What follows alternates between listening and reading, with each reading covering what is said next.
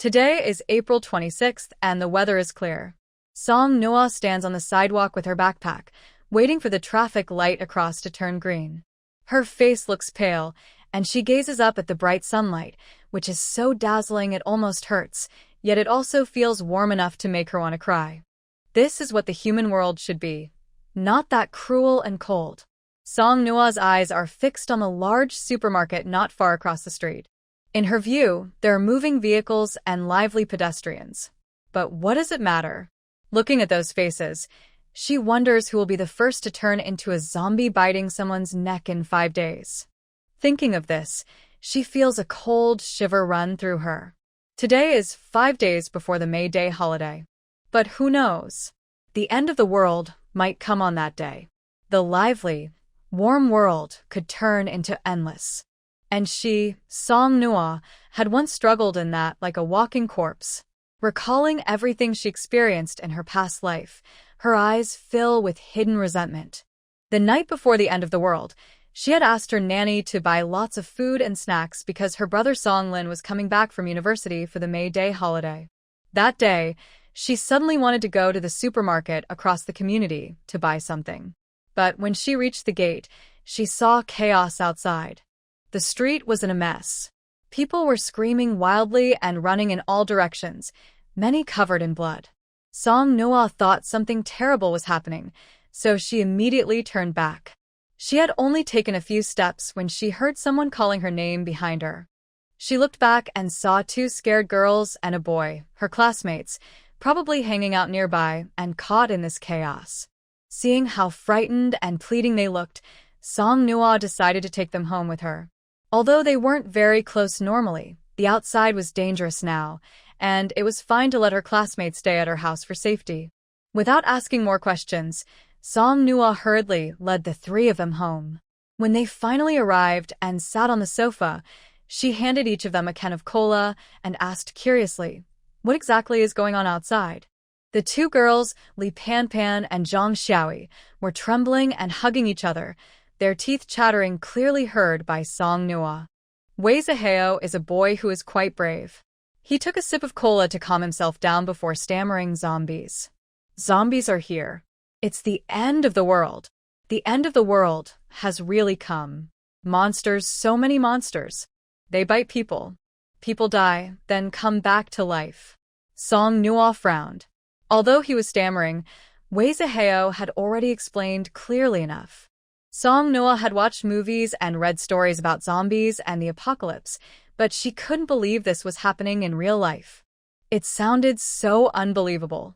But she couldn't ignore what Wei Zihao said. As soon as he finished speaking, Li Pan and Zhang Xiaoi screamed loudly, their screams hurting Song Noah's ears. She grabbed her phone and checked her social media. To her shock, there were countless videos of people being bitten by zombies. The scenes in the videos, with blood and flesh, made Song Noah feel sick and almost. Despite her nausea, she quickly called her brother, Song Lin. He was supposed to come home today, but if what was happening outside was really as bad as the video showed, how could he come back? Luckily, Song Lin answered the phone. His gentle voice reassured Song Noah, Noah, don't be afraid. I'm safe now. Things outside are very complicated. Stay at home and don't go anywhere. I might be a few days late, but I will come to pick you up and protect you. Can you do that? Tears in her voice, Song Noah replied, "Okay, I'll wait for you. I bought lots of food at home, so don't worry about me. I won't go anywhere." She knew her brother wouldn't leave her alone at home unless absolutely necessary, especially not knowing when he would come back. So, the outside situation must really be that serious. Now, what should she do? Song Noah looked at her classmates on the other sofa, feeling unsure. Her brother might not come back soon. They had plenty of food, and she could probably wait until he returned. But now there were 3 more people with her. If she asked them to leave now, with everything outside so chaotic, what if something happened to them? She would feel guilty forever. When she heard her brother would come to find her, Li Pan felt a little better. But Zhang Xiaoi broke down even more, crying and begging to go home to find her parents.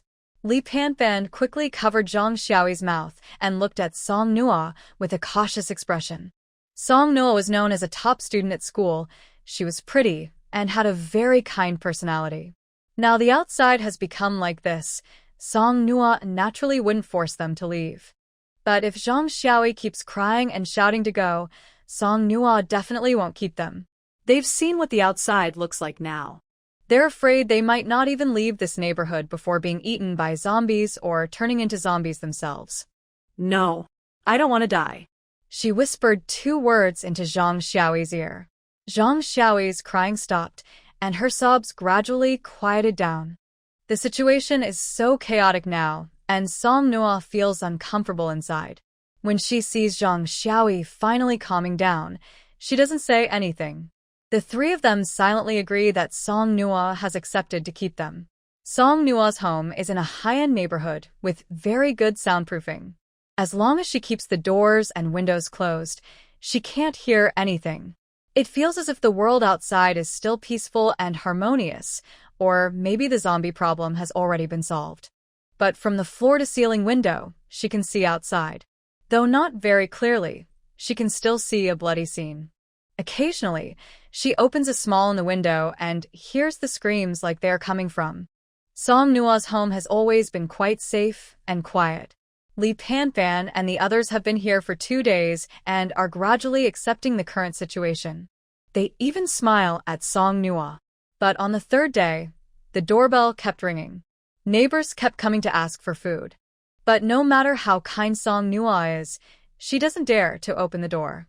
Things are different now. If it were before, she would have given them what they wanted without hesitation. But now, there are 4 people in her family, and they don't have enough food. How can she give some to the neighbors? Plus, the neighbors outside are crying and making a fuss. Maybe they've already been bitten by zombies? Usually, only she lives in her house, and she doesn't know all the neighbors. So many people come to knock on the door. By the 5th day, it seems they realize Song Nua won't open the door, and the knocking gradually stops. At this time, their food supplies are almost gone.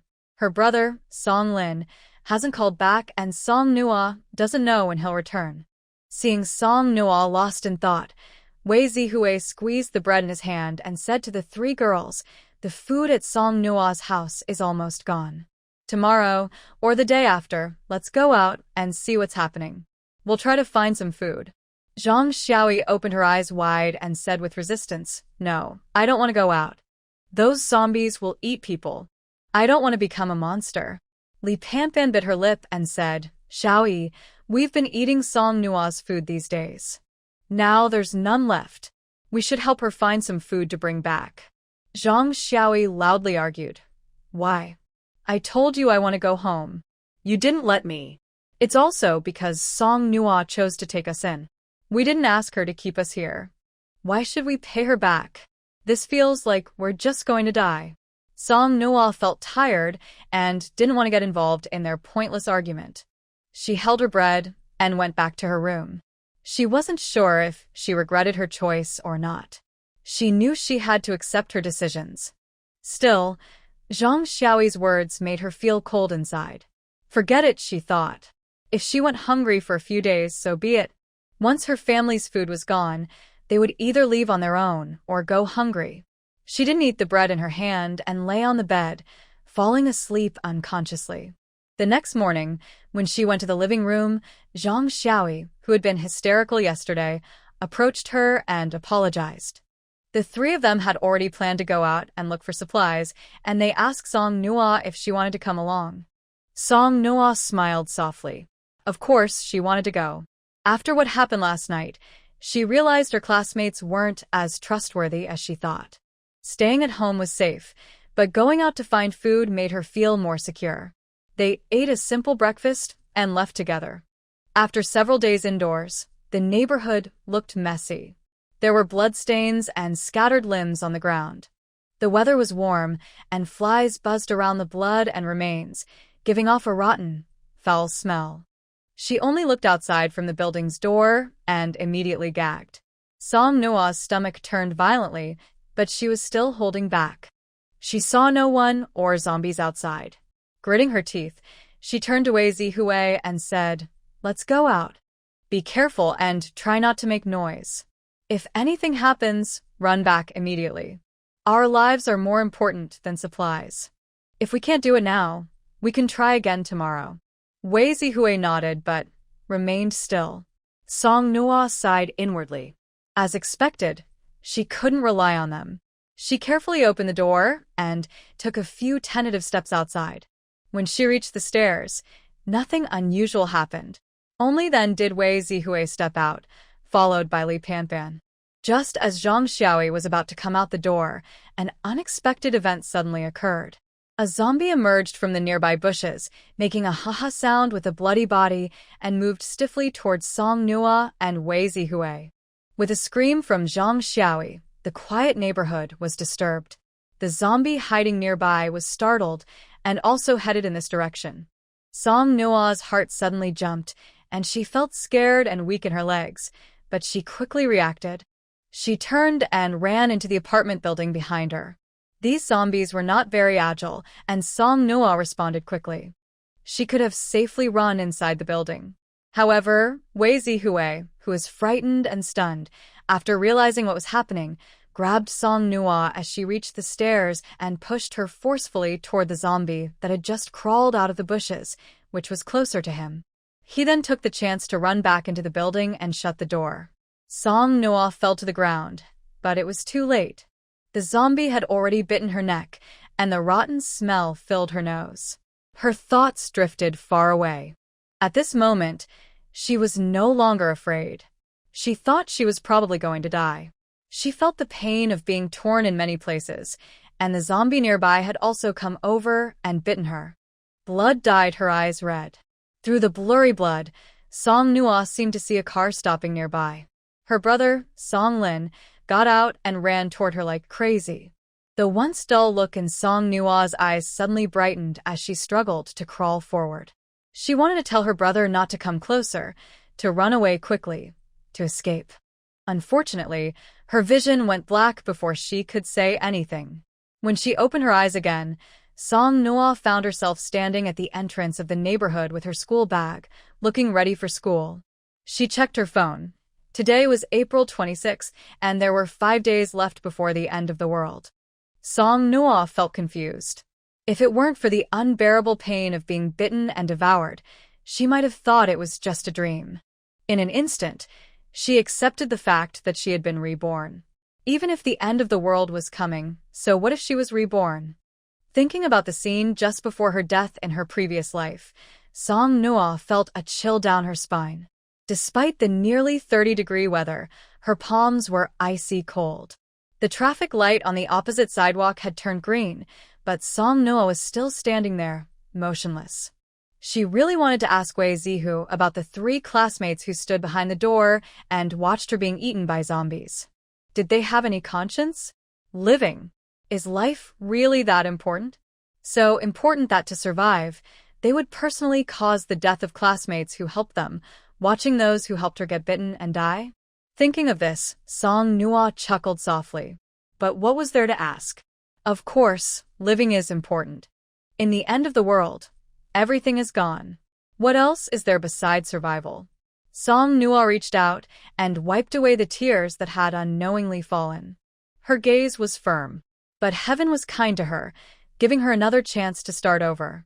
This time, she would definitely not make the same mistakes. Her parents died early. When she was 13 and her brother Song Lin was 16, they both died in a car accident. She was left with her brother, relying on each other.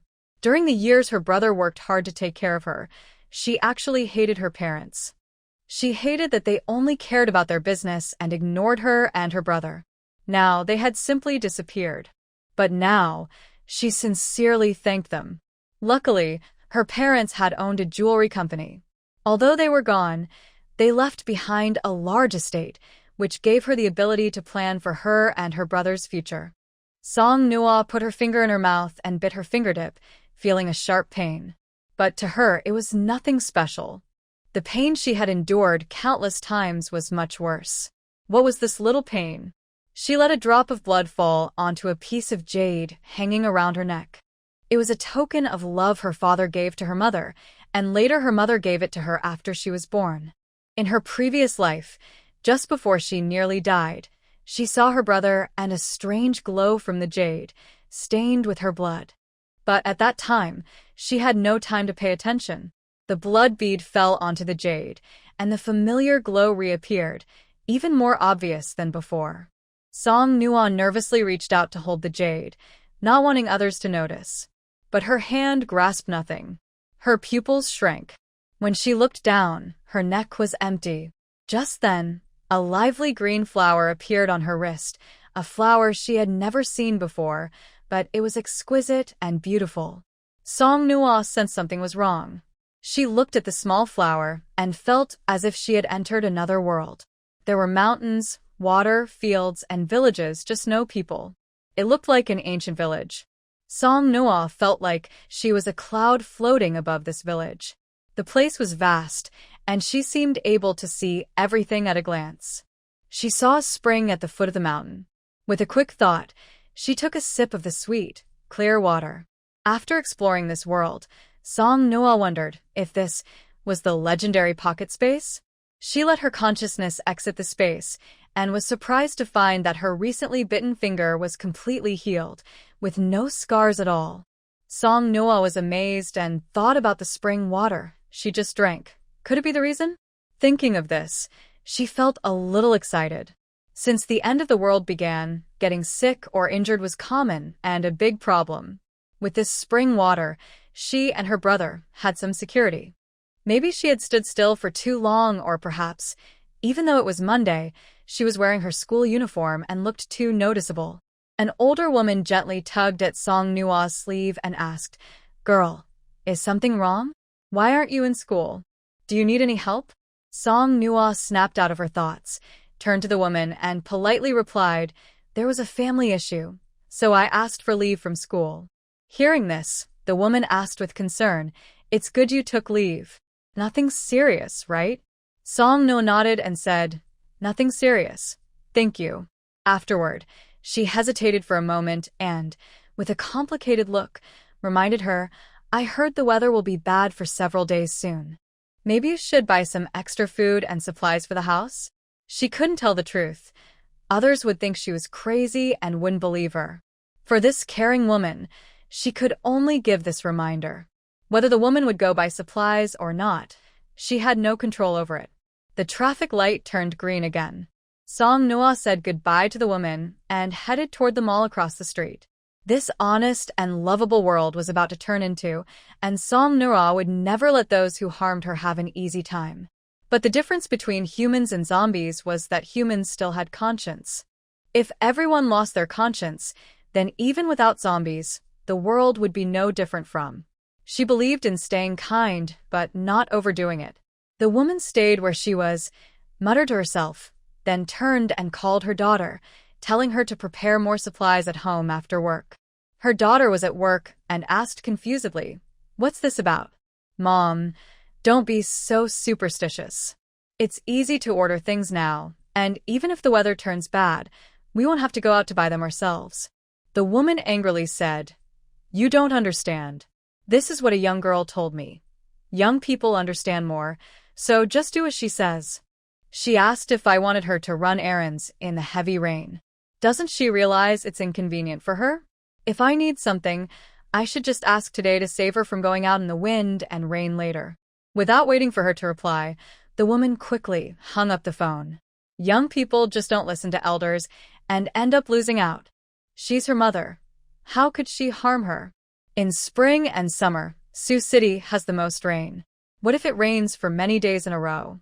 No, I don't think that stubborn girl will listen. She needs to buy more and send things to her daughter and son-in-law's home. Even though Song Nuon knows that after the end of the world, there won't be anyone in the malls or supermarkets, and she can take whatever she wants, it will be too late then. Anyway, she has plenty of money, but in the end of the world, money is the least useful thing. Song Nuon pushed 10 shopping carts alone, filling each with different items, from rice, flour, and oil to toiletries, snacks, and fruits and vegetables. Each cart had 3 items. The last cart was full of sanitary pads. She had no choice, she's a girl. Even if the end of the world comes, her period won't disappear. These are essentials. Luckily, today isn't a day off, so the supermarket wasn't crowded. Song Noah used 3 checkout counters and finished paying in 10 minutes. When paying, the cashier girl asked curiously, "Little sister, what are you buying all this for? Where are your family members?" Song Noah paused. She suddenly remembered she might have forgotten something. She forgot to call her brother and ask him to come back in the next couple of days. Oh well, it's not urgent right now. She can talk to him tonight when she gets home. In her heart, Song Noah apologized silently to her late grandparents and her grandmother who passed away 2 years ago, then replied to the cashier girl, "My grandparents and my grandfather and grandmother are old. I bought some things for them, and will send them over." The cashier girl looked at the huge pile of sanitary pads and snacks. Seeing this, Song Noah's forced smile almost couldn't hold. She explained, "These are for myself. I'm stocking up a bit to save trips." The cashier girl's mouth twitched. "Isn't that a bit too much to stockpile?" She nodded and asked, "How will you carry all this home?" "My family is inside the mall. Could you help me watch over these?" "I need to make a few trips," Song Noah said politely. Seeing the cashier girl agree, Song Noah struggled to carry 2 large shopping bags. She left the supermarket and, until reaching the emergency exit, carefully stored the bags in her space. She kept coming back several times before finally finishing packing everything, feeling exhausted and sweaty. On her last trip, Song Noah, seeming curious, asked sister, "Do you have a holiday on May Day?" The cashier, helping a customer check out, shook her head and said, "No, we don't get a day off. The supermarket is busy during May Day." Hearing this, Song Noah knew that even if she said more, the girl wouldn't listen. Still, she said, "I heard the weather will be really bad for several days after May Day. Safety is more important than work. Maybe you should buy more food to take home and stay in for a few days?" Few people besides Song Noah bought so many things. The cashier quickly finished the checkout and smiled at Song Noah, but with a hint of impatience. "That's not possible." "Okay, little sister, go find your family now." Song Noah knew she couldn't persuade her. If she were in her place and heard someone say that, she probably wouldn't listen either. But she couldn't force her to stay at work, so she could only wish her good luck. Outside the supermarket, Song Noah bought dozens of pieces of clothing, shoes, socks, and underwear for herself and her brother, Song Lin, for all seasons. Buying so much in the same store was too obvious, so after finishing there, she moved to another mall to continue shopping. These essential supplies, she stocked up as much as possible, because she might not have another chance later. The more she had, the better. She had space, and she could hold the whole world inside her. Even though she had a spring of space, she still needed to prepare some medicines just in case. Medicines couldn't be stored in large quantities like daily necessities. Song Noah spent half a day visiting all the pharmacies in the city, buying 2 or 3 boxes of various medicines from each. It added up to quite a large amount. Her supplies mainly included food, daily necessities, and clothes. Although she had already stocked a lot, she still considered whether she and her brother might face other situations in the future. Since she had the means, eating well was more important than just eating enough. Even in the end times, she wanted to live like a normal person as much as possible. After stocking up on staple foods, seasonings, daily toiletries, snacks, and clothes, Song Noah rented a storage unit. Buying everything little by little was too time-consuming and effortful, and the amount wasn't large. So she decided to rent a warehouse and have everything delivered directly. She was busy until after 7 p.m. before Song Noah finally went home. Once there, she suddenly remembered an important question. Does food stored in the space change or spoil? She thought for a moment, took a piece of ice from the fridge, and put it into the space. After waiting 2 hours, she took it out again. The ice was still completely frozen, as if it had been frozen in time the moment she put it in. She then placed a cup of hot water inside. When she took it out, it was still very hot and burned her fingers. Song Noah became even more excited. If time could be frozen and food kept fresh and warm forever, she could prepare so many more things. After thinking about this, She stopped worrying and took out her phone to call her brother, Song Lin. However, the call kept disconnecting before she could reach him. She felt a moment of panic, but outside everything seemed normal. The end of the world hadn't come yet, so why couldn't she reach her brother? She thought again and vaguely remembered that, after Qingming Festival in her past life, her brother had said he was going abroad with his mentor to participate in a competition.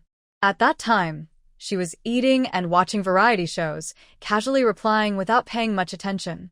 Now that she remembered, Song Noah felt more at ease. If she couldn't reach him now, she would try again tomorrow morning. As long as nothing was wrong, that was fine. After dinner and washing up, Song Noah lay in bed, tossing and turning, but unable to sleep. Eventually, she turned on her phone and played a lullaby on repeat. She didn't know how long it took before she gradually fell into a faint sleep. The next morning, before heading to the farmer's market, Song Noah called her brother Song Lin again. Fortunately, this time the call was answered. Song Lin's voice carried a smile as he asked happily, "Noah, what's wrong? I missed your call yesterday. I saw it too late, and I didn't want to disturb your rest, so I didn't call back." Hearing her brother's voice, tears welled up in Song Noah's eyes. In her past life, after she died, how did her brother get through it alone? He loved her so much. Seeing her die such a horrible death, how sad he must have been. She watched as she was bitten bit by zombies, even helplessly seeing herself turn into a zombie. Actually, her brother was probably the one who loved her the most in her past life. The one left behind was the one suffering the most. She softly pouted and said, "Brother, I miss you." Song Lin chuckled gently, "Silly Noah, I'll be back in a few days. I miss you too. When I return, I'll bring you a gift." A few days. But those days would be the end of the world. This sentence rolled around in Song Noah's mind, but she finally swallowed it hard. "Big brother, can't you come back 2 days earlier?" Song Lin's breathing paused on the phone. Then he asked cautiously and nervously, "Are you being bullied at school? Or has something happened?" In Song Lin's memory, except for the 2 years after their parents passed away, his sister has always been obedient and sensible, so much so that sometimes he feels sad, like reaching out to pick a rose but getting pricked by its thorns and bleeding. Since his sister recovered from that sad and difficult time, she has never asked him to come home early, especially knowing he is busy abroad. Although Song Lin couldn't see her, Song Noah shook her head and said, "Big brother, no one is bullying me, and nothing has happened. I just suddenly miss you very much." He thought that if she said she wasn't bullied, he could feel at ease. But instead, he found that her saying she missed him made his heart ache even more. He really wanted to return quickly to be with her, but the competition here wasn't over yet. It wasn't just his own matter. It also represented the country's honor. He couldn't back down. He gently comforted her, "Oh, Noah, it's my fault for leaving you alone at home. But in a few days, it's May Day. When I come back, let's go on a trip, okay?" Noah wanted to stubbornly say no, but she couldn't bring herself to say it. She sensed the exhaustion in her brother's voice. In the years right after their parents died, her brother often looked tired. At that time, he was only a high school sophomore, but he was already busy managing their family business and studying hard, all while taking care of her. Feeling discouraged, Noah thought that at least her brother had come back when she was dying in her previous life, and everything remained the same. She believed he would come back safely this time too. She gathered her courage and said, "All right then, big brother. I'll wait for you at home. You have to bring me a very beautiful necklace." Song Lin, on the other end of the phone, affectionately said, "Okay, everything Noah wants. Whatever she asks for is fine. After all, our Noah is the most beautiful little princess in the family." Noah told Song Lin she was going to school, then hung up and ran to the farmer's market. She only said that the family was opening a restaurant and bought a large amount of rice, flour, staple foods, vegetables, fruits, poultry, eggs, meat, tofu products, seafood, cooked food, and seasonings. She almost bought half of each stall. She called a truck to help transport her belongings to the warehouse she rented. After unloading everything at the warehouse and the truck left, she stored all the items into her space. Next, she repeated the process, visiting several farmers' markets. When leaving the last market, she bought a bunch of vegetable and fruit seeds. She wasn't sure if these seeds would be useful later, but having some was better than having none. On the third day, Song Noah went to many gas stations, bought lots of gasoline, and stored it in her space. She also bought many blankets, some tents, baseball bats, golf clubs, axes, and other items that could be used as weapons. She even bought 2 small generators, although she didn't know how to operate them. On the fourth day, Song Noah ordered several dishes from various restaurants to be delivered to her home, then stored everything in her space. She also bought a lot of bread and cakes from a bakery. She finished all this by the morning. In the afternoon, she felt she didn't know what else to do, so she stared at a street. Besides the flashy jewelry, bags, and other decorative shops, she spent the afternoon sweeping through the entire street. On the 5th day, she cleared 2 more streets.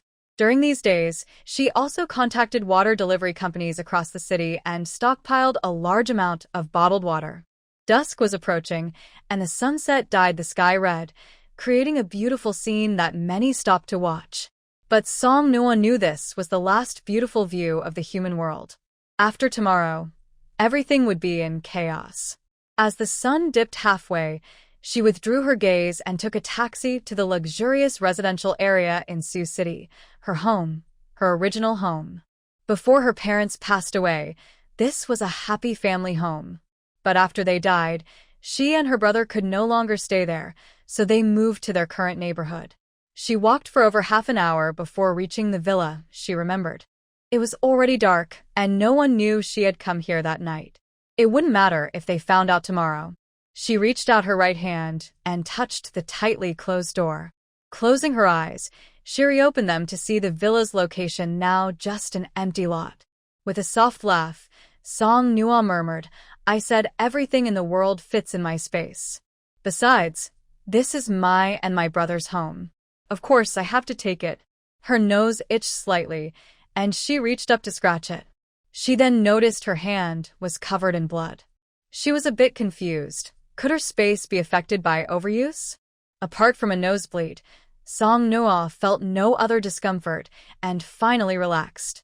She left the villa area, took a ride online, and after getting in the car, ordered a lot of food through a delivery app to be sent home.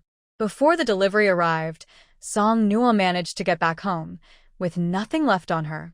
Earlier, she had borrowed money online to buy supplies. In the past, she wouldn't have dared to do such a thing, but now the situation was different.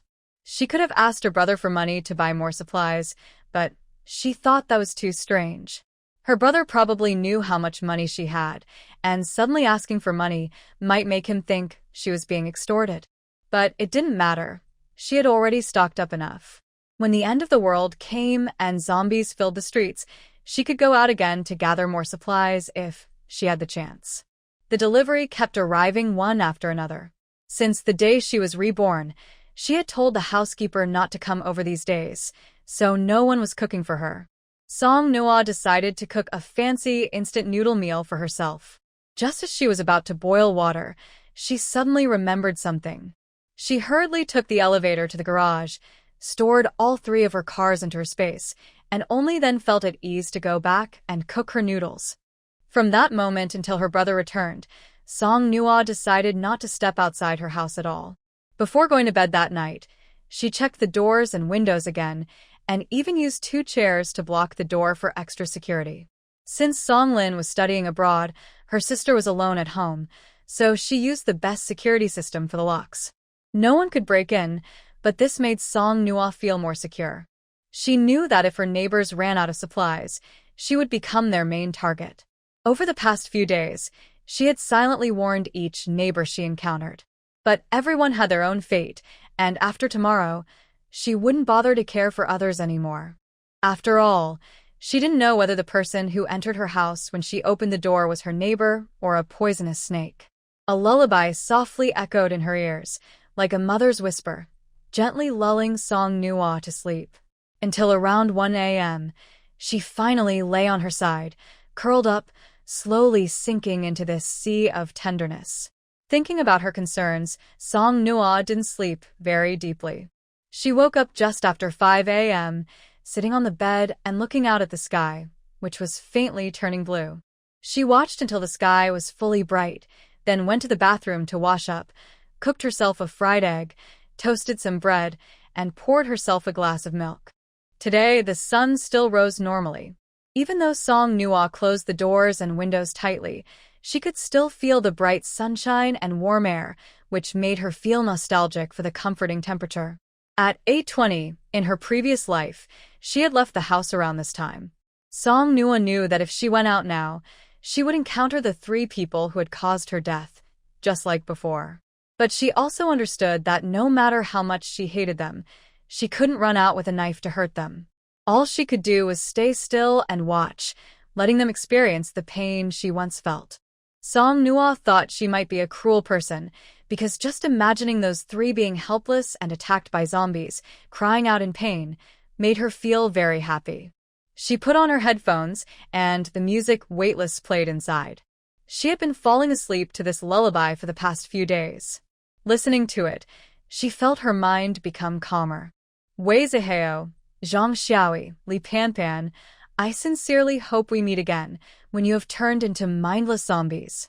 Around this time, just like in her previous life, Song Nua called her brother Song Lin. His words were exactly the same as before. Don't be afraid, no. Your brother is safe now. Things outside are complicated. Stay at home and don't go anywhere. I might be a few days late, but I will come back to pick you up and protect you, okay? Song Nua answered seriously, okay. Except for the 3 people at home, all other memories replayed. Occasionally, there were knocking sounds at the door, and faintly, she could hear frantic shouting and cursing. Song Nua chose to ignore it. On the 3rd day of the apocalypse, the power went out, but it didn't affect her much. She didn't usually cook anyway. Boiling noodles or making porridge was her limit. She calmly took everything from the fridge and stored it in her space to prevent the fruits and vegetables from rotting. On the 5th day of the apocalypse, that night, Song Nua didn't listen to her lullaby. Just thinking that her brother would be back tomorrow made her feel at ease. The next morning, she got up and started packing without even having breakfast. Nowadays, the more crowded a place is, the more dangerous it becomes. The zombies in the city are definitely the most numerous, so she and her brother will definitely leave. She must take all her belongings from home. Once they find a safe place to settle, they can set up a new home there. Actually, there's not much to pack. Her space is filled with rural farmhouses, so she just needs to find a house and put everything inside. Song Nua wandered around for a while, spending a lot of time. Her once cozy home was now completely empty. After working so hard, Song Nua stood in the empty house. She took out a bottle of yogurt, opened it, and took a sip. Suddenly, the door was opened. She turned to see her brother, Song Lin, walk in. Song Nua stared blankly for a moment until Song Lin helplessly called her, "Nua, I'm back." That's when Song Nua finally reacted. Her feelings of longing and sadness flooded over her like a wave. She didn't cry when she was bitten by a zombie, and she didn't cry after being reborn. But at this moment, she threw herself into Song Lin's arms and cried loudly and painfully. Song Lin gently patted her on the back, feeling heartbroken. She was the most precious person in his life since their parents passed away. When their parents had a daughter and named her Song Nua, they hoped she would always be protected by their family and grow up to be a gentle, beautiful girl. Their sister was as they wished, kind and beautiful. So, when the apocalypse came, Song Lin felt even more regretful. If only he had listened to his sister and brought her back sooner. These past few days, he couldn't sleep at night, worried every moment about whether his sister was safe. Luckily, she was still able to throw herself into his arms like now. Whether she cried or laughed, as long as she was safe, that was enough. Song Lin patted her back and comforted her. "All right, Nua, don't cry anymore. People might laugh at us." People? Song Nua's crying paused. She moved slightly out of Song Lin's arms and secretly peeked behind him. Sure enough, there were 3 handsome young men standing behind Song Lin. Her sobs immediately caught in her throat, and she couldn't help but let out a small hiccup from crying. The three young men just looked at her. Song Nua couldn't help but feel a bit embarrassed. Just as she was about to bury her face back into her brother's chest to hide her embarrassment, one of the cute, baby-faced boys smiled at her and said, "Your family really is quite poor, haha." Next to him, a guy in a trendy new-looking work uniform quickly covered his mouth and smiled at Song Nua. He was trying to be friendly and said, "Sister, don't listen to his nonsense. He talks without thinking." Song Nua looked up at Song Lin. Song Lin reached out and gently wiped her tears, then pointed to the boy with a baby face and introduced him. "He shares the same surname as us, Song. His name is Song Weiyang." Song Nua nodded.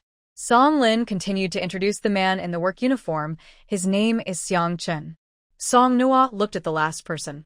At the same time, her brother Song Lin's voice rang in her ears. "He Xiang Mu.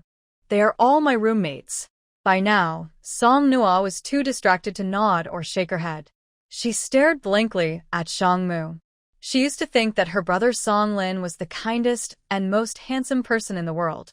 But Xiang Mu had a gentle, fresh vibe that hit Song Nua's aesthetic right in the heart.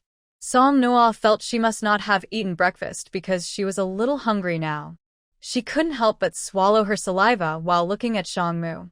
It's not that she was making excuses. There's a phrase called eye candy, and Xiang Mu was more than just eye candy. He was extremely, particularly, and exceptionally attractive. It wasn't that she was weak. It was just that his looks were a bit overwhelming. Fortunately, Song Nua still had some sense. When she heard her brother say these guys were his roommates, she didn't want to embarrass him by acting awkward in front of his friends. So, she lowered her head and obediently greeted, "Hello, brothers." Song Weiyang immediately got excited. Hello, nice to meet you." He reached into his pocket, but it was empty. When he saw Xiang Chen giving him a teasing look, Song Weiyang irritably snapped, "What's your problem? Acting like you have a gift to give, or something." Xiang Chen choked. Forget it. Neither of them had anything to give. If they were going to be embarrassed, they might as well do it together. After all, the situation was special now. Xiang Chen secretly felt relieved, but then saw Xiang Mu silently take out a pink, diamond-studded cherry blossom hairpin and hand it to Song Nua. "Xiang Chen?" Seeing this, Song Weiyang immediately looked unhappy. Everyone was meeting Song Lin's sister for the first time, so why was Xiang Mu the only one making such a big deal? He frowned and muttered, "Xiang Mu, you scheming boy. When did you prepare this gift? Why didn't you tell us?" Xiang Mu said that when we were competing abroad, Song Lin promised to take me to Sioux City on May Day. Since they came to Sioux City, they would inevitably meet Song Lin's sister. So, when Song Lin bought a gift for his sister, he also bought one for him. Originally, it had a box, but due to special circumstances, he threw away the box. Song Nua looked at Song Lin, and when her brother nodded, she took the gift politely and said, "Thank you, Brother Xiang Mu." She didn't dare lift her head, afraid she would be embarrassed to see Xiang Mu's handsome face again. Thinking that the young girl had been frightened by zombies outside and was a bit nervous seeing them for the first time, Xiang Mu instinctively wanted to comfort her. He gently patted Song Nua's head twice. This made Song Nua immediately lift her head, but her expression was blank. The two looked into each other's eyes, standing still. Both of them were very good-looking, and at other times, it would be very romantic. But right now, it was clearly not. Song Lin couldn't hold back anymore. He cleared his throat and asked, "Noa, did our family get robbed?" It didn't seem like it, but what thief could make their house so clean? Besides, he couldn't think of any other reason. Coming back to his senses, Song Nua blinked, thinking about whether to reveal her space. She didn't expect her brother to bring others back with him. She looked at Xiang Mu and the other two, thought for a moment, and finally decided not to hide it. In 5 days of the apocalypse, they had managed to stay safe and arrive in Sioux City with her brother. She believed it wasn't easy. Plus, her space was already on her, and no one could take it away. If her brother trusted someone, she was willing to trust too. Song Nua reached out and suddenly transformed her sofa into something else. shocking everyone. Song Wei-young looked like he saw a ghost. Is this space ability? Seong-chin nodded repeatedly, excitedly saying, yes, definitely. Song Lin, your sister is amazing. Song Lin's eyes were full of pride and a smile. After the apocalypse began, many people started to develop various abilities, but they had only encountered one space ability so far. The boys usually didn't eat snacks, so after the apocalypse, they could only look for food while heading to Sioux City. They didn't have space abilities, so they only looked for food that could fill their stomachs, reducing the risk of going out to hunt and saving time to return early. Whenever they nibble on compressed biscuits and dry bread, they can't help but think of that space ability user, and they feel a bit jealous. But maybe they won't need to anymore? Space ability? Is that what you call it? Brother, do you all have special powers? Song Nua secretly wondered, asking calmly. Song Lin nodded. Brother has wind and fire dual abilities. Xiangmu has thunder and ice dual abilities. Song Weiyang has metal ability, and Seong-chun has earth ability. With you, we are all people with powers. Song Nua felt a little guilty. She isn't a person with special abilities, but she didn't need to say that. She decided to let this lovely misunderstanding continue, so she wouldn't seem so out of place. It's truly amazing. Her brother's group is full of people with powers, and even her brother and Xiangmu have dual abilities. If she weren't an ordinary person herself, she might have thought that having powers was common. Thinking of this, Song Noah felt a bit sad. In the room, 5 people stood, and she was the only one without powers. Luckily, she has her space, or she might feel unworthy to stand with them. But still, Seong-chun, who looks the most trendy, surprisingly has the most basic ability. Sorry, her mind was a bit confused. Thinking this way, Song Nua's sadness eased a little. She looked around at everyone and asked, "Brother, what should we do next?" "Head towards Beijing. We need to find their family members." When she mentioned family, Song Weiyang and Seong-chun looked a bit downcast. They didn't know if their families were still alive. They hoped, but also prepared for the worst. Hearing this, Song Nua's spirit lifted. She quickly packed up the sofa and said eagerly, "Let's go. We need to find our family quickly." Sometimes, being a little late can mean missing a lifetime. Not everyone gets a second chance. Song Weiyang and Seong-chun didn't expect Song Nua to be so eager. They paused for a moment, and their eyes softened. Maybe in this world, true empathy doesn't exist, but as long as someone cares about your feelings, that person is worth cherishing and loving. Xiangmu lowered his gaze silently. In fact, if his brother wasn't still at that home, he wouldn't want to return to Beijing at all. Having reached a consensus, the 5 of them went downstairs together. Song Lin and Xiangmu led the way, Song Weiyang and Seong-chun followed behind, and they protected Song Nua in the middle as they moved toward the elevator. Like in her past life, the neighborhood was eerily quiet. Song Nua nervously tugged at Song Lin's sleeve, her face slightly pale. The further they went, the more she felt the pain of being bitten by zombies in her previous life. It wasn't until Song Lin took her hand in his that Song Nua realized her hand was trembling uncontrollably. She forced a small smile. As a human, have you ever experienced the feeling of being slowly eaten alive? She had. Although she didn't want to feel this way, her fear, both mental and physical, was hard to overcome quickly. Song Lin turned to comfort her. No, don't be afraid. Big brother is here. He had said this at their parents' funeral and countless times during her growth. He always did his best to say it. For Song Nua, this phrase was like a key to a safe door. Every time she heard it, she knew she was safe. She knew her brother would protect her. Her racing heart finally calmed a little. She kept a watchful eye on the bushes nearby, worried that the zombie she saw in her past life might suddenly jump out and hurt Xiangmu or Seong-chun nearby. Song Weiyang saw her slow down and asked curiously, "Sister, what are you looking at?" Then he followed her gaze to the bushes, looking like a cute puppy. "Let me tell you, Nua, there was actually a zombie hiding there before, but we killed it." Song Nua. So, she only had enough script for 2 episodes of the story, and half of it was already wasted? A military jeep stopped in front of the steps. How they got it was a mystery. Xiangmu quickly opened the door and helped Song Noah inside. Song Lin followed closely. Xiang Chen also hurried into the passenger seat, started the car, and drove away from the neighborhood. In her past life and this one, Song Noah had never seen what the outside streets looked like.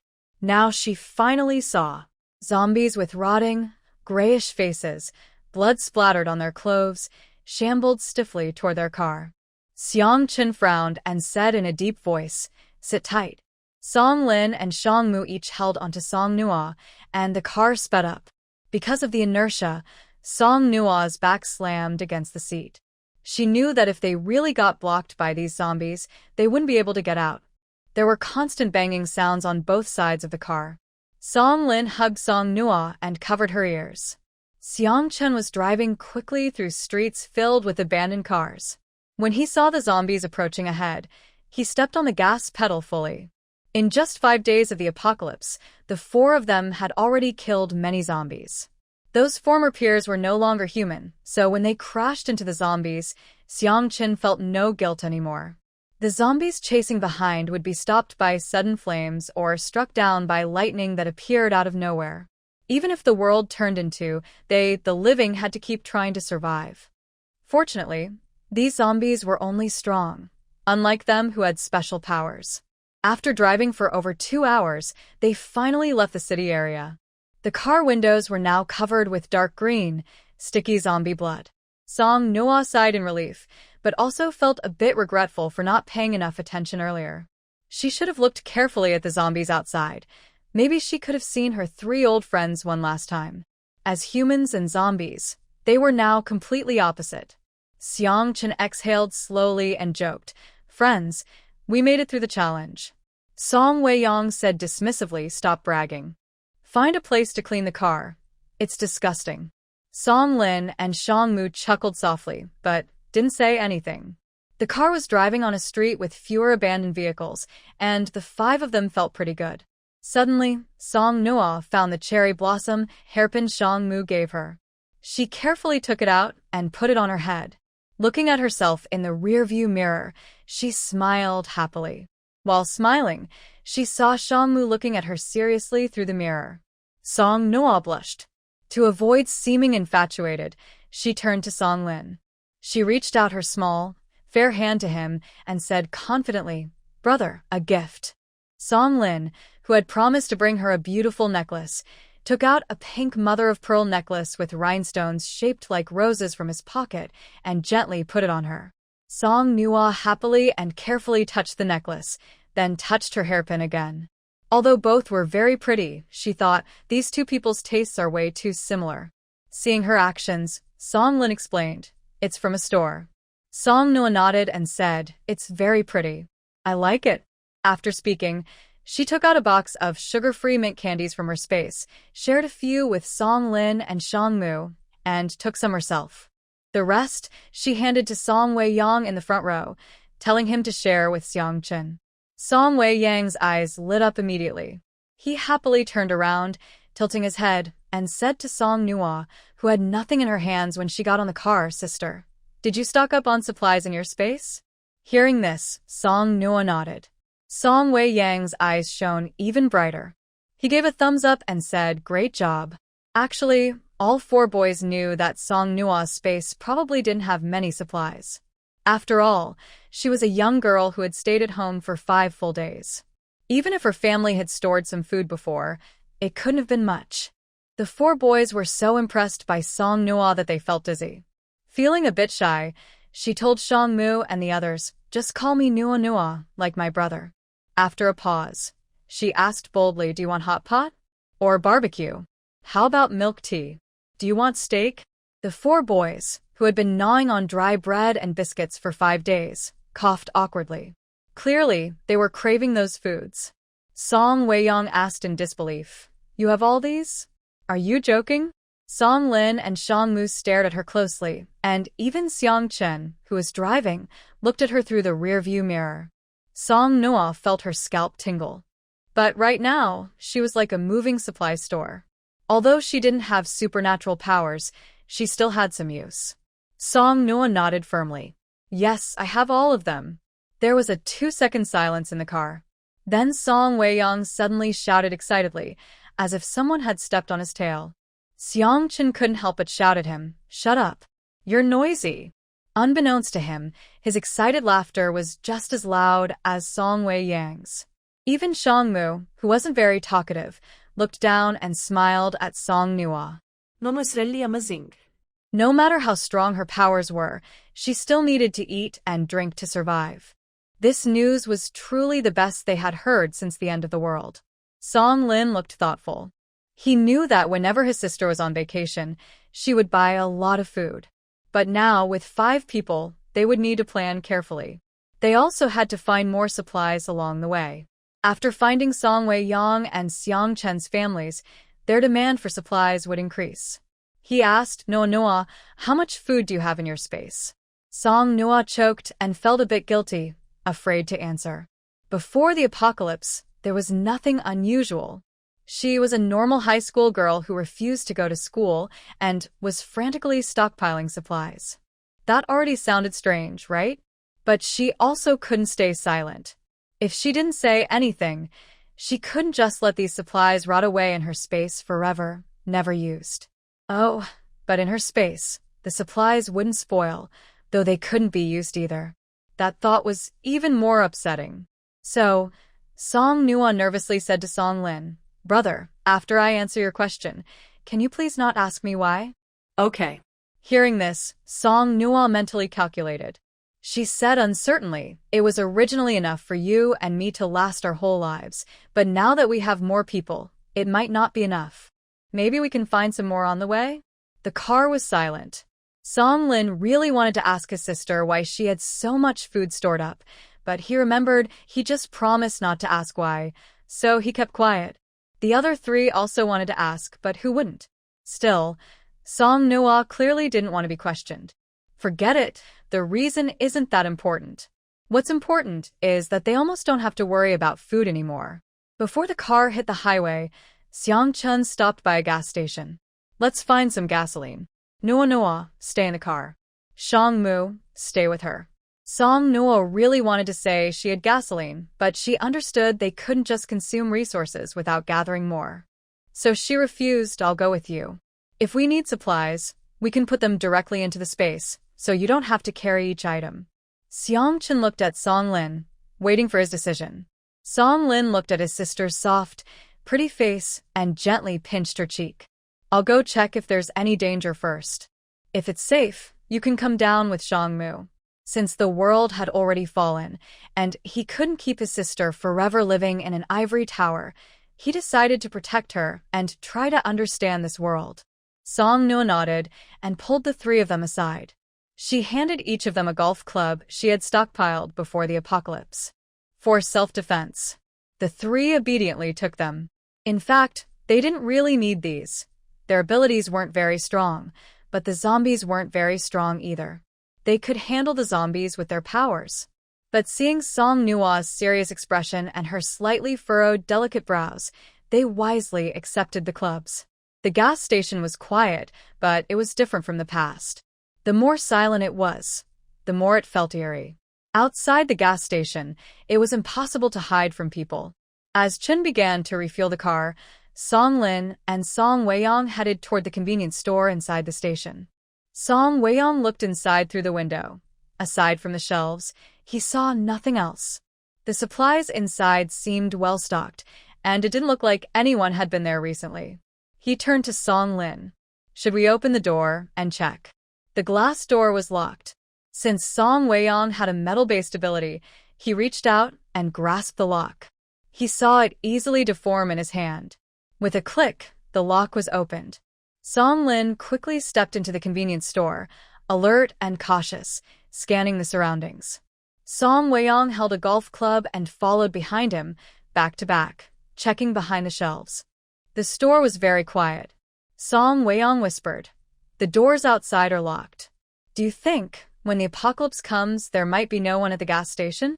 Just as Song Lin was about to ask if Song Weiyong believed that, suddenly, 3 zombies lunged out from the back corner of the shelves.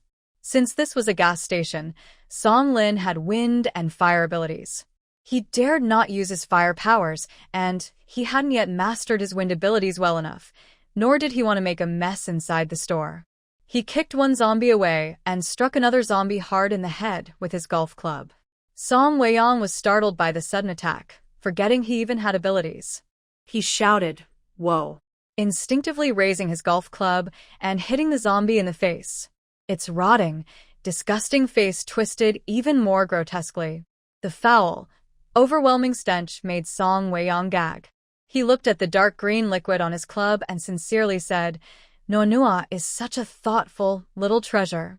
As soon as he finished speaking, the zombie that Song Lin had kicked first let out a low, hoarse haha sound and crawled back up, trying to attack again. Song Weiyang straightened his face and swung his club again, smashing the zombie's head. The decayed skin was beaten into torn, curling flesh. When the zombie finally stopped moving, Song Weiyang paused.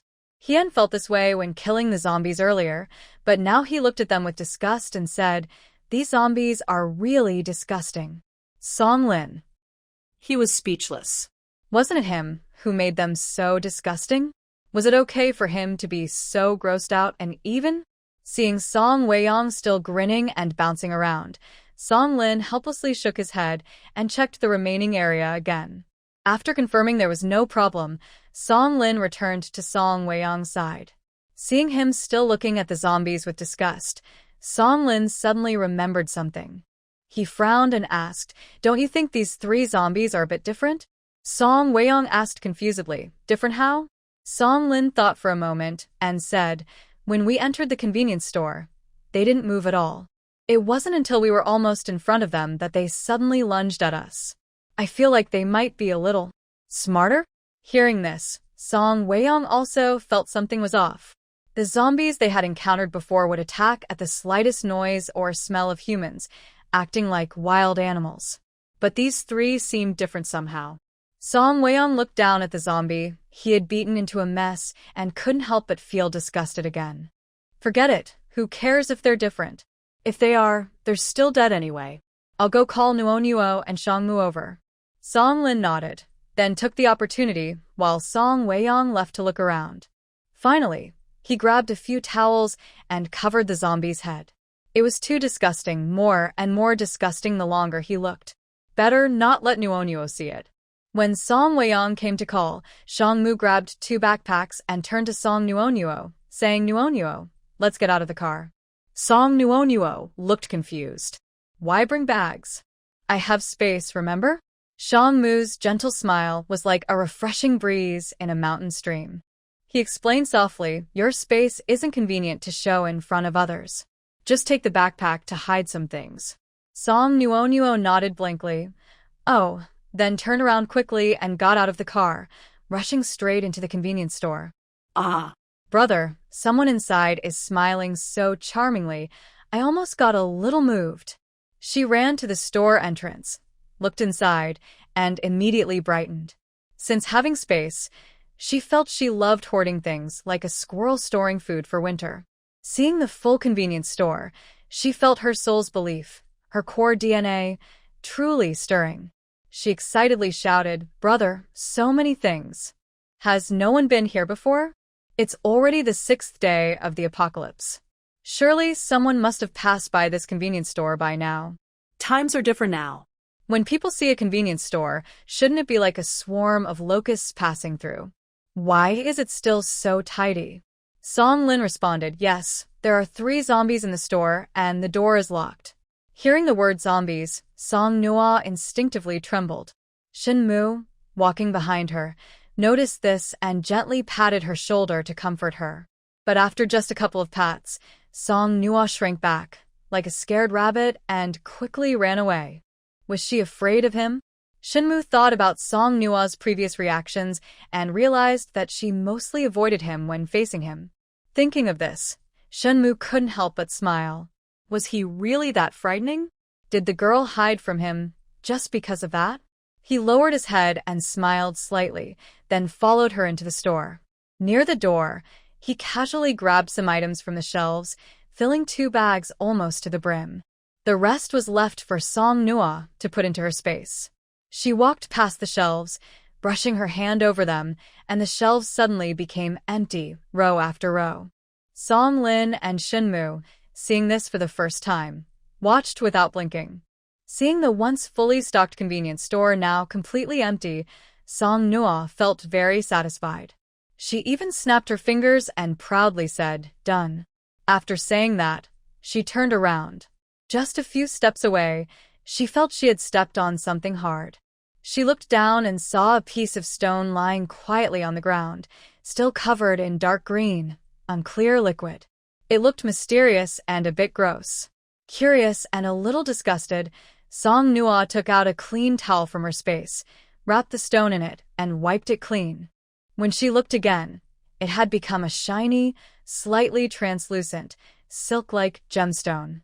Big brother, look. Just as Song Nua was about to hand the stone to Song Lin and Shinmu for a look, they heard the sound of a car outside. Both of them looked alertly toward the door. Song Nua hesitated, then swallowed her words and put the stone into her coat pocket. Song Lin and Shinmu quickly protected Song Nua and rushed outside the convenience store. After refueling, washing the car, and loading a lot of gasoline into their vehicle, Song Wei-yang and Xiang Chen, who had also come to the store, were approaching the entrance. At the gas station, besides their car, there were 2 more SUVs, meaning the other side probably had more people. The 4 boys became even more cautious. As for Song Nua, who considered herself the weakest among the 5, she was the most relaxed. Not that she was fearless, but her hands couldn't carry heavy things or lift. Her nerves didn't help much. Her life and death depended entirely on her 4 brothers. Not to mention, they might not even fight, and if they did, they might not lose. Even if they lost, it wouldn't be as terrible as her past. 2 cars arrived one after another, carrying 8 men, all of them men. Both sides stared at each other for a moment, then looked away at the same time. Song Nua and her group went toward their car first, while the other side headed toward a convenience store. A young man with blonde hair ran the fastest. Just as they were about to pass each other, the blonde young man carefully looked around at the store entrance, then turned and said, "It's empty. There's nothing here." At that moment, a cold, harsh voice shouted, "Stop. Leave your bag. And that young girl behind, and I'll let you go." When the other person mentioned the bag, Shangmu looked calm. He hadn't packed much in his bag anyway. Instead of wasting time arguing, he thought it was better to give them what they wanted to avoid trouble. But when the other person said they wanted to leave Song Nua behind, Shangmu's expression suddenly turned cold. He coldly looked at the thin, long-faced man who had just spoken.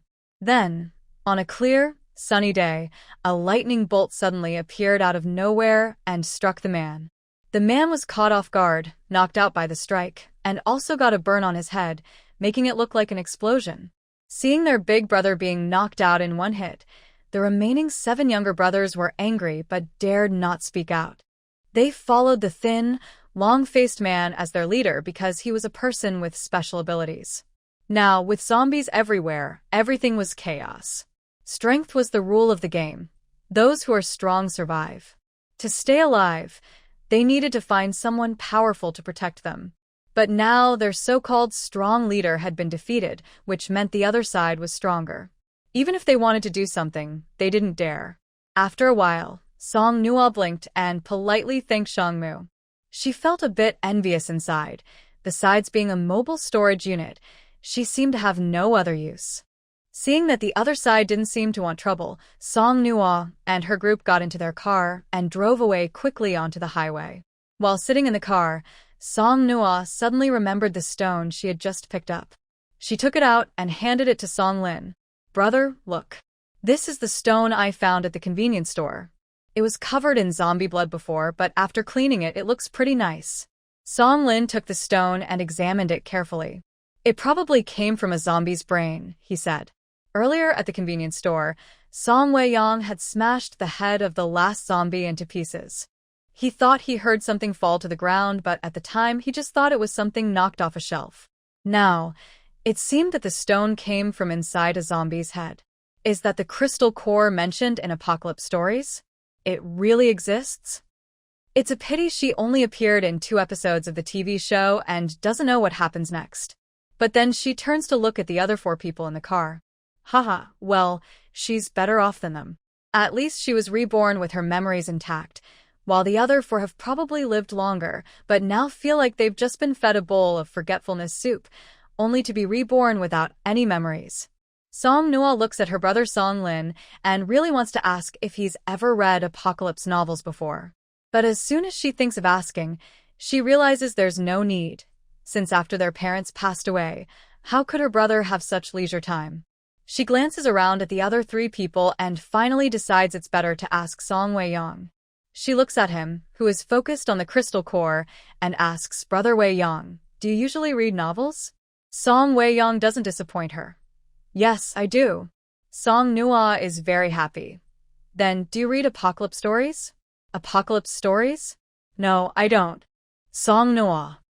Right now, Song Noah feels a bit lonely. She even doesn't want to talk about this anymore because bringing up something from a novel feels a bit too much like joking. But what if? Just like she hadn't thought before that zombie brains might really contain crystal cores, she hesitates. Her hesitant look catches Song Lin's attention. He asks, what's wrong, Nuo? Song Noah is a good girl who always tells the truth in front of her brother. When Song Lin asks, she immediately stops hesitating and honestly says, Brother, I saw in a novel that zombie brains can have pretty stones called crystal cores, which can be used to boost supernatural abilities. Song Wei-yong chuckles. Nuo, you're so cute. You can't take everything in novels seriously. Those are. The words fake almost come out of his mouth, but he stops himself. Fake? But in the novel, the apocalypse really happened. Zombies' brains really did have crystal cores. So, who can guarantee that the idea of crystal cores boosting abilities is false? The 4 boys with supernatural powers inside the car are all stunned. Shichen suddenly slams on the brakes, stopping the car by the roadside. Luckily, it's the apocalypse now, or he might have lost points or gotten fined. Everyone's eyes turn to the sparkling crystal core in Song Lin's hand, and they're speechless for a long time. Shichen struggles to find his voice. Should we try it? When asked by Xiang Chen, Song Noah, who raised the issue, was the first to oppose it. No. This is just in a novel. No one knows if it's true.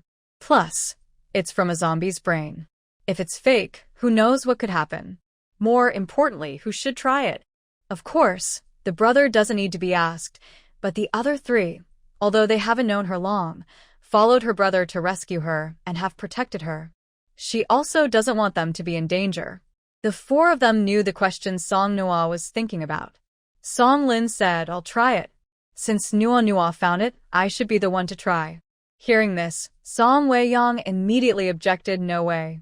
You're talking nonsense. If that's the case, I was the one who killed the zombie, so I should try it. Shang Mu shook his head in disagreement. You guys killed the zombie, so let me try it. It can't always be you doing everything. Before Xiang Chen could speak, Song Noah clenched her palm and took the crystal core from Song Lin's hand. Alright, since you're all arguing, why don't none of you try? Just leave it with me for now, and we'll decide later. The 4 looked at each other, silent. Enough? Are you satisfied? No yet. No one tries anymore.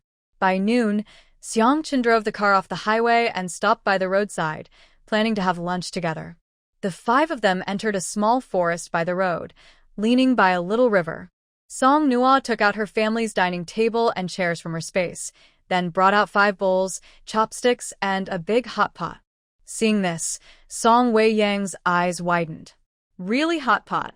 I thought Noah was talking about a self-heating mini hot pot earlier. Look at that, the hot pot was still boiling and steaming. Song Noah nodded. I had the hot pot delivered from a restaurant. It's just that it's not very convenient now, so I can't add ingredients anytime. The 4 boys didn't think there was anything wrong with that. Especially Song Wei-yong, who was already excitedly sitting in his chair. He grabbed a piece of fatty beef from the pot and threw it into his mouth. It was hot, and he grimaced, but he still finished the beef. He sniffed and felt close to tears. I thought I would never eat hot pot again in my life. Oh, Noah, you don't know, before the end of the world, I was just eating protein powder to build muscle. After the end came, the thing I regret most is not having one last hot pot meal before it happened. I kept thinking if I die, it must be from craving. Noah, you really saved my life. Song Noah saw this and couldn't help but laugh and cry. Was it really that exaggerated? Seong-chun rolled his eyes in disgust but quickly heard Song Wei-yong say, very unluckily, it would be even better if I had a can of soda right now. Song Wei-yong said this without much thought. After all, stockpiling necessary supplies was important. There was no time to stockpile water, let alone cola. Maybe this hot pot was the only luxury he'd get for a while. But Song Lin, Shang Mu, and Seong-chun all looked at Song Nua at the same time. In the difficult times of the end of the world, being able to drink cola anytime was a luxury dream. But they thought it was normal for Song Nua to have such a wish now. Hearing this, Song Nua put down her chopsticks. With a flick of her hand, 4 cans of cola and 1 coconut juice appeared on the table out of nowhere. Song Wei-yong was stunned. He dropped a chopstick onto the table and muttered, you must be a fairy come down to save me. Song Nua looked down at her Klein blue dress, then raised her head seriously. No, I am the blue fat guy. Cough, cough, cough. Seong-chun choked on the hot pot's spicy oil and kept coughing. After finally stopping, he looked around. One was his caregiver, and the other was his silly roommate. The choice was obvious, right? Seong-chun patted Song Wei-yong on the back. Shut up. No talking while eating or sleeping. Song Lin and Shang Mu looked at them and, at the same time, picked up a piece of food and put it into Song Nua's bowl. Eat quickly, ignore them. Only then did Song Wei-yong behave himself and eat quietly. The amount of food in one hot pot was limited. Song Nua didn't know that Shang Mu and the others would join her earlier, so the hot pot was only enough for her and Song Lin to fill up. Now that 3 more guys joined, it clearly wasn't enough. But she couldn't eat all the hot pot in the space at once. She also divided a steamed bun and gave it to them. As for herself, she had a small appetite, and since the other guys kept helping her serve food, she was the only one who could eat until she was full. While Song Lin and the other 3 were eating buns, a man's voice came from nearby. Can you smell it now? It's getting stronger. I told you I smelled hot pot, but you didn't believe me. My nose is the sharpest. Another rough voice immediately cursed. We're almost starving, and someone is still eating hot pot? Is there any justice in this? Although all 4 of them heard these 2 men talking, they acted as if they were old men, not lifting their heads at all. Even Song Lin and Shang Mu ate their buns slowly and gracefully, as if they were noble gentlemen enjoying a fancy meal. Song Noah had never reacted so quickly in her life. She immediately grabbed the table in the middle, along with the hot pot and dishes, making the 4 handsome boys sitting together look silly and clueless. It was clear that Song Noah was not the only one feeling awkward. The 4 of them finally stood up quietly. Song Noah quickly packed up her chair and tried to pull 2 of them back to the roadside. But it was too late. The person who had just spoken had already come over. Only then did Song Noah realize there were 4 men, not 2. Seeing the 4 men smell the tempting hot pot aroma and exchange glances, their earlier hesitation because of the larger group disappeared. They decided to go after this big catch. After all, Song Noah looked like a soft, sweet girl. They didn't need to worry about her. As for the other 4 men, they looked young and probably posed no real threat. One man with a rough face grinned maliciously and threatened, "Hey, little brothers, you seem to be having a good time. Share some with us, big brothers?" Song Wei-yong, who was thick-skinned, chuckled and said, "Big brother, you're mistaken. We're just poor folks." He looked down at Song Nua, who was at chest level, thinking, not just poor but really broke and even being supported. The smell of beef hot pot still lingered in the air. Seeing Song Wei-yong act so clueless, the man's eyes widened with anger as he threatened. "You think we're afraid of you? If you keep ignoring us nicely, don't blame us for being ruthless." Upon hearing this, Song Noah obediently stepped back from her brother, accidentally bumping into Shang Mu behind her. Shang Mu looked down in confusion and asked, Noah, what's wrong?" Song Noah looked up at Shang Mu with a sweet and sensible expression. "Brother Shang Mu, they said they might be a little rude. Are you scared, Noah?" Song Noah shook her head. "I'm making space for you all so you can do your best. Since they said they might be rude, Wouldn't they be less polite when they act? If I'm around, I might get in the way. Before she went around to the back of Shangmu, Song Noa looked back at the four men across from them with sympathy and shook her head. It was too tragic, so tragic she couldn't bear to watch. That tall guy, over 1.80 meters, living well, why would he want to do something reckless? Song Noa wasn't entirely fearless. She was afraid the blood from the others might splash on her. She took 2 steps back as the 4 men charged toward them. But before they reached close, 3 of them fell. One fell because a hole suddenly appeared on the ground and almost buried him. Another had a blood hole in his leg, as if pierced by a hidden weapon. The third looked like he'd often make vows. His hair stood up straight, looking wild and like he'd been struck by lightning. Who in their right mind would get struck by lightning in broad daylight? The reason 3 fell was because Song Lin didn't want to cause a forest fire. As for wind powers, they could be useful now, but he couldn't control them well. If he blew the branches off and hit their own people, who would be responsible? The only remaining man, still standing, looked around confused and terrified. He saw his fallen companions and then looked up at Song Lin and the other 3. He was uncertain and trembling as he asked, "Are there any other powers among you?" Song Weiyang still had a playful smile on his face, looking harmless with his cute baby face. "Big brother, you're a bit clever, but your words are a little inaccurate." Song Noa pulled on Song Lin's sleeve from behind and stuck her head out, nodding cooperatively. "Really? How can you say that? How can you call us people with special abilities? It should be everyone has abilities." Oh, except me. Hearing Song Nua's words, the already frightened man turned pale, swayed unsteadily, and then with a loud crash, he collapsed to the ground. Usually, this is called fainting from fear. Shangmu. Xiangchen. Song Lin. I have to ask, who did my soft, obedient little sister learn to talk from that makes her so cunning and annoying? Is it okay to scare someone into fainting?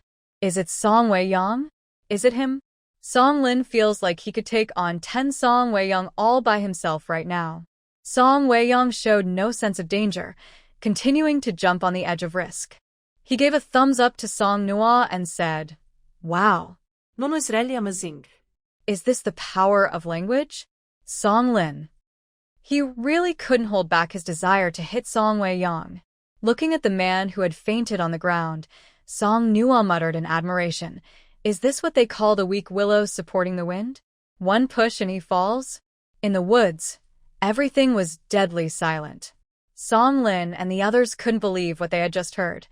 No Noa calling that nearly 200 genes strong man weak willow supporting the wind, saying he would fall with just a push? Sorry, but from now on, they probably wouldn't be able to look at those words the same way. Suddenly, Song Lin lost the urge to hit Song Weiyang. He paused and, looking a bit embarrassed, said to Song Noa, "No Noa, even though you probably can't take the college entrance exam anymore, you should still learn some Chinese from your brother." Hearing this, Shangmu and Xiangchen couldn't help but nod. Only Song Weiyang, with a look of disbelief, still looked at Song Noa and asked, "What's wrong? Isn't Noa doing pretty well? Look at him. So angry he fainted and can't even get up." He pointed at the man who had just fainted, speaking seriously and firmly. Song Noa nodded in agreement and asked Song Lin, "Brother, do you dislike that I'm not educated?" Song Lin. The apocalypse has arrived, and even my little sister has become difficult to deal with. Carrying this worry, the 5 of them continued toward Ning City next door, where Song Weiyang's and Xiang Chen's families lived. On the way to Ning City, they encountered 2 zombie attacks and 3 groups of people trying to steal their supplies. Song Lin used fire to burn the zombies to death. Afterward, Song Noa even got out of the car to carefully pick up and store the crystal cores they burned out. Regarding other people trying to grab supplies, they were scared away by zombies during their attempt to loot. While collecting supplies and heading towards the city, it took 3 days. As Ning City came into view, Song Noa discussed with Song Weiyang and Xiang Chen, saying, "Brother Weiyang, brother Xiang Chen, let's stop and eat something. There's zombies everywhere in the city now. Once we get into Ning City, you won't have time to rest. I'm the slowest, so you need to save your strength to rescue your families." Today, Xiangmu was driving, and Xiangchun was sitting next to Song Nua. He gently rubbed her soft hair and said, "Nonsense. Our Nua Nua is not the slow one. She is the most important person in our team." Seeing Xiangchun rub Song Nua's head, Song Weiyong couldn't resist and reached out to take Xiangchun's hand, then shook it off. He placed his hand on top of hers and, glaring at Xiangchun confidently, finally nodded in agreement. Yes, we all listened to Nu Nua. Xiangchun rolled his eyes and weakly thought to himself that his behavior was so childish. In May, the grass and trees were lush and vibrant. Upon hearing the three's conversation, Xiangmu and Song Lin initially planned to find a quiet, remote place to stop. But as soon as they found a spot, they discovered someone was already there. Xiangmu kept driving forward to look for another place. Song Lin saw a small shop by the roadside not far ahead and said, "Xiangmu, let's check that shop." Okay. The small shop's door was open, with bloodstains sprayed outside. There was a blood handprint on the window, and inside, it was almost empty, only leftover useless items. Fortunately, there were no zombies or other people inside. Song Nua set up a table and chairs inside the shop, brought out some steaks and spaghetti, and also served a sour fish dish. The mix of Chinese and Western food looked tiring to prepare, but in the end of the world, who cares about Chinese or Western cuisine? As long as they could fill their stomachs. The messy, dirty environment didn't affect the appetites of the four boys, but Song Nua felt a bit disgusted. She took out dried flowers and a vase from her space and arranged them on the table, then nodded with satisfaction and started eating. Usually Song Nua ate slowly, but today she ate especially quickly.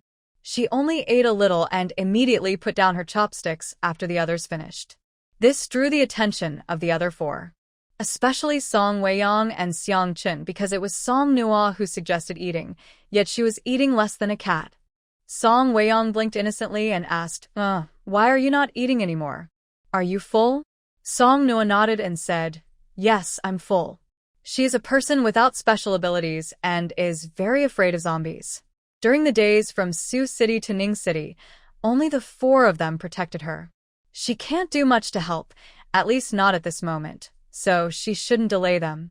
Song Weiyong originally wanted to persuade her to eat a little more, but a single word from Song Nua made him choke it back. Xiangchun opened his mouth to say something but was stopped by Song Lin. "Forget it, let's go. Saving people is more important. If Nua Nua is hungry, she can eat some snacks on the way." Song Lin always feels that his sister seems different compared to before. When she was afraid of zombies, she should have run into his arms for comfort, just like in the past. But now, she carefully hides her feelings, becoming more sensitive and fragile. It's as if she's afraid of being abandoned because she's useless. But how could he abandon her? After entering Ning City, they kept encountering some zombies. But at this point, they hadn't reached the city center yet, so there weren't many zombies. The four of them could handle it easily. Zombies are now the enemies of human survival. Hiding from them isn't very useful. When capable, it's better to try to eliminate some zombies. Otherwise, as their numbers and strength grow, human living conditions will become even harder. Because Song Nua previously suggested that crystal cores might improve abilities, they've been deliberately collecting them. They didn't let any zombies they encountered go. Currently, zombies aren't too strong, and clearing them out doesn't take much effort. But not all zombies have crystal cores. Thinking about the zombies they met at the gas station, Song Lin and Song Weiyong guessed that those with crystal cores in their heads might already be evolving. If that's true, then crystal cores might really enhance abilities. They didn't go out of their way to find other zombies. When clearing the ones they encountered, they acted decisively. Now, the city has become a breeding ground for zombies. Song Lin no longer avoided using his abilities just to protect buildings. Xiangchun used his Earth-type ability to trap zombies, while Song Lin burned the zombies inside the earthen wall into black ash. Xiangmu and Song Weiyong didn't even need to make a move. They got out of the car to collect the crystal cores from the burned zombies and handed them to Song Nua, finishing the task quickly. We entered the city area. The afternoon sun was hot and intense. The zombies were not as sudden or numerous as before. Only a few moved stiffly and slowly along the streets. When they saw Song Nua and her group's car, they rushed forward. One zombie was shot in the head by a sharp ice spear created by Song Mu's ice ability, which had been transformed after being swapped with Song Lin, and it died instantly. They didn't stay long and headed straight to the homes of Song Weiyang and Xiang Chun. Song Nua asked, "Should we go to Brother Weiyang's house or Brother Xiang's? Should we split up? I still have other cars in my space." Although she was worried about her family, upon hearing this, Xiang Chun and Song Weiyang both chuckled. Xiang Chun explained, "No, I don't think we've told you yet. Song Weiyang and I are neighbors from the building next door. We've known each other since we were kids." Song Noah was surprised but thought about it.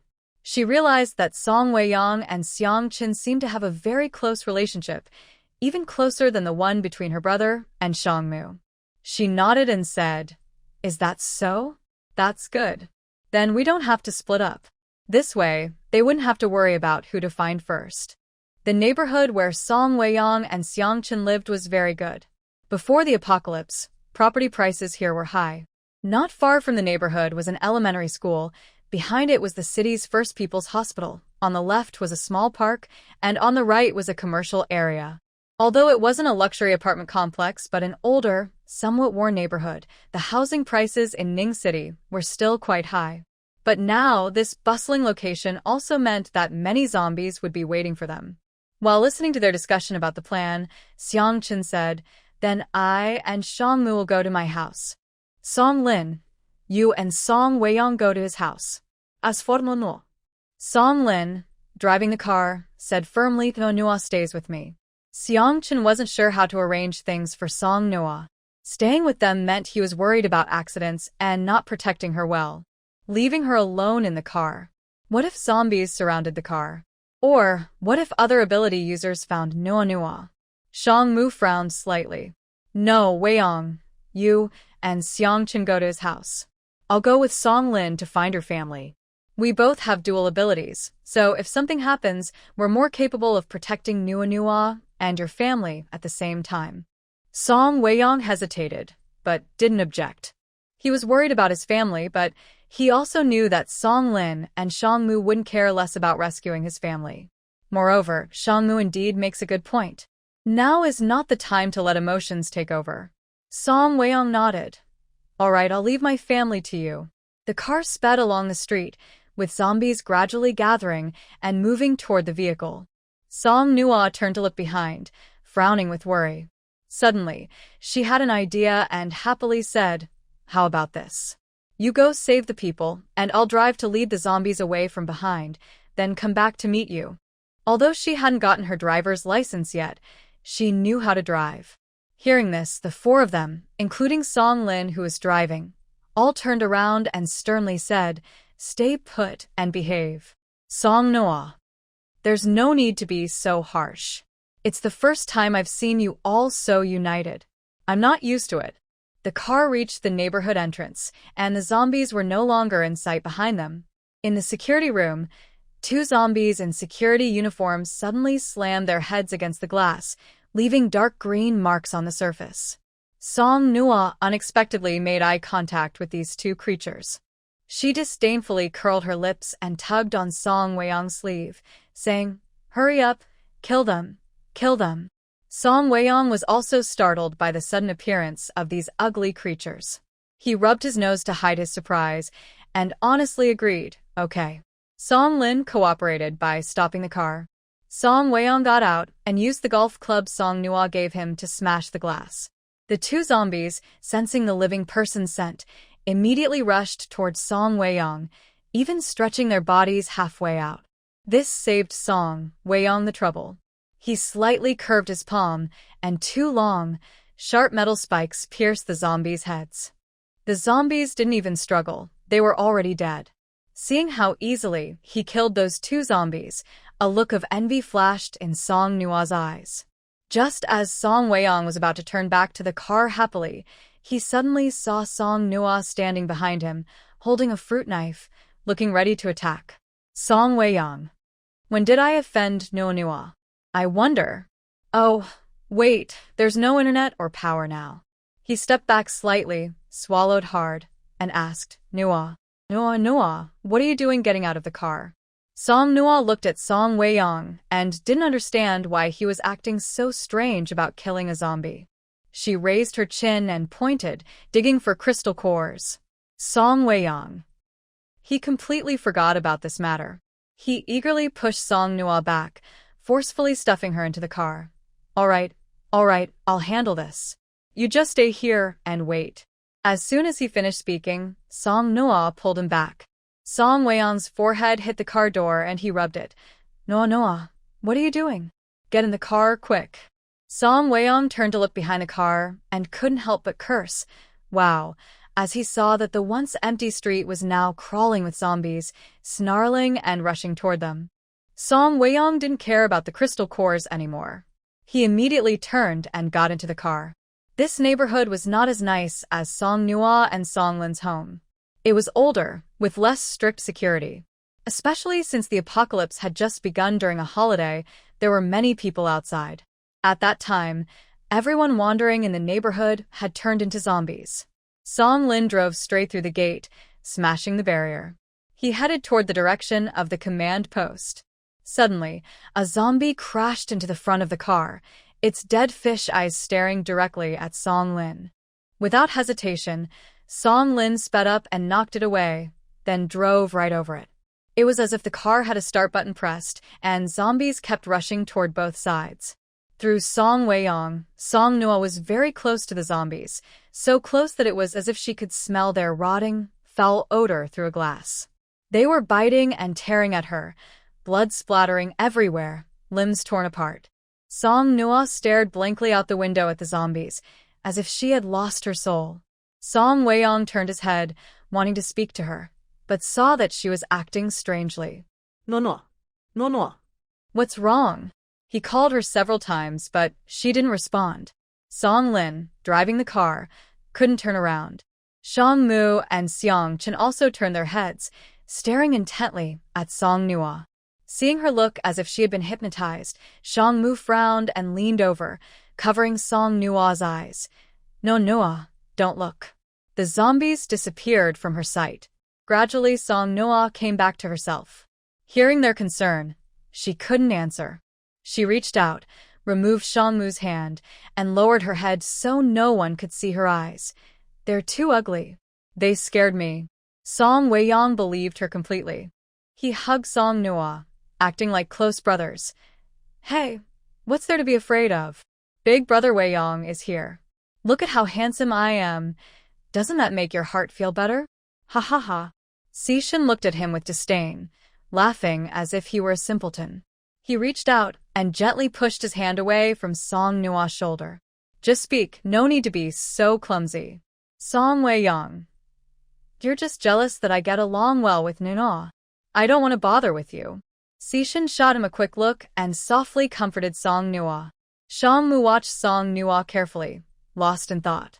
To him, Song Nua's reaction just now seemed less like fear and more like deep psychological and instinctive dread. Calling it simply fear felt too weak. Back at school, he had a very good relationship with Song Lin. Song Lin often mentioned his sister. From how Song Lin described Song Nua, Xiang Mu didn't think she would react like that. After all, it wasn't the first day of the apocalypse and Song Nua had seen zombies before. A doubt flashed through his mind, but he quickly kept it hidden inside. The car stopped in front of Xishan and Song Weiyang's building. The two buildings were very close. As soon as the car stopped, all the doors around them were quickly opened. The four of them swiftly cleared the nearby zombies. Xishan and Song Weiyang immediately ran towards Xishan's apartment. Song Lin and Xiang Mu protected Song Nua, one after the other, as they entered Song Weiyang's building. Both Xishan and Song Weiyang's homes were on the 5th floor. They arrived at Xishan's place first. Song Lin and Xiang Mu, holding back, took a bit longer. They used the key Song Weiyang gave them and opened Song Weiyang's door about 2 minutes after Xishan and Song Weiyang. The living room was empty. After they entered, Xiang Mu turned and closed the door behind them. All the doors in Song Weiyang's house were open, making it look deserted. When Song Nua saw this, her heart suddenly clenched. She thought of Song Wei-yang's cheerful, sunny face, and couldn't help but feel a twinge of sourness in her nose. Even though she knew it was unlikely anyone was inside, she still knocked on each open door. "Uncle, Auntie, are you there? We're friends of Song Wei-yang. We came to find you." She hoped her parents were just hiding somewhere. But no one responded inside the house. She turned to look at Song Lin and Shang Mu standing at the door, her smile painfully strained. "Brother, what should we do?" Song Lin and Shang Mu didn't know what to do either. If Song Wei-yang's parents had gone out when the apocalypse started, could they still be alive after all these days? The three of them stood silently, caught in a long, heavy silence. After half an hour, Xiang Chun and Song Wei-yang hugged their parents enough, wiped away tears from their mother's face, and only then realized something. Turning around, Xiang Chun asked Song Wei-yang, "Song Wei-yang, did we forget something?" Hearing this, Song Wei-yang looked confused and asked back, "Did we?" Just after saying those words, Song Wei-yang's gaze met Xiang Chen's, and he froze for a moment before exclaiming, "We forgot 3 important people." As soon as he finished, both of them suddenly stood up and ran straight to the kitchen. The sliding door to the kitchen was small, and they bumped into each other at the door.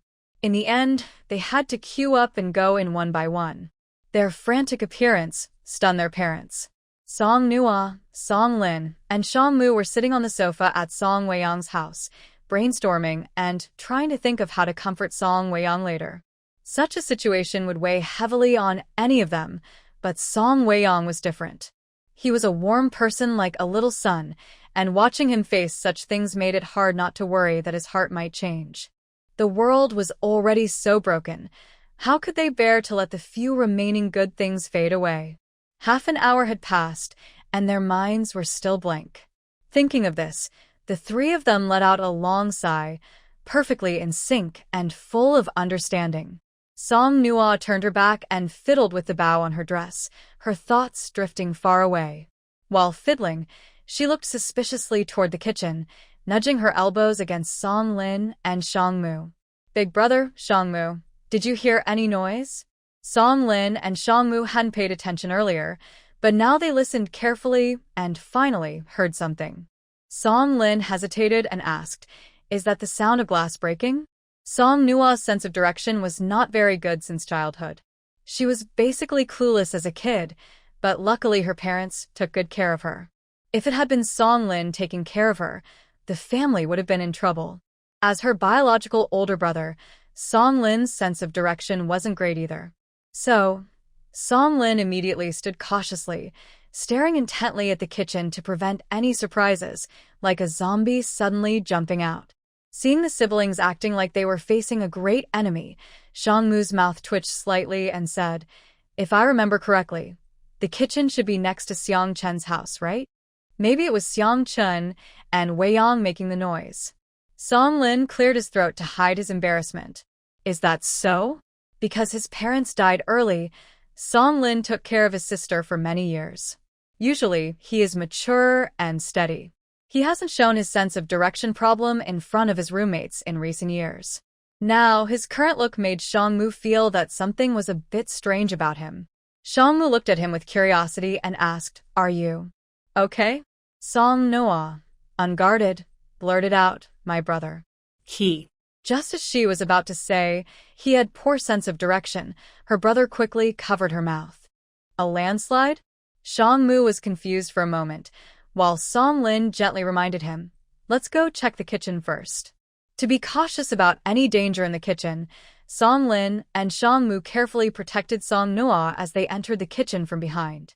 In the small kitchen, Song Lin froze in place as soon as he entered.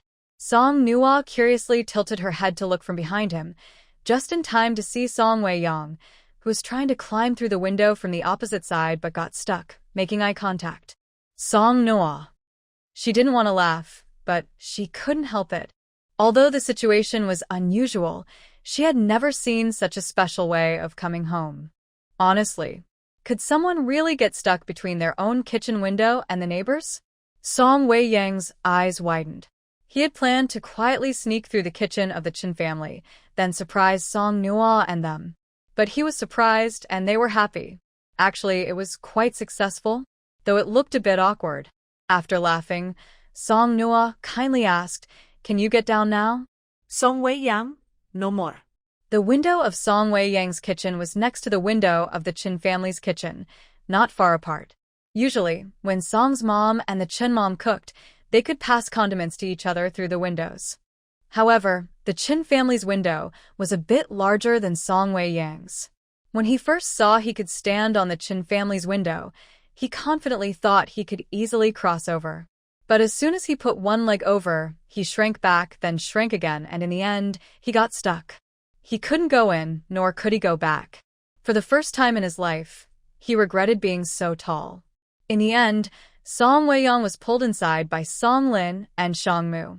Oh, and the Chin family's son also kicked him from behind. After finally bringing Song Weiyang inside, the already small kitchen became even more crowded, and it was now eerily silent. Song Weiyang felt awkward, while Song Nua and the others, along with Shang Mu, were worried that Song Weiyang might soon find out the bad news they mentioned and might not be able to handle it. After a moment of silence, Song Lin patted Song Weiyang's shoulder and said, "Weiyang, your parents." He didn't finish his sentence, unable to continue. Seeing this, Song Weiyang's eyes flickered, and he looked away, feeling a bit guilty. Seeing Song Weiyang's expression, both Song Lin and Shang Mu thought he had guessed what was happening. Shang Mu comforted him, saying, "Weiyang, we're not in a position to advise you, but try to stay positive. You still have us." The more Song Weiyang listened, the more something felt off. Confused, he asked, "What do you mean by that?" "I mean, your parents aren't at home," Shang Mu said clearly and gently. This should have been said tactfully, yet clearly, not too direct to hurt feelings, but enough to convey the message. However, as Shang Mu finished speaking, Song Weiyang looked completely calm and natural, saying, "Of course my parents aren't home. They're at Shun's house." "How could they be here?" Song Lin was silent. Shang Mu looked confused. Song Nua, who had been silent all along, finally exclaimed. She gave a cold, polite smile and asked, "If that's the case, what have you been doing next door all this time?" Song Weiyang smiled sheepishly. Actually, not much. He wanted to bluff his way through, but seeing the increasingly unfriendly looks from Song Lin and Shang Mu, he looked up at the sky and down at the ground, refusing to look at the three of them. "All we did was exchange greetings, some sunflower seeds, and drink a little water." Hearing this, the three of them fell silent. Who wouldn't be silent? They had worried all this time, only to find out Song Weiyang and the others were just sitting next door cracking sunflower seeds. Sure enough, when they turned around, they saw Shin Chung holding a handful of sunflower seeds and cracking them at the window opposite. Unavoidably, Song Weiyang received a friendly but firm scolding. After the harmless scolding, Song Lin lazily lifted his chin and said, "All right, go back now." Song Weiyang rubbed his sore waist from being kicked and looked confused. "But I just got here. Why did you come?" To eat? "Your parents are right there. Shouldn't we call them over to leave together? We can't exactly have your parents crawling over here, right? This neighborhood's building entrances are all open. At this moment, we don't know if there are zombies in the hallways, so we must stay together before leaving." As soon as Song Lin finished speaking, he carefully checked the distance between the two windows, then turned to Song Nua and asked, Nua, are you afraid?" Song Nua shook her head firmly, saying, "No, I'm not afraid. She has already died once, so apart from the shadows buried deep in her heart, there's nothing else to fear." Song Weiyang resignedly climbed back, and this time it was easier than coming over. With long legs stretched out and bending down, he crossed over easily. He turned around, reached out, and gently caught Song Nua as she was crossing from the opposite window, holding her waist and pulling her inside. The five of them returned to the living room. They sat neatly in a row on the sofa, facing Shin and Song Weiyang's parents, with no sign of the tension or urgency of a life-and-death escape. Seeing Song Nua and her brother and sister, as well as Shang Mu, they warmly stood up, each grabbing a handful of sunflower seeds for them, then put a couple of good fortune characters on the wall, instantly making it feel like a New Year celebration.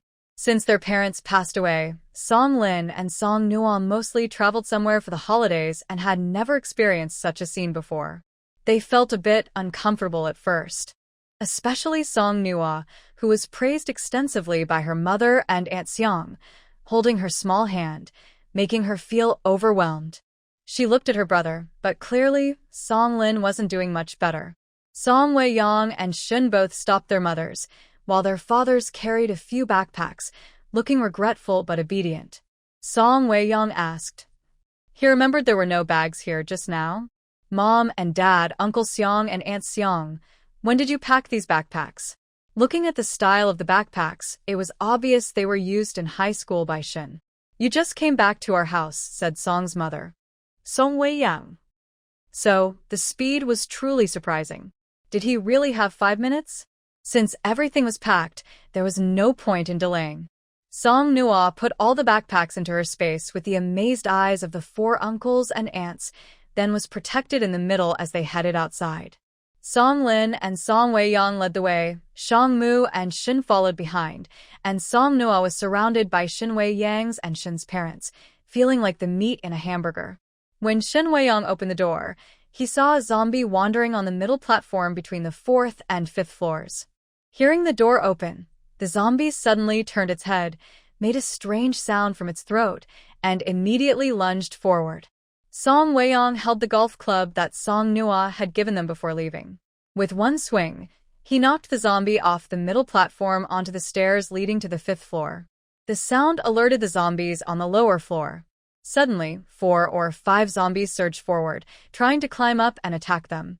Song Lin and Song Weiyang worked together to clear the zombies. Then, they led Song Nuo and the others downstairs. Luckily, the corridor wasn't crowded with zombies, so they didn't have much trouble descending. When they reached the last staircase, all the nearby zombies crazily rushed toward them. Song Nuo reached out and released her family's off-road vehicle from her space. However, the area was full of zombies, making it impossible to drive away immediately. They needed to clear at least half of the zombies first. Zhencheng used his earth power to quickly create a tall earth wall, blocking some of the approaching zombies temporarily. But this was only a short-term solution. The 4 of them had only recently awakened their powers.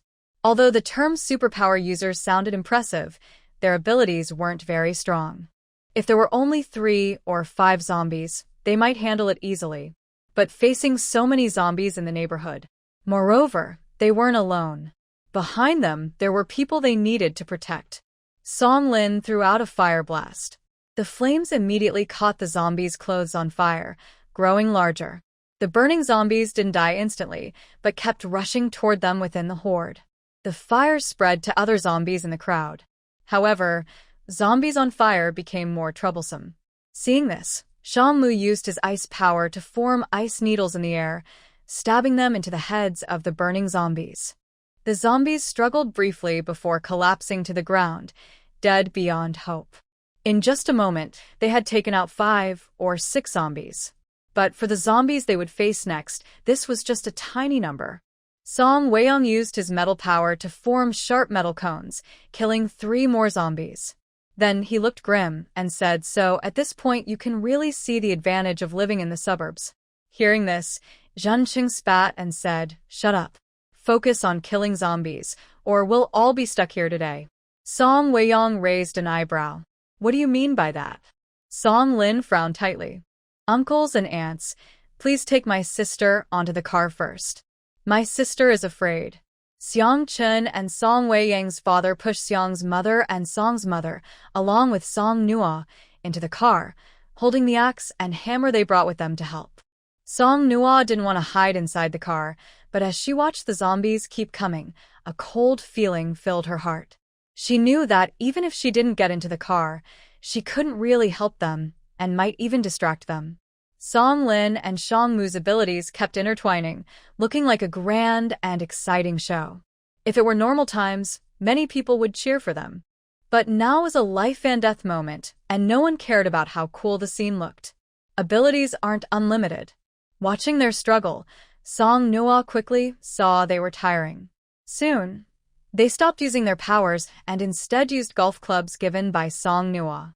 Zombies, tireless and unfeeling, lunged at Song Lin and others. The golf clubs weren't sharp enough to cut off heads instantly.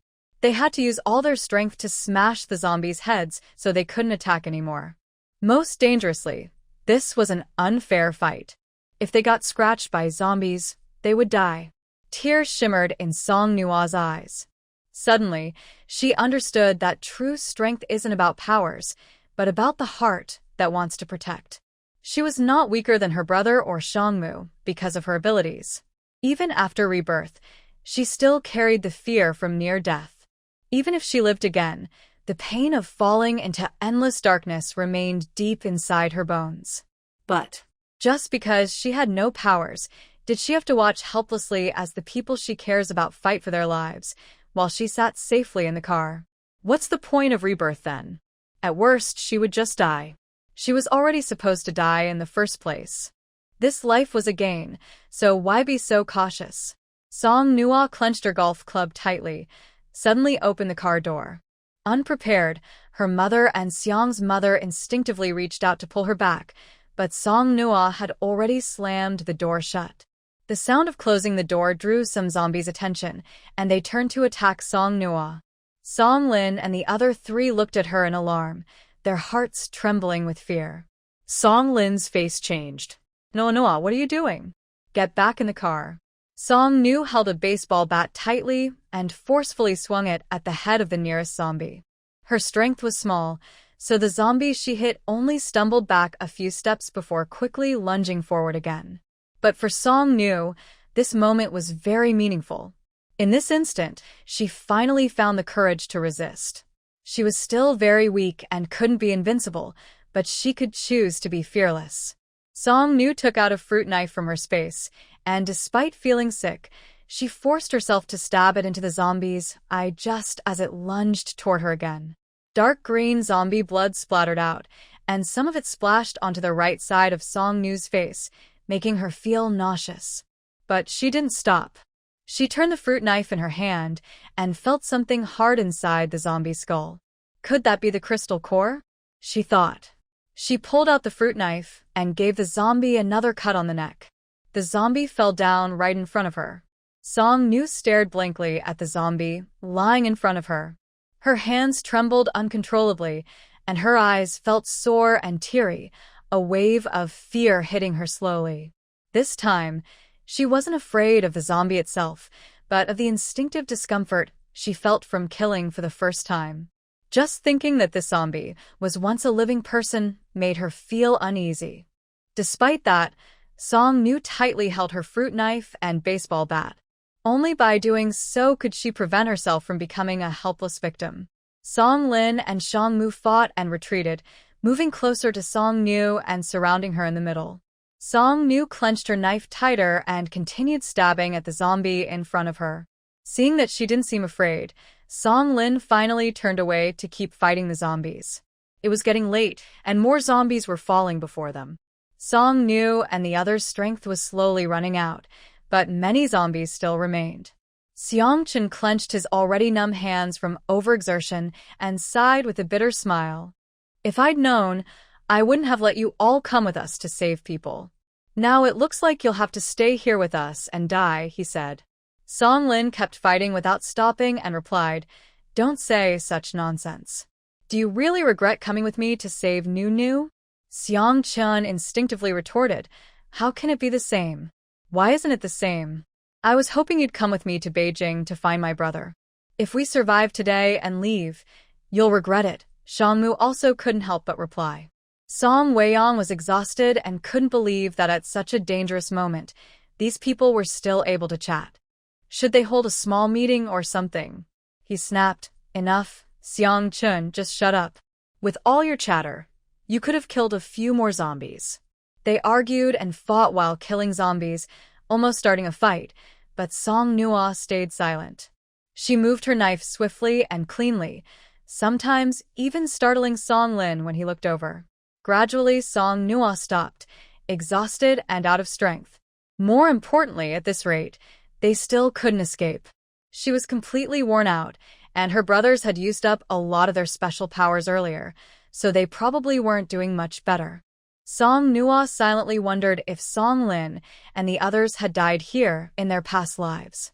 If her guess was right, she thought maybe they were worse off than her, surviving outside in the cold and rain for days, only to be finally overwhelmed by zombies.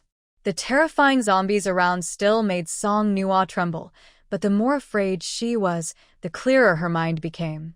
She searched in her space and found 2 boxes of cheap white wine.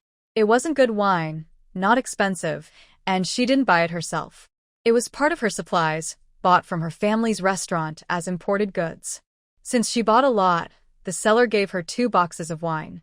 Song Nua took out a box of white wine from her space, violently opened it with a fruit knife, and grabbed a bottle, smashing it forcefully far away.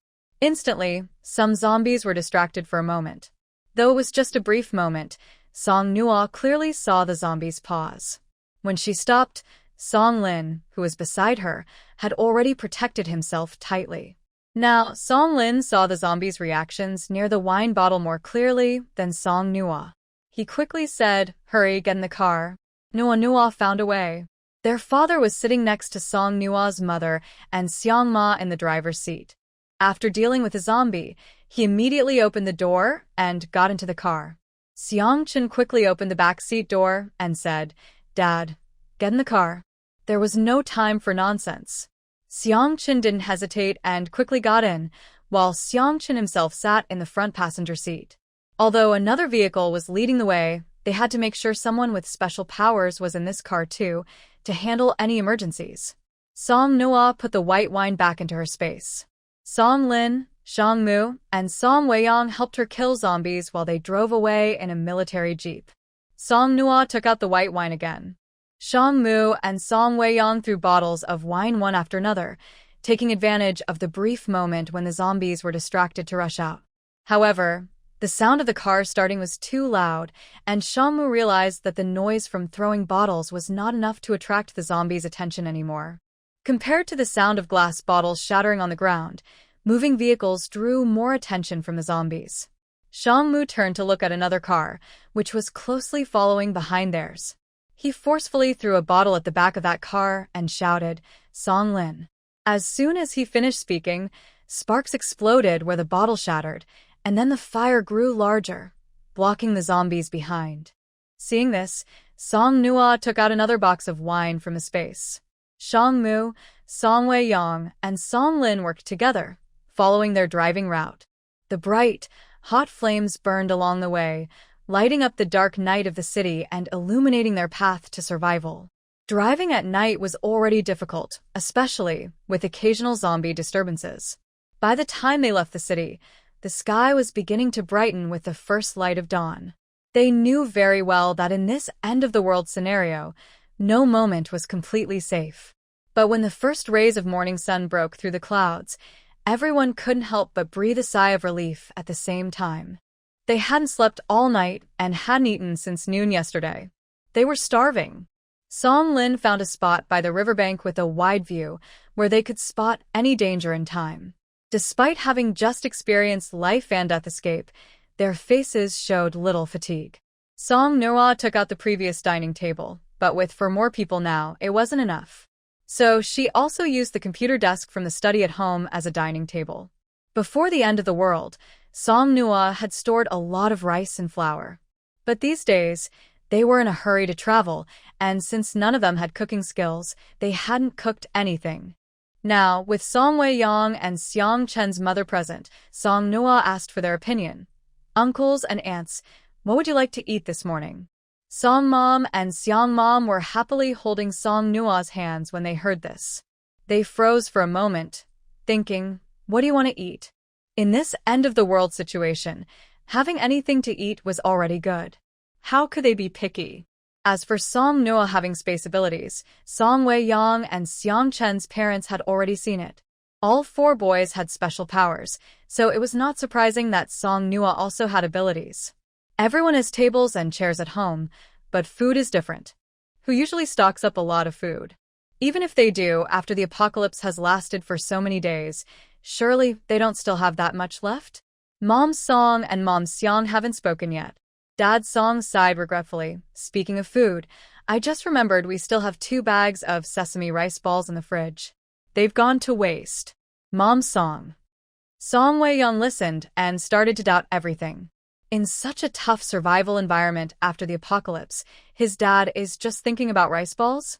Song Noah counted the people, then took out 2 bags of rice balls, 2 bags of wontons, a tube of noodles, some rice, and a pack of frozen custard buns.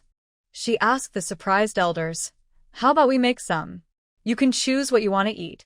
After a while, Mom's song snapped out of her disbelief. She smiled a little confusedly. "Wow, this is the first time in my life I've had a buffet for breakfast." Mom Song and Mom Seong felt sorry for the 7 of them not sleeping all night. They eagerly took on the cooking task and told them to rest in the car.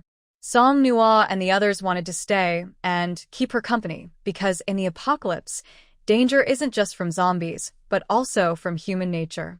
A simple meal can become a cruel reason for harm. But Mom Song and Mom Seong disagreed. Mom Seong advised, "If you don't rest well and regain your strength, it will be even more dangerous later.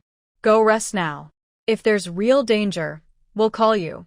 Mom Song agreed and reached out, gently guiding the stubborn ones into the car. Song Nua only left the pot and a bucket of water, then found a lighter from her space and handed it to Mom Song. Only then did she obediently get into the car. To be ready for any emergencies, the car windows were left open while sleeping. A gentle breeze entered, accompanied by sparse bird calls, and the bright sunlight was almost blinding. Even with her eyes closed, Song Nua could feel how bright it was. Thinking about breakfast later, she leaned quietly against the seat back, trying not to make any noise to disturb Song Lin and Shang Mu. She was lost in thought about the zombie killing from yesterday when suddenly a soft, smooth cloth covered her eyes. Everything went dark, and her mind gradually drifted into a daze. She accidentally fell asleep. Besides porridge, all other food was frozen and prepared quickly. In about half an hour, Mom Song and Mom Seong took turns waking everyone up. Waking up, Song Lin turned his head and gently took off the coat covering Song Nua's face. He gently pushed her and softly called, "Nanoa, wake up. It's time for breakfast." But Song Nua didn't respond at all and lay there motionless. Song Lin's heart sank suddenly. He reached out and placed his hand on Song Nua's forehead to check her temperature. Sure enough, it was very hot. He hurriedly rolled up her sleeve to see if she had been hurt by zombies before, but her arm was smooth and white, with no wounds. As her brother, he couldn't check other parts for injuries. He quickly turned to the window and shouted, "Aunt Song, Aunt Seong, please come help me check my sister." Shang Mu had already gotten out of the car. Hearing the call, she immediately turned and walked over, opening the back door anxiously. "What happened to Noa Noa?" she asked. Song Lin held onto Song Nua's arm and said sadly, "She has a fever. I don't know if it was from last night." He didn't finish his sentence, but Shang Mu understood what he meant. She silently looked at the feverish, unconscious Song Nua and said firmly, "It's probably just exhaustion. If she had really been hurt by zombies, she would have reacted by now." Song Wei-young and Seong Chen got out of another car and walked straight over. As they approached, they heard Shang Mu's words. But everyone knew that Shang Mu was mainly trying to comfort Song Lin. Even if she wasn't hurt by zombies, Song Noa was just a young girl. Falling into a coma showed how serious her condition was. Now, with such harsh conditions, all their supplies depended on Song Nua. Since she was unconscious, they had no medicine. Song Lin gently stroked Song Nua's face twice, then got out of the car and handed her over to Song Mama and Seong Mama. While waiting for Song Wei-young and Seong Chen's mother to check Song Nua for injuries, Song Lin faced the others and said seriously, "If Nua Nua really was hurt by zombies, then you should leave now. We can't give you supplies right now, but I think you can still find some on the road." Shang Mu frowned and interrupted him, "Don't talk nonsense. Maybe she's just got a normal fever. I'll go find some medicine right now." Song Wei-young nodded. "Yes, I'll go with you." Just as Song Wei-young took a step forward, Seong Chen pulled him back. Song Wei-young looked back angrily and asked, "Why are you pulling me? Don't you want to save Noa Noa?" Seong Chen rolled his eyes and said, "Quiet, idiot. I just had a sudden idea. I think Nuo is about to awaken her special powers. Song Weiyang asked. What are you talking about? Nuo already has special powers. Can someone who already has powers awaken them again? Although he had little experience, Song Weiyang still felt this idea sounded strange. Hearing this, Xiangru thought for a moment and asked, "Why do you say that?" Xiang Chen explained, "When we first awaken our powers, you three did so almost at the same time. You probably don't remember, but back then, you looked a lot like Nuo. At this moment, Dad Song and Dad Xiang found 2 bags of cold medicine, some Banlangen granules, and even a box of anti-inflammatory medicine from the backpacks they brought yesterday. They walked over and handed them to Song Lin. Dad Xiang wiped his sweat and said, "Little Song, these are some common medicines we kept at home. Later, you can give some to Nuo to try." Song Lin felt very anxious. He tried to smile at Dad Xiang, but he couldn't manage a real smile. He lowered his head, his voice trembling slightly, and said, "Thank you, Uncle." Song Mom and Xiang Mom carefully checked Nuo. Seeing that she had no injuries, they both relaxed and helped tidy her clothes. Then they turned to the others and said, "Don't worry, Nuo is fine." Hearing this, Song Lin's heart finally calmed down. His sister took her regular health checkups every year. As long as she wasn't hurt by zombies, there shouldn't be a big problem. Xiang Chen asked Song Lin, "Do you want to give Nuo these medicines?" Thinking about Xiang Chen's earlier guess, Song Lin shook his head and said, "Not yet. I'll wet Nuo's forehead with cool water first." Although he wasn't sure if his sister was about to awaken her powers again, he thought, what if? Awakening powers isn't easy, and if he gave her medicine without knowing, it might cause unpredictable effects. He turned to Song Weiyang and Xiang Chen's parents and said, "Thank you, Uncle and Auntie. Please go eat. I'll stay here and watch Nuo." Mom Xiang looked at Nuo in her arms with affection and gently patted her. Then she sighed to Song Lin. "Why are you so polite? Your uncle and I haven't even thanked you and your sister for saving us. The world has changed, and since we're working together, we're family now. Don't be so formal anymore."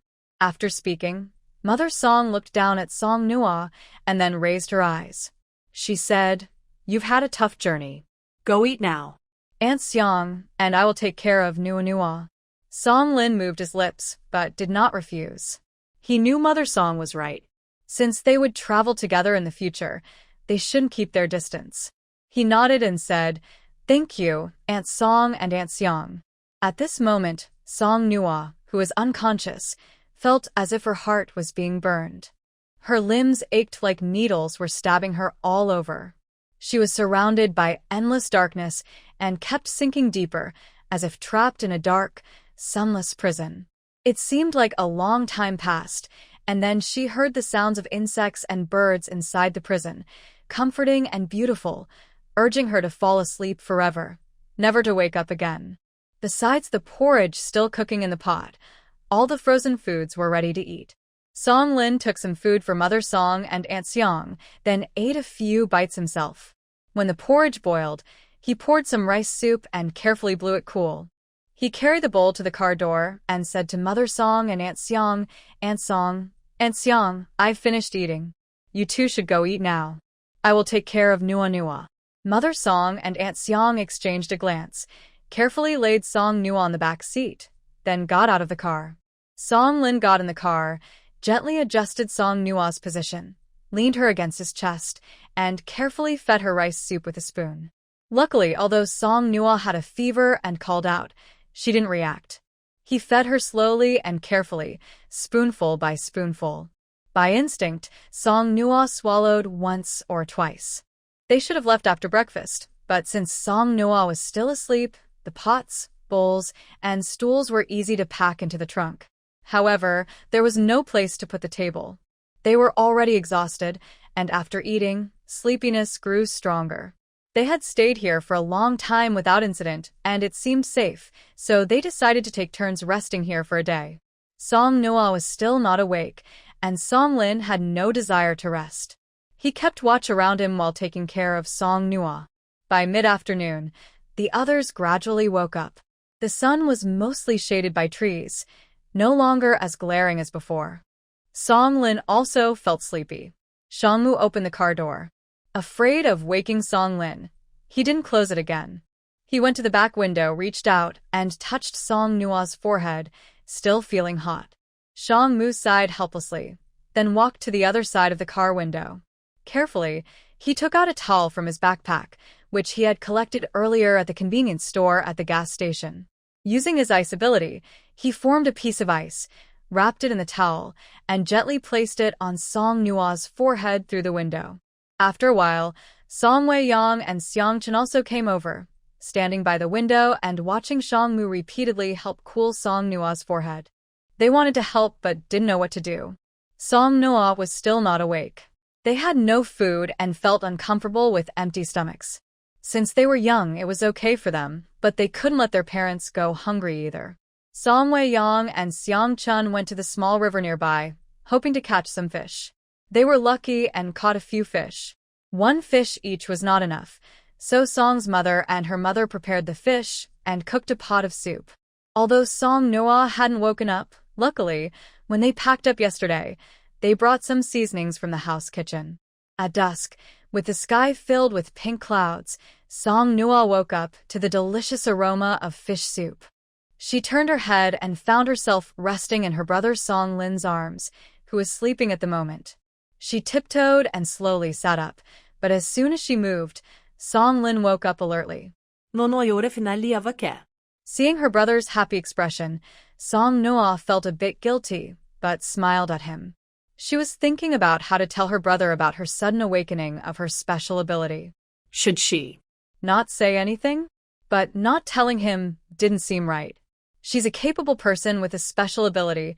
She couldn't keep hiding and pretending to be weak every day. It's really hard. Awakening a special ability should be a happy thing, but why did her situation suddenly change? If she told them she didn't do it on purpose, would they be angry? When she heard Song Lin's voice, others hurried over. Seeing that Song Nua was awake, Song's mother and Xiang's mother felt very relieved. You've finally woken up, kid. Your brother was so worried. Song Nua apologized with a smile. Aunties and uncles, sorry for making you worry. After saying that, she looked at the sky and realized it was already dusk. She was surprised, and her stomach growled loudly from hunger. Embarrassed, she blushed. Song Wei-yang immediately burst into laughter. What a coincidence. Nua woke up just in time, and the fish soup is ready. Hurry, let's get out of the car and go eat fish. Song Lin opened the car door, helped Song Nua get out, and guided her to the dining table. Shangmu handed her a bowl of fish soup, along with a spoon and chopsticks. The fish soup was milky white, looking free of any fishy smell, and smelled very fragrant. Song Nua picked up a spoon and took a sip. The rich, aromatic soup made her feel very happy. She then picked up the chopsticks to try some fish, but since Song Nua had just recovered from a fever and felt a bit weak, she accidentally dropped a chopstick on the ground. She instinctively bent down to pick it up, but Shangmu stopped her. Don't move, I'll pick it up. Shangmu bent down, picked up the chopstick, and offered his unused chopsticks to her, saying, Use these first. I'll wash mine. No need, Brother Shangmu, Song Nua said. She twirled her fingers, and a stream of water wrapped around Shangmu's chopsticks, instantly washing away the dirt. Song Wei-yang saw this and widened his eyes. Wow, it's really a special ability? Oh Nua, how can you awaken your ability twice? Are you the chosen one? In a novel, you'd be the heroine. Xiang Chenmei sighed impatiently. Look at how unknowledgeable you are. I told you long ago, Nua looks like she's about to awaken her ability. Song Wei-yang wasn't convinced and retorted. What do you mean? You've seen someone awaken their ability twice? Tell me when that's happened. Xiang Chenmei. Seeing his friends curiously gathering around her, Song Nua avoided eye contact. She twirled her index finger on her right hand, then on her left, feeling a bit uncomfortable. After switching back and forth, she finally felt better. She hesitated and said, Actually, my space isn't an ability. It's a space tool. Song Lin asked, Where did it come from? It's the jadeite my mom left me. I found it by accident, she replied. Then Song Nua raised her right hand and showed Song Lin the small flower on her wrist. Song Lin had seen it before but thought it was her sudden rebellious act, so he got a tattoo. But now, in this apocalyptic world, he didn't pursue it. He gently touched the small flower with a hint of moisture in his eyes. Over the years, he had gotten used to living without parents, but in the most dangerous times, what protected his sister and himself was still what their parents left behind. Regarding the space, Song Lin didn't ask further. Instead, he curiously asked Song Nua, "Did you awaken water ability, Manhwa?" That's really impressive. Having depended on each other for many years, Song Lin could see that Song Nua sometimes felt sad. He didn't understand it back then, but now he does. His sister was probably jealous that they both had special abilities, right? Hearing Song Lin's question, Song Nua looked at the others with a little bit of pride and answered with a small smile, "I have water and with dual element powers." When Song Nua said this, Song Weiyang felt terrible. He elbowed Chun and said sadly, "It's over." Non has dual poners. Are we too useless? Chun replied, "I don't think so. Maybe you think that because you're the only one who's useless." Song Weiyang was speechless. He wondered if it was fun to always argue with him. Song Nua lowered her head and took another sip of fish soup. She said softly, "Sorry, I didn't mean to lie to you. I just thought since you all have special abilities, I'm the only one without them." Suddenly, Song Nua felt a bit vain. If she lied to others like this, she wouldn't feel guilty. But since she was lying to her brother and his friends, she thought it wasn't very nice. Shang Mu still held his chopsticks and chuckled softly.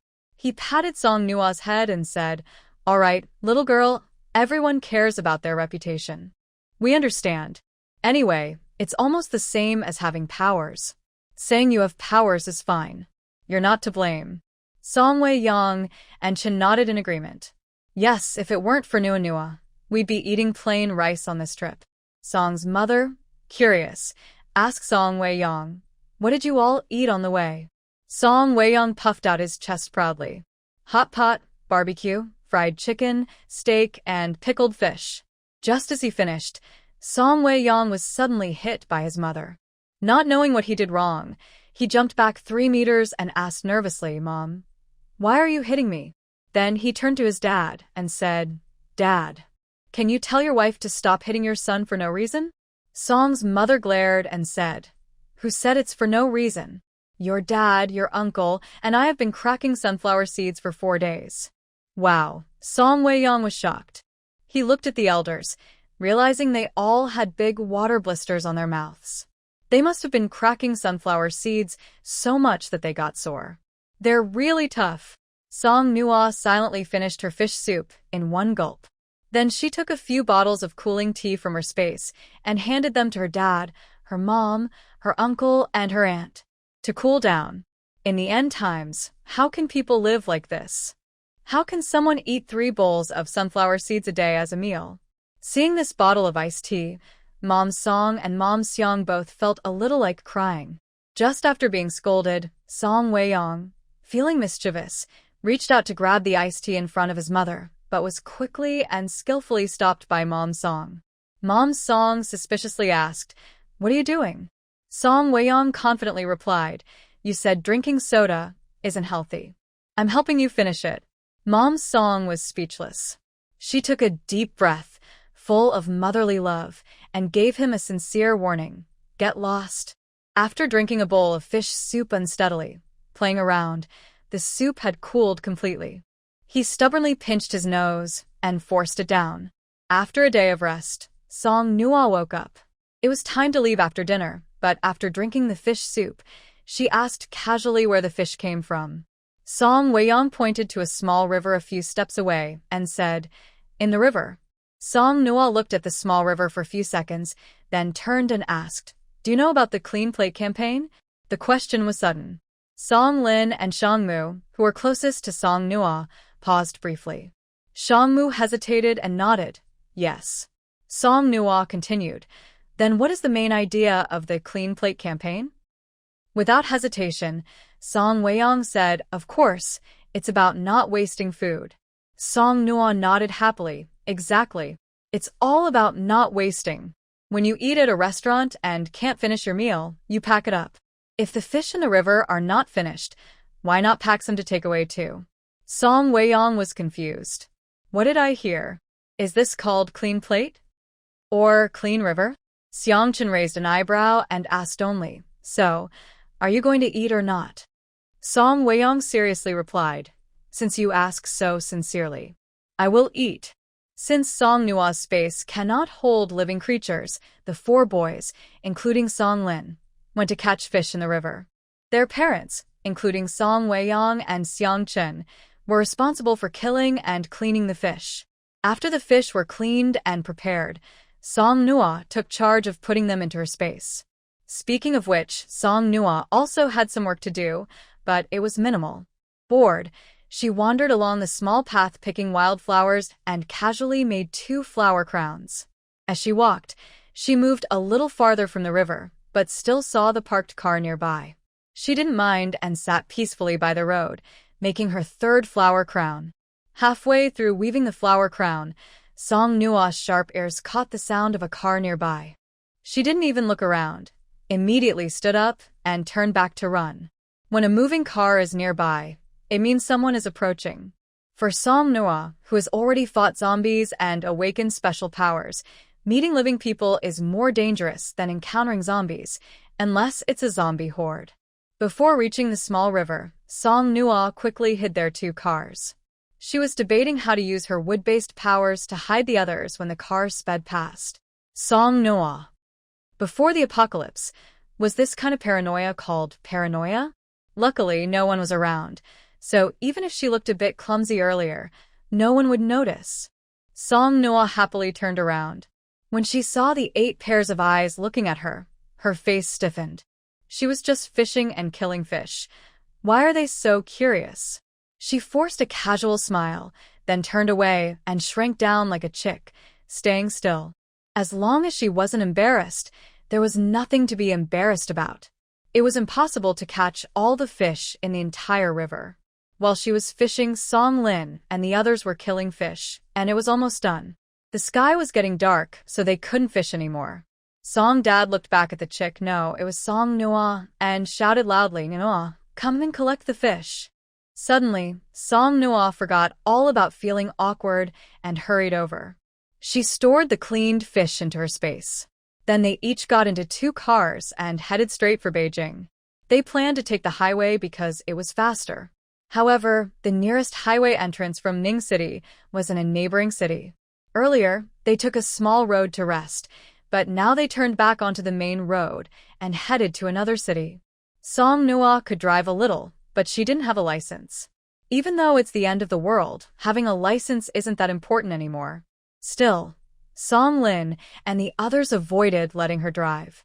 Having a license doesn't guarantee you can drive, but if you don't have one, it's better not to drive at all. You might get bitten by zombies or have a car accident. Sitting in the car, Song Nua felt bored and gazed out the window in a daze. There were no streetlights, just darkness everywhere, making her feel very bored. Suddenly, Song Lin slammed on the brakes and stopped abruptly. Because of the inertia, Song Nua fell forward, but luckily, Shangmu quickly grabbed her by the back of her collar and pulled her back. Big brother, what's wrong? Song Nua asked as she looked ahead through the car light.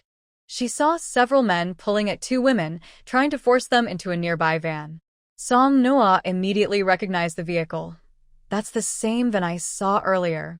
The area was silent. Song Nua clearly heard the 2 girls desperately shouting and struggling. When the vehicle stopped, the girls suddenly seemed to burst with energy, breaking free from the men and rushing straight to the front of Song Nua's car. One girl, with long, curly caramel-colored hair, was crying and begging for help. Save us. Please help us. Having experienced betrayal in her past life, honestly, Song Nua didn't want to get involved this time. But from her perspective, the men across didn't seem to have any special powers. Otherwise, they could have used their abilities to scare the girls. They didn't. Helping others when she couldn't is kind, but when she could, ignoring their suffering would be inhumane. If she saw someone in danger and did nothing, Wouldn't that be terrible? Gritting her teeth, Song Nua decided. All right, I'll help. As a girl herself, if she ignored such things, she would be truly heartless. Just as the men were about to attack the girls, Song Lin, along with Song Wei-yang in the front passenger seat and Xiang Mu, all simultaneously pushed open their doors. Song Nua also got out of the car. One of the men with a scar running down his eye sneered and said, I advise you not to interfere. While he spoke, 2 more men stepped out of the van nearby. The scarred man looked back at his companions, then sneered at Song Lin and Song Wei-yang, who were closest to him.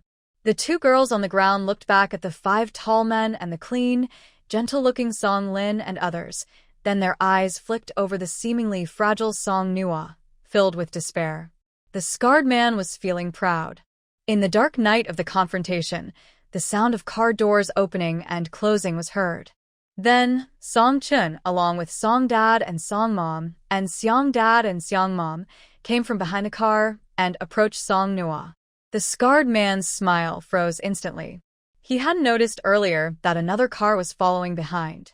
No wonder he dared to cause trouble. There were actually 9 people.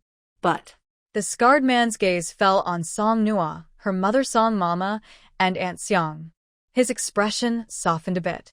A young girl and 2 older women. What threat could they possibly pose? As for the remaining 6 men, they were just 1 person more than them and didn't seem very strong. Next to the scarred man, a thin-faced man asked, Big brother, what should we do? Do what? Are we afraid of them? No way. Attack now. Hearing this, Song Nua and the others became alert. They thought the others might rush forward at any moment. But surprisingly, the scarred men just stood there, motionless, pulling out 2 guns. Song Nua's heart raced with excitement. She knew that supernatural abilities weren't unlimited. If they had guns yesterday, escaping wouldn't have been so hard. Plus, guns might not scare zombies, but they sure could scare people. Anything that can scare others is good. As someone with space abilities, not collecting good things would be pretty irresponsible, right? Song Nua moved her fingers slightly. When no one noticed, the willow branches beside the road slowly stretched out. The weeping willow's branches naturally hang down, so the change didn't look very obvious. The scarred man couldn't hide his pride and asked, How about that? Are you scared now? Song Wei-yang, who was being pointed at with a gun, rolled his eyes silently. Scared? Of what? He, with his metal powers, was afraid of a broken gun? Song Nua looked at the scarred man with innocent curiosity. Big brother, where did you get your gun? The scarred man squinted at Song Nua and suddenly smiled. Little girl, you're pretty brave. If you come with me, I'll tell you, what do you think? As soon as he finished speaking, he heard 2 of his accomplices scream simultaneously behind him. Before he could react, he and another partner holding a gun were lifted upside down. In the dizzy spinning, both of them struggled instinctively. When they loosened their grip, the guns fell to the ground. The scarred man's partner hadn't reacted yet, and the 2 guns were quickly swept to Song Lin and Song Wei-yang's feet by the stretching willow branches. Song Lin. Song Wei-yang?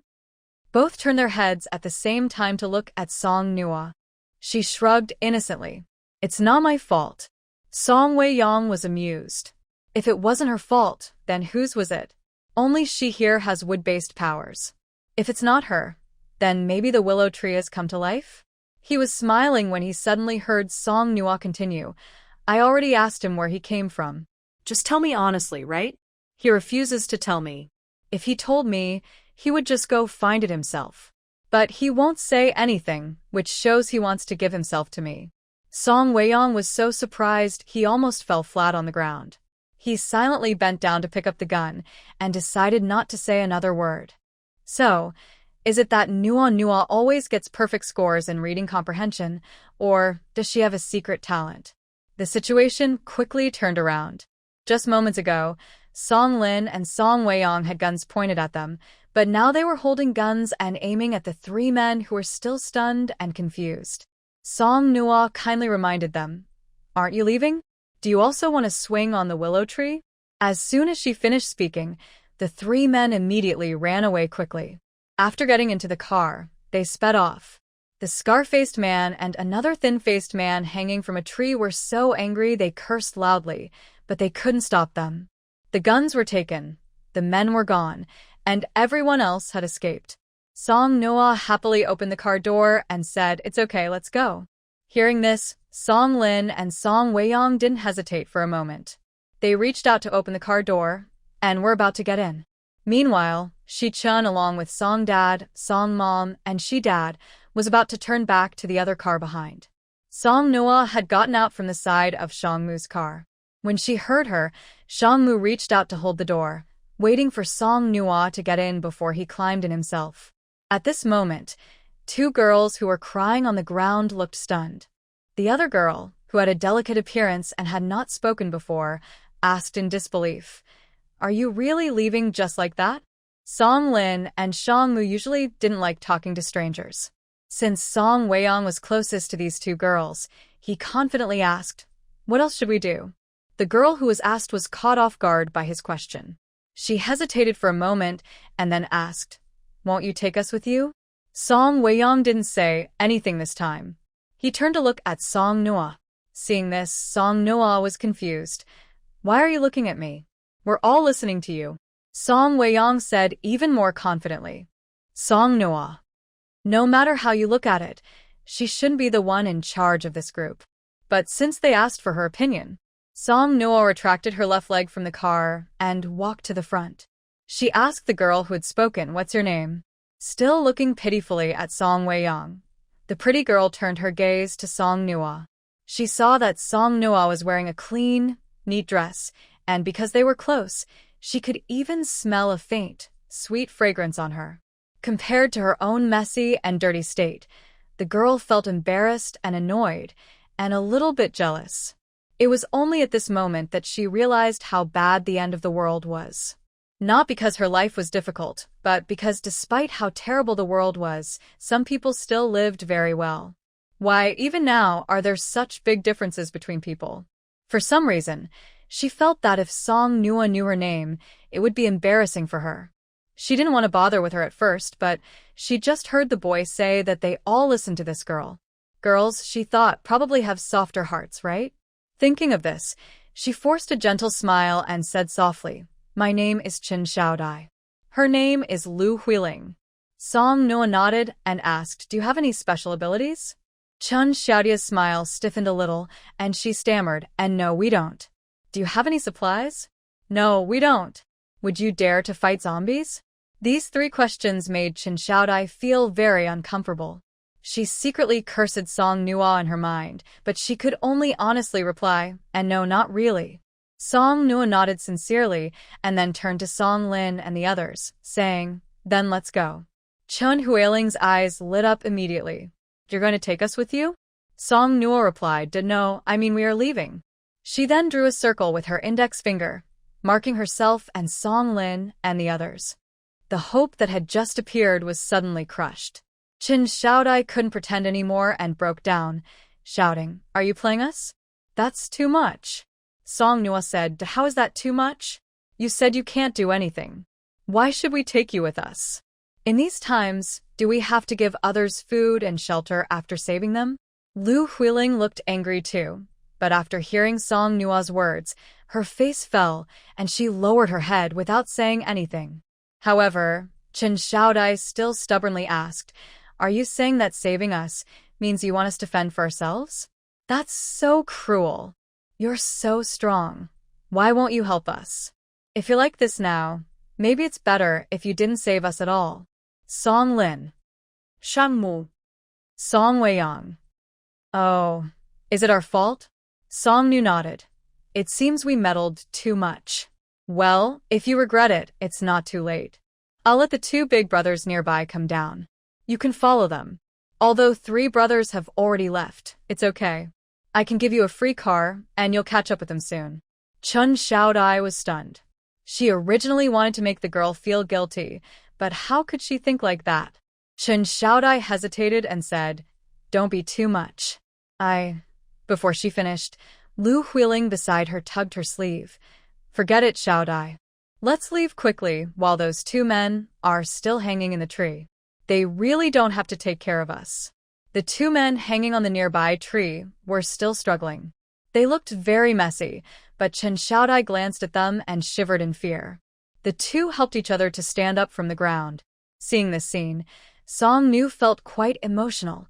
She didn't expect that these two could still stay together through thick and thin. She wasn't sure whether to say they had deep friendship or that they were just a close-knit group of troublemakers. They had already taken a few steps after getting up when Chen Xiaodai suddenly turned back and asked Song Nu, "You said you would give us a car just now?" Song Nu? A car? Sure. She had one. Song Nu took out 2 toy cars from her space and handed one to Chen Xiaodai and Lu Huiling each, muttering, "Don't rush. Don't fight over it. Everyone gets a share, okay? Don't ask how she had these in her space. Wasn't it normal to share everything during the supermarket sweep? Besides, even in the end times, life should still be fun. Buying toys to pass the time is perfectly normal." Thinking of this, Song Nu looked at the 2 toy cars with a hint of regret, seeming quite reluctant to part with them. Chen Xiaodai, who was originally happy about getting a car, was stunned while holding her toy. Then she quickly reacted and angrily said, "You're joking with me again." Song Nu shook her head. "No, isn't this a car? But it's a toy. Whether it's a toy or not, just say, 'Isn't this a car?'" Chen Xiaodai. "What's the use of a toy car? If you don't want to help us, just say so."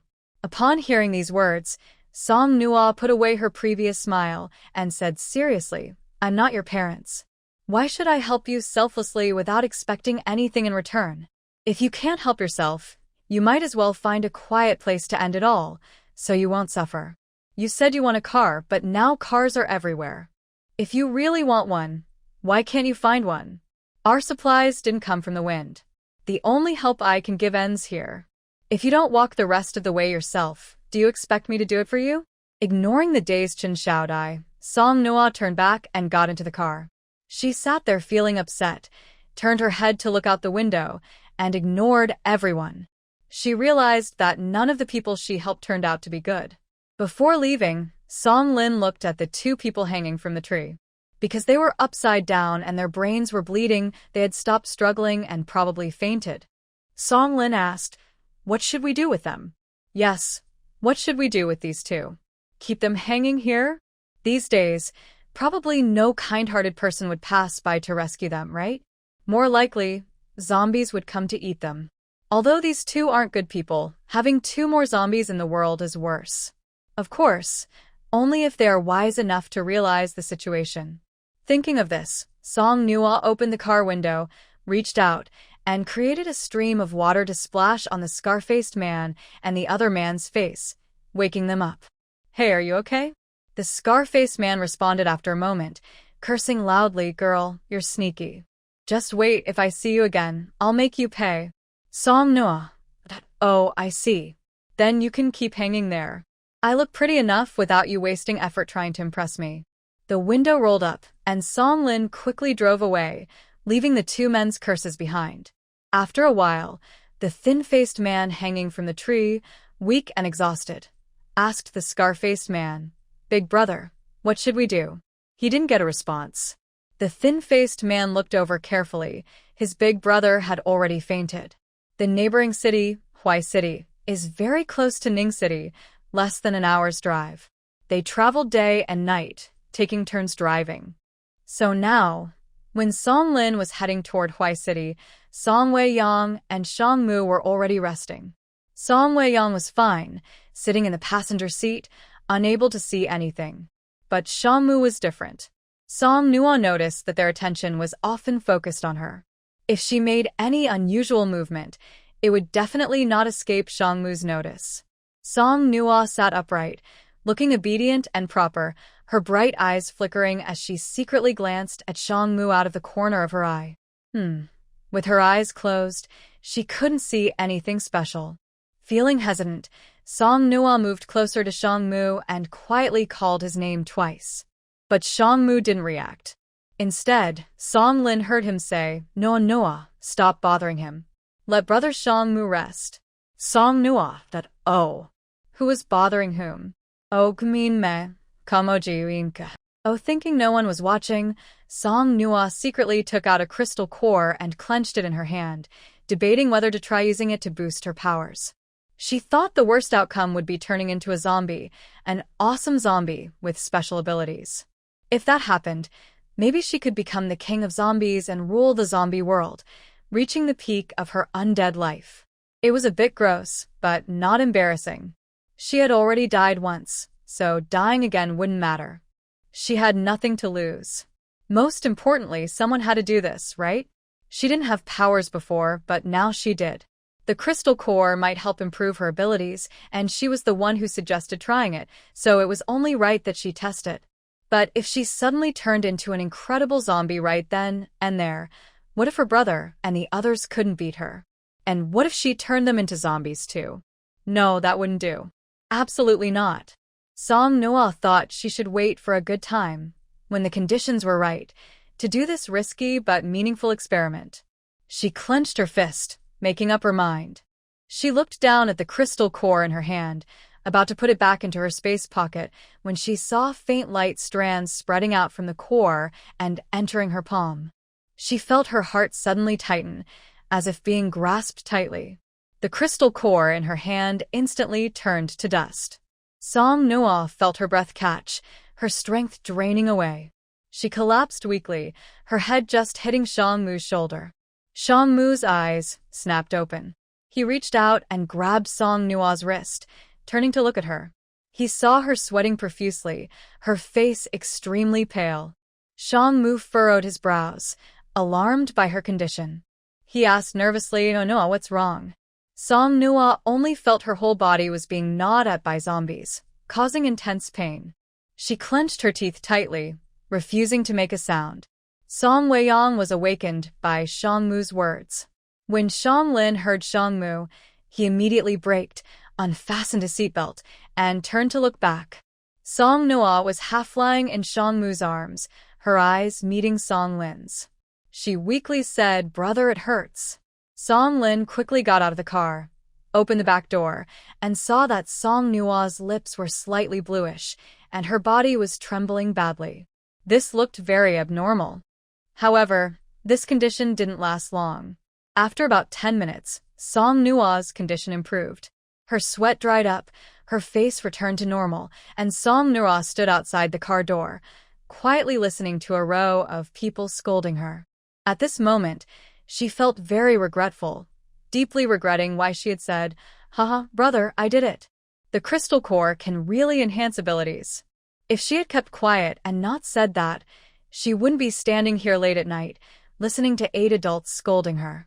Xiangchen pointed at her forehead and asked, "Do you realize your mistake now?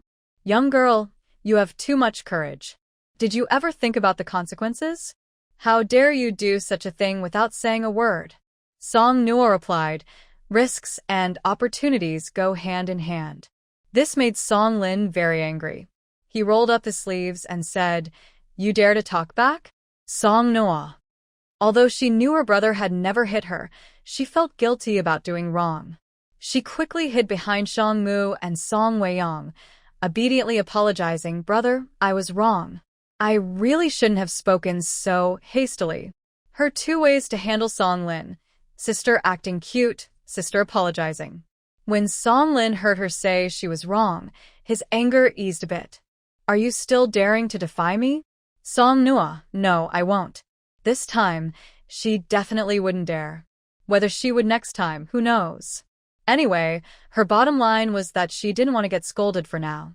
After a day of constant trouble, Song Nua's earlier antics had scared everyone quite a bit.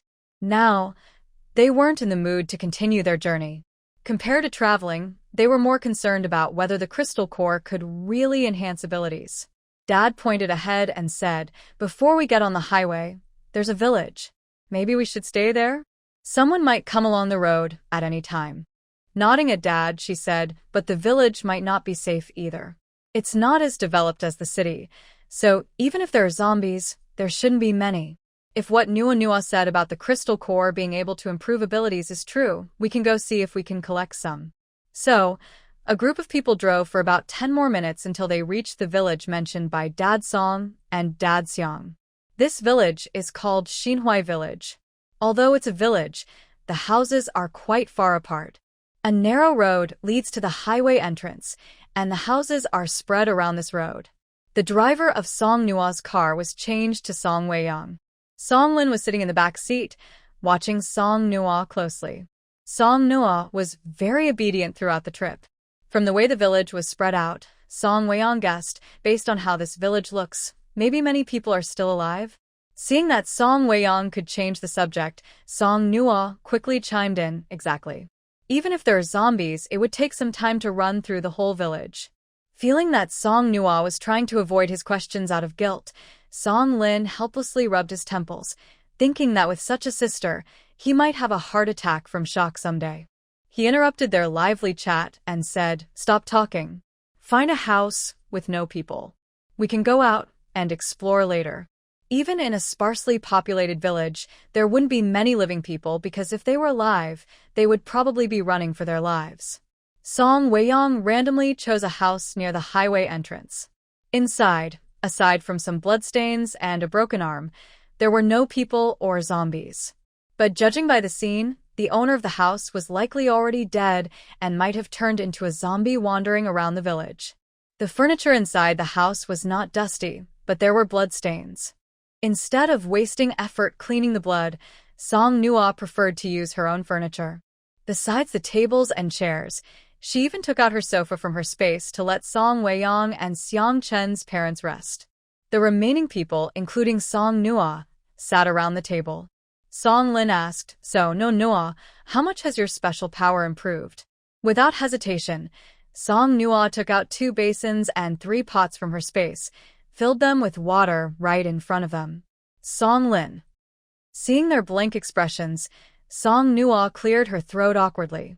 Well, her water-based ability had indeed improved, but it seemed like it didn't matter much whether it improved or not.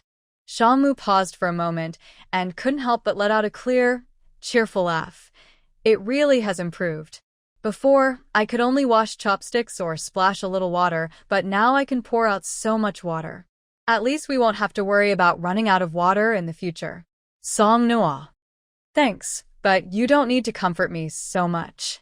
Even if I don't have water-related powers, I wouldn't worry about running out of water. Not to mention, she had stored many barrels of water and small bottles of mineral water in her space. Just the spring water in her space was enough for her whole family to live on.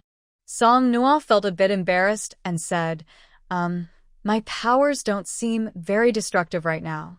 I haven't learned how to use them properly, but they definitely got stronger, right? Maybe I can show you my wood element powers? Like, maybe. Song Nua looked around the room, finally glancing at the table in front of her. No, that's her own table. She couldn't bear to damage it.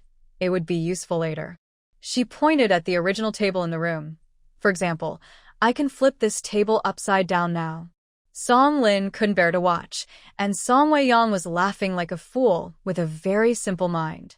At least Xiangmu and Xiang Chen were more reserved, not laughing too loudly. Xiang Chen shook his head while smiling. No, we get it. Let's just start. The key rule for surviving in the end times is to become stronger. Only when you are strong enough can you face all unknown dangers. Everyone straightened their faces, and Song Nua took out 4 crystal cores from her space. Just enough. I don't know what will happen if we absorb several cores at once, but based on my previous experience, it's better not to do such dangerous things. Let's wait a few days before absorbing the next one. Song Lin almost laughed in anger. Experience? Not doing dangerous things? Song Nua. My brother is really temperamental now. Luckily, he remembers grudges. One person took a crystal core and guided the absorption with their powers. Soon, all 4 of them experienced the same symptoms Song Nua had before, but theirs were milder. Song Nua's condition lasted over 10 minutes, while the longest among them was Xiang Chen, who recovered in about 8 minutes. Song Nua supported her chin and watched them, sighing softly. So, is it because I'm too weak that it took so long? Xiang Chen, it feels like I've been insulted. Hearing this, Song Nua chuckled foolishly and added, I'm the worst. Song Weiyang felt his supernatural power had indeed improved. Excited like a mischievous dog eager to cause trouble, he asked, "Should we go out and hunt zombies? If zombies don't sleep, we don't sleep either." In the past, encountering zombies would naturally mean avoiding trouble, but since the crystal core could enhance their abilities, they figured they could kill a few more zombies. However, when Song Weiyang said he wanted to hunt zombies for fun, Xiaochen gave him a very honest comment. That was crazy. For Song Weiyang's idea, Song Noah came up with a very strange and somewhat mischievous plan. She took a golf club, used her wood-type powers to tie a vine to it, and then tied the vine to the arm she had broken off inside the house. The scene was bizarre, and her behavior was so strange that even Song Lin couldn't stand to watch. He frowned and asked Xiangmu, "Is my sister mentally okay like this?" Xiangmu replied, "I'm not sure. Let me ask." Xiangmu tentatively asked Noah, "What are you doing?" Song Noah answered, "Fishing for zombies." Xiangmu? 5 young people sneaked out to cause trouble, while the 4 elders had no energy for mischief. Before leaving, Song Noah repeatedly warned, "Uncles and aunts, lock the door tight. If we don't come back, don't open the door, even if a 3-year-old is crying loudly or an 80-year-old falls in front of the door." Song Dad laughed so hard he couldn't stop. Noah is quite lively when she talks. Song Noah shyly smiled. "It's nothing special, just normal." She tugged at the corner of her mouth. Song Lin held back but couldn't help himself, giving her a light tap on the head. "Hurry up and go. Early back, early return. Do you think Uncle is praising you?" Before leaving, Song Noah nervously used her wood powers to secure the door latch from inside, then happily jumped ahead with Song Weiyang, running cheerfully at the front. Xiangmu walked beside Song Lin and whispered, "I've confirmed it.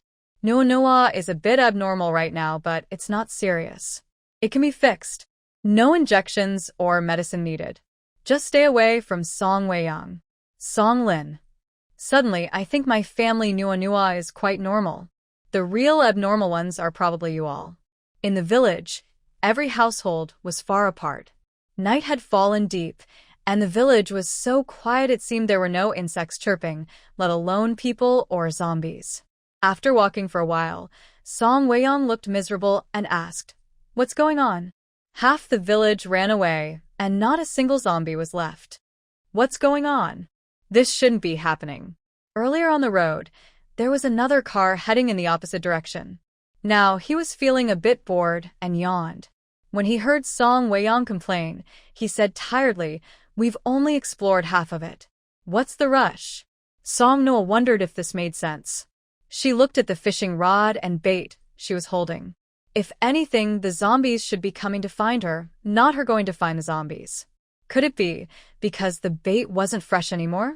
No, zombies don't care about freshness.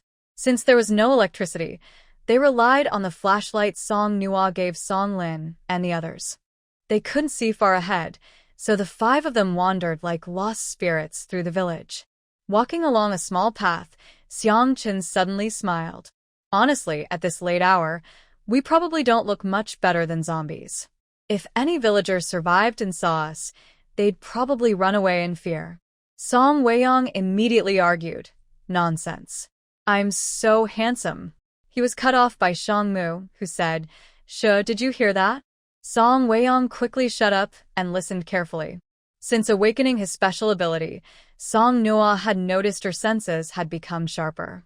The others probably experienced the same. She hesitated and said, "It sounds like someone is talking." Song Lin nodded calmly.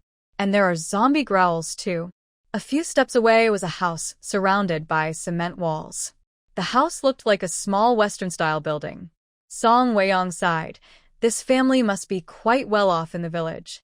Listening carefully, they heard not only talking and zombie roars but also crying, as if someone was trapped by zombies. Song Weiyang made a gesture to signal them to check it out. Thinking of the ungrateful person she had saved before, she felt a bit reluctant. But she decided to let it go. She was mainly after the crystal core, saving people was secondary. The predators were about to catch the prey tonight, making the zombies experience what it's like to be trapped.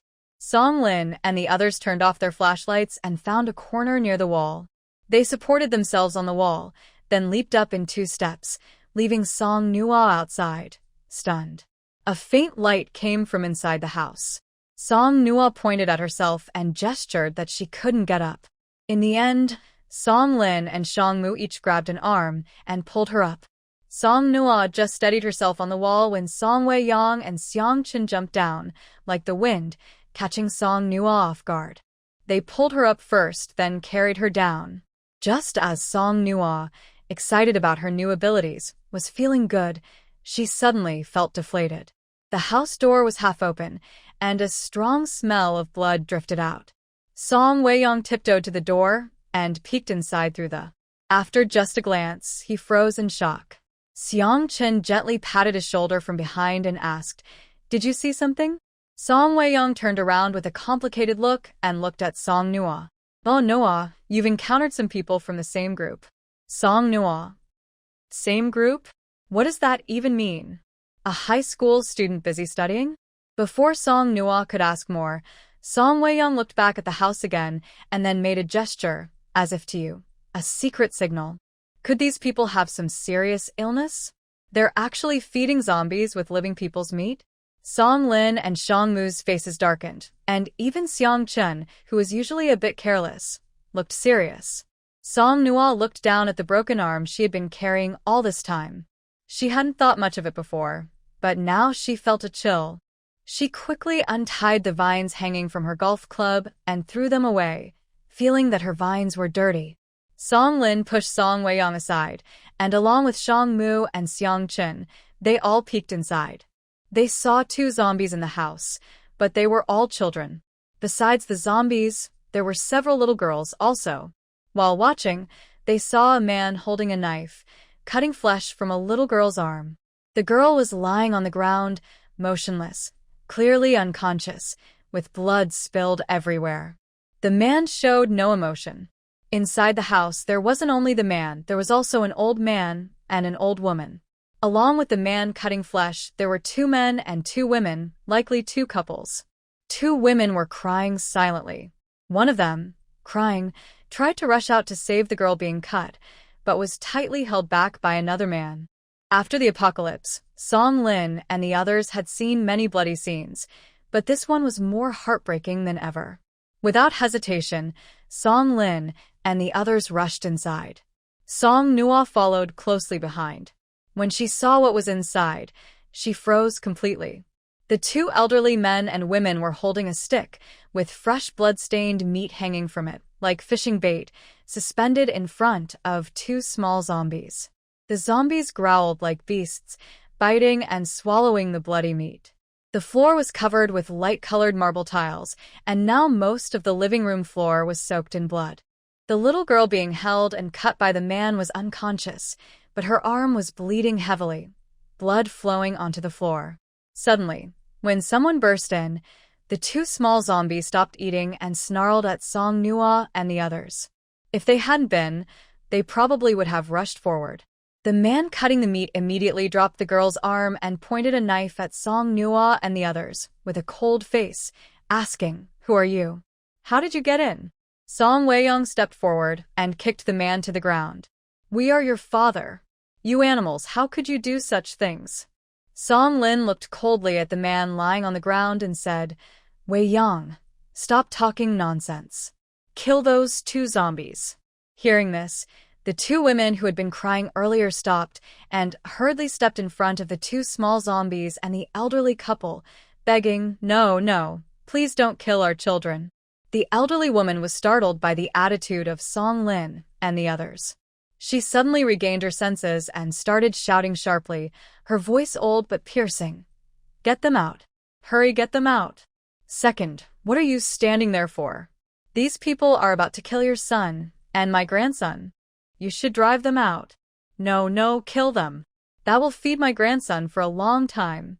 The man who had been comforting one of the women earlier looked conflicted for a moment, but finally grabbed a kitchen knife from his table and lunged at Song Lin and the others. Without hesitation, Song Nua grabbed a golf club and struck back fiercely. The club hit the man's arm hard, causing him to scream in pain. The kitchen knife clattered to the floor. I've never seen anyone so crazy before. It was disgusting. She taunted mercilessly. You can't even beat me. What are you trying to scare with that kitchen knife? Hearing this, the man looked up with a fierce glare at Song Nua. Next to her, Shangmu kicked the man's leg, making him scream and stumble. Song Nua raised her golf club threateningly and said, Are you crazy? Not willing to admit it, huh? What are you glaring at? Still glaring. Do you want to lose your eyes? Believe it or not, I'll dig them out and feed them to zombies. The man trembled in fear and finally behaved himself. Song Wei's kick earlier was very fierce, hitting the man who had cut meat from the little girl right in the stomach. The man was still rolling on the ground from the pain. Song Noa used her wood-type powers to tie up these two men with vines. Now, only 2 women and 2 elderly people remained, and they had little fighting ability. She quickly ran to the small girls who were. She searched her space for medicine, applied some to the unconscious girl, and gave her an anti-inflammatory pill. The girl's injury was serious, and the bleeding wouldn't stop easily. Song Nua suddenly remembered the spring water in her space. She recalled that when she bit her finger and dropped blood onto her space item, she drank the spring water, and her wound healed instantly.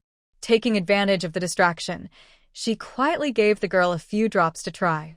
Just a few drops of spring water, and the girl's arm wound stopped bleeding immediately. Song Noa felt very relieved, happy that the spring water worked for others too, and glad she used just the right amount so the wound didn't change too drastically. Seeing that the girl's condition was stable, she wrapped her wound with gauze. Then she looked up and asked the other small girls, Are you hurt anywhere? Sister will check for you. The girls still looked very scared and uneasy. They shrank back and retreated. Song Nua understood how it felt to be hurt and not trust others. She tried to calm her anger from the people's actions and smiled gently, comforting the girls one by one. After a while, a girl with 2 flower bun hairstyles tugged at her skirt and showed her leg, which was no longer bleeding but still looked very ugly. Song Nua's eyes widened, and tears started to fall uncontrollably. The girl looked about 5 or 6 years old. She also checked the breathing of another girl leaning against the wall with her eyes closed and found she had no breath left. Her voice was hoarse as she said, This child is gone. The boys also felt very sad. They couldn't hold back and kicked the 2 men who were 1 kick each. Seeing her son being and kicked, the old lady cried out loudly, Oh no! This is unfair. Heaven, open your eyes and see. These people broke into my house, trying to kill my grandson and hitting my son. When no one paid attention to her, she pointed at Song Nua and a few others, angrily saying, You all get out. Get out of my house. This is our family matter, and you don't need to interfere. Family matter? Using the flesh of these girls to feed your 2 zombified grandsons? Song Lin asked sharply. The old lady was startled and swallowed hard before replying, Of course it's family matter. I feed my grandsons with my granddaughter's flesh. What else could it be? Anyway, it's none of your business. As soon as she finished speaking, the 2 women nearby started crying softly again. The old lady opened her mouth to curse. Cry, cry. What's there to cry about? You 2 bad luck charms. If you had taken better care of my grandson, could things have turned out like this? While speaking, she also began wiping her tears. The old man beside her wanted to comfort her, but was silenced by her scolding. Song Mu had been watching Song Nua tend to the injured girls, so he also carefully observed their appearances. After hearing the old lady's words, he sneered. Family matter? Your granddaughter? Not necessarily. 6 young girls, could they all be your granddaughters? He pointed at the girl with a flower bud hairstyle and said, Like that girl and the one next to her, and the dead child behind them. They don't look anything like your family. The old lady was stung and argued. So what? Their parents are dead. Our family took them in, helping us with a little work. What's wrong with that? Song Nua, who had been closely examining the girl's injuries, turned around fiercely and said, A little work? Kids are dead, and you still call it a small matter? Fine, since you think it's nothing, I'll cut off your flesh and feed it to the zombies. Her soft, gentle appearance was surprisingly frightening. The old lady was so scared, she didn't dare say another word. Song Nua wiped her tears and thought to herself how terrifying human nature could be. Even betrayal by a classmate she had saved in her past life was less shocking than this moment. Song Lin looked at the woman who had initially wanted to rush to save the girl and asked, "Why are you doing this?" The woman closed her eyes in despair, tears streaming down her face. She looked back at one of the small zombies with pain and hopelessness. "That is my son." That day, he went out to play with other children. But on that same day, zombies suddenly appeared in the village. We hid inside, too afraid to go out. It wasn't until it was almost dark that my son came back, but by then, he had already turned into a zombie. Hearing this, her sobs grew louder, and she cried uncontrollably. She took a moment to steady herself before continuing. During those days, the village was in chaos. Many people died. The zombies bit anyone they saw, and those bitten also turned into zombies and started biting others. But my son was different. He still recognized us. Many villagers wanted to escape, and so did we. My son even protected us from being bitten. He was so small, but the zombies were afraid of him, so my grandmother wanted to keep him at home. We stayed here to prevent others from killing him and to keep ourselves safe from danger. Even though my son still knew us, he had become a zombie. He wanted to eat human flesh. When we were about to escape, we saved some children. But that child's death was truly an accident. We never meant to kill anyone. The meat we cut in the past 2 days was from my daughter and my niece. Song Nura sneered. "Do you think you're kind and merciful because you didn't want to harm anyone? Even if you didn't want to, that girl is already dead." The woman suddenly burst into loud tears, overwhelmed. Another woman, who had been quietly crying, suddenly slapped her hard. "How dare you cry? Why are you crying? It's all your fault that your son turned out like this.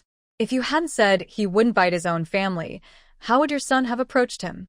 He's just a beast. He even bit his own cousin." The woman screamed hysterically. Yenchen raised an eyebrow and said, "So, you used someone else's child to raise your own zombie child for your own benefit. But then your own zombie child bit another of your children. Now both children are estranged from their families. You had no choice but to tie them up? Ha! Your family is a bunch of rats and snakes. Serves you right." As Yen Chen finished speaking, the two women stopped crying abruptly. Song Weiyong looked at their family with disgust. "And to think you were so cruel, feeding your own daughter's flesh to your zombie son. Do you even deserve to be parents? Isn't the daughter also your child?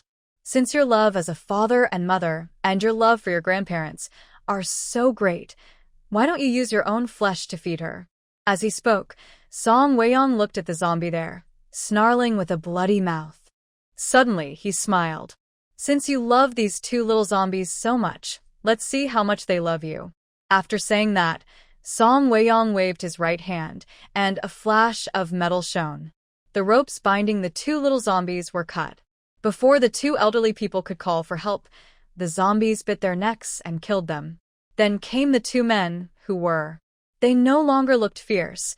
Their grandchildren had been raised by their grandparents since they were young.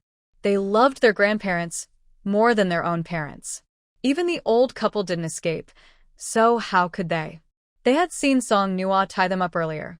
Now, they could only cry and beg Song Nua for mercy. "Help! Save us!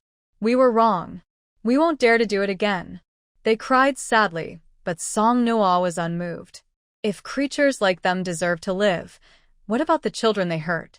What about the child who had already died? How innocent they were. Those who hurt them must pay the price. The sound of teeth biting into the neck was especially clear, as if it reached everyone's heart in the room. The two women trembled and hugged each other tightly. But before the two little zombies and the other 4 people who had already turned into zombies could bite them, Song Lin and the others quickly dealt with those 4 zombies. As the woman had said earlier, one of the little zombies was indeed different from others. It was more agile, and after noticing that the 4 of them always protected Song Nua, it kept trying to attack her. If their abilities hadn't been upgraded tonight, it would have been very difficult to deal with this zombie. But now, all of them had improved their powers. This was their first battle after the upgrade, and their strength was completely different from before. Like Song Lin, who previously couldn't control his wind ability well, now he could. His control over his fire ability was also better. He didn't need help from others and single-handedly defeated that special little zombie, removing the crystal core from its head. Song Nua and the others clearly noticed that this little zombie's crystal core was smaller than the ones they had previously obtained, but it was more transparent and not white, but light green. The remaining two women, after some discussion, decided to let them go. It wasn't because they forgave them, but because these little girls still needed someone to care for them, and their group couldn't take them away. Moreover, when these two women talked about what they had done, their words were full of disgust. Although they participated in the events, deep down, they still had some conscience. Most importantly, the two little zombies were no longer there, so even if the women had other thoughts, they couldn't act on them. Before leaving, Shangmu told them, "Your son has been gone for a long time. Instead of holding on to unrealistic hopes, you should take good care of these children." Xiang Chen added a dirt wall outside their yard, and Song Weiyang built a layer of metal inside it to ensure the safety of the yard. This task almost used up their special abilities, so they left early. As for Song Nua, Song Lin, and Shangmu, they continued to search for zombies, partly for the crystal cores and partly because the more zombies they killed, the safer those children would be. By the time dawn was near, the three of them had explored almost every corner of the village, but they only found 3 or 4 zombies. On the way back, Song Nua felt uneasy. Why are there so few zombies? Did we miss something? Shangmu pondered for a moment. It probably isn't that. I wonder if it's because of that little zombie. Song Lin frowned. You mean? That woman said that the zombies in the village are afraid of that little zombie, Shangmu replied calmly but with a hint of meaning. Song Nua thought for a moment and realized many people left the village to escape the zombies. Could it be that the zombies also left the village to avoid that little zombie?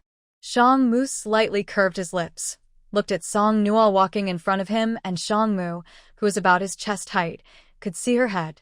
He couldn't resist lightly poking her on the top of her head with his index finger. Because the poke was on her head, Song Nua instinctively looked up and saw Shangmu with a gentle smile, his eyes soft and warm, giving off a fresh, boyish vibe. Seeing Song Nua look up at him, Shangmu smiled slightly and then responded to her earlier words. I was just guessing. Song Lin, walking beside Shangmu, saw this and reached out to hold Song Nua's back of the head, gently guiding her head back. He muttered softly, You're grown up now, but you still don't watch where you're going. Aren't you afraid you'll twist your neck? What if you trip? After saying that, he shot Shangmu a sharp look. In Song Lin's mind, Shangmu was always gentle and polite, and the act of poking his sisters had earlier should have been something only Song Weiyang would do. Low and non-threatening, Song Lin warned, Don't bully my sister.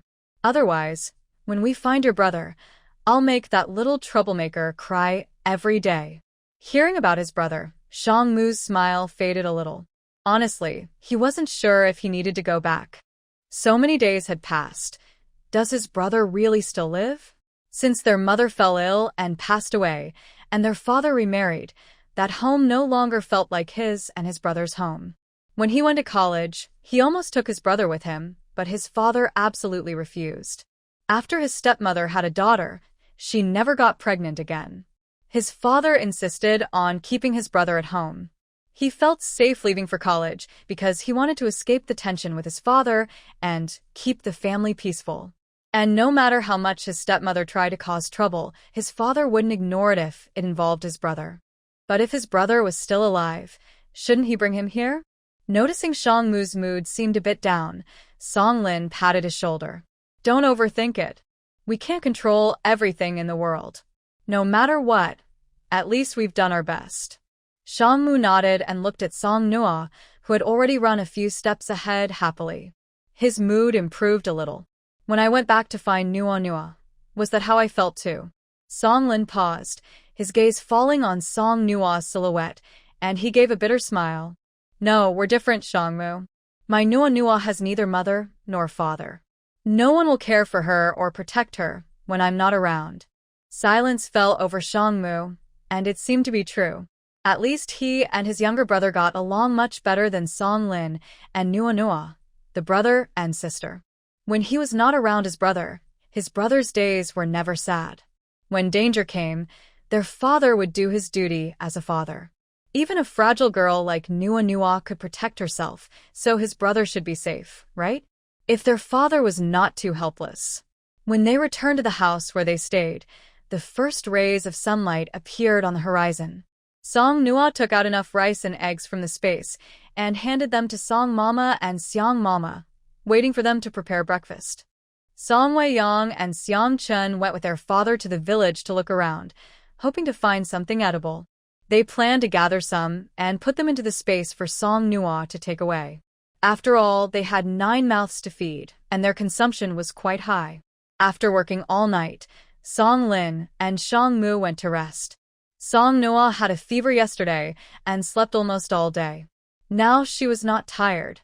When they arrived last night, she didn't notice this house carefully, so she took the opportunity to look around. She found a bathroom in a separate room next to the kitchen. She took down the shower head, turned on the water, and waited for it to heat up. Gradually, the water became warm. Song Nua happily shouted, "Auntie, the water is hot." Song Mama and Xiang Mama hadn't come to the kitchen earlier and didn't notice this small bathroom. Now they heard her and hurried over to see. Song Mama reached out to test the water. Wow. It really is hot water. After saying that, she hurried out and came back soon after, happily saying, "It's a solar water heater." Kuri no. You had a fever yesterday and were tired all night. Go take a shower first. After you're done, you can come out for breakfast. She hadn't noticed it before, but now she felt a little unwell herself, perhaps because of her mind. Although she had collected a lot of water before the apocalypse, after more people arrived and it became inconvenient on the road, Song Nua had Song Lin use fire-type abilities to boil water. She wiped herself with a towel, not daring to use shower gel, worried about wasting water. She hadn't taken a proper shower, only washed her hair several times. Compared to the boys, girls' showers were really troublesome. Cold water was no good, and too little water was also a problem. She could only make do. To avoid going bad, Song Nua had to wash herself more often and spray some perfume on herself. Now that she could finally take a shower, Song Nua's eyes practically sparkled with green light. Song Nua quickly slipped into the bathroom. In the small bathroom, she carefully arranged her shampoo, conditioner, hair mask, hair oil, cleanser, body wash, scrub, and body lotion, filling the tiny sink with her toiletries. She had just turned on the hot water, so there was no need to wait. She adjusted the water temperature to warm, even slightly hot, and let the water flow over her face, making her feel very happy. After more than half an hour, Song Nura came out of the bathroom, steaming and smelling fresh and clean. Her scent was better than any perfume, refreshing and pure. As she stepped out, the aroma of porridge greeted her. She sighed happily. This was what life was really about. How wonderful it was. When she returned to the living room, Song Lin and Shang Mu were already awake, talking with Mom Song and Aunt Xiang. Song Nua's fragrant scent immediately caught everyone's attention. Seeing her again smelling nice and soft, Song Lin felt very happy. He got up and pulled Song Nua onto the sofa, helping her dry her hair so it wouldn't drip, then brought a small stool to the door. Nua, Uncle, and the others haven't come back yet. Sit here and enjoy the sun. If you're hungry, you can snack a little to fill your stomach, okay? Song Nua nodded obediently, okay. Then she looked at Mom Song and Aunt Xiang. Auntie, there's still hot water in the water heater. It should be enough for one person to shower. I'll go boil more hot water later, so you two can also take a shower. Mom Song and Aunt Xiang waved their hands, saying they didn't need it. Aunt Xiang turned to Song Lin and Shang Mu and said, "You two kids go shower. I haven't done anything or sweated today, so it's fine for us to use cold water." Mom Song and Aunt Xiang looked at each other, both hesitant, pushing and pulling to let the other go first. There was only enough water for one person, and both wanted to let the other go. At this moment, Song Nua felt a bit annoyed. She thought she should have come out to wash her hair earlier, so she could save more water for the next person. She weakly said, "Annie, why don't you go in and just take a shower without washing your hair? I'll go boil water for you to wash your hair afterward." Then Shangmu sat on the sofa and asked a question that hit the core. The village is so big, there shouldn't be only one household with solar power, right? Song Nua. Song Lin. He was so silly. Yes, the village is big. How do others take baths? Now, most families probably have water heaters, right? There should be some using solar water heaters. Thinking this way, Song Lin's eyes lit up more and more. Cold water is okay, but hot water would be even better. A few minutes later, Song Wei-yong and the other three finally returned, each carrying a burlap bag filled with vegetables pulled from someone else's garden. When Song Wei-yong reached the door, he saw that Song Nua's hair was wet and smelled nice. His eyes brightened, and he happily asked, "Oh, did you take a bath?" As he said this, he reached out one hand to touch Song Nua's hair. Song Lin quickly coughed to stop him. "Don't touch. And don't say I didn't warn you. If you try to touch her hair now, she might get mad at you. She might ignore you for 3 days." Song Nua. "That brother, you're blackening my name."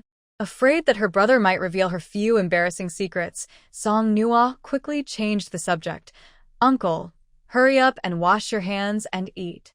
Some families in this village have solar water heaters, and there's still hot water. After eating, we'll look for some. We can take a bath after we finish eating, and then go." Hearing this, Song Wei-yong was even happier. "Really? Then let's eat quickly and go take a bath. I miss feeling clean so much." Song Nua quickly asked, "So you're not clean now?"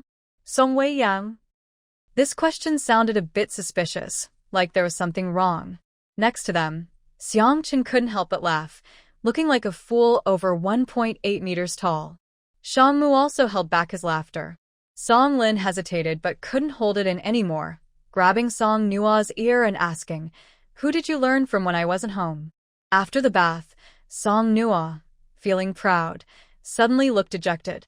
She shouldn't have been so quick to speak. Only Song Wei-yong and Xiang Chen's parents looked confused, not understanding what they were talking about, and wondering why Song Lin was pulling Song Nua's ear for no reason. Song Dad, very patient, advised Song Lin kindly, "Hey, Noah didn't say anything wrong. Yang just isn't that clean. He hasn't taken a proper bath in so many days." Hearing this, Xiang Chen laughed even louder, and even Song Lin couldn't help but chuckle. Just now, Song Wei-yong finally realized what was happening and looked as gloomy as if he had just crawled out of a coal mine. He despairingly said, "Dad, you don't understand, so don't say anything." Seeing the strange reactions of some younger ones, Father Song finally realized he might have misunderstood. He turned his face away, pretending nothing had happened just now, and muttered, "Oh, I'm hungry. Let's eat." Song Wei-yong. Really a caring dad. He doesn't ask why he's punishing his son. During breakfast, everyone except Song Nua ate very quickly. After finishing, they went out to find a place to take a shower. Although they cleared out the zombies in the village last night, to be safe, they paired up and went to different houses. Xiang Chen and Xiang Chen's dad were together. Song Wei-yong and Song's mom were together. Song Lin and Song's dad were together, and Shangmu went alone to a house. As for Xiang's mom, she stayed at the house where they were staying. There was just enough water for one person, and Song Nua stayed to protect her. After everyone finished their showers, they went back to the same house from last night. They checked that the little girls were well taken care of. Song Nua left some medicine and food for them before leaving the village. Last night, Song Nua stayed awake all night. After taking a shower, she felt refreshed. Once the car hit the highway, she gradually felt sleepy and fell asleep in the back seat with her brother and Shangmu. Song Wei-yong and Xiang Chen didn't sleep much last night, so they went to another car to rest. Their dads drove 2 separate cars. Song Nua slept until noon. When she opened her eyes, she saw the car parked at a rest stop. Her brother and Shangmu were sitting on either side of her, watching her. She looked confused and asked, "Why are you looking at me like that?" Song Lin was reaching out to feel her forehead. When he saw she was awake, He quickly relaxed and pointed outside at the busy people, waiting for you to finish eating. After that, Song Lin and Shang Mu got out of the car, leaving Song Nua sitting there, puzzled. Suddenly, she understood. They were probably worried she might do something dangerous again. Following behind Song Lin, she saw Song Weiyang carrying a bunch of snacks, probably bought from the convenience store at the rest stop. The rest stop was quite big, with many shops. But the food in the restaurants was no longer edible. So, Song Weiyang bought these snacks and hurriedly put them into their car. Song Nua asked suspiciously, "Are there zombies in this rest stop?" "Yes, a few, but not many." While speaking, Song Weiyang took out several crystal cores from his pocket to give to Song Nua. Song Nua didn't take them. After hearing Song Weiyang's answer, she became even more confused. The day the apocalypse started was just the May Day holiday. There should have been many people traveling, right? Not to mention, the traffic on the highway might have been so heavy it was completely blocked, but how come the service area only has so few zombies? Song Lin and Shang Mu happened to be helping Song's mother and Aunt Xiang carry things. They overheard Song Nua's words. Song Lin put down what he was holding, gently tapped Song Nua's head, and said, "Kids shouldn't think so much. You'll grow up tall. Go help Annie and them prepare lunch." "Oh," Song Nua replied, rubbing her head unhappily. After walking a few steps, she turned around, made a silly face, and shouted, "Big brother, you're a big bad guy." Then she quickly ran away. Song Lin felt helpless and ignored her childish behavior. He asked Shang Mu seriously, "What do you think about what Nua Nua just said?" Shang Mu thought for a moment and replied, "Honestly, I also find it strange. It seems that ever since we left Ning City, we haven't seen any zombies. Maybe it's just like in Xinhui Village, but Nua Nua has a point. If there are no zombies in this service area, that's fine. But since there are, there shouldn't be so few." Song Lin nodded. "Exactly. Unless there's a special zombie here, like the little zombie in Xinhui Village, but we haven't found it yet." Hearing this, Shang Mu's eyes narrowed. If that was true, then this zombie might be even more special than the one in Xinhui Village. Then let's pack up quickly. After eating, we leave immediately. When they fought the little zombie in Xinhui Village, Song Weiyang was also present. But he and Xiang Chun had already gone back to their house, unaware of Song Nua and Shang Mu's guesses about the zombie. Now he was feeling a bit confused and confidently asked, "Do you think it's because our powers have improved and zombies are scared of us? So when they see us, they hide immediately?" Song Lin. Shang Mu. Song Lin/Shang Mu. "I don't have such a foolish brother." They both turned without expression and went to help, not wanting to bother with this overly confident person. They finally understood what it meant to be ordinary, yet confident. Song Noah woke up late. With Shang Mu and Song Lin's guesses, everyone discussed and decided to have lunch on the road instead of in a restaurant. Although they didn't know if the service area was truly dangerous or if there were zombies, avoiding unusual situations was probably the best choice. The convenience store in the service area still had many items left to collect.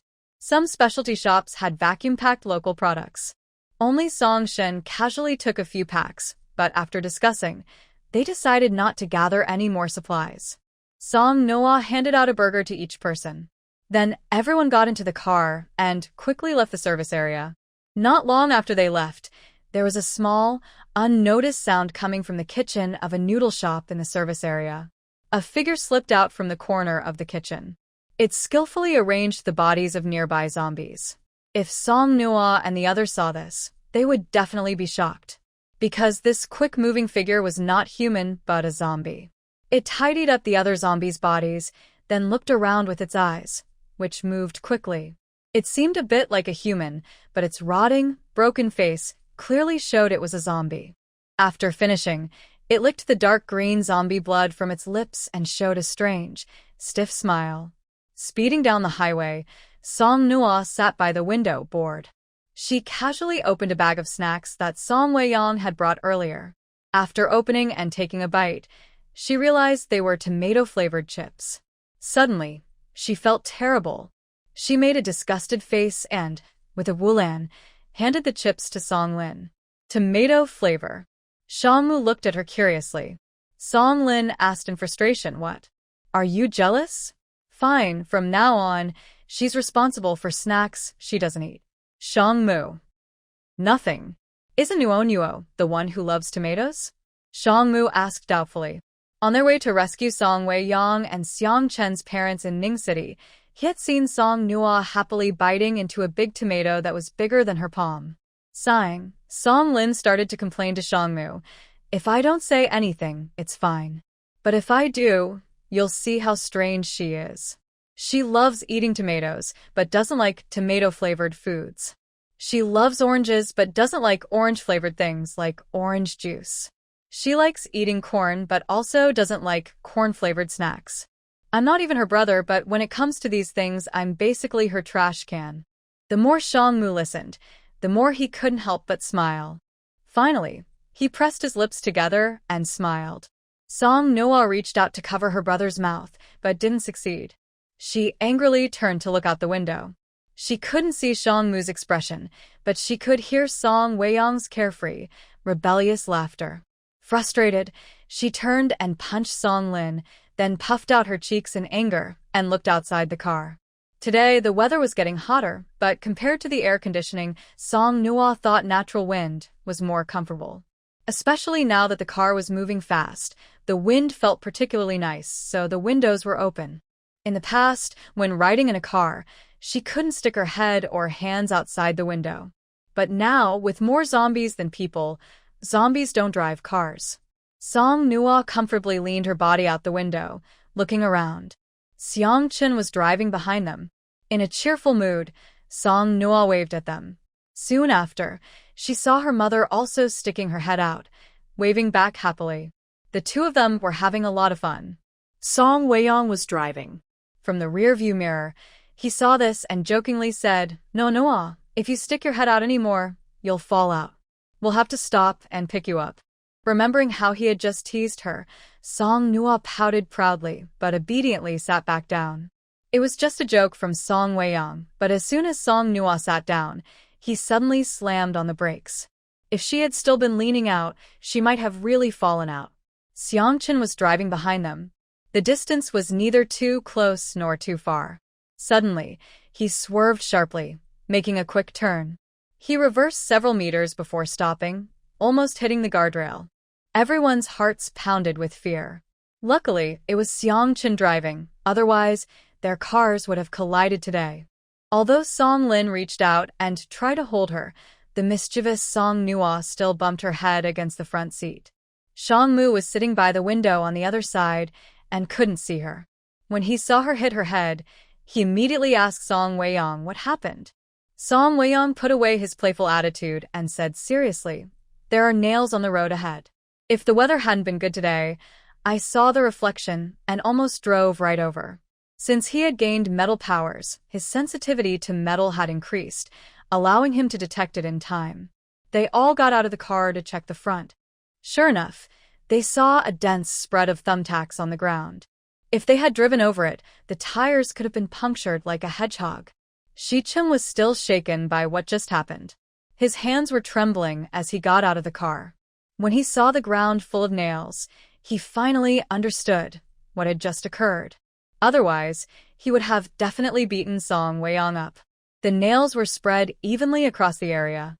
No matter which side you approached from, any passing vehicle would get punctured. Song Weiyang was so angry, he almost spat blood. Is there no shame?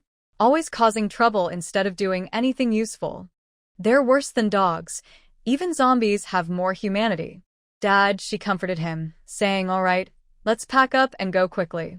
Song Lin wanted to wave his hand and use his wind ability to sweep the nails aside, but before he could, Song Nuo stopped him. "I want the nails," she said. Then she used her powers to gather all the nails from the ground. She didn't say what she planned to do with them, so the others didn't ask. After all, she's a little girl with some strange ideas. Holding a bunch of nails, Song Nuo thought to herself, "If I meet a wealthy person with lots of supplies someday, maybe I could decide to rob from the rich and help the poor, just based on my mood. Rich, those who have resources. Poor, us. I mean us." Just as Song Nua finished gathering the nails, before they could turn to get into the car, a group of about 10 people started crawling out from both sides of the highway ahead. They were heading straight towards Song Nua and the others. Before they could speak, Song Nua, with some experience, theoretically, asked, "Don't tell me, this is a robbery, right?" "I get it." The leader of the group didn't reply. He glanced at them and then asked, "Did you go into the service area you passed earlier?" Song Lin pulled Song Nua back slightly. "Yes, we went in." The man's pupils shrank, and he looked at them more carefully this time. His gaze was more cautious, and he asked, "Are there just the people you have here?" It seemed he was trying to find out how many of them there were, maybe to prevent backup. It looked like they were about to be taken hostage. Song Nua and the others immediately became cautious.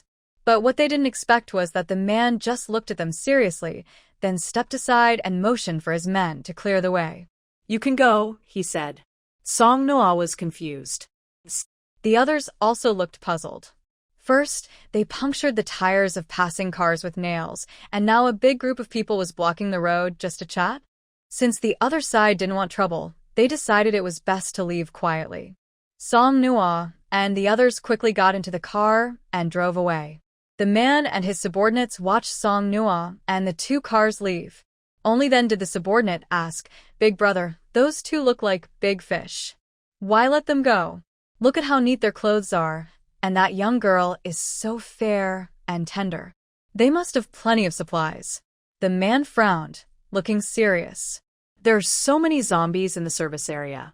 If they came out intact, they must be capable. If we fight, who knows who will outsmart whom? Never mind. Let's gather the nails on the ground and go somewhere else to catch fish." The subordinate hesitated. "But, "Big brother, we have no nails left." The man froze, looking down and around. Sure enough, the ground was bare. No nails at all. He looked blankly toward the direction where he could no longer see Song Nua and their cars. Suddenly, he gritted his teeth in anger. "Well, look at that. We even ran into fellow travelers. I knew that young girl was so cautious. Turns out she's very experienced." He felt a deep pain in his heart. Were they really human? He only had a few nails, which he recycled after each raid. Were they locusts? Not only stingy, but also making him lose everything. It was too cruel, too inhuman. Couldn't they leave him at least one nail? The pain was piercing, truly heartbreaking. The cars drove far away. This time, they headed towards a military jeep, while another car was driven by Song Dad. 5 people sat inside, discussing what had just happened. Song Weiyong looked confused. "So, were those people trying to rob us?" Xiang Chen rolled his eyes. "Do you even need to ask?" "Of course. Why else would they use thumbtacks to block the road? That service area must be suspicious. Otherwise, that man wouldn't have asked if we went there, and then just let us go." Song Weiyong pouted. "Nonsense. You have a bad memory. That man only asked how many of us there were before letting us go." Xiang Chen? Xiang Chen felt his forehead throbbing with veins. He really wanted to punch Song Weiyong. After witnessing what just happened, Song Lin didn't want Song Nua to sit by the window anymore. He made her sit quietly between him and Xiang Mu.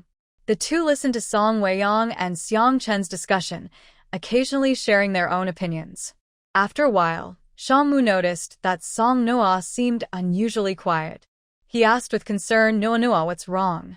Song Nua looked very thoughtful and said, "I think we must learn from others' experiences. Next time we go. When we rob the rich to help the poor, we must remember not to stay too far from the trap, or we might end up losing everything instead of gaining."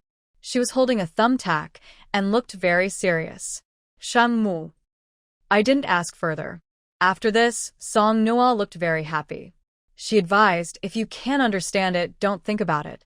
If we get another chance in the future, we can come back and take another look." The city of Huai is not far from Beijing. In the past, even if the journey was slow, it would take a day to get there. But now, things are different. The car traveled for a long time and finally reached the next rest stop. Unlike the previous rest stop, this one was blocked by abandoned vehicles about a kilometer away. There were even more than 10 cars that had rear-ended each other, with some cars' fronts deeply stuck in the back of the cars in front. The cars were parked chaotically, and almost none of them looked undamaged. It was impossible to drive through this situation, so Song Noah had to park the car in a space. The 9 of them would have to walk through this stretch. Song Lin and Song Wei-yang led the way, Xiang Mu and Xiang Chen followed behind, with Song Dad and Xiang Dad in the middle. They were strong but had no special abilities. Their job was to protect Song Mom, Xiang Mom, and especially Song Nua in the middle. Song Noah was really crying out for help. Even though she was also an elemental user, she had water and wood powers, but her current abilities were weak. She couldn't do much damage. Her only use was to tie up zombies with her wood powers. But even if her powers weren't very strong, they were still powers, right? She had fought zombies before, and now with her abilities it was easier. She could tie up zombies and stop their movements, and then decide how to kill them. However, Song Wei-yang and Xiang Chen's parents did not agree. When they got out of the car and prepared to walk, Song Noah wanted to rush ahead, but Song Mom grabbed her by the collar and pushed her between herself and Xiang Mom. She kept saying, "You little girl, what are you doing going ahead? Do you want to give zombies some water?" Song Noah: "Sorry, my water element powers have been offended." The traffic on the road was very crowded, with cars stuck in different ways. Some spots allowed 2 people to pass side by side, others only 1, some required people to squeeze sideways, and in some places you had to climb onto a car to get past. Many cars were stained with dark, blood-like marks. Song Noah was being pulled along by her mother and father in front of her, carefully stepping onto the hood of one car, then jumping down again. She was trying to look cool, but she wobbled slightly forward. Next to her, a zombie suddenly slammed its head against a car window, its rotten face clearly visible. It looked quite fierce. Song Noah thought, feeling a little guilty. She casually turned her head as if she hadn't seen the zombie. She wasn't counting on its brain core anymore. It had been trapped inside the car and couldn't get out, showing it wasn't very smart. Sometimes, a zombie would wander between the cars stuck together. When the nearby zombie heard the noise, it struggled to lunge at them but was blocked by the cars, causing the vehicles to shake loudly. Song Lin and Song Wei-yang worked together, quickly putting away their knives and taking out the few remaining zombies. Song Nua didn't even get a chance to fight, and everything settled down. Walking a kilometer felt harder than climbing a mountain. Normally, it would take about 10 minutes, but with all the climbing and crawling, it took nearly 2 hours to reach the service area. However, Song Noah and the others had no intention of entering the service area. They only took a quick look from the highway and could see that there were many zombies in and around the service area. This was just outside the service area, not inside. Not only was the service area heavily blocked, but the zombies nearby the cars were even more numerous. Even Xiang Mu and Xiang Chen joined in fighting zombies. No matter how carefully they moved, there was bound to be some noise. The sound of zombies smashing into cars attracted more zombies in the square of the service area. They moved slowly and stiffly but in large groups, heading straight for Song Noah and the others. Ahead, there was an endless flow of cars, limiting their speed and making it harder to fight. If the zombies in the square arrived, leaving would become even more difficult. Song Noah frowned and said to Song Lin and Song Wei-yang at the front, "Let me do it." She then stored the 10 or so cars in front of them, except for those on the sides of the road, into her space. Suddenly, the road became clear. Although the zombies in the middle also rushed over because there were no obstacles, once there were no barriers, Song Lin and the others fought the zombies more smoothly. Song Wei-yang was killing zombies and also had time to say, "Nua Nua, you're amazing." Using their supernatural powers and weapons alternately, everyone joined the fight against the zombies. Even Song's mother and Xiang's mother learned from the initial example of Song Nua, using golf clubs to hit the zombies. They fought zombies while quickly moving forward. Song Nua was collecting cars in front of them and releasing cars from the space behind, all while being careful of zombies that might jump in from the sides. It took about 2 hours to go from the traffic jam area to the service area, but from the service area to where the traffic cleared, even though the distance was similar or longer, it only took a little over half an hour. Song Noah packed the last 10 or so cars back into the space and then released their 2 cars again, and everyone got back into the vehicles. The boys, including Song Lin, often exercised, so running this distance was manageable for them. Song's father and Xiang's father had good stamina, but Song's mother, Xiang's mother, and Song Noah were different. They almost collapsed into their seats after getting in the car. Song Noah was sweating all over, feeling like her morning shower was wasted. She felt a bit annoyed, a bit wronged, and a little eager to get rid of those zombies. After getting into the car, Song Weiyang still joked, "No, Noah, how do you tell our car apart from the others on the road? What if you accidentally throw our car among those other cars?" Feeling uncomfortable, Song Noah rolled her eyes. This was the first time she showed her annoyance in front of them. Seeing this in the rearview mirror, Song Weiyang got excited and shouted, "Ah!" Non orollet gereias. He was so excited he couldn't contain himself. Song Lin, unable to bear it, kicked the driver's seat and said, "Stop talking nonsense. Drive properly." There had been a lot happening these past 2 days, which delayed them quite a bit. After that, Song Noah and the others didn't waste any more time and kept rushing forward. When they encountered the traffic jam again, Song Noah used her previous method to help them pass quickly, speeding toward Jing City. It took 7 days to nearly reach Jing City. On the night before arriving, they stayed in a half-finished building. Song Noah decided she wanted to absorb her second crystal core. Originally, Song Lin and the others strongly disagreed with Song Noah becoming the first person to absorb the crystal core again. However, Song Noah believed she was the first to absorb the crystal core, so she thought she should be the first this time as well. If she successfully absorbs the crystal core without issues, then in the future, they can use this time gap to let themselves absorb the next one. Song Noah was very determined, and Song Lin and the others couldn't persuade her, only exchanging serious looks and holding their ground. This wasn't just Song Noah's problem. Even if she had already made up her mind, she still had to try to convince them. "Tomorrow, we will go to Jing City. We all know how many zombies are there now. It's not comparable to Ning City. We need to become stronger." Song Lin looked serious, "But just you becoming stronger won't help us much. It might even put you in danger. You've already taken a risk once, and this time, it shouldn't be you."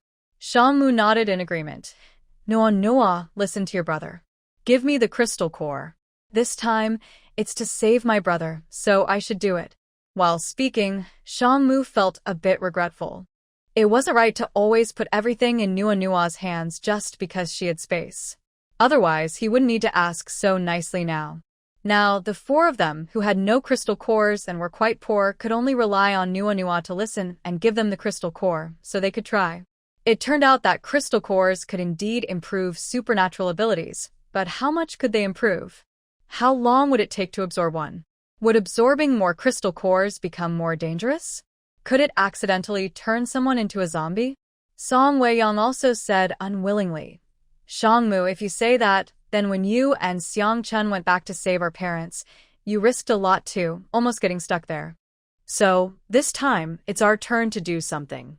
Xiang Chen nodded. "It's rare for that fool to say a few words I agree with." "No problem." All these talks made Song Noah's head ache. She shook her head in frustration, "But my supernatural ability currently has no real attack power. I need to get stronger, so I won't hold you back. Also, since I was the first to absorb the crystal core, I should be the one to do it for safety. Don't argue anymore. This is final." Song Weiyang blurted out. "Who decided that?" "We still need to."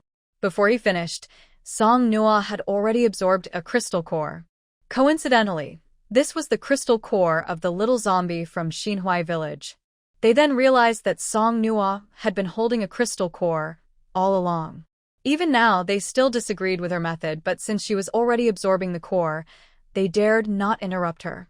What if Song Noah could successfully absorb the crystal core and improve her powers, but their interference caused her to fail? Song Dad, Song Mom, and Uncle Xiang, who had no powers, sat silently nearby, exchanging disapproving looks. They thought to themselves, "Why is she so reckless? If only they had been more careful, maybe the children wouldn't be risking so much." The crystal core that Song Nua absorbed turned into dust again. Her face instantly paled, and her eyelashes trembled violently. Her condition was not good at this moment, but Song Lin and the others felt a bit more at ease because her reaction was the same as the last time she absorbed a crystal core. However, in the next moment, Song Nua suddenly opened her eyes, her pupils shrank sharply, and she weakly collapsed. Shang Mu quickly caught her. Song Nua started coughing violently, gasping for air as if she couldn't breathe. The veins on her forehead became prominent, and her body twitched occasionally. These reactions were naturally different from the last time she absorbed a crystal core. Song Lin panicked immediately. He hurriedly picked up Song Nua from Shang Mu's arms and anxiously called her name, Nunura. No. Can you hear your brother talking? Last time, Song Nua could talk to Song Lin during the absorption, but this time she showed no response and continued to gasp heavily. Song Lin held her, his eyes red. He had always been the reliable brother in Song Nua's heart, but now he looked like a helpless child. About 10 minutes passed. Song Nua's condition gradually improved, but those 10 minutes felt extremely long to Song Lin and the others. When Song Nua finally regained her senses, Song Lin looked at her with a serious face for a long time before coldly saying, "Take out all the crystal cores. From now on, they won't be under your control." Song Nua pursed her lips and obediently took out a bunch of crystal cores, placing them on the ground. Song Lin looked at her twice and said firmly, "There's more." Song Nua hesitated. One by one, she took out the remaining crystal cores. Finally, with a worried face, she pulled out the last one. Only then did Song Lin lower his head, put the cores into his backpack, and store them in the trunk of the car. Song Nua looked at Song Lin's back, feeling unhappy. Seeing this, Shang Mu patted her shoulder gently. Nua, you are your brother's only family. To him, you are more important than anything else." Hearing this, a flicker of emotion appeared in Song Nua's eyes. How could she not know? She had known for a very long time. But since her rebirth, she seemed to have forgotten a little.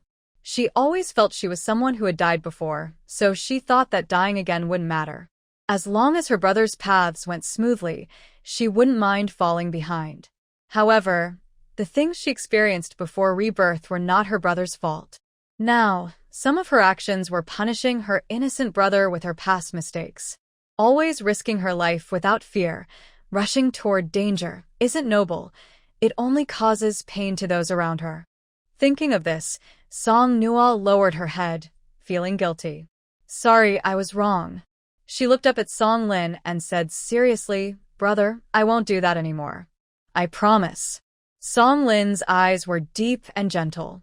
He didn't say anything, just placed the crystal core down, sat back comfortably, and tightly held Song Nua's hand. Song Weiyang held back his feelings, but finally couldn't hold it in. He eagerly asked Song Nua, Noa, how much has your power improved? When he asked this, Song Nua smiled softly. She extended her right hand, and a faint green glow shimmered from her palm. Then, fur vines quickly grew and extended, wrapping around the wrists of Song Lin and the others. Unlike before, when Song Nua's vines only had ordinary leaves, now they were more beautiful. The vines were not just green, they were covered with pink rose blossoms, looking very lovely. The vines only lightly looped around their wrists before quickly releasing. But Song Nua didn't rush to retract the vines. Song Lin and the others watched closely. Seeing the beautiful rose vines, Weiyang couldn't resist and reached out to pick a small flower, smelling it. Suddenly, he collapsed onto the ground, catching everyone off guard. Dad and Mom Song weren't in a hurry. They just looked curiously at Weiyang on the ground. Song Nua was silent for a moment, feeling she should say something. Brother Weiyang, could it be that you're allergic to pollen? She nodded confidently at her mom. No. The Song family and the Xiang family are neighbors. Their children have grown up together since they were young. Xiang's mother knows about Song Weiyang almost as well as she knows her own son, Xiang Chen. While speaking, Xiang's mother demonstrated by picking up a rose flower that Song Weiyang had plucked. She held it in front of Xiang's father's nose while he wasn't paying attention. Suddenly, everyone saw Xiang's father stumble and fall. Xiang's mother calmly and happily said, "See? That's what allergy to pollen looks like." Everyone else was confused. Xiang Chen asked, "Mom, have you been thinking about divorcing Dad for a long time?" Xiang's mother rolled her eyes and said, "What a naughty kid. Why do you always think your parents' marriage is unhappy?" Xiang Chen didn't respond.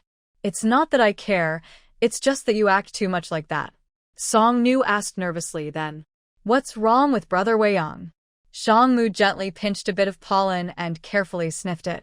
Immediately, he felt dizzy and lightheaded. He tried to shake his head to wake himself up, but it didn't help. That was just from smelling a little. Shang Mu supported his forehead and weakly said, "This pollen has a sedative effect." Song Nu was surprised but quickly accepted the explanation. She thought, "I've seen people allergic to pollen before, but they didn't fall this fast." Hearing this, Xiang's mother looked at Xiang's father on the ground and muttered to herself, "So it's not pollen allergy.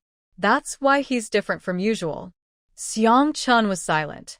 Song Lin examined the rose vine carefully. Beneath the leaves and flowers, he saw many small, sharp, hooked thorns. He thought for a moment, then reached out and pressed on one of the thorns. Instantly, blood appeared on his finger.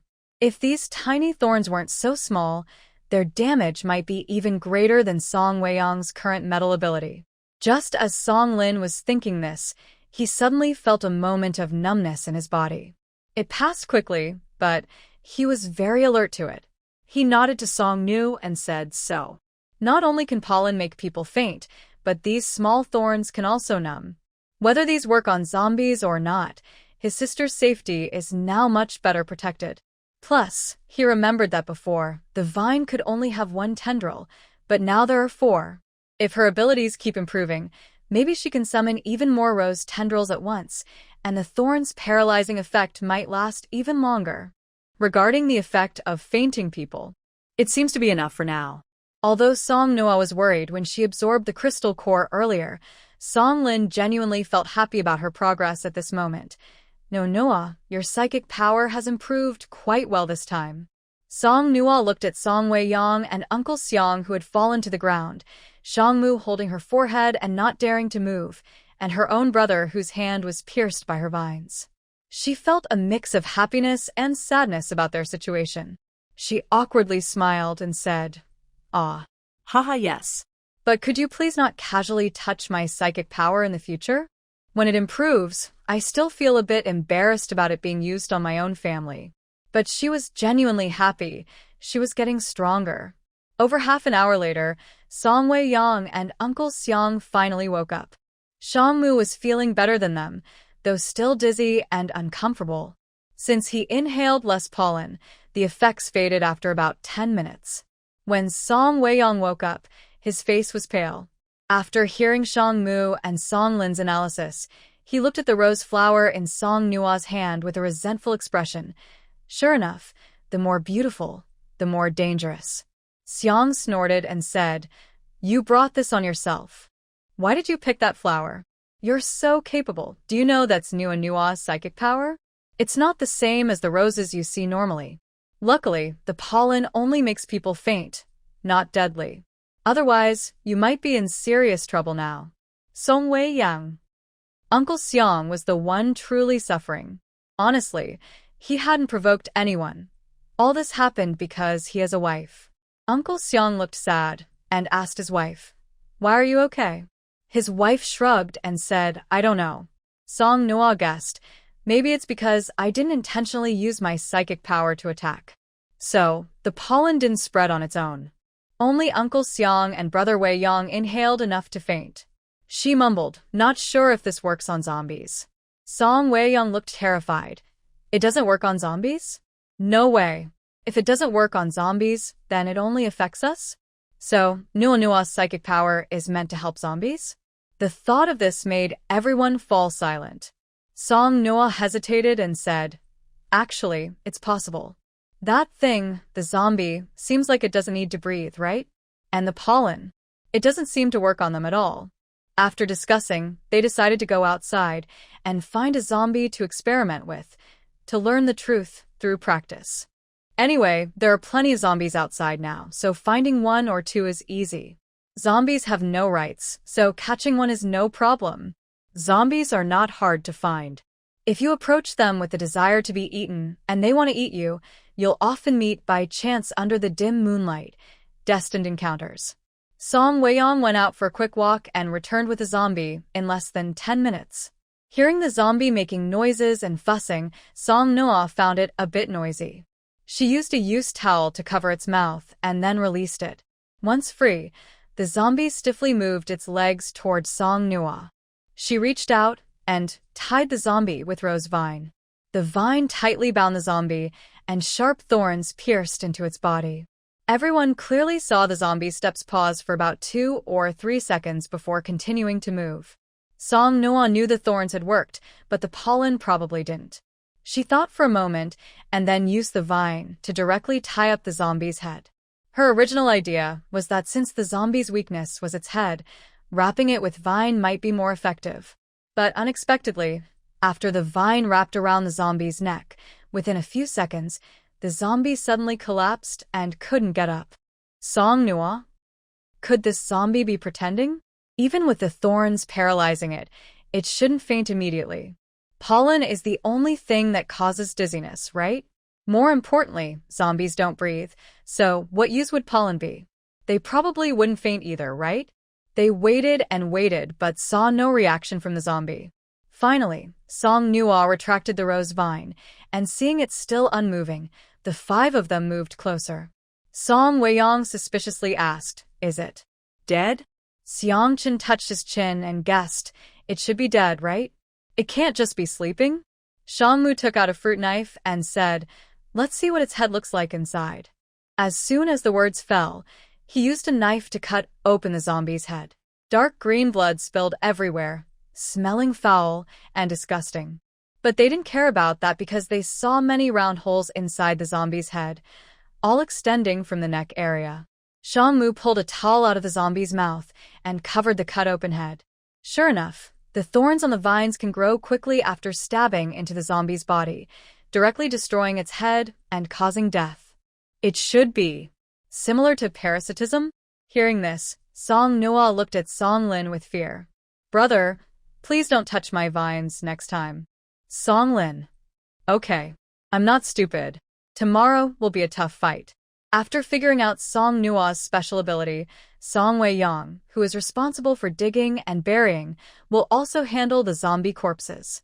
Although these zombies are already dead, sleeping with zombies at night makes everyone uncomfortable no matter how you think about it. Song Noah and the others will be busy tomorrow, so tonight, Dad Song and Dad Xiang will take turns staying watch. They will bring Song Mama and Xiang Mama to rest directly in the car.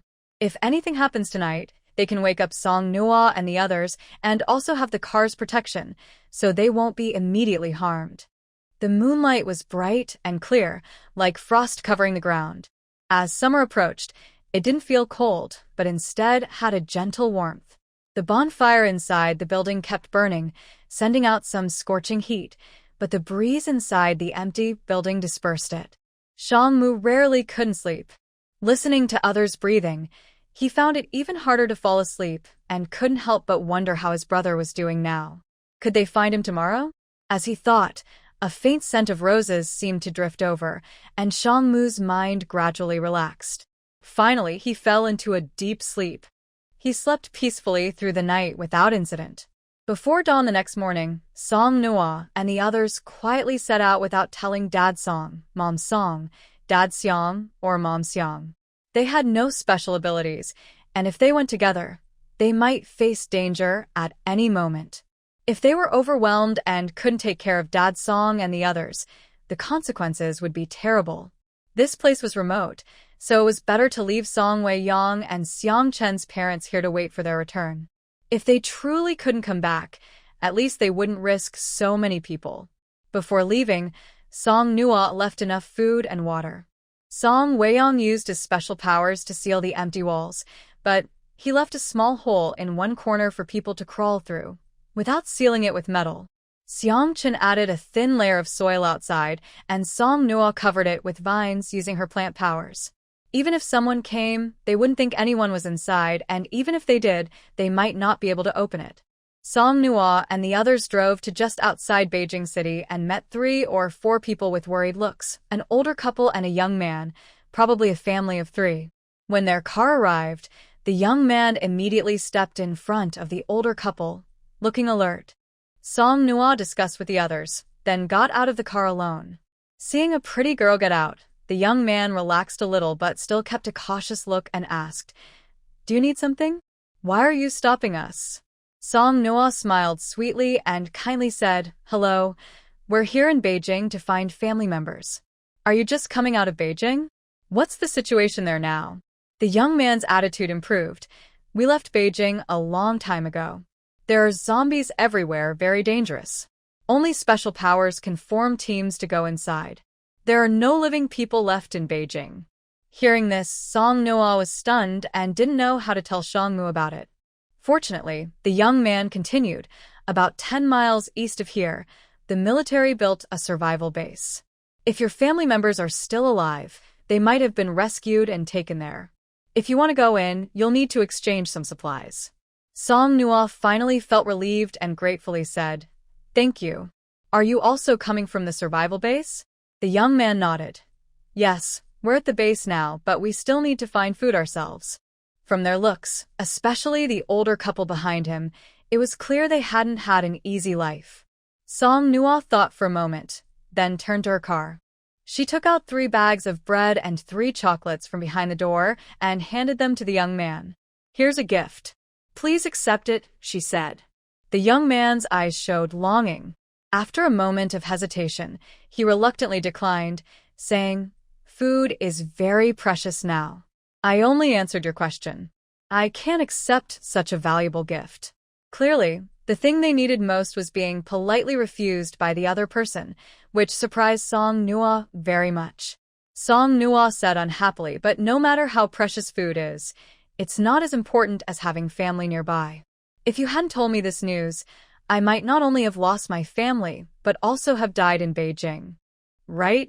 When people are alive, food matters. When people are gone, food is no longer important." The boy turned to look at his parents behind him, finally took the food from Song Nua's hands, and said gratefully, "Thank you. Can you tell me your name?" "I'm Lin Chen." "If you and your friends go to the survival zone later, I can help you find people." Song Nua replied cheerfully, "My name is Song Nua. If we need help, we'll bother you then. We have to go now, so we'll leave first." She waved her hand, turned to get into the car, and as soon as she closed the door, she hurriedly said to the driver, "Xiang Chun, quick, quick, go now, head back to the abandoned building. They might die if they go back now and tell Uncle Song and Aunt Song and Uncle Xiang and Aunt Xiang that they just went out for a walk. Would they believe it? They were too careless. They should have first gone out to gather information." Xiang Chun didn't understand at first, but instinctively turned the steering wheel and stepped on the gas, heading toward the abandoned building. They had already driven about 10 meters when Xiang Chun finally realized, "Wait, weren't we supposed to go into Beijing?" Song Noah explained, "I just asked. They said everyone in Beijing has been rescued. There's a survival base about 10 miles east, and Brother Shangmu's younger brother might be there. We should go back to find Uncle and Aunt first, then go to the survival base after we meet them. The main issue now is whether we can avoid more scolding, which depends on how fast we drive." Thinking about what they did early in the morning, the 5 of them in the car suddenly felt like a thunderbolt had struck. The car was filled with long silence. For a moment, they didn't know whether they should feel embarrassed or guilty. Song Weiyong swallowed hard and asked uncertainly, "If I tell my parents that we just went out for a drive, do you think they would believe it?" Xiang Chen nodded. "From what I know about Uncle and Aunt and my parents, they're likely to get really angry." Song Weiyong. "Really help? What kind of situation is this? It was so dramatic when they left, but now they're feeling so humble when they go back." 5 people sheepishly returned to the abandoned building. Song Nua slowly removed the outer vines and silently pushed down the earthen wall. Song Weiyong put away the metal wall, looking even more embarrassed. Once the wall was taken down, the dark, unfinished building suddenly became bright.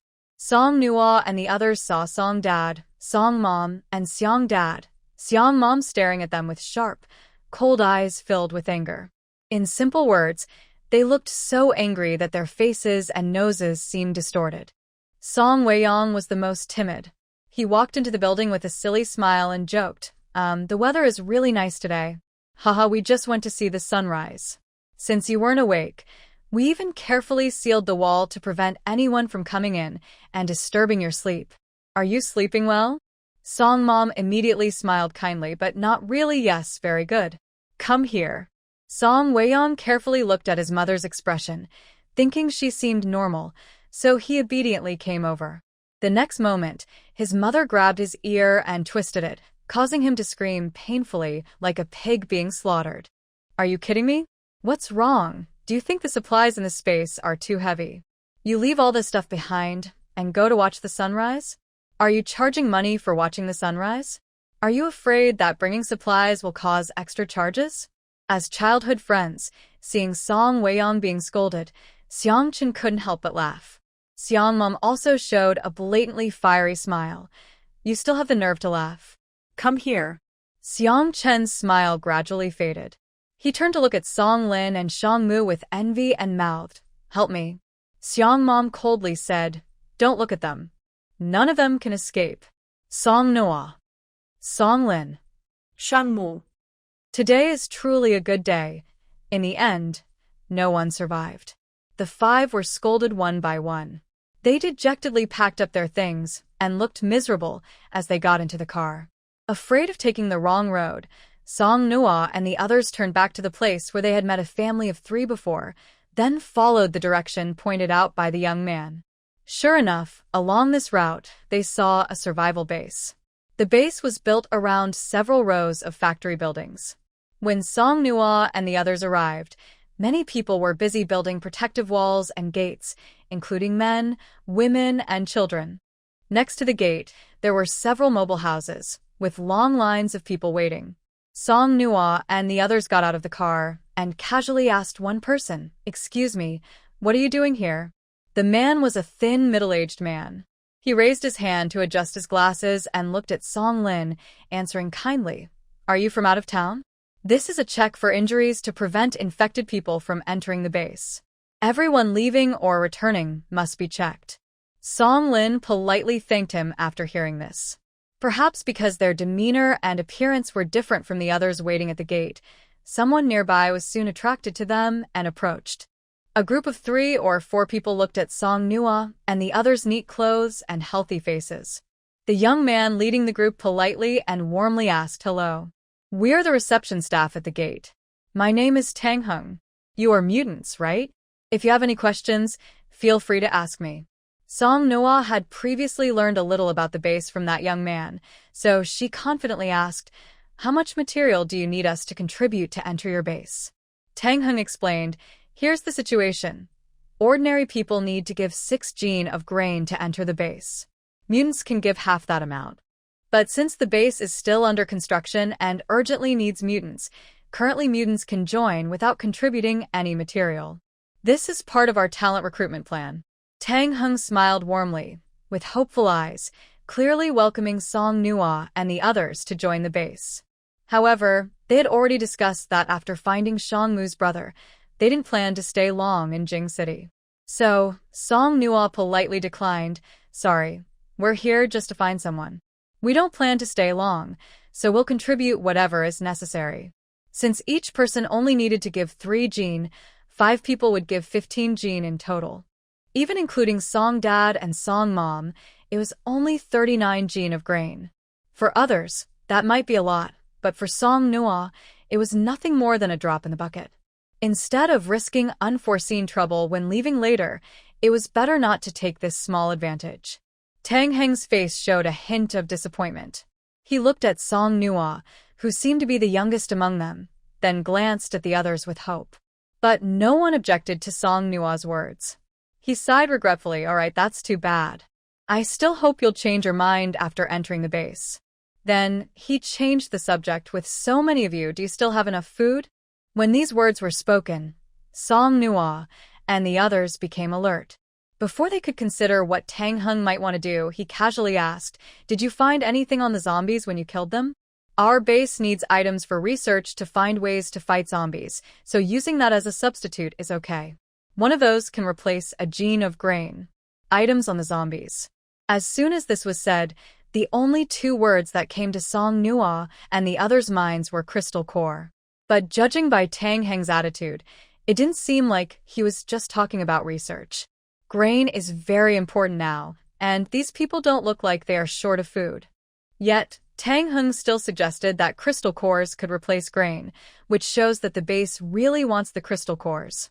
Song Nua thought that the base probably already knew about the role of the crystal core, just like them, and didn't want these mutants to discover how special the crystal core is. Being harmless is Song Nua's trait, and pretending to be naive is Song Wei Yang's specialty. They exchanged a glance and immediately replaced the person going on stage from Song Nua to Song Wei Yang.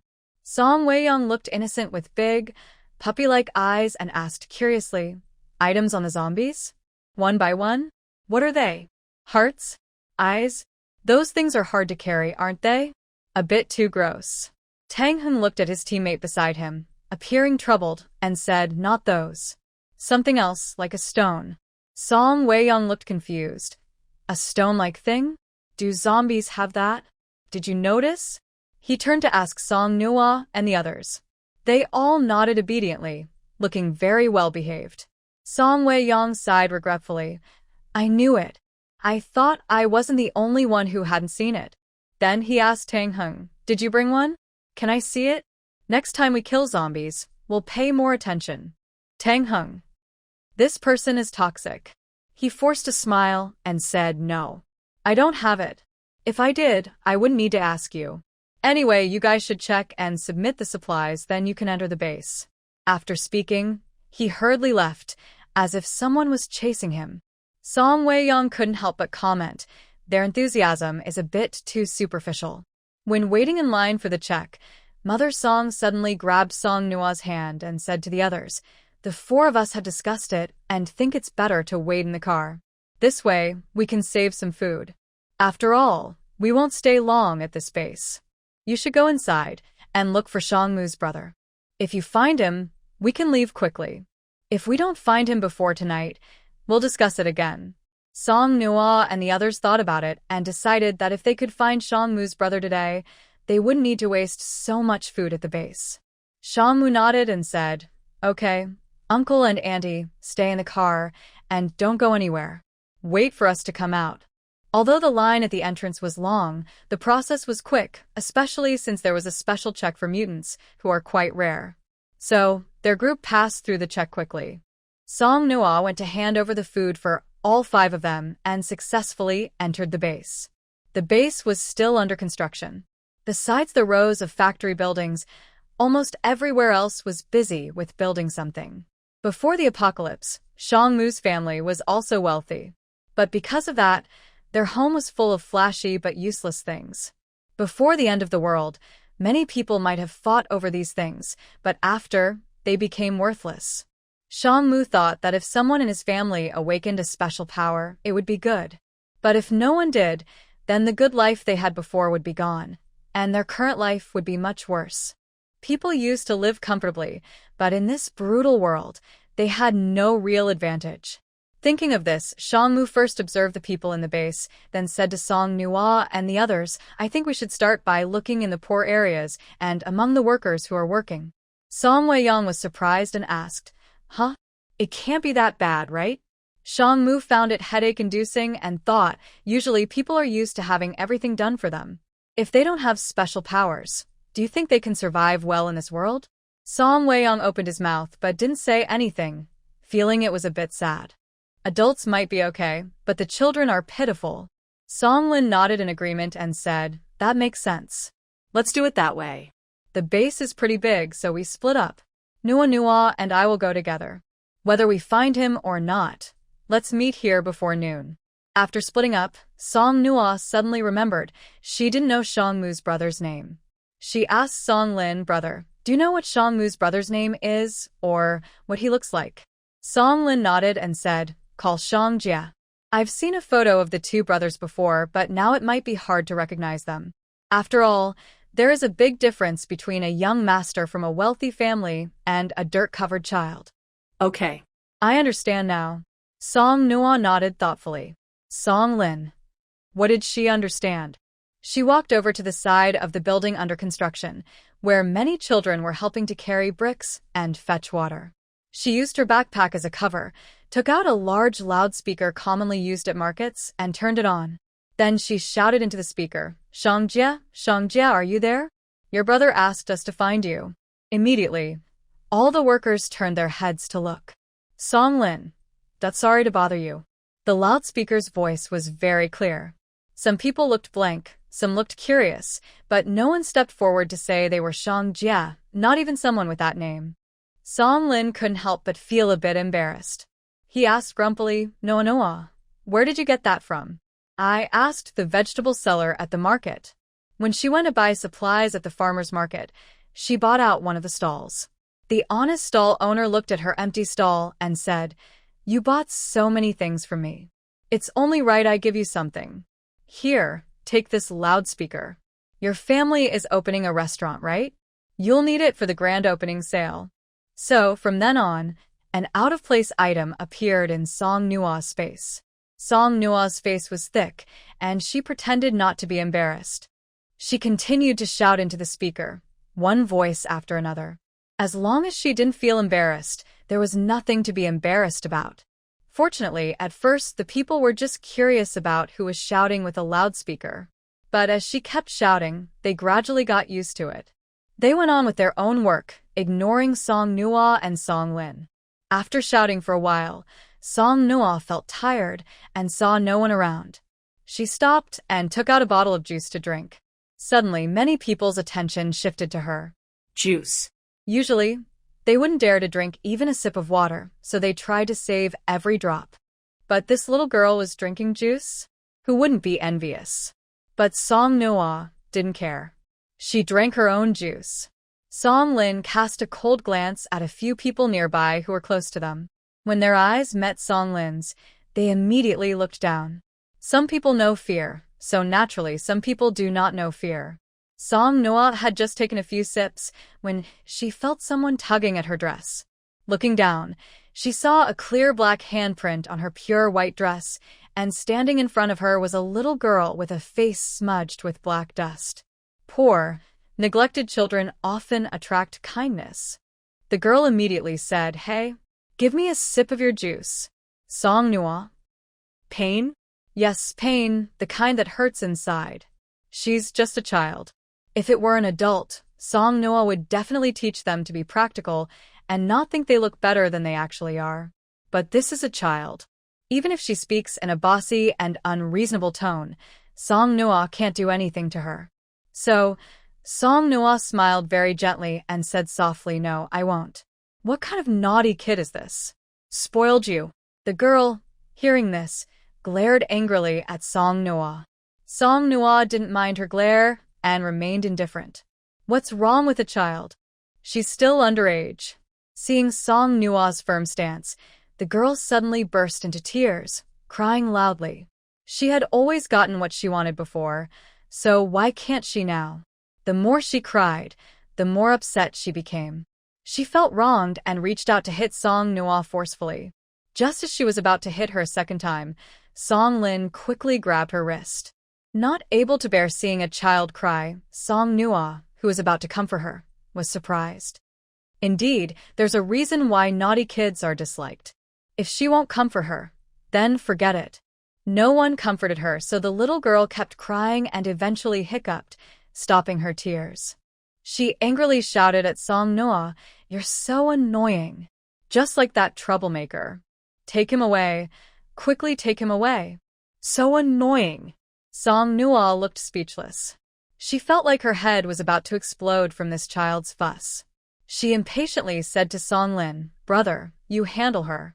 I'm about to go crazy too. Song Lin. He remembered that when Song Nuo called Shangjia's name just now, the little girl seemed to be nearby, just sitting quietly with her head down. Troublemaker. A thought struck Song Lin. He crouched down and kindly asked, Little sister, "What's your name?" "Shang Qian." Hearing this name, both Song Lin and Song Noah were pleasantly surprised. Although Song Lin had never heard Shang Mu mention the name of his stepmother's daughter, the surname Shang was enough to make him happy. He couldn't wait to ask, "The troublemaker you mentioned. What's her name, and where is she?" Shang Qian looked at Song Lin and remembered how long Song Noah had just called that annoying freeloader's name. She rolled her eyes and said, "I won't tell you." Song Lin was glad for the first time that his sister was already about 10 years old. If she had been that young back then and behaved like this, he thought he could hit her 3 times a day. He coaxed her, "If you tell me, I'll buy you some chocolate, okay?" As he spoke, Song Lin took a piece of chocolate from his pocket and handed it to Shang Qian. She immediately reached out to grab it, opened her mouth, and took a bite. After finishing a bite, she rolled her eyes mischievously and, looking bossy, reached out to Song Noah, saying, "Give me some juice too." Song Noah looked at her silently and ignored her. Seeing Shang Qian plop down on the ground, about to cry, Song Lin quickly comforted her a few words. Then he looked up at Song Noah and said, "Just give it to her." Song Noah wasn't used to bratty kids. If it weren't for finding Shang Mu's younger brother, she would have turned around and left. Now, she patiently said, "It's okay to give it to her. First, take us to see the person you mentioned." Shang Qian thought for a moment, then quickly got up and ran ahead to lead the way. Song Noah and Song Lin followed behind her. The 3 of them passed by a market beside a protective wall and finally reached a remote place. There were no houses here, only a bunch of tents set up close together. Some tents looked clean and sturdy, while others were patched up. Song Lin saw this and felt a bit sad. He asked Shang Qian, "Little sister, why do you call him a freeloader?" Shang Qian disdainfully pursed her lips. "Because he's a freeloader. His mom is dead, and he still stays at my house, fighting with my dad. He gets all the good stuff. I told him to do some work, but he's useless. He only went out a few days and got sick, couldn't even eat. How am I supposed to find medicine for him?" Her words were full of disdain and malice, which shouldn't come from a child. Kids are often naughty and troublesome, but not malicious. So, where did these words come from? It's obvious. If we weren't sure before that the freeloader Shang Qian mentioned was definitely Shang Mu's younger brother Shang Jie, now Song Lin and Song Noah are certain.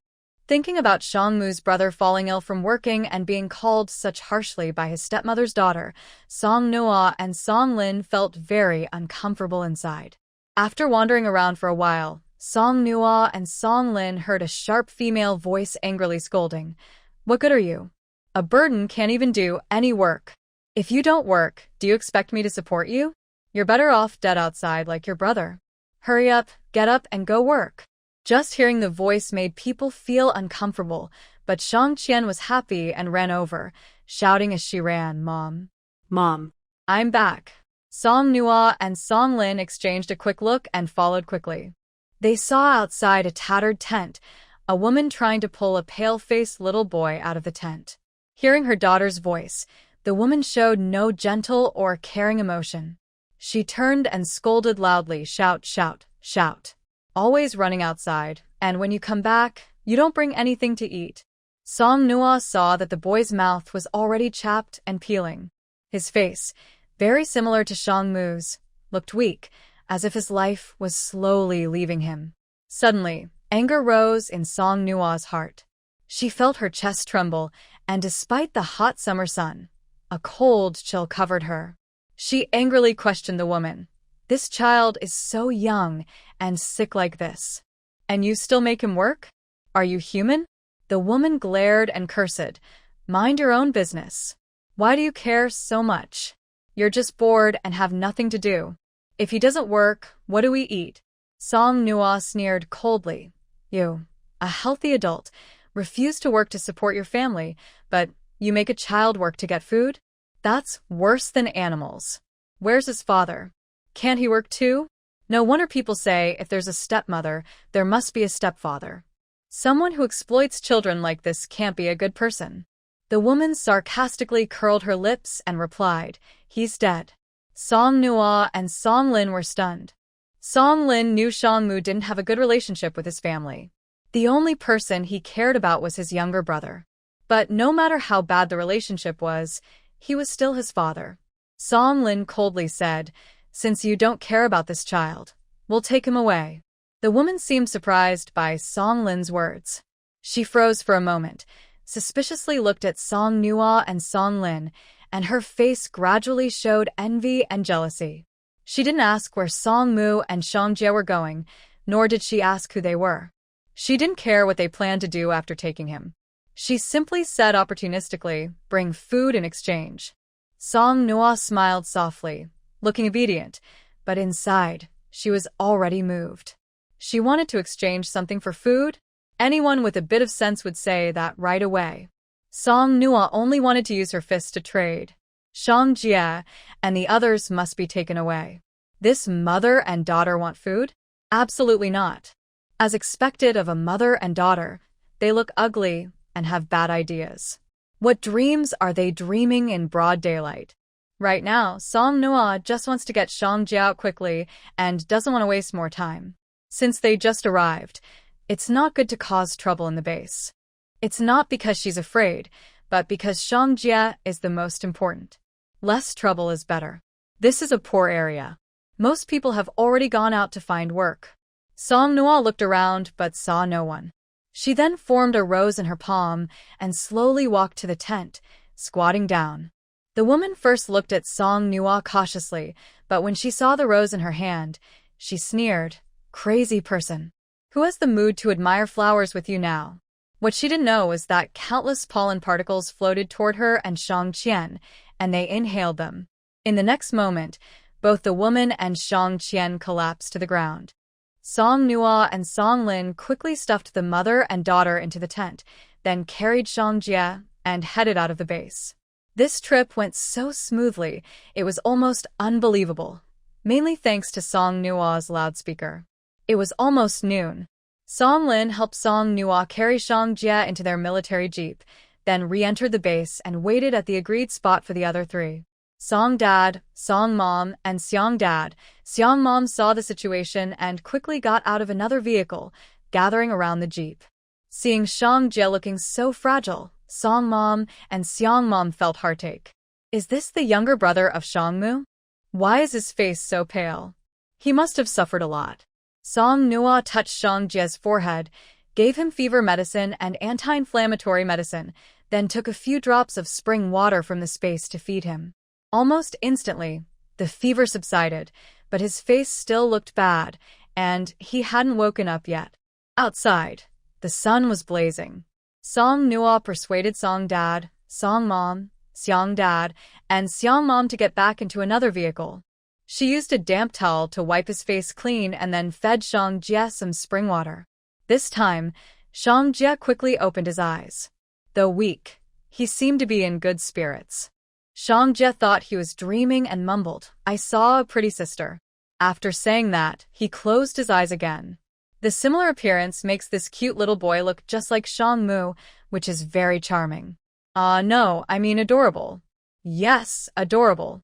Song Nua didn't want to get too excited, but he still called her a pretty sister. Well, it's true, but it feels like Shang Mu is praising her. Oh my, this is really hard not to find touching. Gently, Song Nua touched the little boy's face, using the moment to tease him while waking him up. "Wake up, you're Shang Mu's younger brother, Shang Jie, right? I'm your brother's friend. You'll see your brother soon." Hearing this, Shang Jie immediately sat up and looked at Song Nua curiously, then asked, "Are you my brother's girlfriend?" Song Nua, "No, I'm the sister of your brother's college roommate." Oh. Song Nua, "Why do I feel like you're a little disappointed? You're so young. Don't be too unreasonable." Song Nua carefully explained their situation to him and then asked, "How old are you?" 7 years old. Clear and well-behaved, Song Nua couldn't help but pinch his soft, tender cheek again. Thinking about how he lost his father and was mistreated by his stepmother and probably hasn't been eating well lately, Song Nua took a piece of cookie and some milk to keep him from feeling hungry. Shang Jie hesitated, unsure whether to take it, but Song Nua simply placed it in his arms. "Don't be polite. From now on, we're family. You should call me sister." Shang Jie pursed his lips, looking serious and polite. "Thank you, sister." He picked up the milk in his arms, opened it, and obediently drank. Thinking about how Song Dad and Song Mom were worried about Shang Jie earlier, Song Noah wanted to go tell them. She just opened the car door and hadn't stepped out when Shang Jie grabbed her hand. "Sister, where are you going?" "Song Noah, we have 2 cars. The other car has 4 uncles and aunts who are worried about you. I want to tell them you're awake." Shang Jie held her hand tighter instead of letting go. "I want to go with sister." Unable to refuse, Song Noah could only take him to the uncles and aunts for some hugs and kisses. Finally, after they had enough fussing over Shang Jie, Song Noah saw Song Lin returning with Shang Mu and the others. Shang Mu hurried out of the base, hugging Shang Jie tightly. Seeing his brother safe and sound, Shang Mu finally relaxed. Shang Jie cried in his brother's arms for a long time. Song Lin then reminded him, "Finding Shao Jie is good. Let's go back to the abandoned building now. It's a reunion, so everyone can celebrate together." After speaking, Song Lin softly said to Shang Mu, "Leave here early." That mother and daughter were hypnotized by Nuo with rose pollen. To prevent them from waking up and causing trouble, it would be troublesome. Shang Mu nodded, bent down to wipe tears from his younger brother's eyes, and gently said, "Shao Jie, Gogo will take you away from here. From now on, these uncles, aunts, and older brothers are all our family." Hearing this, Shang Jie nodded and took a step back, holding Song Nua's hand. Shang Mu was confused, thinking, "Does my brother not really want me?" Then he heard his adorable younger brother shyly say, "I want to sit with Jie." Shang Mu. All right, it's clear now. Brotherly love isn't that important in his brother's eyes. As for Shang Mu's father's death, Song Lin just told Shang Mu briefly. Shang Mu didn't ask much or mention it to Shang Jie. Although he didn't have a good relationship with his father, he still felt some sadness. But in this apocalyptic world, death and separation are common. Sorrow can only stay in the past so he can have the courage to face the future. Now that his younger brother is with him, he should be content. Back at the abandoned building, Song Noah thought about her brother's words to celebrate properly and directly took out a table of dishes she had pre-ordered before the end of the world from her space. When she brought them out, they were perfectly arranged on the dining table, making Shang Jie stare wide-eyed. This wasn't the first time Song Noah showed him her space, but before, the milk and cookies were too small, so Shang Jie didn't pay much attention. But now, with a big table of dishes suddenly appearing, he was truly shocked.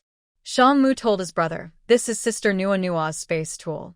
Shang Jie nodded obediently, thinking silently, "Don't hide it. It's magic." Song Lin's casual remark about celebrating made the scene feel like a feast.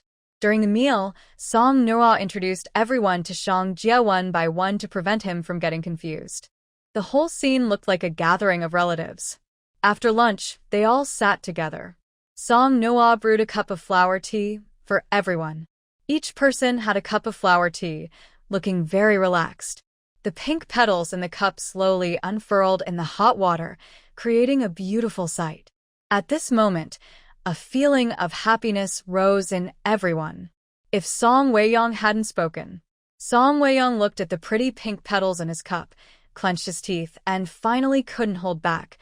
Noah, what kind of flower is this you brewed?" "Rose flower." Oh. Xiang Qin took a sip of his flower tea and suddenly spat it out. Song Noah was confused. "What are you doing? You can drink it. Don't you know the benefits of rose flower tea?"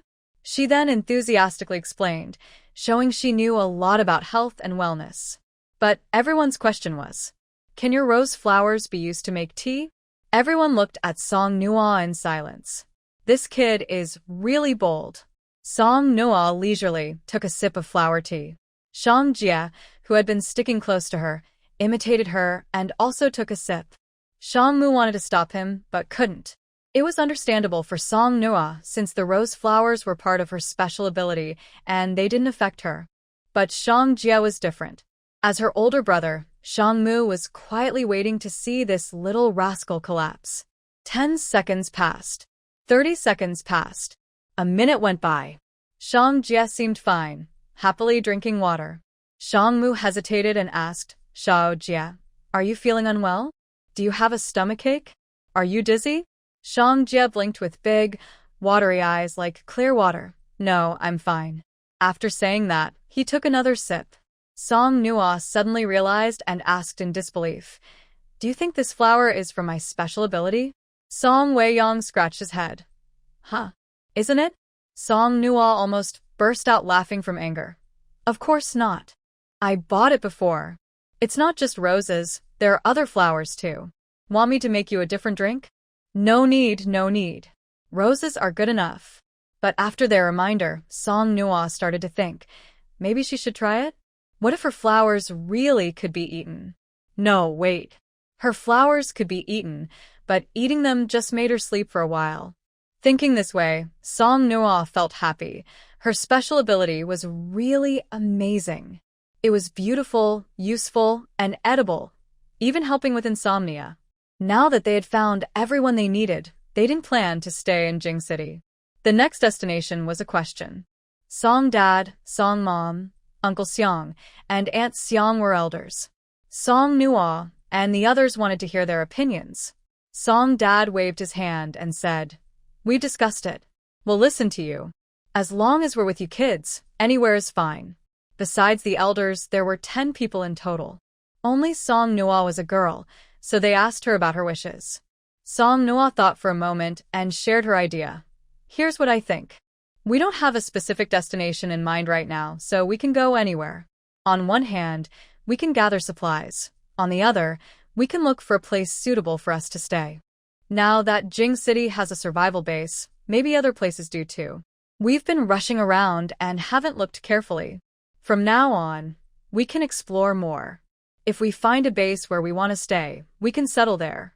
If not, when we find a good spot, we can build our own survival base. Everyone liked this idea. They definitely wouldn't split up. If the right opportunity came, building their own survival base would be fine. They agreed quickly.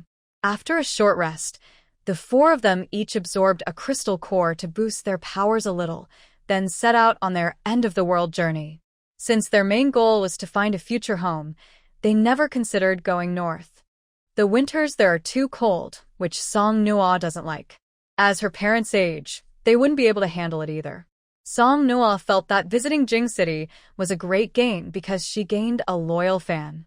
Maybe because Shang Jia had a tough life before, even though he knew her brothers were all mutants, he genuinely believed that only Song Nua was the most powerful. Since someone sincerely admired her, Song Nua happily accepted it. They didn't take the highway this time and weren't in a rush. They leisurely drove along the road. Song Nua was in a good mood and was playing happily with Shang Jia when suddenly, Song Weiyang slammed on the brakes. The scene felt a bit familiar, but this time the car wasn't going fast. Chen also slowly pressed the brakes. Song Nua looked ahead and saw, oh wow, someone was blocking the road. There were quite a few people blocking the way, about 14 or 15. Each held a large machete, but Song Nua thought they looked more suited to wielding large scissors. Not for any particular reason, but their hair was brightly colored, red, orange, yellow, green, blue, purple, giving a retro vibe. They looked like either barbershop stylists or people with unique taste. Before the others could force them to get out of the car, Song Nua eagerly urged her brother to make way so she could get out. Seeing someone excited about a robbery, Song Lin thought his sister was truly one of a kind. He reluctantly got out of the car to help Song Nua get out smoothly. The others sat still in the car, showing no intention of getting out. This behavior angered the opposing Rainbow Squad. Seeing that Song Lin and Song Nua, who had gotten out, looked good and posed no threat, they became more confident and angrily raised their large knives, threatening, "Get out quickly if you want to live." Song Lin smiled silently. Song Nua casually pulled out a gun she had stolen a long time ago, aimed at the loudmouth across from her, and softly said, "Don't move. This is a robbery." The speaker was a man with red hair. He didn't even have time to be scared before he was stunned by Song Nua's move. A robber being robbed? Does that make sense? Looking at the dark gun barrel, the man twitched his mouth and lowered his knife. "What do you want?" Song Nua's gun still pointed directly at him. She thought for a moment, and then asked, "What do you have?" She still hoped for a peaceful society without zombies, but it sounded like she could get anything he had. Hearing this, the man's eyes flickered slightly as he tentatively asked, "We're all poor, or we wouldn't be robbing here. We just live in a nearby town, and some supplies in a few supermarkets haven't been touched. But there are zombies inside, so we don't dare go in. If you have guns and can go in and kill the zombies, then the supplies are yours. Just leave some for us. What do you think?" Song Noah had a mobile treasure trove of supplies. How could she just let it be? Look, the opportunity to stock up was right there. How could she refuse? She nodded. "All right, lead the way." Song Noah and Song Lin got into the car and followed a few old, battered vans toward the nearby town. Song Weiyang asked, "No, Noah, do you think they can be trusted? With their scheming, I can hear it from 1,000 miles away. They just don't have the ability to go into the supermarket to get supplies. They're counting on us to deal with the zombies. But we only have 2 cars. Even if we fill them up, how much can we take? The rest belongs to them, anyway. If we can't kill the zombies and end up getting caught, it's no big deal. Look at those broken-down cars. Later, they can just trade in their old cars for new ones." Song Noah complained. Seeing her angry look, Song Lin and Shang Mu couldn't help but smile. Song Lin rubbed her head. "You still want to go?" "Of course we have to go. If they try to trick us, we'll show them what it means to lose everything. Nothing left at all. Completely empty." Noticing Jian Shang's surprised look, Song Noah froze. Just as she was about to say something to save her image in her younger brother's eyes, Jian Shang excitedly shouted, "Sister, you're so amazing." Song Noah felt satisfied. Her younger brother's admiration was very sincere. Shangmu. This little brother was hopeless. On an old, run-down van at the front, a short man with green hair asked the man with red hair, "Brother Feng, are we really taking them? That's our town, and the supermarkets there should belong to us. How can we take them?" The man with red hair slapped the green-haired man's head. "Are you stupid? Those supermarkets are full of zombies. Those few kids and girls going in, what good could come of it? If they're lucky and manage to kill some zombies, then let the boss kill them all. Nothing they take can be ours. If they can't kill the zombies, then their car will be ours. Look at how well-dressed they are. How healthy, they must have food in that car. All of that will be ours." The green-haired man brightened and gave a thumbs up. "Brother Feng is clever." The red-haired man puffed out his chest proudly. "You don't even know who I am." This rural road was quite close to the small town Brother Feng mentioned, about 10 minutes by car. The Rainbow Squad took Song Noah and the others into an old neighborhood. Next to the neighborhood was a road. For the whole town, this place was pretty remote. But now, the more remote the place, the safer it was. The car drove into the neighborhood and parked randomly, haphazardly. Song Noah and the others followed suit. Red-haired guy led the way, bragging, "This neighborhood is very safe. All the zombies here were killed by our boss. Our boss is a superpower user." "Do you know what a superpower user is? Looks like you're not one, right? But our boss saved everyone here." Song Weiyang added, "Yes, you're so smart. We really aren't." Red Hair was very proud when he heard that. He said, "Of course, because our boss is a superpower user. How could just anyone have powers? Among the survivors here, only our big brother has a superpower." Seeing these people, it was clear they had no superpowers. If they did, they wouldn't be scared of a gun, right? What a bunch of fools. They actually dared to come with him. The supermarket is just there, but they didn't even check if they had the ability. When they heard the red-haired person had a big brother, Song Noah thought this big brother must be a hair salon manager. But after seeing him, he realized this so-called big brother looked more like a meat shop owner, fat-headed and big-eared. It was obvious he ate well, though Song Noah guessed he was now a lot thinner. The red-haired person quietly spoke to his boss in front of Song Noah and the others. The boss's expression grew more excited. After the red-haired person finished, the fat-haired boss laughed loudly, got up from the sofa, and came over to Song Noah and the others. He looked very friendly and appreciative. "I heard from Hong Feng that I represent our happy base to welcome you. I am the boss here. You can call me Boss Zhang." Wow. This small, rundown neighborhood has no fence at the entrance, and even zombies that can walk on two legs can get in. How can this be called a survival base? Song Noah and the others felt a bit speechless. Isn't this a bit too much of a stretch? In their hearts, they cursed silently, but on their faces, they smiled politely, acting honored and impressed. This made Boss Zhang even happier. He smiled happily and said, "You've had a tough journey. How about this? Hong Feng will take you around, and you can rest well tonight. Tomorrow you can go to the town center." The red-haired man named Hong Feng seemed to feel more confident now that he was back in his territory. He no longer looked timid like when Song Noah had pointed a gun at him. Now he looked proud and said loudly, "Follow me." Song Noah thought to himself, no wonder he's called Hong Feng. His hair is just as red as his name. This is just an ordinary old neighborhood. Song Noah and the others didn't see anything special to explore. They followed Hong Feng around casually for a couple of laps. Bored, Song Noah yawned. Because his younger brother kept pestering him, Song Mu immediately noticed and stopped Hong Feng. "Brother, we want to explore on our own. Is that okay?" Hong Feng hésita-t-elle. Their neighborhood didn't have any particularly important resources, so it was fine for them to explore. But they might run away while doing so? That thought only crossed his mind for a moment before he dismissed it. These fools had no special abilities, only guns. How many bullets could they have? Were there even people in their neighborhood? These people definitely can't run away.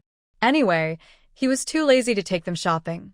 But Hong Feng still pretended to look troubled and said, "But I haven't arranged rooms for you to sleep in tonight." Song Mu smiled and said, "No need. We're used to sleeping in the car." Hong Feng glanced at them. 10 people sleeping in 2 cars? He shrugged. If they wanted to suffer, that was their choice. He didn't care. Forget it. This might be their last time sleeping in their own cars. Let them be satisfied. So Hong Feng nodded and said, "I'll go ahead. If you need anything, just ask someone to call me." After Hong Feng left, Song Noah immediately perked up. She twisted her neck and took a deep breath. Good, he's gone. There's not much to see in a neighborhood. But should we find someone to ask about what's really going on in this town? What do you think? What kind of special ability does Boss Zhang have? Honestly, Boss Zhang's appearance makes it hard to imagine he has any special powers, but appearances can be deceiving. As a survival base, this neighborhood looks a bit shabby, but if you just see it as a neighborhood, the security is actually quite good, definitely better than before the apocalypse. Xiang Chen pulled over a man who was patrolling. He looked quite young, probably around 27 or 28. Song Noah and the others were brought back by Hong Feng and had met Boss Zhang, so this patrolman was friendly toward them. "Do you need something? Should I go call Brother Feng?" Xiang Chen smiled kindly and said, "No need to trouble Brother Feng. We just heard from him that Boss Zhang has special abilities, and we're curious about what they are. We haven't really seen anyone with powers before, only heard about it." Hearing this, the man's face showed excitement mixed with a bit of awkwardness. "Our boss is the only person with powers in town, but we haven't actually seen his abilities." "I see. "Thanks for telling me," Xiang Chen said with a smile. The man said, "No problem," and was about to leave when Shang Mu suddenly asked, "May I ask, are there no elderly people here?" As soon as Shang Mu asked, the man's face changed slightly. He stammered, "And no, there are no elderly people." Without waiting for Shang Mu to ask further, he hurriedly left in a rush. The man's behavior clearly indicated something suspicious. Song Mu carefully recalled that since they entered this neighborhood, they hadn't seen many elderly people, only a few. It seemed like they had never seen any older residents at all. Since there was something strange, how could they pretend not to notice? So, they continued to walk around the neighborhood and finally saw an elderly woman standing at the window of a building's second floor, watching them. When she noticed their gaze, she turned and walked away. Later that night, Song Mu and the others found the building where the elderly woman had been earlier and quietly sneaked into the residence building. They stood at the door of the apartment on the second floor, exchanged glances, and then gently knocked. The sound of knocking was clear in the quiet night, but there was no response from inside. Song Mu softly said, "Maybe she's asleep?" Let's wait a bit longer, someone replied. After a while, Song Nu knocked again. The old neighborhood didn't have good soundproofing, and the night was very quiet. If they listened carefully, they could hear faint sounds from inside the house. Song Nu even felt that someone was watching her from behind the door. Honestly, this feeling made Song Nu a little uneasy, but she knew it was just an elderly person hesitating to open the door. Her brothers were behind her, which gave her some sense of safety. Inside and outside the door, they waited silently. Neither side spoke. After a long time, the person inside finally opened the door and carefully looked at Song Nu and the others through the. After a moment, the elderly woman finally allowed them to come in. In the living room, a single candle was lit, its faint yellow light struggling to brighten the night. Song Nu saw the elderly woman reach for a cup and carefully pour some unopened bottled water into it, then offered it to them. They were a bit surprised. Water was obviously very important, especially now, and there was only one bottle on the table. Yet, the old woman still chose to share it with them. Because she was an elderly lady, before coming, Song Lin and the others had discussed that they were only there to accompany her, and only Song Nu would communicate with her. Feeling a bit unsure, Song Nu politely thanked her and then asked Grandma, "Are there very few elderly people here? During the daytime, I didn't see any elderly people in the community. I think the area is quite safe. Why don't you go downstairs and enjoy the sun?" The old man's face stiffened for a moment. Then he continued, "It's deadly. Every 2 days, one person dies." The old lady patted Song Nua's hand with a kind look and signaled her to drink water. "Drink up. I won't live much longer anyway. Leaving it here is just a waste." Song Nua and the others never expected such an answer. They initially thought that at most, old Zhang believed the elderly couldn't help much outside and might even take some supplies, so they limited their freedom. Hearing this, everyone felt chills. If one person dies every 2 days, it can't be accidental or natural death. Is this community deliberately killing the elderly? Why? If it's to save supplies, they could just send the old people away, or even be more cruel and kill them all. But why is it always one every 2 days? Confused, Song Noah asked, "Why is this happening? How are the elderly being killed?" The old lady's cloudy eyes suddenly filled with tears. Every 2 days, old Zhang takes someone to the town center. When he comes back, he brings some food, but the person he takes with him always dies there. Everyone's brows furrowed tightly. At this point, Song Weiyong finally couldn't hold back and said, "That old Zhang really isn't human." Thinking about it, if old Zhang can go to the town center and bring back food, then why does he take an elderly person with no helpers? It must be used as bait to attract zombies or as a sacrificial victim for himself in critical moments. Shang Muzi pondered for a moment and asked softly, "Old lady, do you know if old Zhang has any special abilities?" The old lady thought carefully. "I haven't seen it myself. Many of us haven't. But after he returned from the town center, he said he had special powers. Every time he goes in or out, except for one person dying, everything else is fine. The people here just accept that he has powers." All these things sound unbelievable. They had already heard that the town center was blocked off. When they arrived, they saw the blocked road. Although the town's population isn't as large as the city, it's definitely not small. Since old Zhang dares to go in and out of the town center and always brings back supplies, why doesn't he dare to enter the supermarket mentioned by Hong Feng? It's not just because the weather was too hot and all the zombies hid in the supermarket to avoid the sun, and there were no zombies on the streets, right? Also, it's strange that an ordinary person suddenly gained special powers. Whether to show authority, comfort others, or just to boast, it's unlikely that they would never reveal their powers in front of anyone. Song Nua pushed the water cup toward the old lady. "Grandma, don't be sad. Drink some water. Can you tell us more about what exactly happened in the town?" The old lady wiped her tears and remembered what had happened since the end of the world. That day was May Day.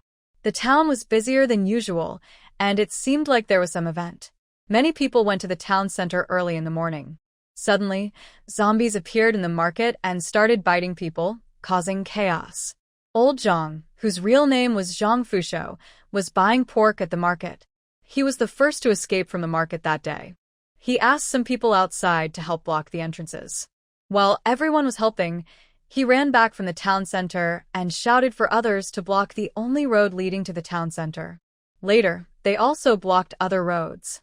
The town center was cut off, and probably the market was not blocked in time, so everyone there turned into zombies.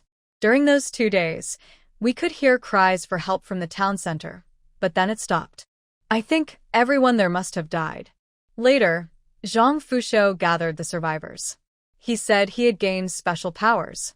At first, we didn't believe him, but he took some people to the town center and came back unharmed, even bringing food. That's when we believed him, and Zhang Fusho became the leader. A few people managed to escape when the roads weren't blocked, including my husband. That's what he told me. But later, Zhang Fusho took all those who returned and never let them come back. No one dared to talk about it anymore. Every 2 days, someone died. We were too scared to go downstairs, so we just hid and hoped to survive each day. So it was Zhang Fusho and his group who blocked the town center, turning the town into a zombie hunting ground. The people who could have survived couldn't escape and were eventually bitten and turned into zombies? Song Noa felt that just thinking about these things made her shiver. How could someone do such things and still be considered a person? She had learned everything she needed to know and didn't want to disturb the elderly anymore. When they were about to leave, the old lady looked at them eagerly and said, "Drink some water before you go." This was probably the only bottle of water in her house, yet she used it to serve them. She didn't know if she would still be alive tomorrow, but she still showed kindness. Unable to refuse her kindness, they finished the water she poured for them. As they left, Song Nua took advantage of the old lady's distraction and secretly took a box of milk and a big bag of small bread to the corner of the room. They needed to go to the town center, and they also had to deal with Zhang Laoda. The next morning, just as Song Nua and the others were about to leave for the town center, Zhang Laoda appeared again, smiling happily. Just by looking at him, one might think he was a simple, honest person, and it was hard to imagine he could do such things. Zhang Laoda laughed and said, "Oh, you've worked hard. Do you need anything? I can have someone prepare it for you. No need to be polite." Song Weiyang rolled his eyes and said, "We need an ability user to come with us. What do you think, Zhang Laoda?" He was surprised for a moment, then burst out laughing. "Haha, this little brother is joking, right?" His laughter was exaggerated, but Song Noa and the others kept a cold face and ignored him. After a few more laughs, he stopped, feeling bored. "Since you're all ready, I'll wish you good luck here." Song Nua's parents and Xiang's parents, along with Shang Jia, stayed in the neighborhood because they didn't want to hold the kids back or follow them inside. Zhang Laoda watched everything with a smiling face until Song Weiyang and Xiang Chen got into 2 cars. Only then did his expression change. "Why do we still need to drive? The town center is close, no need to drive." Shang Mu was about to get in the car and smiled. "It's close, but if we don't drive, how will we carry the supplies later?" Zhang Laoda didn't say anything. He was unwilling, but he thought he could still go into the town center and just drive back later. So he put on his signature smiling face again and said, "That makes sense, that makes sense."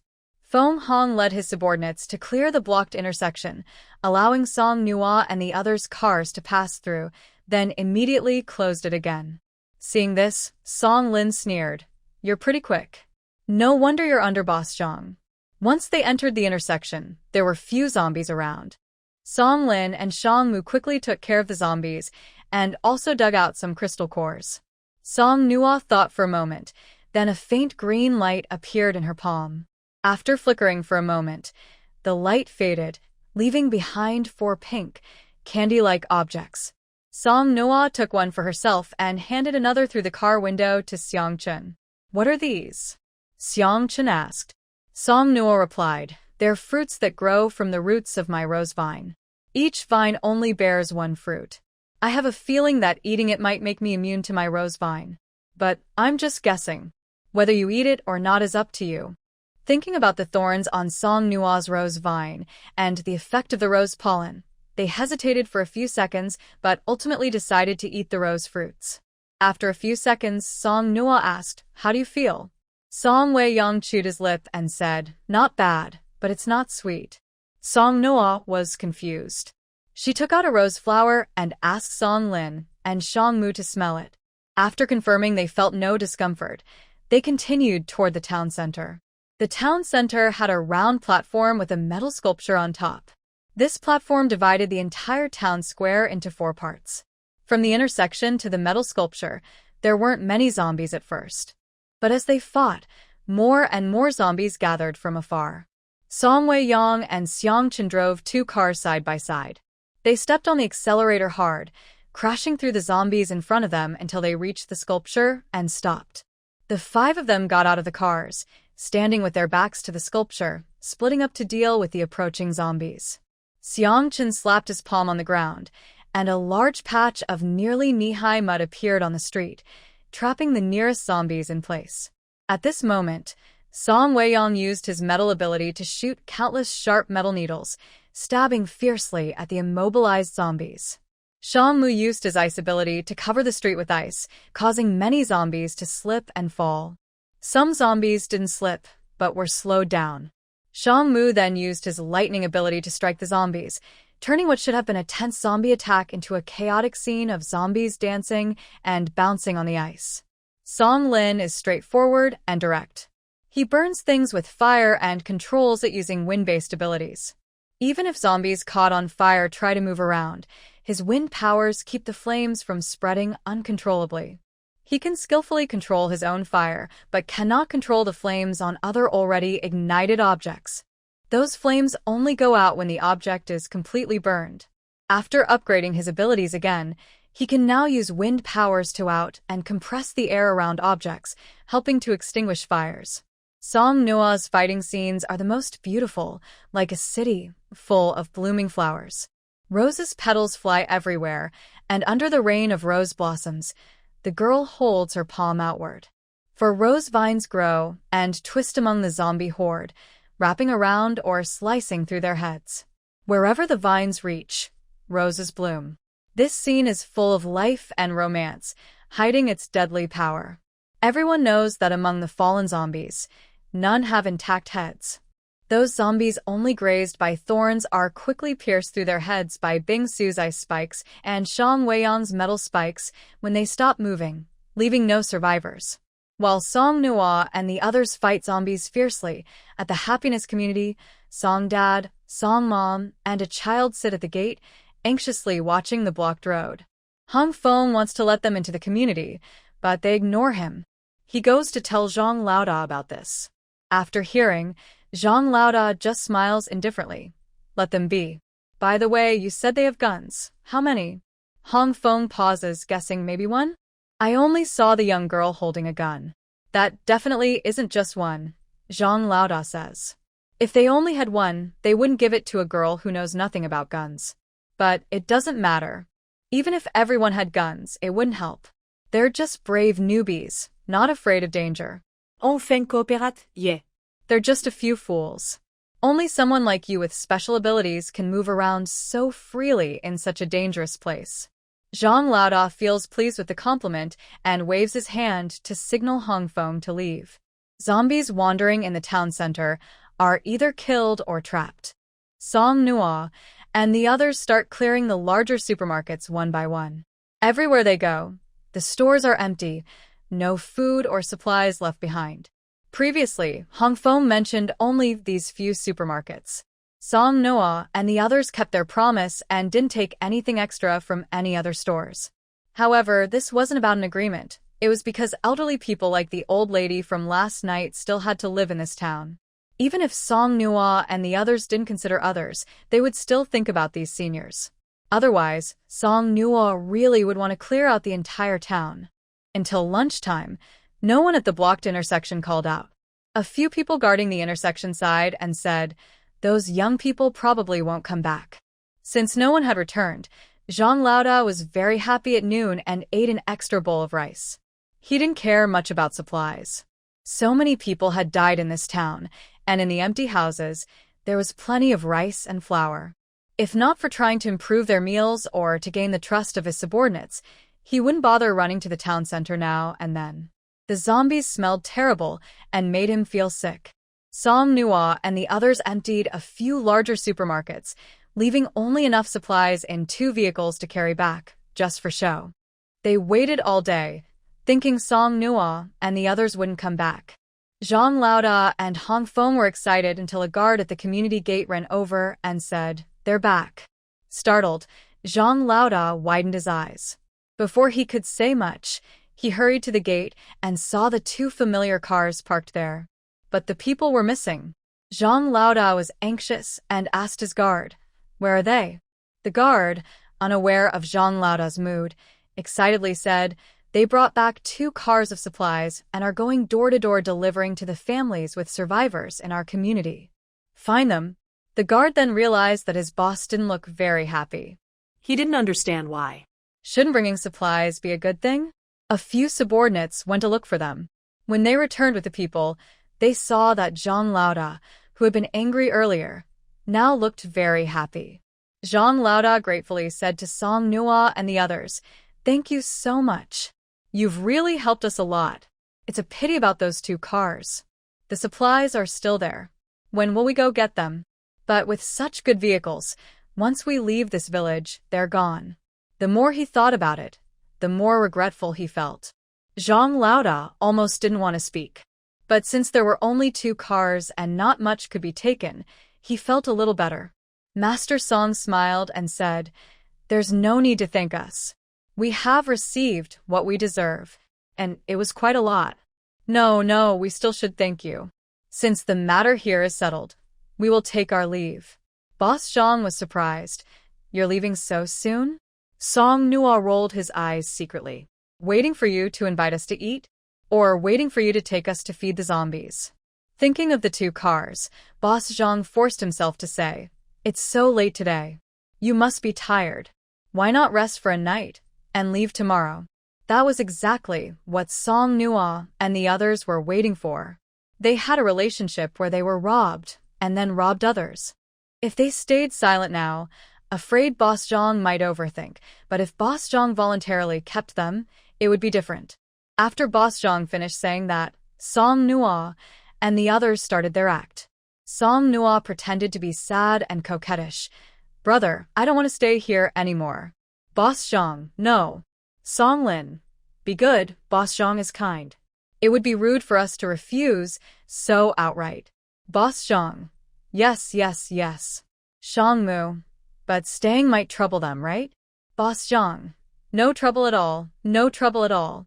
They all performed a scene where they reluctantly agreed, saying, "We're not very willing, but since you've sincerely invited us, we can't refuse." Boss Zhang was so anxious he broke out in a sweat. In the end, he completely forgot his original idea and sincerely said a lot of words. Only then did Song Nua and the others agree to stay. Boss Zhang, feeling exhausted, took Hong Feng back to his house, looking very dejected. After resting for a while, he finally remembered the 2 cars. He paced around the house with his hands behind his back, then finally, disappointed, he spread his hands and asked Hong Feng, "How did we come back alive? How did we come back? What do you think we should do now?" His subordinates wanted supplies, but he wanted a car. As a boss, shouldn't he have 2 decent cars? Hong Feng ran his hand across his neck, signaling, "Boss, why don't we just kill them all and be done with it? But they have guns. But you, boss, have special abilities." Hearing this, Boss Zhang hesitated. He paused, then impatiently waved his hand. "All right, you go out first. I'll think about it." The sky slowly darkened. Before Boss Zhang could come up with a plan, Song Nua and the others came to find him. When the enemy doesn't move, I move, turning passive into active. To prevent Big Boss Zhang from shouting and calling his men, Song Nua first fed them the fruit of the rose vine. Then, she scattered countless rose pollen into the air for free. Now, those subordinates are sleeping as if they were dead and buried. Since Song Nua and the others didn't have a key, they had to wait for Big Boss Zhang to open the door. Song Weiyang used his metal ability to melt and to form the lock cylinder directly. With a gentle push, the door opened. Big Boss Zhang was not asleep. He was thinking about how to get those 2 cars when Song Nua and the others pushed the door open, startling him. He pointed at Song Nua and stammered, How did you get in? Song Nua curled her lips and said something that made Big Boss Jong want to curse, and that Song Lin and others also wanted to say. She said, "Mind your own business about Dad's matters." This made Big Boss Jong very angry. He shouted loudly for Hong Fong, but there was no movement outside. Song Nua smiled playfully and said, "No need to bother. The awake ones are already knocked out by me, and if you wake the sleeping ones, I can also make them faint." Big Boss Jang's heart trembled at her words. "What do you want to do?" "Nothing much. I just want to ask, what happened to the elders you brought into the town center? And why didn't a zombie bite you when you entered the town center?" Hearing this, Big Boss Jong seemed to breathe a sigh of relief, but then his face showed guilt. "If I wasn't bitten by zombies, it must be because of my special ability. And what about the elders you brought? Since you have the ability to prevent zombies from biting you, why did you go to the trouble of bringing someone inside?" Big Boss Jong looked around but refused to answer. Seeing his reluctance, Song Nua pulled out a gun and placed it in front of him. "You have 2 choices. 1, you tell the truth voluntarily. 2, we make you talk." Seeing the gun, Big Boss Jong shivered in fear, but he still wanted to act tough. His eyes darted around, probably thinking of some trick. Song Lin immediately dislocated one of his arms, causing him to scream in pain. Song Nua still held the gun and threatened, still not willing to speak. "Want to keep quiet? Please, please. I want to talk. Big Boss Jong hurriedly interrupted, but with one arm dislocated, he was in terrible pain. If they dislocated the other arm, he wouldn't survive. He hesitated, unsure what to say. Seeing the unfriendly looks from Song Nua and the others, he decided to give a preemptive explanation. "You're not ability users, so you probably don't understand that using abilities also requires certain conditions." As he spoke, a mix of guilt and pride in his supernatural abilities showed on his face. "Song Nua? What is this? What conditions are needed to use your ability? Are you playing some kind of trick?" Song Nua looked up at Song Lin and the others, and they all shook their heads, signaling they didn't understand what he was talking about. Conditions? Old Jong licked his lips and continued, "My ability allows me to avoid being attacked by zombies, but the catch is I have to drink blood when I use it." Listening to this, Song Nua felt that old Jang's ability might not be very proper. "So, you took those people to drink blood? And then you just left them there?" Old Jong didn't answer directly. The truth was obvious. Song Nua asked again, "Is it that you can't use your ability unless you drink blood, or that you want to drink blood whenever you use it?" Old Jong looked confused and asked, "What's the difference?" "The difference is huge. If it's the first, then you have to drink blood unless you don't use your ability. If it's the second, then you can choose not to drink but you still want to. Isn't that a problem with you?" Hearing this, old Jang's mind was shaken. Before he could think it through carefully, Song Nua asked again, "Why did you only take the elders and not others?" "Elders aren't useful. If I took others, who would be my followers?" Shangmu asked, "It's just drinking blood, and it doesn't kill people. Why didn't you bring them back? If you can't protect them, why not drink all the blood and then leave?" Old Jang's eyes flickered nervously, feeling more guilty. Drinking human blood is clearly abnormal, and he didn't dare let them live. Plus, it wasn't really his decision. He just drank some blood. Who knew why they turned into zombies? They had already become zombies. How could he bring them back now? But he could only keep these thoughts to himself. He dared not tell anyone. Although Song Nua and the others sensed that old Zhang was hiding something, no matter how they asked, he refused to speak. Not revealing the truth was fine. They didn't care much anyway. They didn't plan to let old Zhang live. After killing so many elders, if he was still alive, then the elders in this town shouldn't be alive either. Especially since old Zhang's expression just now clearly showed his craving for blood. His so-called ability was completely abnormal. But no matter how unusual, old Zhang is still a living person. Naturally, Song Nua can't be the one to hurt him. The remaining 4 guys hesitated again and finally decided who would make the move using a very fair and simple method, rock, paper, scissors. This method is very popular, simply called rock, paper, scissors. As the person in the dorm who has never won at this game, Song Wei-yong easily got the chance. However, Song Wei-yong didn't really want to do it. He held a fruit knife and gestured at old Zhang, who was staring with wide eyes and had his mouth covered, but he couldn't bring himself to act. Although this person was quite abnormal, he was still alive. He was a good young man with a proper background, so how could he hurt him easily? After hesitating for a long time, Song Wei-yong finally put down the knife. Maybe, is there a gentle and polite way to handle this? Seong Chin immediately started criticizing. Gentle and polite? Are you trying to kill him or confess your love? What kind of gentle and polite way do you have in mind? Song Wei-yong shot him a sidelong glance and continued with his idea. For example, isn't a large dose of sleeping pills lethal? Song Lin shrugged. We don't have sleeping pills. Song Wei-yong turned to look at Song Nua. Song Nua said, Why are you looking at me? I don't have that. I have cold medicine, anti-inflammatory medicine, painkillers, but not that. We're just wondering if rose vine pollen could have that kind of effect? Song Nua. If you think knocking him out would make it easier to handle, then just do it. After saying that, a pink rose appeared in Song Nua's palm. Song Wei-yong used the pollen to make old Zhang faint, holding the fruit knife and mentally preparing himself to act. Just as he was about to strike, Song Nua suddenly shouted, Wait a minute. What's wrong? I was just getting ready, Song Wei-yong said, a bit frustrated. Just then, Song Nua remembered a somewhat bold idea. What do you think makes someone want to drink blood, and what makes them not be attacked by zombies? Everyone was stunned.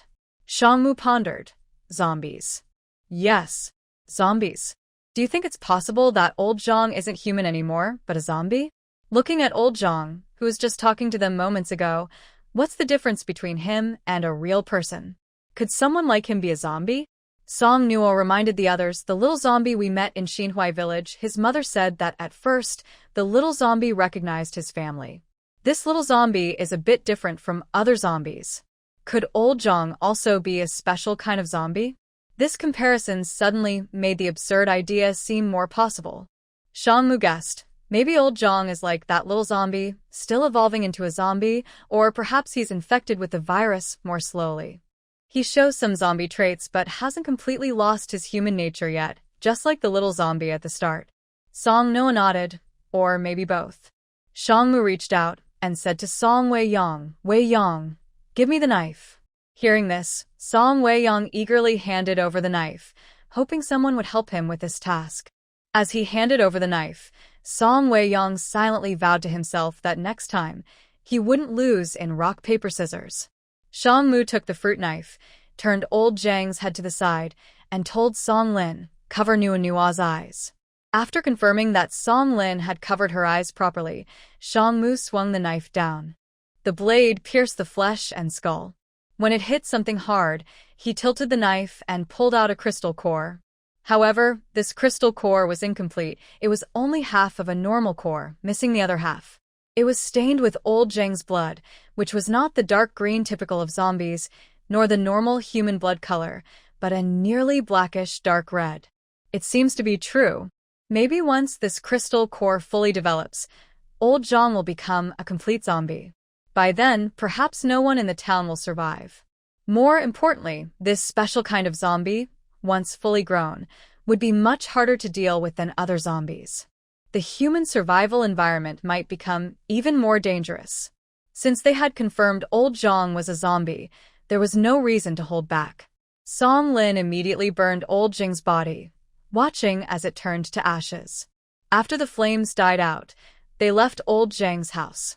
While it was dark, Song Nua and the others quietly drove away from the town without telling anyone about old Zhang. This matter was too unbelievable. If they told their subordinates, they probably wouldn't believe that old Zhang was a zombie.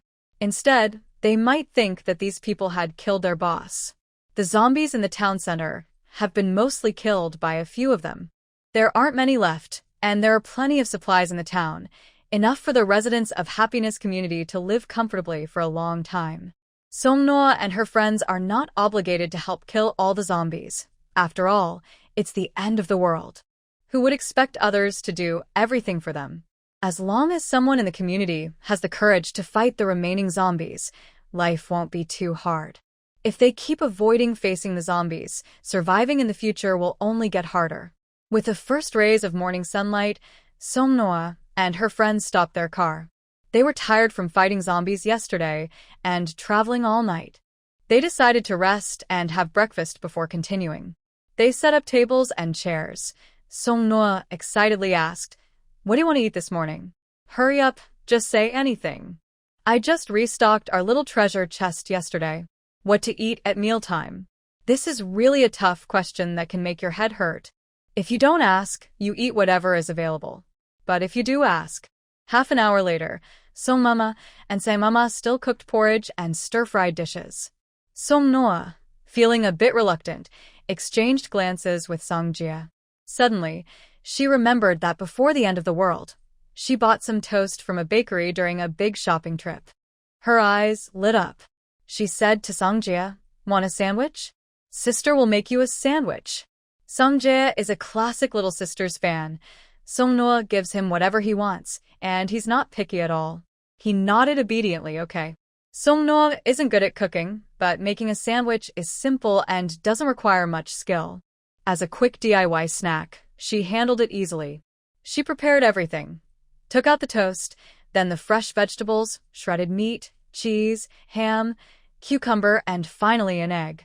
She cut the toast, washed the lettuce and cucumber, and stared at the single egg, silent, just watching Song-lin sighed, resigned, and went to fry the egg for Fumo. Song-jia, being young with a small appetite, had already started eating Song-noa's sister's sandwich and drinking milk before the porridge was ready. He ate until he was full, finally satisfied. When he finished, Song-noa asked, "Are you full?" Song-jia nodded obediently. "Yes, I'm full." "Good," she said, pulling a box of cake from her space and eating it with a look of complete satisfaction. Song-jia. This action was really hard to watch. Even Song-lin, as the older brother, felt embarrassed. His sister was very mischievous. In the past, she was easy to take care of, but now she was quite the handful. Father Song and Father Seong helped Mother Song and Mother Seong cook. When they heard Song-noa's words, they instinctively looked up and burst into laughter. Mother Song smiled and said, "They really do look like siblings. When they're together, they're both little troublemakers." Seeing the little one looking at her eagerly, Song-noa at least fed him a bite of cream. After eating a few bites, she suddenly felt something land on her shoulder. She turned her head and saw a light green bird with black-tipped wings and tail feathers and a white tuft of fluff on its forehead, staring at her with big, round eyes. Song-noa blinked, and the bird blinked back. The bird was very small, smaller than her palm, pretty but chubby, so plump that even in the end of the world, people rarely looked this well-fed.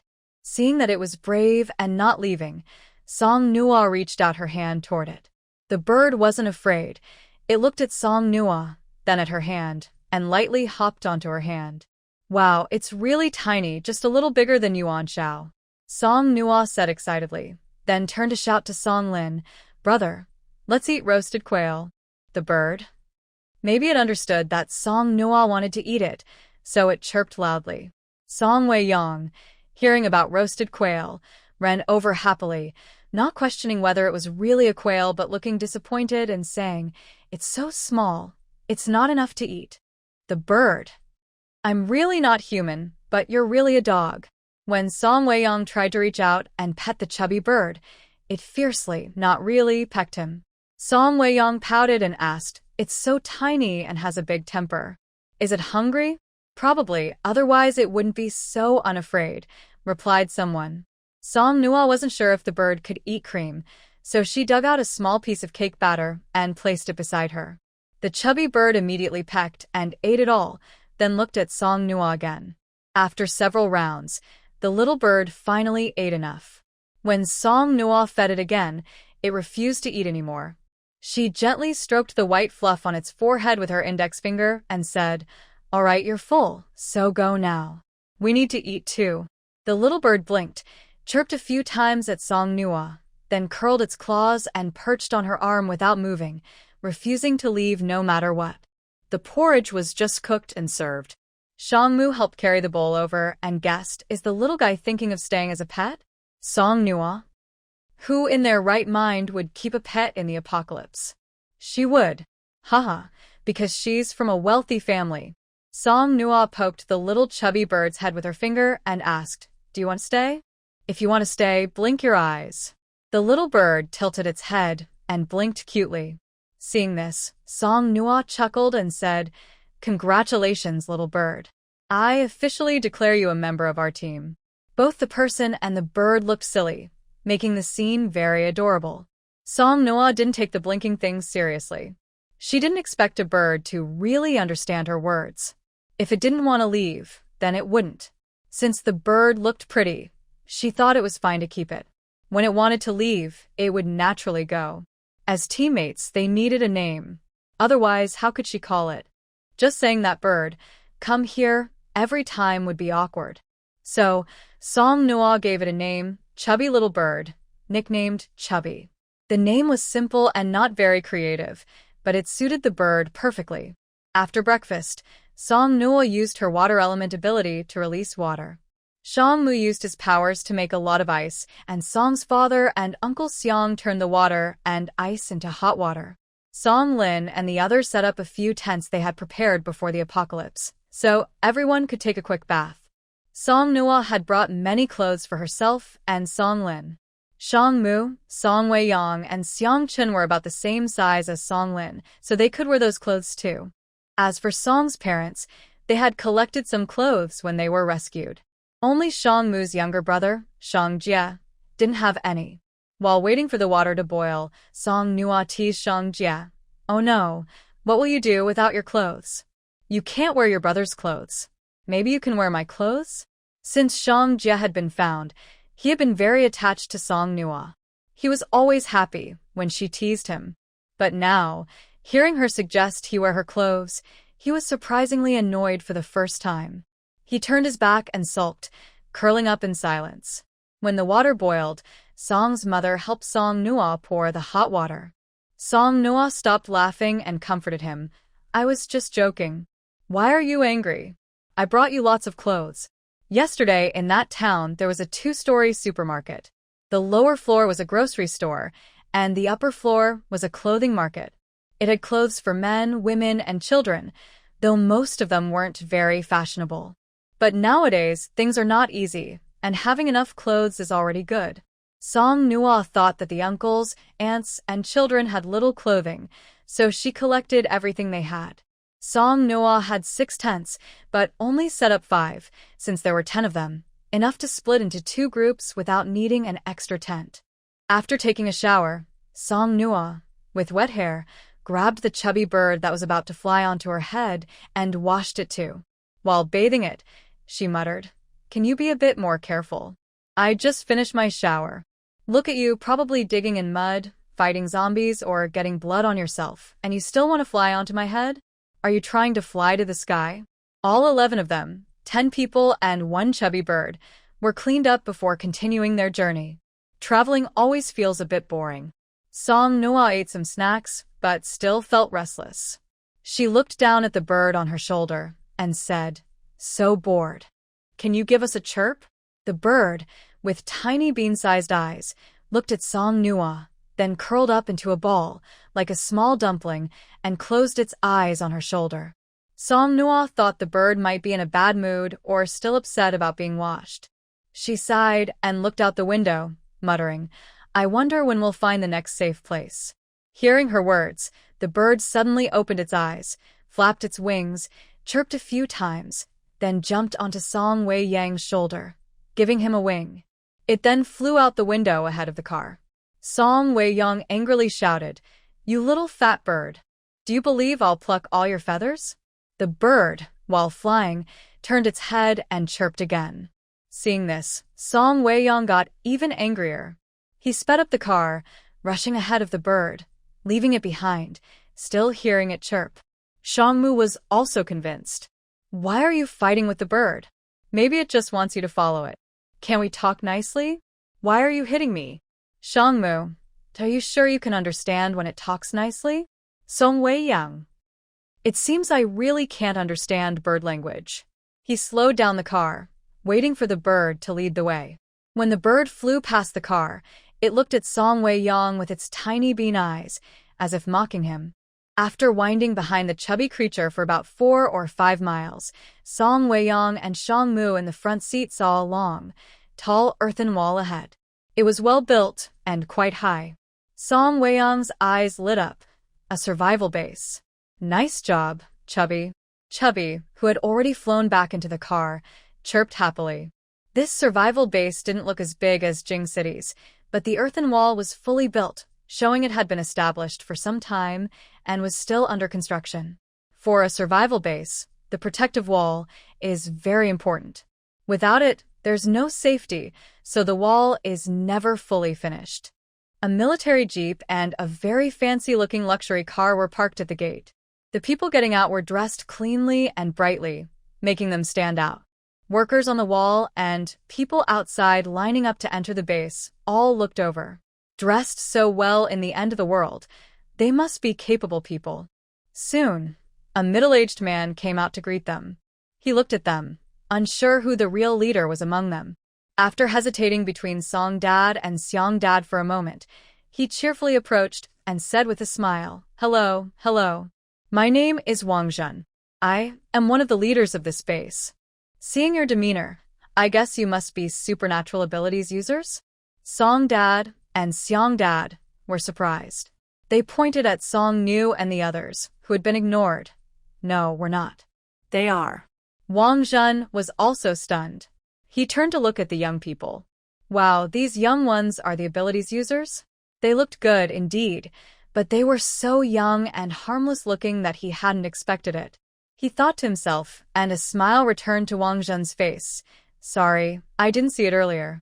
Sorry about that. Shangmu's appearance always left a good impression. He smiled and said, "That's understandable. After all, our faces don't show that we have abilities." Wang Zhen laughed heartily and then asked, "May I ask, are you interested in joining our base?" Shangmu nodded. Wang Zhen was pleased and asked again, "Do you plan to stay long-term?" "We hope to stay long-term too, but it depends on whether the base is suitable for us." Of course, of course. Haha, I'll arrange for you to enter the base now." While talking, Wang Zhen planned to lead Song Nua and the others into the base. Curious, Song Nua asked, "Do we need to check if we have any injuries?" No, Wang Zhen cheerfully replied. "We trust everyone's abilities here. Only ordinary people get hurt by zombies. If you go for a check, it might seem like we doubt your skills." Song Nua looked at Wang Zhen in surprise. Could it be that all mutants are exempt from checks? That seems unfair. Who can be sure that mutants won't get hurt? If a mutant gets injured but isn't checked and still enters the base, it could be a disaster for the ordinary people here. Also, this base is quite careless. They say they are mutants, but Wang Zhen didn't even ask what kind of powers they have. He just believed them easily. Isn't that too reckless? When they were at the Beijing base before, they even checked for mutations during injury checks. Just thinking about these points, Song Nua felt they probably wouldn't stay long at this base. Thinking this, she asked, "What about our family members? If they don't have powers, do they still need to be checked? And do we need to give supplies to enter the base? How much?"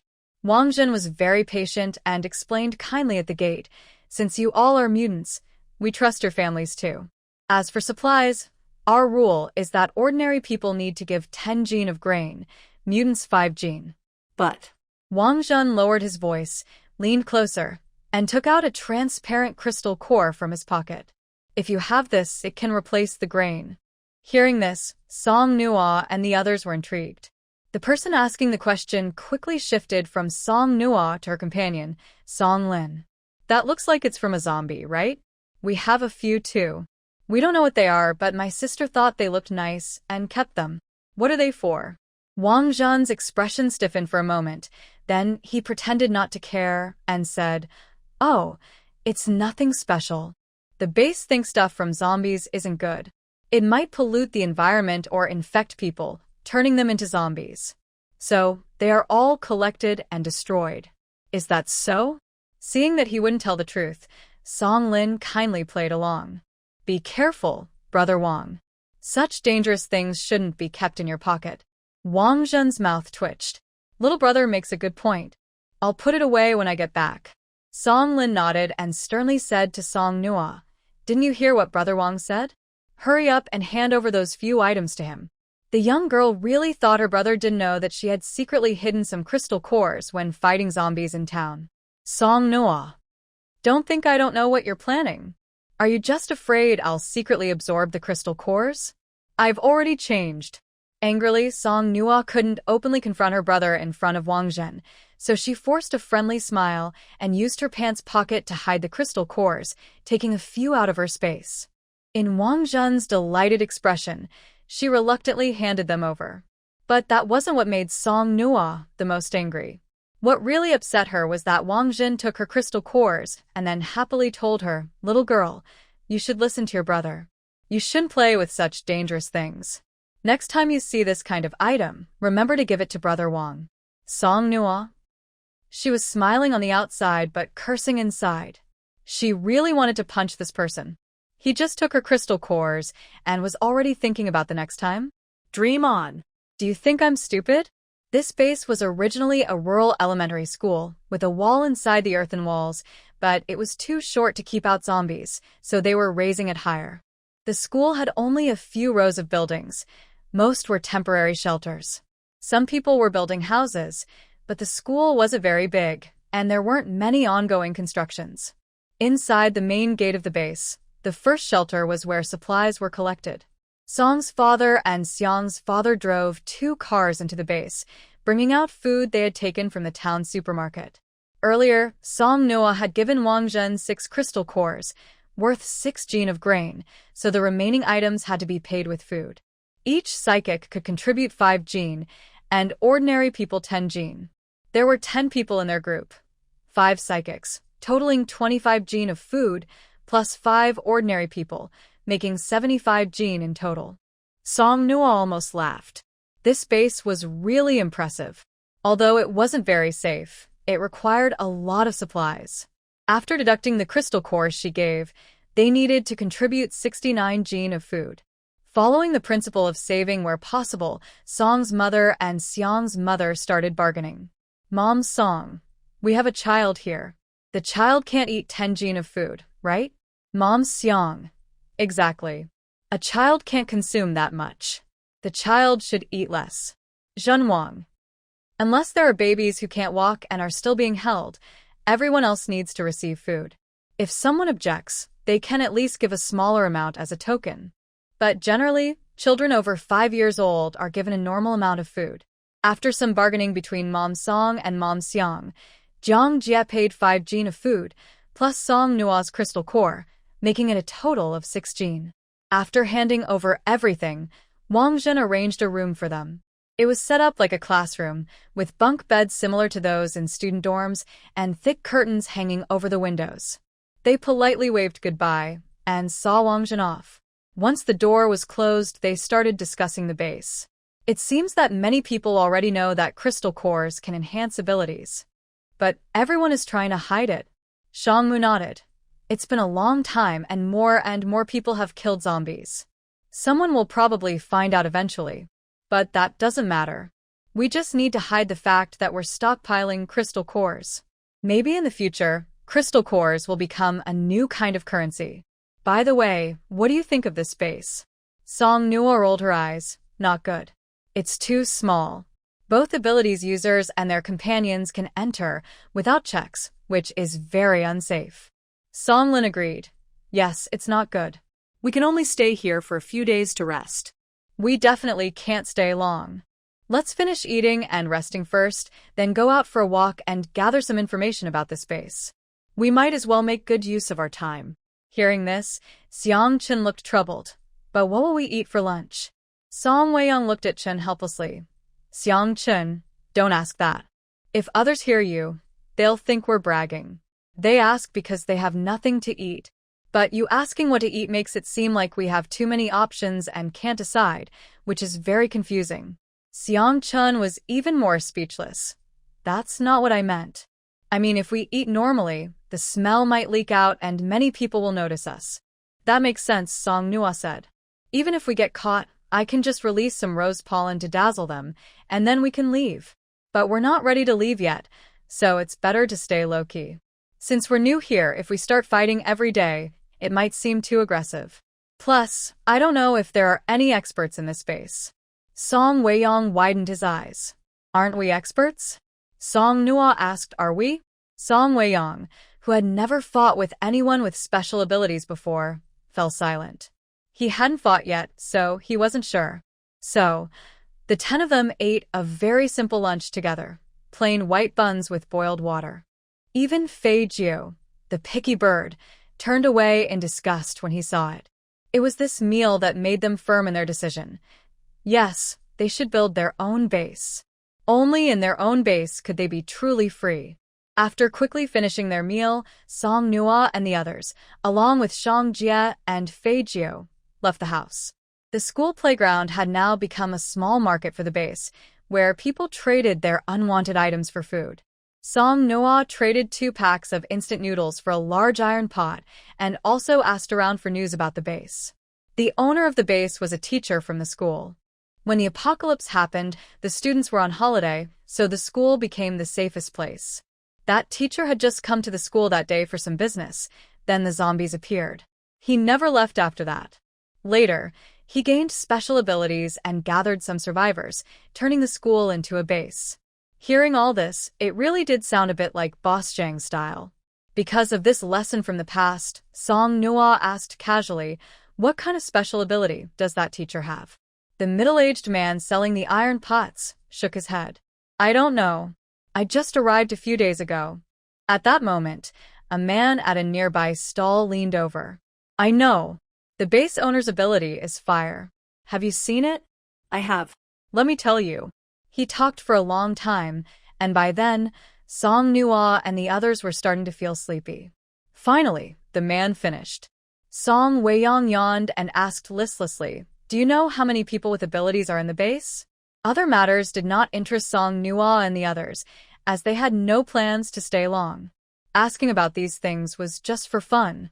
To thank the older brother, who helped clarify things nearby, Song Nua also exchanged 2 packs of instant noodles for some items. In the next 2 days, they mostly stayed either at the playground or in their house, bored enough that Song Nua even found 2 decks of cards in the space to play with. After just 2 days, they felt they had stayed long enough. They decided to leave early the next morning. That night, before it got dark, Song Nua and the others ate their dinner and debated whether to go for a walk. Just as they were thinking about it, they heard someone knocking on the door. Shang Jie was about to go to the bathroom, so he went to open the door and let the visitor in, then ran outside. Song Nua was debating whether to play her last 3 cards, whether to play a pair first or a single, when she saw Wang Jin come in. She immediately threw her cards away. Oh, a guest is here, a guest is here. She played her cards openly and honestly. Seeing Song Dad and Song Mom packing up, Wang Jin realized that Song Nua and the others probably planned to leave soon.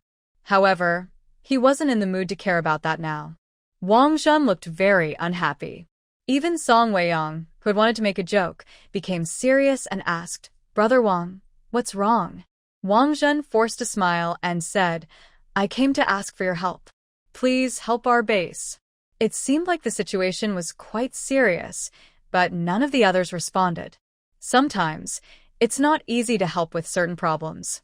Song Lin put down his cards and said somewhat distantly, Brother Wang, no need to be polite. Why don't you tell us what's going on? We might not be able to help anyway. Wang Jin understood what Song Lin meant, but he had no choice. Their base was small, with not many special abilities, and now they could only rely on the few new ability users they had. Wang Jin said, about 10 miles from our base, there's a meat processing plant. We observed it for several days and found there weren't many zombies inside. So yesterday, some of our ability users went to gather supplies there. But they haven't come back all day, as if they disappeared. Early this morning, we quietly sent someone to check, but we couldn't see inside. So you want us to bring those ability users back? Yes. How many ability users went there in total? 6. If there are no major errors, based on what Song Nua and others have heard, the entire base has fewer than 10 mutants. Now 6 are gone at once, which means all the mutants in the base have been drained completely. Song Lin asked, how many mutants are left in the base? 2, but these 2 can't go. Only we can go? Wang Zhen felt that saying this was quite shameless, but he had no choice and could only nod reluctantly. Who asked that the remaining 2 are the boss and him? If the boss goes and doesn't come back, what will happen to the base? And himself. He does have an ability, but his power is unreliable and has no attack strength. If he goes, Wang Zhen nervously said, I'm doing this for your own good. I do have an ability, but if I go, you might have to save me more often. Hearing this, Song Noah asked with interest, what kind of ability do you have? Invisibility. Isn't that great? No one can see you, so you're much safer. Wang Zhen's expression grew more bitter. But this ability only works 3 or 4 times out of 10, less than a 50% chance. And it can suddenly stop working. This is indeed very frustrating. Song Noah imagined herself sneaking into a zombie horde while invisible, ready to fight fiercely, but suddenly her ability failed, and a group of zombies surrounded her. That would be a quick end. Who wouldn't feel deep sympathy for Wang Zhen? But sympathy is one thing, reality is another. Everyone is struggling in the end times. No one has it easy. Song Weiyang raised an eyebrow and asked, that sounds dangerous. What's the benefit if we help you? Wang Zhen was prepared. As soon as Song Weiyang finished speaking, he said without hesitation, I'll give you 20% of the supplies from the processing plant. Not a lot, but it's not insignificant either. Who would complain about having too much food? Negotiation is necessary in this kind of situation. It is well known that the best at bargaining skills are housewives, who work tirelessly all year round and are masters of life skills. Song Noah and others went back into the game, with Song's mother and Xiang's mother stepping onto the stage to negotiate with Wang Zhen. After more than 20 years of experience as housewives, they successfully negotiated a 40% share. Wang Zhen finally struggled painfully, asking, but you only have 2 cars. Even if you take so many, you can't fit everything, right?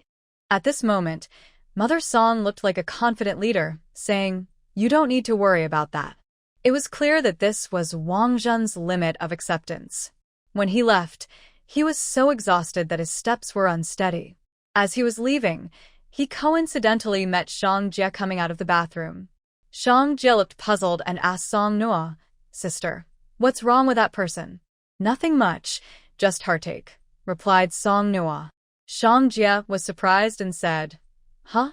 It was already late in the day, so they decided to wait until tomorrow to go to the factory.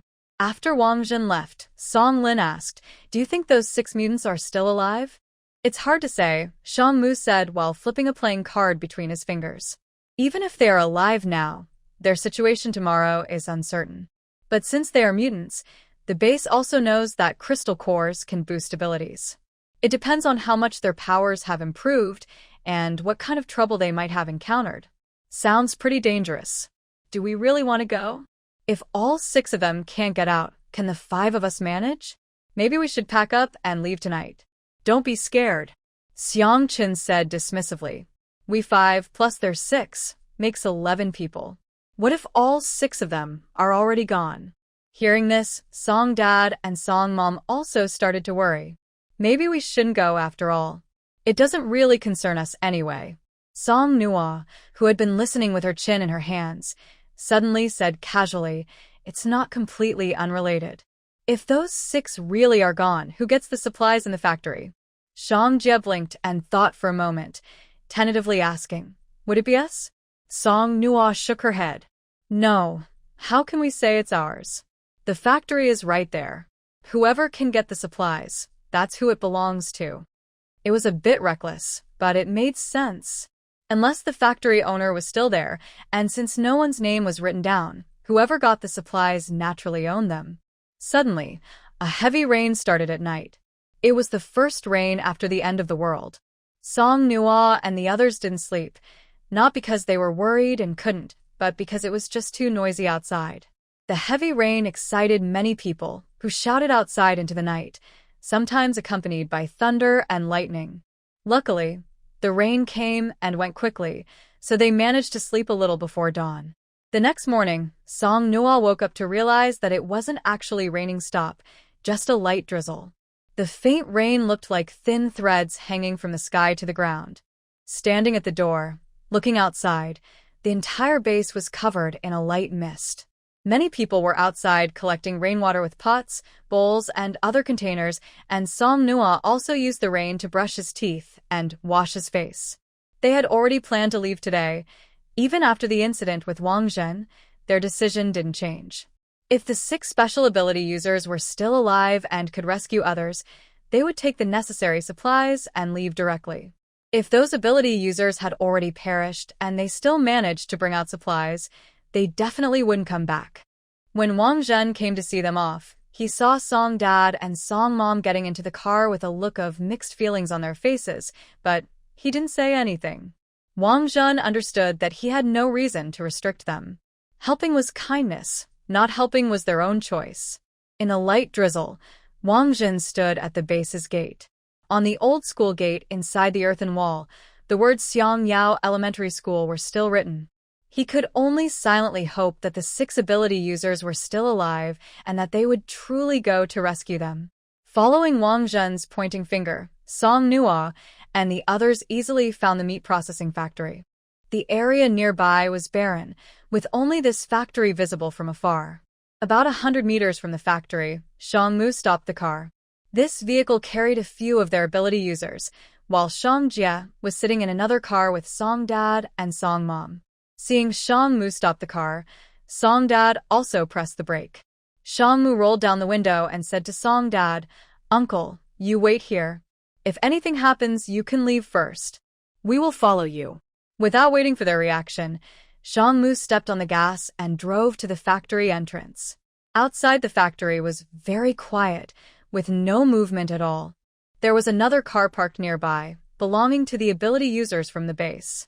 The factory gate was tightly closed, unclear whether it was shut after the ability users entered earlier or if it had always been closed.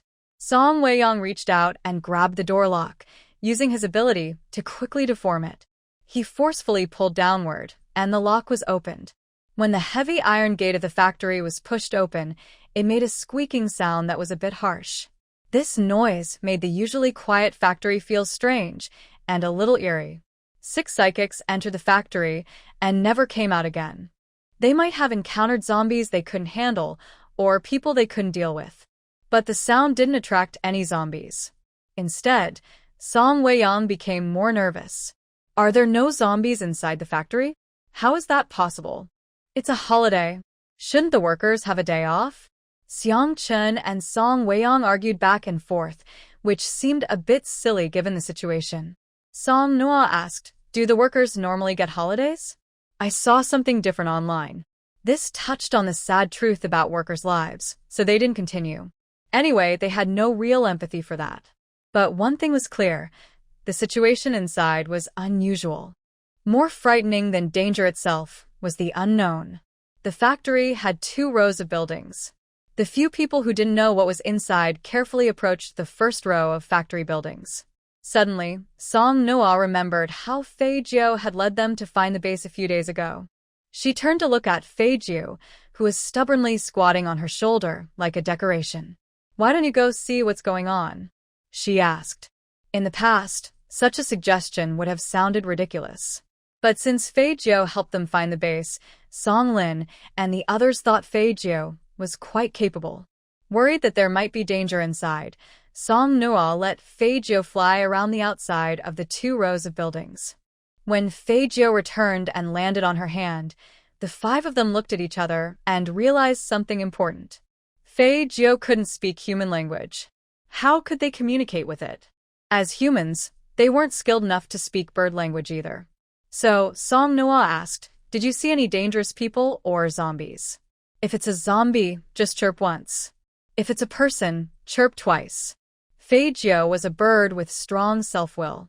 It would either not chirp or chirp 3 times. It never chirped once or twice. The 5 people watched eagerly. Under everyone's gaze, Fei Jiu tilted its head and chirped twice. It's a person. If it's a person, that makes things much simpler. Originally, I wanted there to be a lot of zombies or very strong zombies. If that were the case, they would probably be worried. But if they're humans, that's not too hard to handle. Song Nua didn't care who these people were, or how many there were. She directly released rose vines, letting them sneak into the 2 rows of factories and releasing a lot of pollen. She waited about 3 minutes until the rose vines turned into green and pink light spots and disappeared into the air. Only then did Song Nua and her friends enter the factory. In a room at the back of the 2nd floor of the 1st row of factories, they found 6 living people lying on the ground.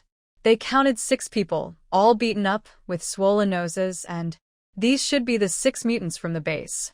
As for the other 8 people, the fact that they managed to beat the 6 mutants so badly shows they are also mutants, but it's unclear whether they had the advantage in numbers, or if they are very strong. But Song Noa wasn't interested in this. An intense and difficult battle she imagined was easily solved by her pollen.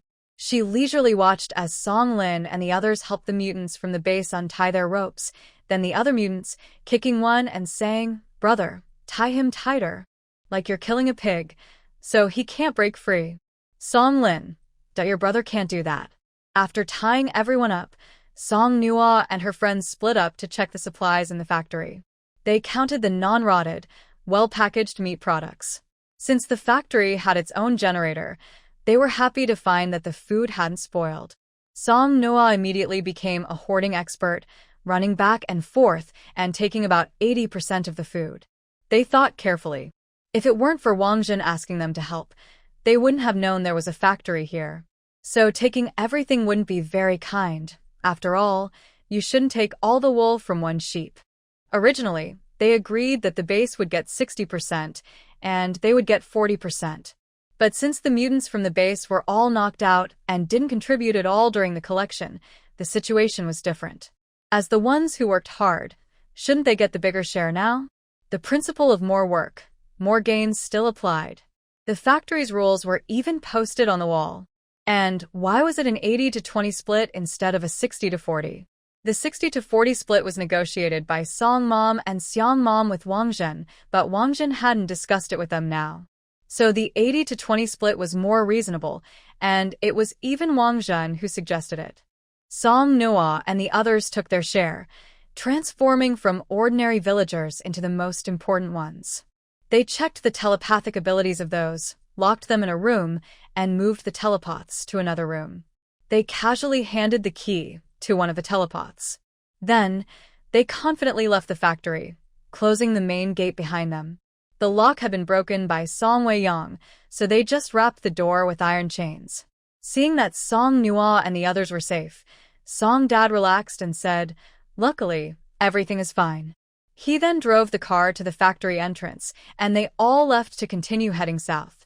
The gentle rain continued until nearly noon. Song Noa, who had been eating bread for 2 days, had never tasted such plain food and felt like his mouth was about to become fat from boredom. When the rain stopped and the sun hadn't come out yet, they stopped the car. Song Noa took out a bag of starch sausages from his space and said, "Let's eat some grilled sausages." Unfortunately, although they had fire and sausages, there was no dry wood, so they could only choose to fry the sausages. They also cooked a big pot of instant noodles using a large iron pot that Song Noa had exchanged for 2 packs of instant noodles at the base, adding 1 egg for each person. Song Weiyang finished all the noodles and broth, sighing, "This is the life. Just a couple of days ago, I was almost starving from eating bread." Xiang Chen asked, "Why didn't you starve then? Mind your own business." They both replied childishly. No one paid attention to them, just watching and eating as if it was a show, which made Song Nua feel very safe inside. They parked at an abandoned small house. Judging by how old and broken it was, it had been abandoned before the apocalypse, not after.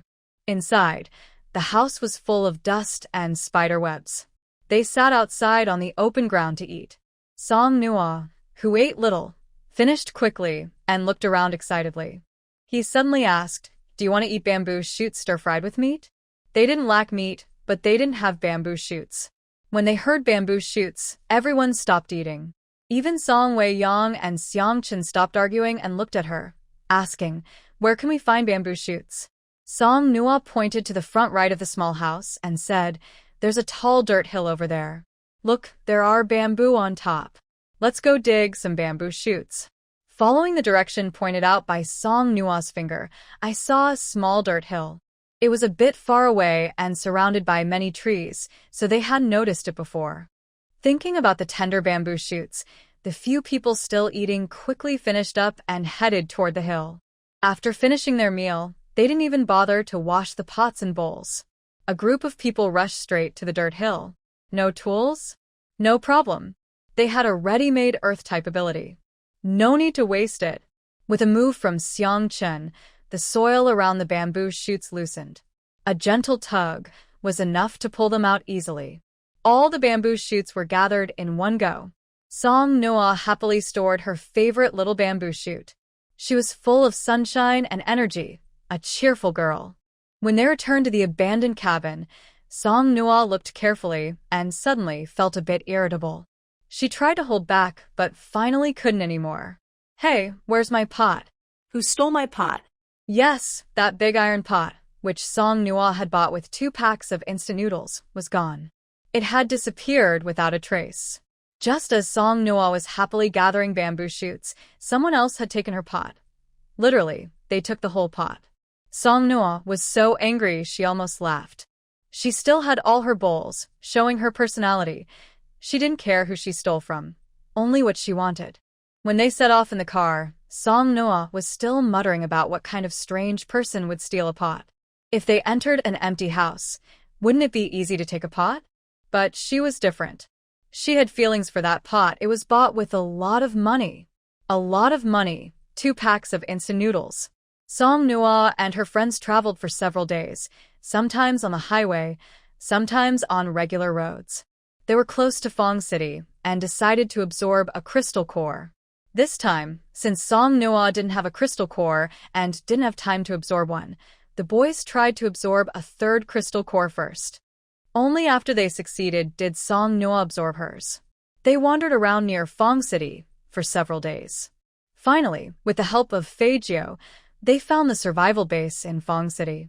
The base wasn't as big as the one in Jing City, but it was far from the small rural school they had seen before.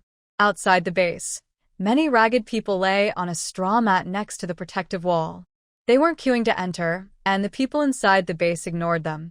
While waiting in line for inspection, the people were divided into men and women. In front of Song Noa was a girl wearing shorts and a short-sleeved shirt. Song Noa saw her chatting with several others, and even the base staff greeted her. Song Noa thought for a moment, patted the girl's shoulder, and the girl turned around in confusion. "Hello, my name is Song Noa. Are you a member of this base?" Song Noa looked soft and harmless, so anyone not too hard-hearted wouldn't be too wary of her. In fact, they might even feel soft-hearted when facing her. The girl in front of Song Noa looked to be in her early 20s, lively and cheerful. She glanced at Song Noa and immediately smiled. "My surname is Liang Kuei," with a gentle smile. "I've been at this base for half a month and am part of the Fire and Abilities team. Are you new here today?" Although Liang Kuei was lively and cheerful, she wasn't naive. She roughly looked over Song Noa and noticed that her condition was surprisingly good, almost as if she hadn't been struggling in this apocalyptic world for long. Beauty is also a kind of strength. Some women rely on their looks to cling to powerful people for survival, but there's usually something missing in their expressions. But when Liang Kuei looked at Song Noa, she saw that her eyes were clear and pure, her manners natural and confident.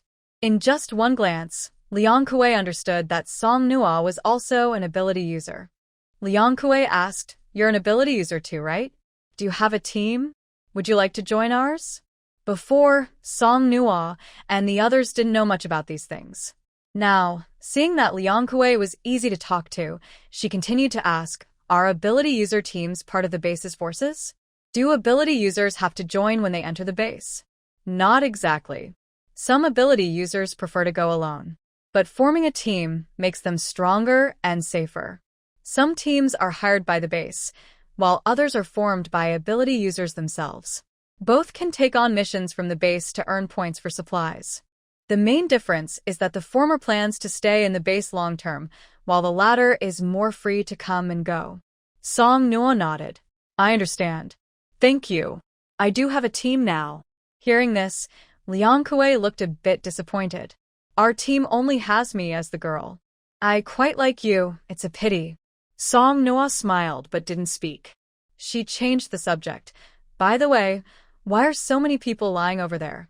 I saw they aren't being checked, and there are many daily supplies around them. Don't they go into the base?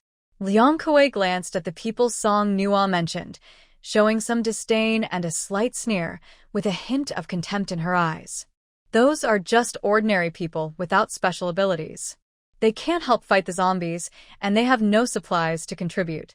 The base can't just let them in for free, right? Yet they stubbornly refuse to leave, insisting on staying outside the base, causing trouble every now and then. We should just ignore them. After saying this, Liang Kuei muttered, ordinary people without abilities are such a hassle. Since the end of the world, Song Noah has either been alone or with her family, and she hasn't played with girls her age.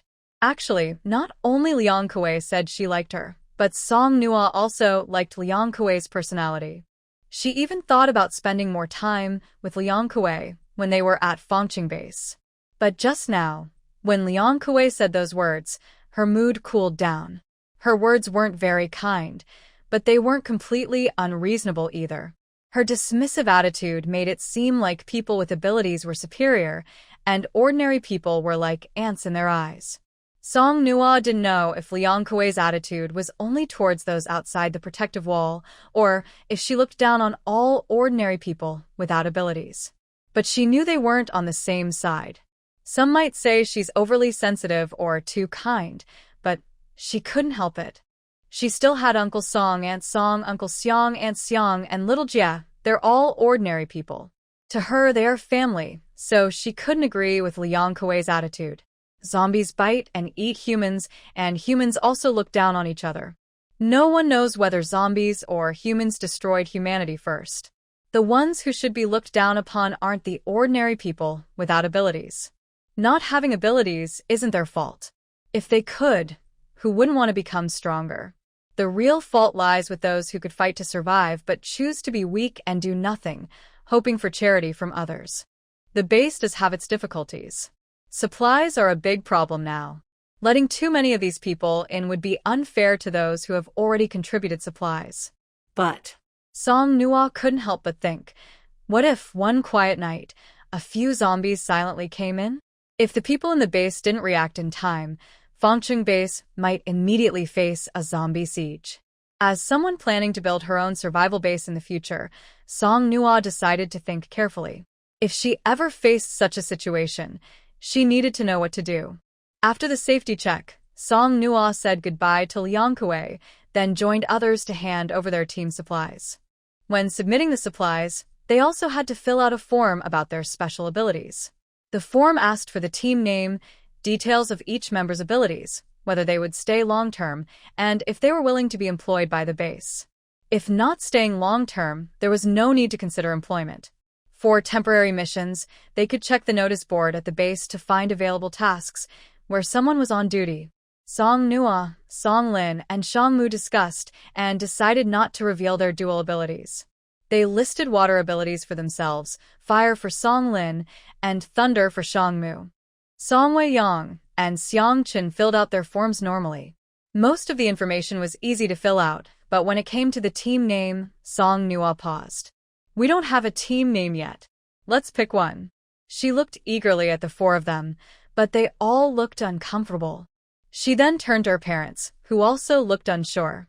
All that was left was a child and a chubby creature, and Song Noah thought it was better not to make things difficult for them. Their group had been traveling together smoothly so far, but this was the first time they faced such a tricky problem. They had promised to be a neat family, but now they were full of internal disagreements, each trying to pass the headache of choosing a name to someone else. Finally, the good brothers in Song Noah's eyes confidently said, as the team leader, this serious and challenging problem is yours to solve. Song Noah asked, when did I become the team leader? now. Song Nua was so angry, she almost exploded. Just choosing a name, and these college students teamed up to bully her, someone who hasn't gone to college and might never get the chance? Is that fair? She looked coldly and said, I don't want to. I didn't graduate from high school. I have no education. Not only Song Lin and the others, even her parents were stunned. Her refusal was surprisingly unique. A few days ago, after a heavy rain, the weather had been sunny and bright. Standing outside now, she was a bit sunburned.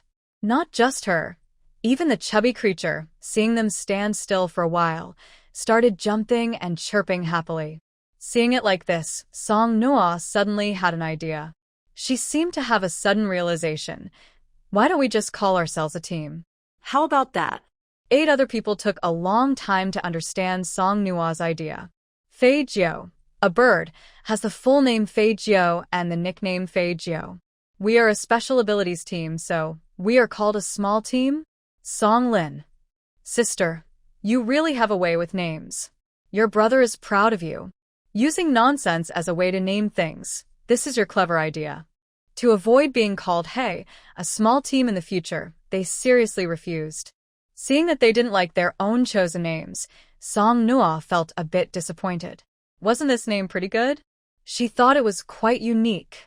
Song Nua looked at the form and saw clearly that in the long-term stay column, she had written a big no, with neat, straight characters. Since they didn't plan to stay long, why bother choosing a team name? Forget it, no name for now. We'll decide later. We don't plan to stay, so why keep a name?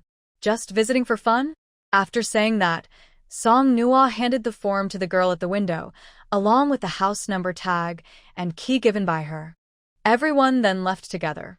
In the apocalypse, whether in appearance or clothing, it's easy to tell if someone is a special ability user or an ordinary person.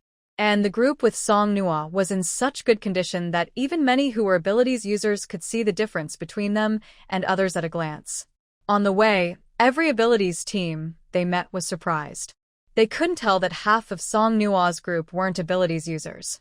They only thought that the largest abilities team in the base had 8 people, but this new team had 10? Unknowingly, Song Nua's group had become the target of suspicion for all abilities in the base. But for ordinary people who had no abilities and had been having a tough time, Song Nua's group was like a big piece of meat.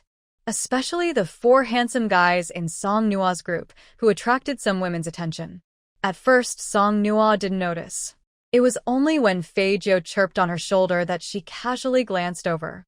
That's when she saw a pretty woman in a red dress and high heels staring intently at her brother, Song Nua. She didn't mind having more sister-in-laws, but right now, she was a little annoyed by someone trying to take her food.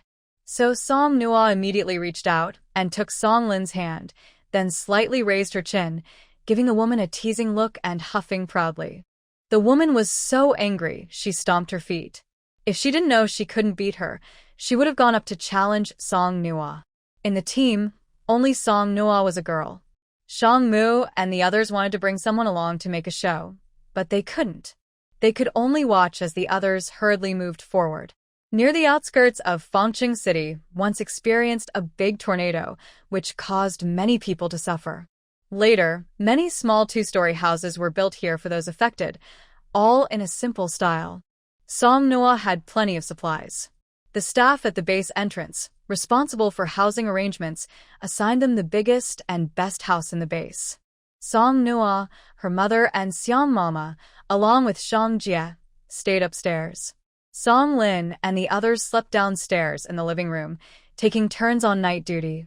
After traveling from the survival base in Beijing, Song Nua now loved exploring each new base's small market. Maybe it's because shopping is a girl's natural instinct. Song Dad and Xiang Dad asked to stay behind and help Song Mama and Xiang Mama with the housework.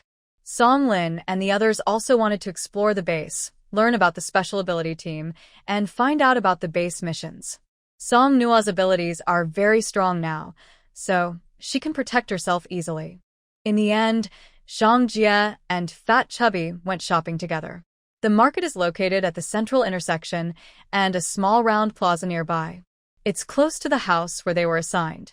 Behind it are 2 rows of houses, and further back is the market. When Song Noa appeared in the middle of the round plaza, many people looked her way. Today, she wore a short-sleeved, pale yellow dress, beige Mary Jane shoes, her hair in a cute, lively bun and a small, delicate bow hairpin matching her dress. She looked like a lively little sun. Not at all like someone who had been through the end-of-the-world struggles, but rather a spoiled little princess from a wealthy family. Plus, she had a cute light green bird perched on her shoulder, making her look like a fresh, lively painting. Song Noa took Zhang Jie to look at each stall, saying, "Tell me what you like. I'll buy it for you." She just enjoyed shopping, not necessarily wanting to buy something. That's the fun of shopping. Most of these people's items weren't very practical, and some weren't even as complete as her own belongings. Before leaving, Song Noa still took a backpack with some food inside, and Zhang Jie carried it out for her. Whether to buy something or not didn't matter, but she still brought what she should. Seeing the gazes of people around, Zhang Jie immediately moved closer to Song Noa, holding her hand and thinking, "I must watch over my sister carefully. My brother said her sense of direction isn't very good. One is a gentle, pretty girl, and the other is a handsome, young boy.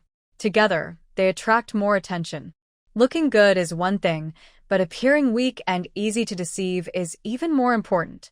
After visiting 2 stalls, a young man around 26 or 27 approached and handed something to Song Noa. It was a bag of milk candies, which made her naturally look at the man. The man smiled slightly, looking quite handsome, especially those fox-like eyes, which were charming and flirtatious. Unfortunately, Song Noa was used to seeing her brother and others, so she was immune to handsome guys. Not to mention, Zhang Jie, who was only 7, could already tell how handsome he would be when he grew up. His brother's good looks were obvious. And the man in front of her wasn't particularly handsome, just decent-looking, with his eyes standing out the most. Song Noa turned her head back without showing any emotion and continued to look at the items on the stall. The man was surprised for a moment, then smiled and asked, "My name is Zhongyu. What's yours?" It was interesting. He rarely saw a woman remain unaffected after seeing his eyes. Since Song Noa arrived, Zhongyu had noticed her. He didn't think her clothes meant much. These days, no one cared about dressing up because everyone was busy fighting for supplies. Only those with special abilities, supported by others, paid attention to appearance. And this soft, delicate girl with her clear eyes didn't seem like someone who had fought zombies. She was probably being cared for by another ability user. If she was being cared for, why not him? Her looks were just his type, and with no special abilities and inexperienced, she seemed easy to handle. Zhongyu licked his canine tooth, feeling a bit excited and eager. Song Noa knew she wasn't very clever, but she wasn't stupid either. She couldn't read others' thoughts, but she could tell from the way someone looked at her whether she felt comfortable or not. If someone's constant glances make you feel bored and uncomfortable, then even if they are not a bad person, they are not worth your time and energy to deal with. Song Noa originally didn't want to pay attention to him. She pulled Zhang Jie and went to another stall across the street. But a man named Zhongyu kept pestering her, saying, "What do you like? I'll buy it for you." Getting annoyed, Song Noa coldly replied, "My name is Wang Ergu. Are you satisfied now?" "Zhongyu, You really know how to joke," she said. Then Zhongyu handed her a bag of candies and tried to touch her hand. Song Noa quickly pulled away, sneering, "Joke? Who's joking with you?" She then opened Zhang Jie's backpack zipper and showed Zhongyu, "See? If I want something, I can buy it myself. Please don't hang around in front of me. You're more annoying than flies." Zhongyu's mysterious smile suddenly disappeared. He looked cold and warned her, "Little girl, I advise you not to refuse a toast only to be forced to drink a forfeit. I am a person with special abilities. Following me has benefits, or else." He chuckled sinisterly, making Song Noa shiver in the hot weather, not from fear, but from speechlessness. Is this what a domineering CEO looks like? Why does he have to grin crookedly? Is he afraid others will think he's normal? Song Noa ignored his threats and pretended not to understand, asking Zhang Jie, "Did he just scare me?" Jiang Jie nodded cooperatively yes. Is he being a pervert? Yes. I see. Song Nua said meaningfully, adjusting her non-existent sleeve and muttering, Hey, with my fiery temper, how can someone be so brazen and still act so justified? If I don't teach you a lesson today, I won't be surnamed Song. Before Zhong Yu could react, Song Nua's fist hit his eye, making him scream in pain. Since Zhong Yu had been pestering Song Nua, many people had been watching. When they saw the argument, more gathered around, but no one intervened. Times are different now. If you offend the wrong person, life will be hard later. Besides, men and women flirting willingly is their own business. Others shouldn't interfere. Although Song Nua and Zhong Yu clearly weren't in a mutual romantic relationship, Zhong Yu had just said he was a person with special abilities. Who dares to interfere with that? At this moment, when everyone saw Song Nua punch Zhong Yu, they all gasped in surprise. Some soft-hearted but timid people closed their eyes, afraid to watch, worried they might see Song Nua suddenly collapse. Zhong Yu didn't expect to be hit by Song Nua. He roared angrily, How dare you hit me? You must be tired of living. He then raised his hand to slap Song Nua, but Song Nua reacted faster. In the next second, a rose blossom appeared in her palm. Under her control, the pollen instantly made Zhong Yu faint. The movement was so quick that the people around didn't see clearly, just saw a young girl knock out an adult man. They gasped in surprise and started discussing what was wrong with Zhong Yu. Song Nua stood up, looked at Zhong Yu lying on the ground with disgust, and even rolled her eyes. Hit you? What's wrong with hitting you? You're so disgusting. Waiting for the new year to beat you? While speaking, Song Nua kicked Zhong Yu several times. Zhang Jie sincerely believed that his sister Nua was a girl, and girls are usually weaker, so he kindly helped by kicking a few more times. He was very happy. Today was truly a day to celebrate his sensible and obedient sister. Both of them kicked Zhong Yu until his nose and face were swollen, and even Fat Chu came over to peck at him a few times. The idea of fox eyes or good looks was gone. Lying on the ground was just an unlucky man with panda eyes and a pig-like face. If someone else had hit someone, they would have left right away, but after Song Nua finished beating Zhong Yu, she felt so happy that she had no interest in shopping. She confidently and proudly continued strolling around the market with Zhang Jie. Zhang Jie, the little boy, had a question. Sister, why did you make him faint before hitting him? Because fighting in public is not good. It affects the environment and might hurt others or damage property. Her words made sense and everyone nodded in agreement. But then Song Nua added, but if he faints, it's different. That's not fighting anymore.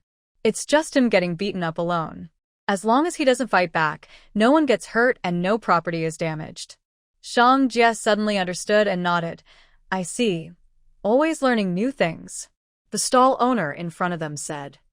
Are you two really siblings? Where do all these lively characters come from? Zhong Yu was lying quietly there. Someone saw he was still and nervously checked his breathing. Seeing he was alive, they left him alone. Song Nua and Zhang Jie visited a few more stalls, but didn't find anything new. They chatted and laughed happily as they walked away. Since Song Nua had hit Zhong Yu alone and caused no real trouble, by the time the security patrol arrived, they had already disappeared. A security officer asked the nearby vendors and market visitors, what is the name of the person who hit him? Everyone answered together, Wang Ergo. The officer was confused. Could anyone really have such a strange name? Who is he? A girl, a little boy, and a bird. The officer looked at Zhong Yu lying on the ground and thought it was even more unbelievable. A big, strong man was beaten into this state by a girl, a kid, and a bird? And he seemed to be a special ability user too? What was even more unbelievable was, who would name their daughter Wang Ergo? Zhong Yu was unconscious for an hour before waking up. When he did, he found he was swollen like a pig's head and had been displayed in the busy market for an hour. This made him even angrier. That bratty girl, how dare she hit me? If I find out who she is, I'll make sure she pays the price. He sulkily headed back to his place.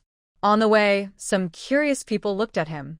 No matter if they knew him or not, he had to cover his face with his hand to hide his shame.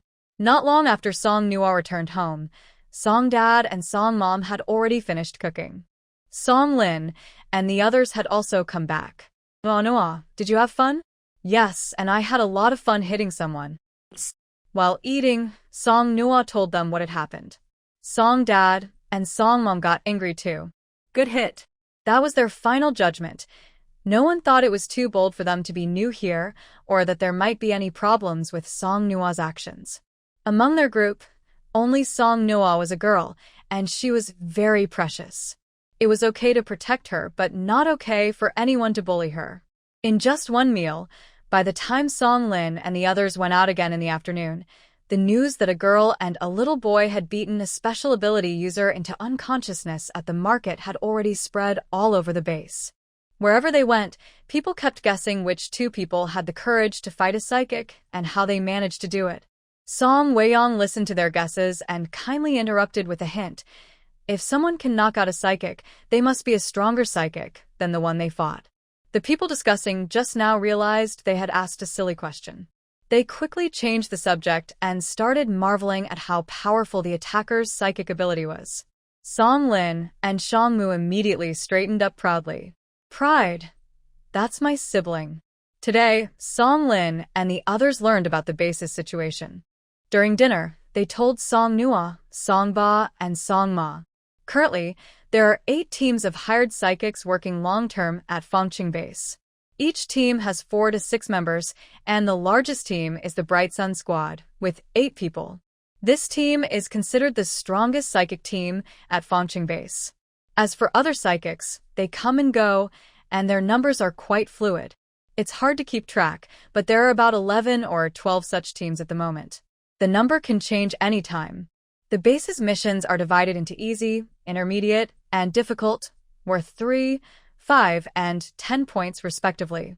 Each team member gets points for completing missions, which can be exchanged for supplies at the base's supply hall. Besides outdoor missions, they can also do physical labor or exchange crystal cores for points. After Shang Mu finished explaining, Song Nua asked, "So, are we going to try to take a mission tomorrow?" Song Lin nodded. That's the plan. The leader of this base was a wealthy merchant before the apocalypse. After the apocalypse, he had no psychic powers, but his brother is a psychic and quite well known in Fengqing. He used his brother's reputation to establish this base. Since we plan to build our own base someday, whether we want a large one or not, we shouldn't stay unknown forever. Having some reputation will help. Even if we only want a small base later, it will make others less likely to look down on us or think we're easy to bully. Song Noah had no objections. As long as she was with her brothers, she would be happy, even if they went begging. Today, I remembered the special ability user I offended. She kindly warned Shang Jia, "Little Jia, tomorrow you stay here with Uncle and Auntie. Don't go out before we return. If that person from today finds you, they might cause trouble while we're away, and that could be dangerous for you." Shang Jia was busy fighting with a piece of ham in his bowl. Hearing this, he obediently stopped eating and nodded seriously. "Got it, sister. I won't go out tomorrow." Song Noah felt relieved and continued eating. After a few bites, she looked up seriously and said to Shang Jia, "Don't make promises you can't keep. It's bad luck." Song Lin was confused. "Sorry, I often feel a bit guilty about my sister's sudden strange words." Song Lin had a watch given to him by Song Noah when he got into college. He looked at the time, then gently pressed her head to stop her from talking and said they needed to go out on a mission tomorrow. After she finished eating, he sent her back to her room to rest. Since they started living together, they never worried about supplies, but rest has never been very comfortable. Looking back, tonight was the best night they had stayed there. They had a peaceful night without dreams. Everyone rested well, even Dad Song and Dad Xiang, who took turns staying awake. Each only slept half the time, so they all felt energetic in the morning. For breakfast, they ate boiled dumplings with shrimp and black pepper beef fillings, plus some with cabbage and pork. When they stocked up, Song Noah bought these flavors because she and her brother liked them the most. The shrimp and beef flavors were her favorites, and her brother liked them too, so she only bought these two. The cabbage and pork dumplings were from a small-town supermarket last time. Dumplings and wontons come in different flavors, and they don't let out strong smells while cooking, making them perfect for quick meals at the base. The task board is on the wall near the base entrance, about 10 meters away. It's just a whiteboard listing different missions posted by the base, with staff nearby. Once you choose a task, staff will update its status. After completing the task, you return to submit it and earn points. Some tasks are difficult or need many people, so several ability teams often take on them together. Usually they plan ahead. But Song Noa and her team only confirmed their mission last night. They looked at the task board, saw no one had done any tasks yet, and decided to start with the simplest ones. They took on a simple task to a construction team transporting sand. The place they needed to go was remote, so there was little danger. The workers were ordinary laborers without special abilities, so sending them alone could be risky if something went wrong. Therefore, a small team was needed to them. The team led by Song Nua didn't have a name. To keep things simple, Song Lin planned to leave his name with the staff. However, when the staff heard Song Lin, they looked at them strangely for a moment. After a quiet pause, the staff waved their hand and said, "No need.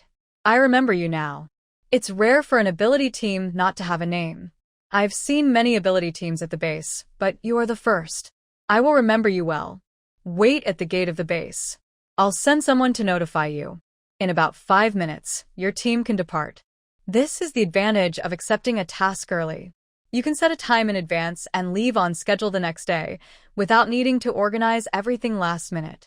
What Song Nua and the others didn't know was that simple tasks like this always attracted many volunteers. Usually, teams with weaker abilities competed for these jobs. This task was also posted just this morning, and they arrived just in time to get it easily. They waited at the gate for less than 5 minutes before a truck drove out from the base. 3 people were on the truck. The leader, an older brother, looked around at the gate. Before Song Nua and the others could approach, he walked over to them and said warmly, "Are you the team without a name?" Song Nua and the others. "Wow, sir, you're quite the conversationalist." Realizing his words might not sound right, the older brother scratched his head awkwardly and said, "Sorry, I'm a rough person and not good at talking." Please don't mind. Song Lin smiled and said, "No problem, brother. Are we ready to leave now?" The older brother nodded and replied, "Yes." Then he turned and led 2 others onto the truck. Song Nua and the others followed in their own car behind the truck. Nothing unusual happened during the trip until they were returning with the sand. Suddenly, they encountered 1 or 2 zombies. The zombies appeared suddenly from an alley on the front right and headed straight for the truck. The unexpected appearance of the zombies startled the driver, and he slammed on the brakes. But before the zombies could get close to the truck, a gust of wind swept past, and the heads of 2 zombies fell to the ground. The 3 brothers on the truck didn't even react. Song Noa's car stopped beside the truck. She stuck her head out of the window and asked the 3 brothers on the truck, "Are you guys okay?" The 3 brothers looked at the zombies lying dead on the ground, their hearts still pounding with fear. They wiped sweat from their foreheads and saw Song Nua's relaxed expression, which made it clear she wasn't scared at all. The calm and composed attitude of the young girl was very different from their panic. One of the brothers couldn't help but explain, "Well, we often take this route. The people living here used to be few, and the area has been cleaned up before. Usually there are no zombies." The hidden meaning was, "It's not that we're cowardly, it's just that this was too sudden, and we're not used to it." Song Nua didn't quite understand. She blinked and said, "Oh, then let's go?"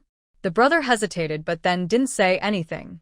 It seemed like he had explained everything clearly, but she didn't seem to listen. The task this time was very easy. When they returned to the gate of the base, Song Lin checked his watch. They left around 7 o'clock, and now it was nearly 10. At the base gate, the brother from the truck got out and greeted Song Nua and the others warmly, thanking them again.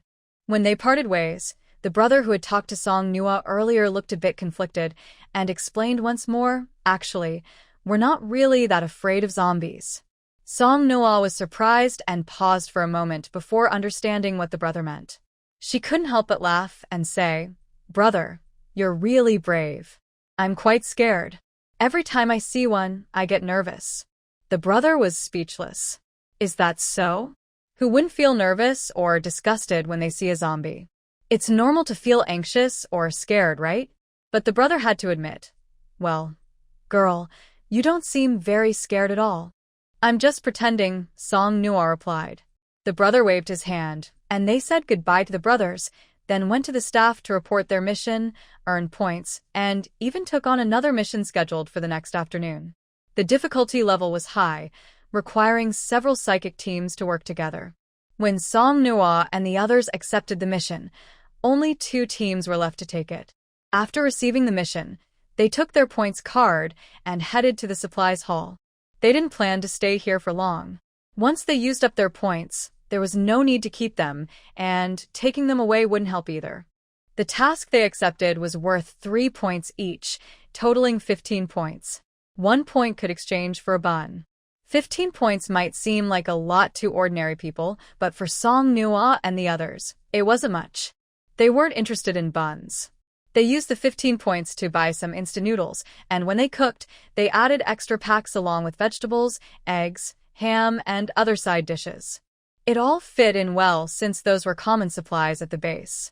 Before returning to their house, Song Lin looked back at the busy market, remembering how his sister was bothered by someone yesterday when she was shopping. She probably didn't enjoy it much. He asked her, "Want me to go with you to the market?" Song Noah felt a little tempted. She hadn't really explored much yesterday. But after thinking about what happened yesterday, she shook her head. Forget it. That person might still be lurking around me. I'm not stupid. It wasn't that she was afraid of him, but if she hit him once, it was fine. If he came back for a second time and caused trouble in the base, the patrol team might see it and that wouldn't be appropriate. As soon as the door opened, Shang Jie rushed over and threw himself onto the sofa.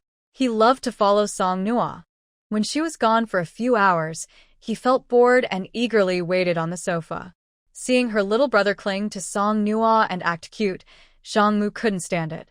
He grabbed his collar and pulled him back to the sofa. Always acting cute. Aren't you tired of it, Shang Jie? No, I'm not tired. The brother and sister stared at each other with similar eyes, neither willing to back down. Song Noah looked around and didn't see her parents, so she curiously asked Shang Jie, "Where are uncle and aunt?" Shang Jie froze for a moment, then his gaze drifted, looking guilty. He mumbled, "They went out."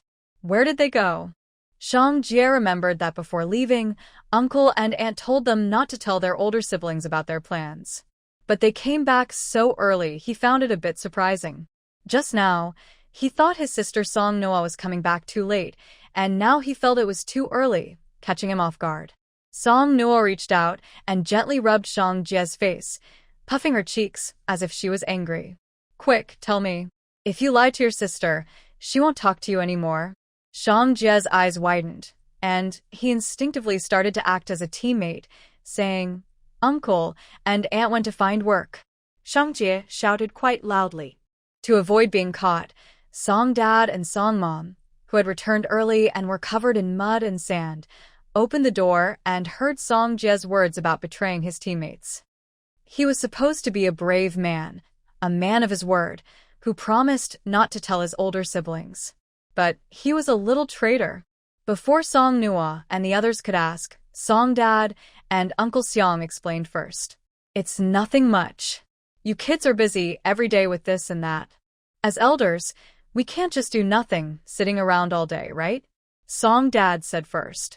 Uncle Seong agreed. "Old Song is right. Normally, we should take care of you, but now you have special powers. You can do things we can't. That's just how it is. But we should do something, right? In the future, we want to build our own base. We've learned how to build protective walls. Elders always want to help the children whenever they can." Song Dad and Song Mom's ideas are understandable, but Song Noah had just made someone angry yesterday. Many other people with special abilities didn't seem to respect ordinary people. Song Noah and the others worried that Song Dad and Song Mom might get bullied outside. With a serious face, Song Noah said, "But Uncle and Auntie, we've never helped you cook before. After meals, I've never washed a single dish. Most of the time, you've been on guard duty while we passed by. You have the right to choose what you want to do, but you can't think you've done nothing. It's because of you that we can do what we want freely." And he added shyly, "Also, yesterday, I made someone angry. What if they recognize that you and I entered the base together? If we're not there, what if you encounter danger?" Song Lin and the others didn't speak, but their serious expressions showed they shared the same concern. Song Dad and Song Mom had no choice but to compromise. Fine, we won't go anymore. We won't sneak out when you're not around again. Fixing the wall is really tiring anyway." Song Nua, looking fierce, said, "Exactly. Why should you do such hard work? Brother Wei Yang and Brother Xiang Chun are grown-ups. They should do the work. You should rest more at home." After being scolded by Song Nua, Song Dad and Song Mom had nothing to say. They took the instant noodles and other food they brought back and went to the kitchen to cook. In the afternoon, there was nothing much to do. Song Nua planned to lie on the sofa, eat some snacks, tease Song Jie, and play with the chubby pet, enjoying a relaxing afternoon. Just 10 minutes after finishing their meal, the door of the house where they lived was knocked on. Song Nua and her friends didn't have many acquaintances at this base, so it shouldn't be anyone they knew. The knocking seemed normal, so Song Nua almost thought it was that person named Zhongyu from yesterday. Song Lin and the others were playing cards behind the sofa. Song Nua, being close to the door, was too lazy to move and confidently asked Shang Jie, "Shao Jie, go open the door and see who's there." Shang Jie obediently opened the door, looked through and then told Song Nua, "Sister, it's a sister." Song Nua, "Are you speaking in a tongue twister?" Then she thought for a moment and guessed who it might be. She decided she couldn't be lazy this time. Slowly, Song Nua got up, and a chubby bird standing on the sofa habitually flew onto her shoulder. When she reached the door and opened it, she saw Liang Kuei, the person she met yesterday at the base entrance. Although she had already guessed, Song Nua still felt a bit surprised. She didn't expect Liang Kuei to come looking for her, and she was curious how Liang Kuei knew where she lived. Thinking this, Song Nua didn't ask much. She just smiled faintly and asked Sister Liang, "What brings you here?" When the door opened, Liang Kuei peeked inside curiously. Seeing Song Lin and the others holding playing cards and looking at her, she also smiled and said to Song Nua, "I'm bored and came to find you to go out for a walk." Thinking of Zhongyu from yesterday, Song Nua hesitated for a moment. She thought it probably wasn't a coincidence, so she agreed. Song Nua turned around, greeted Song Lin and the others, then followed Liang Kuei out. She was quite curious. What kind of boredom could make Liang Kuei find her without her telling anyone where she was? Yesterday, when they entered the base, Song Lin and the others saw Song Nua and Liang Kuei talking together. They thought Song Nua had told her, so they didn't think much about it. If Liang Kuei was just feeling bored and wanted to come find Song Nua to hang out, the only lively place in the base was the market. However, Liang Kuei led Song Nua on a detour, walking further and further away. Song Nua couldn't help but feel cautious. She even wondered if Liang Kuei knew Zhongyu from yesterday, or if they were part of the same special team, and Zhongyu had told his teammates after being beaten up.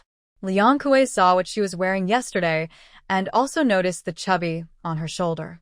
After hearing this, she knew it was her, so she came to find her, hoping to catch her off guard and trick her out. Seeing that this place was quiet and there was no one around, Liang Kuei finally revealed her purpose. She first exchanged a few words with Song Nua, asking about how she was adjusting to the base and other small concerns. After that, she got to the main point. Nua, what are the abilities of your team members?" Song Nua was surprised. She listened as Liang Kuei laid out her questions, but it turned out she just wanted to know about their abilities. Are abilities really a secret? Didn't they fill out forms when they entered the base? Thinking of the forms, Song Nua suddenly remembered that she hadn't honestly filled out her own. Liang Kuei was the first person she met at Fengcheng base, and she had helped her yesterday, so she couldn't just ignore her questions. But when outside, it's always better to be cautious. After all, it's the end of the world now, full of dangers everywhere. A friendly smile doesn't always mean someone is kind. People can be two-faced. People aren't necessarily safer than zombies. Also, Liang Kuei hadn't told Song Noa what her ability was. Song Noa thought for a moment and answered based on what she had written on the form. Being honest depends on the person. She wasn't exactly lying to Liang Kuei, just being partly honest. However, Liang Kuei fell into deep thought after hearing this. She looked at Song Noa for a moment, and her suspicion was obvious in her words. Really? But I heard you fought an ability user yesterday, and even made him faint. How did you do that? Water abilities shouldn't be able to do that, right? Song Noa stiffened. So Liang Kuei also heard about what happened yesterday, and figured out it was her. Liang Kuei initially thought that the kid who fought with Song Noa and also fainted the ability user was an ability user too, and that one of them had caused the other to faint. But after hearing Song Noa's explanation, she realized none of her abilities matched the story. She had never heard of any ability that could make someone faint in public without any signs. Being able to instantly make an ability user faint and be at their mercy was terrifying just to think about. Late yesterday evening, Liang Kuei's teammate told her about the incident. When she heard that the girl who fought was also carrying a bird, she immediately knew it was Song Noa. At that time, the squad leader was very curious about Song Noa's special ability and even considered recruiting her. Liang Kuei told the leader that she knew Song Noa and suggested they talk. Liang Kuei's ability is speed, which is not very offensive. When she goes on missions, she just runs faster to grab things. She still hasn't figured out her own ability's purpose and feels that no matter how strong her speed is, it can't compare to offensive powers. The team members didn't say much, but Liang Kuei hoped her team could become stronger. If she could recruit a powerful ability user, her position in the team would improve. Because she knew Song Noa, she originally thought that the ability to make others faint was Song Noa's. But when she looked for Song Noa earlier, she heard Song Noa calling one of their team members brother. And the person who responded looked quite similar to Song Noa, clearly related by blood. Liang Kuei realized she probably wouldn't be able to recruit Song Noa. So she hoped that the ability belonged to the little boy who just opened the door. The kids are usually easier to persuade. Although that boy also called Song Noa's sister, Liang Kuei could tell right away they were related because they didn't look alike at all. After listening carefully, Liang Kuei realized none of the abilities matched what she was looking for. Either they guessed wrong or Song Noa was lying. Between the two, Liang Kuei believed the latter more. Liang Kuei is usually cheerful but also very emotional. She didn't think it was strange that she and Song Noa had just met and that Song Noa was reserved around her. But after feeling that Song Noa had lied to her, she couldn't stay friendly anymore. Her eyes turned cold, and she snapped, "If you won't say anything, then forget it. I guess I was wrong about you." Without even looking at Song Noa, she turned and walked away. Liang Kuei has a speed ability. Because she was upset and didn't want to stay with Song Noa, she used her ability and quickly disappeared. The area has many houses, trees, and a small river, not like city neighborhoods. There's even a road in between. When they built the base, it was expanded. Earlier, Liang Kuei had taken Song Noa around, but now Song Noa didn't know where she was. She only knew the surroundings were very quiet, as if few people came here. Song Noa has a poor sense of direction, basically meaning she gets lost easily. She tries to leave, but no matter which way she goes, the roads feel unfamiliar. Because of the need to establish a base, the road is blocked and no vehicles are passing. It looks just like other cement roads. At this moment, she isn't sure if she crossed the road when she first arrived or how many roads she has crossed since then. After wandering around for a while, she squats under a tree, weakly draws 2 circles on the ground, then looks up and makes eye contact with the chubby, big-eyed creature on her shoulder.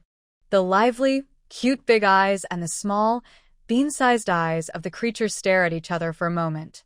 Song Noa takes a small piece of bread from her space, crushes it into crumbs, and feeds it to the creature. After the creature finishes eating, she gently strokes its head with her index finger and says, "Take me back." The creature hops twice on the ground, then its wings and flies up, leading the way in front of Song Noa. Liang Kuei, feeling angry inside, arrives at the door of the house where Song Nua is staying. She has thought about it. Given the current world, everyone wants their team to be stronger. Although Song Nua selfishly refuses to tell her, Liang Kuei has guessed that the special ability user is probably the child who just arrived. If that ability belongs to Song Nua, then as long as Song Nua doesn't want to leave, she can't do anything about her. The only possibility is that the person with this ability isn't related to Song Nua. If that person is persuaded, Song Nua wouldn't be able to stop her. So, it must be that child. Liang Kuei is about to knock on the door and talk to the child when she suddenly realizes she left Song Nua alone there. If she goes to knock now and Song Nua's brother asks where she is, how can she explain?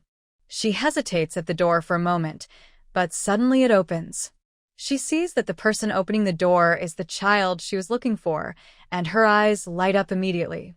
Shang Jia originally wanted to open the door to see if Song Nua had returned, but instead, he saw Liang Kuei, who had just come looking for Song Nua, standing at the door. He instinctively looks left and right, but doesn't see Song Nua. Shang Jia is puzzled. His sister left with this person, so why has this person come back without her? Liang Kuei sees Shang Jia and feels a surge of joy. She quickly waves to him, signaling him to come out. Shang Jia didn't really want to pay attention to Liang Kuei because she was a stranger to him. But thinking that Liang Kuei knew Song Nua and that he also wanted to ask where Song Nua had gone, he steps outside and gently closes the door behind him. Shang Jia just walked up to Liang Kuei and opened his mouth to speak. Before he could say anything, Liang Kuei excitedly asked, "Little friend, what is your special power?" Shang Jia?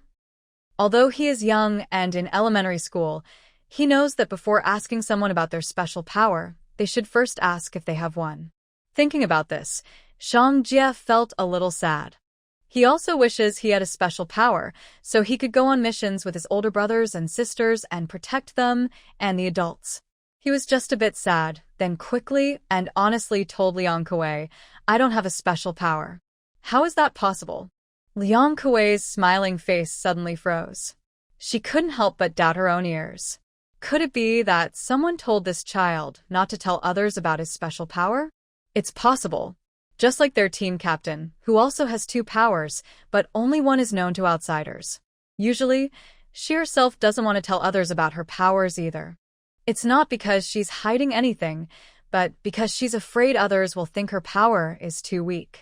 But Liang Kuei carefully looked at Shang Jie's expression and saw that the child's face was serious, and his eyes were sincere. She really couldn't speak now. It's not Song Nua, nor this child. Then who could it be? Could it be that bird? Before she could think further, Shang Jia asked, "May I ask, isn't my sister with you? Where is she now?" Liang Kuei was stunned. Because she didn't get the answer she wanted, she lost interest in continuing the conversation and just replied absent-mindedly, "Song Nua didn't come back with me. She'll probably be back soon." Hearing this, Shang Jia's eyes widened and his voice grew louder. "You left my sister behind and came back alone?" Shang Jia was a bit anxious. He knew Song Nua had a poor sense of direction. Although she wouldn't get lost in the base, not being able to find her way was uncomfortable. Liang Kuei frowned and said unhappily, "What are you talking about? She'll come back on her own later." Of course, she would come back. Shang Jia knew that Fei Jiu also went out with Song Nua, but the person in front of him took his sister away and then left her somewhere else. Now she's asking him about her special power. Doesn't she have a problem? Shang Jia's voice was a bit loud, reaching into the house. Shang Mu handed a card to Dad and walked out, asking little Jia what's wrong. Shang Jia turned and said, "Brother, this person lost sister Nua." Shang Mu. His younger brother really knows how to talk. Fei Jiu went out with Nua, right? Shang Jia nodded. Then Nua wouldn't get lost. Although he said that, Shang Mu immediately asked Liang Kuei, "Sorry, our Nua isn't very good with directions. May I ask where you and Nua went?" Seeing Shang Mu and Shang Jia's similar features, Liang Kuei was momentarily stunned. When she realized what Shang Mu had said, she quickly told him where she and Song Nua had gone. Shang Mu politely and indifferently thanked her, then hurriedly left with Shang Jie to find Song Noah at the place Liang Kewei mentioned. Liang Kewei stood there, moving her lips as if to speak but ultimately saying nothing. At this moment, she felt a bit guilty, but that feeling was quickly pushed aside. She needed to go back and discuss with the team leader. Although it seemed strange that a bird might be involved, based on what the little boy's brother just said, that bird might actually be quite special. That was good news. Getting a bird was much easier than convincing a real person to willingly join them. Meanwhile, Shang Mu and Shang Jie were heading out to find Song Noah, while Song Noah was walking back closely behind Fei Jiu. Song Noah felt like everything around her looked unfamiliar. She hurried to follow behind Fei Jiu, poking him with her index finger on his flying body, which was flying at a medium height. Did we take a wrong turn? Fei Jiu turned his head and chirped chew, chew, chew, chew, chew 5 times in a row, sounding a bit annoyed. From those tiny green bean-sized eyes, Song Noah felt like she saw disdain. Song Noah.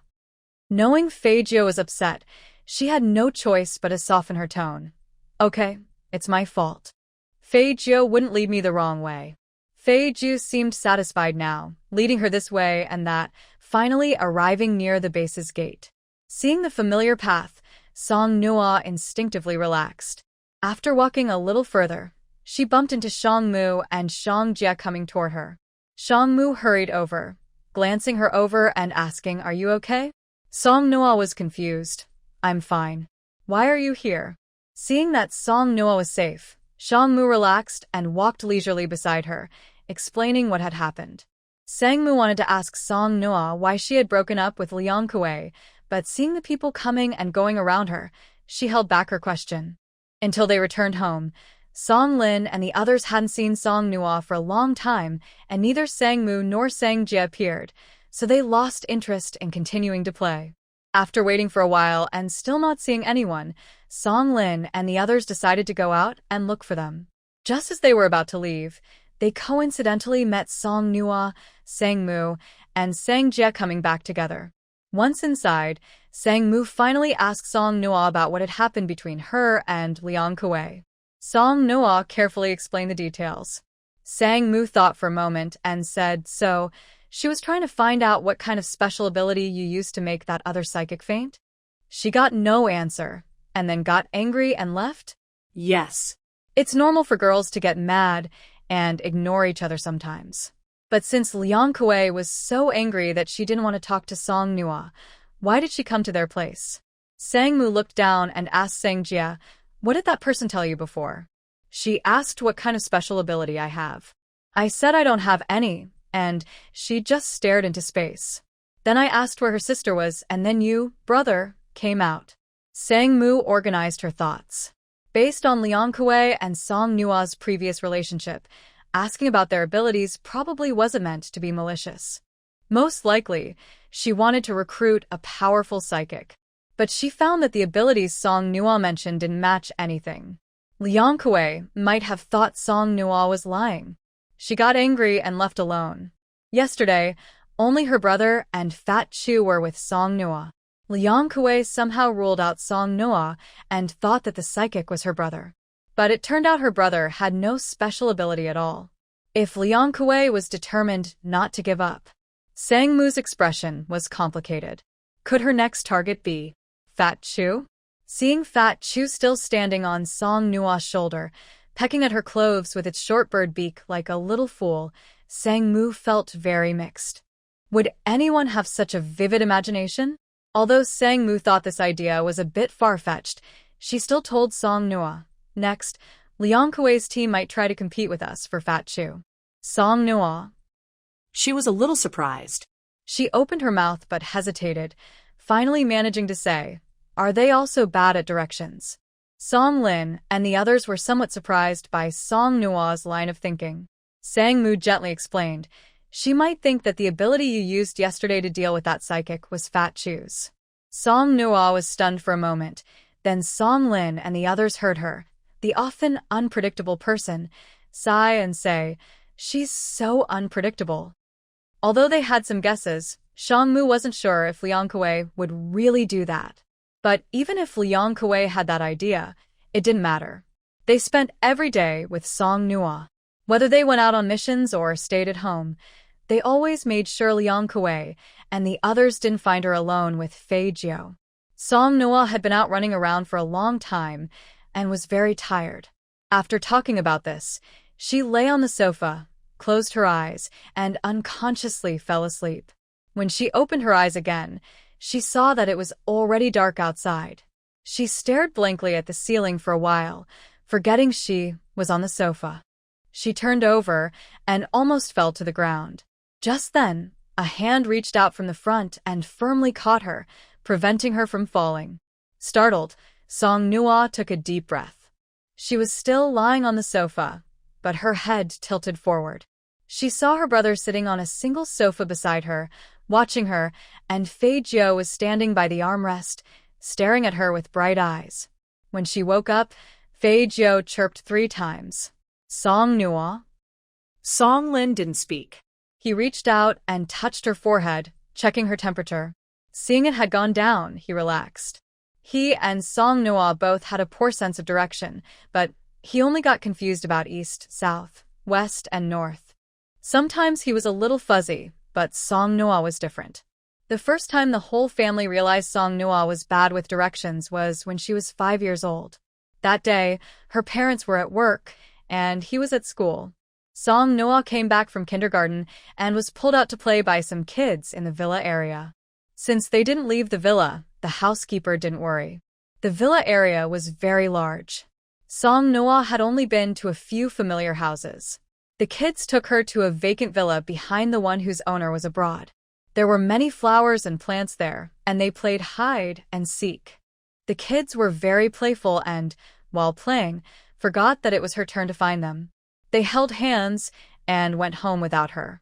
When Song Lin and her parents came home and found she was missing, it was already getting dark. The housekeeper nervously told them that Song Nua had gone out to play with some kids. They found Song Nua sitting under a tree not far from the villa door, looking like a little stray cat. Her face was dirty, tears in her eyes, and her hand had been scratched by a stray cat. Probably frightened, she developed a fever that night after returning home. Later, they asked Song Nua why she didn't go home by herself. Song Nua said she couldn't find her way home. It was partly because of her own reasons, and also because most of the villas in the area looked very similar. In Song Nua's eyes, there was no real difference between them. At first, they thought Song Nua was just too young to tell the villas apart. But later, when she got lost again and had a low fever after returning home, they realized she was truly bad at directions. After that, they never let Song Nua be alone again. This continued for many years. Until the year her parents passed away, Song Nua suddenly seemed to improve her sense of direction. She was much better than when she was a child. However, in unfamiliar places, as long as the roads weren't straight or had few turns, she still got lost. Song Nua originally thought only she and her brother were in the living room downstairs. But just as she sat up from the sofa, Song Weiyong suddenly jumped over from behind a table, saying, "Nua, you're finally awake? You scared me. I thought you were about to awaken some special power again." Song Nua. So, special powers aren't that valuable after all? She opened her mouth, feeling a bit thirsty. Just as she was about to ask for water, a hand offered her a small cup. Looking along the hand, she saw Song Mu holding the cup and looking at her. After she finished drinking, Song Lin went to the kitchen and brought back a bowl of porridge and some stir-fried greens. "Aunt Song and Aunt Xiang made these just for you. Eat up." Song Nua's fever had just gone down, and her mind was still a bit foggy. She asked, "Have you eaten already?" "Yes, we have." She blinked. "Where did you get it?" It seemed she was really confused. The rice was prepared separately in the car, and the vegetables are from today's lunch. After finishing the warm porridge, Song Nua felt much more alert. She looked around and then back at them. "Uncles and aunts, are you asleep?" Song Lin nodded. "Yes, they are asleep."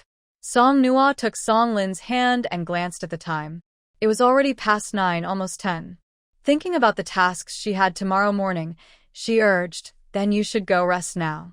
I'll stay on night duty tonight. Usually it was either Song Dad or Seong Dad or sometimes Song Lin and others who stayed on night duty. It was tiring for them.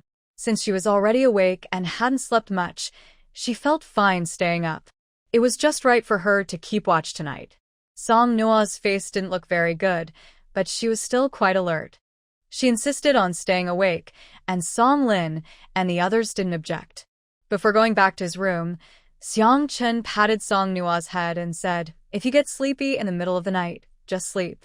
Let Fei Jo call me." Song Noah didn't think it was necessary, but she didn't say anything. She nodded and replied, "Okay." During her night watch, she realized that this task was really boring. The long, silent night made everyone fall asleep, and she felt like she was all alone. Song Noah looked down at the chubby bird sleeping in her lap, curled into a ball, and silently thought. Alone with the bird. Although Song Noah wasn't sleepy at all, it was late at night, dark and quiet. The atmosphere here made her yawn around 1 a.m. She rubbed her eyes, took out a box of mint candies, and popped one into her mouth, feeling more awake. Bored, she was passing the time. Just as she was about to eat her third mint, she heard some movement outside the door. She looked up at the door. Since the bird was on her lap, she stayed still and quietly watched the door. She thought someone was quietly trying to open their lock, but after a while, there was no more sound. The moonlight shone through the living room window. Even though there was no light, Song Noah had sat on the sofa for a long time and was used to the dark. She could easily see what was inside the room. The sofa was just out of the moonlight. Hidden in the dark, she soon saw something slowly sliding in through the under the door. Although Song Noah was usually a bit delicate and sometimes a little silly, she was reliable when it mattered. She put the bird aside and quietly moved barefoot toward the corner where the moonlight didn't reach, making no sound. What was on the floor looked like some kind of sticky liquid, slowly flowing into the room. She looked closely, feeling confused about what it was. She wondered if she was simply uneducated and unfamiliar, or if such a liquid didn't even exist. But one thing was certain. This stuff appeared here in the middle of the night without reason, and it was definitely not good. Song Noah raised an eyebrow. She took a bottle of white wine from her space and a lighter in her right hand. She wasn't in a hurry. She carefully opened the wine box and bottle cap. When the substance fully entered the room, she poured all the wine on it, then lit the lighter and threw it in. The fire instantly ignited. The black, liquid-like material on the ground suddenly changed shape and made a man scream. When Song Lin and the others woke up from the noise and rushed out, they saw a man on the ground rolling around, covered in flames, crying out painfully. While Song Noah was standing nearby, looking on with her arms crossed, they all suddenly relaxed. Song Lin called out to her, "Noah Noah." Hearing this, Song Noah glanced at them and used her water-based powers to put out the fire. The man was already scorched and looked quite blackened. He walked over and checked the man's breathing. He's still breathing. Song Lin came over and asked what happened. "How did this person get in? He's quite interesting.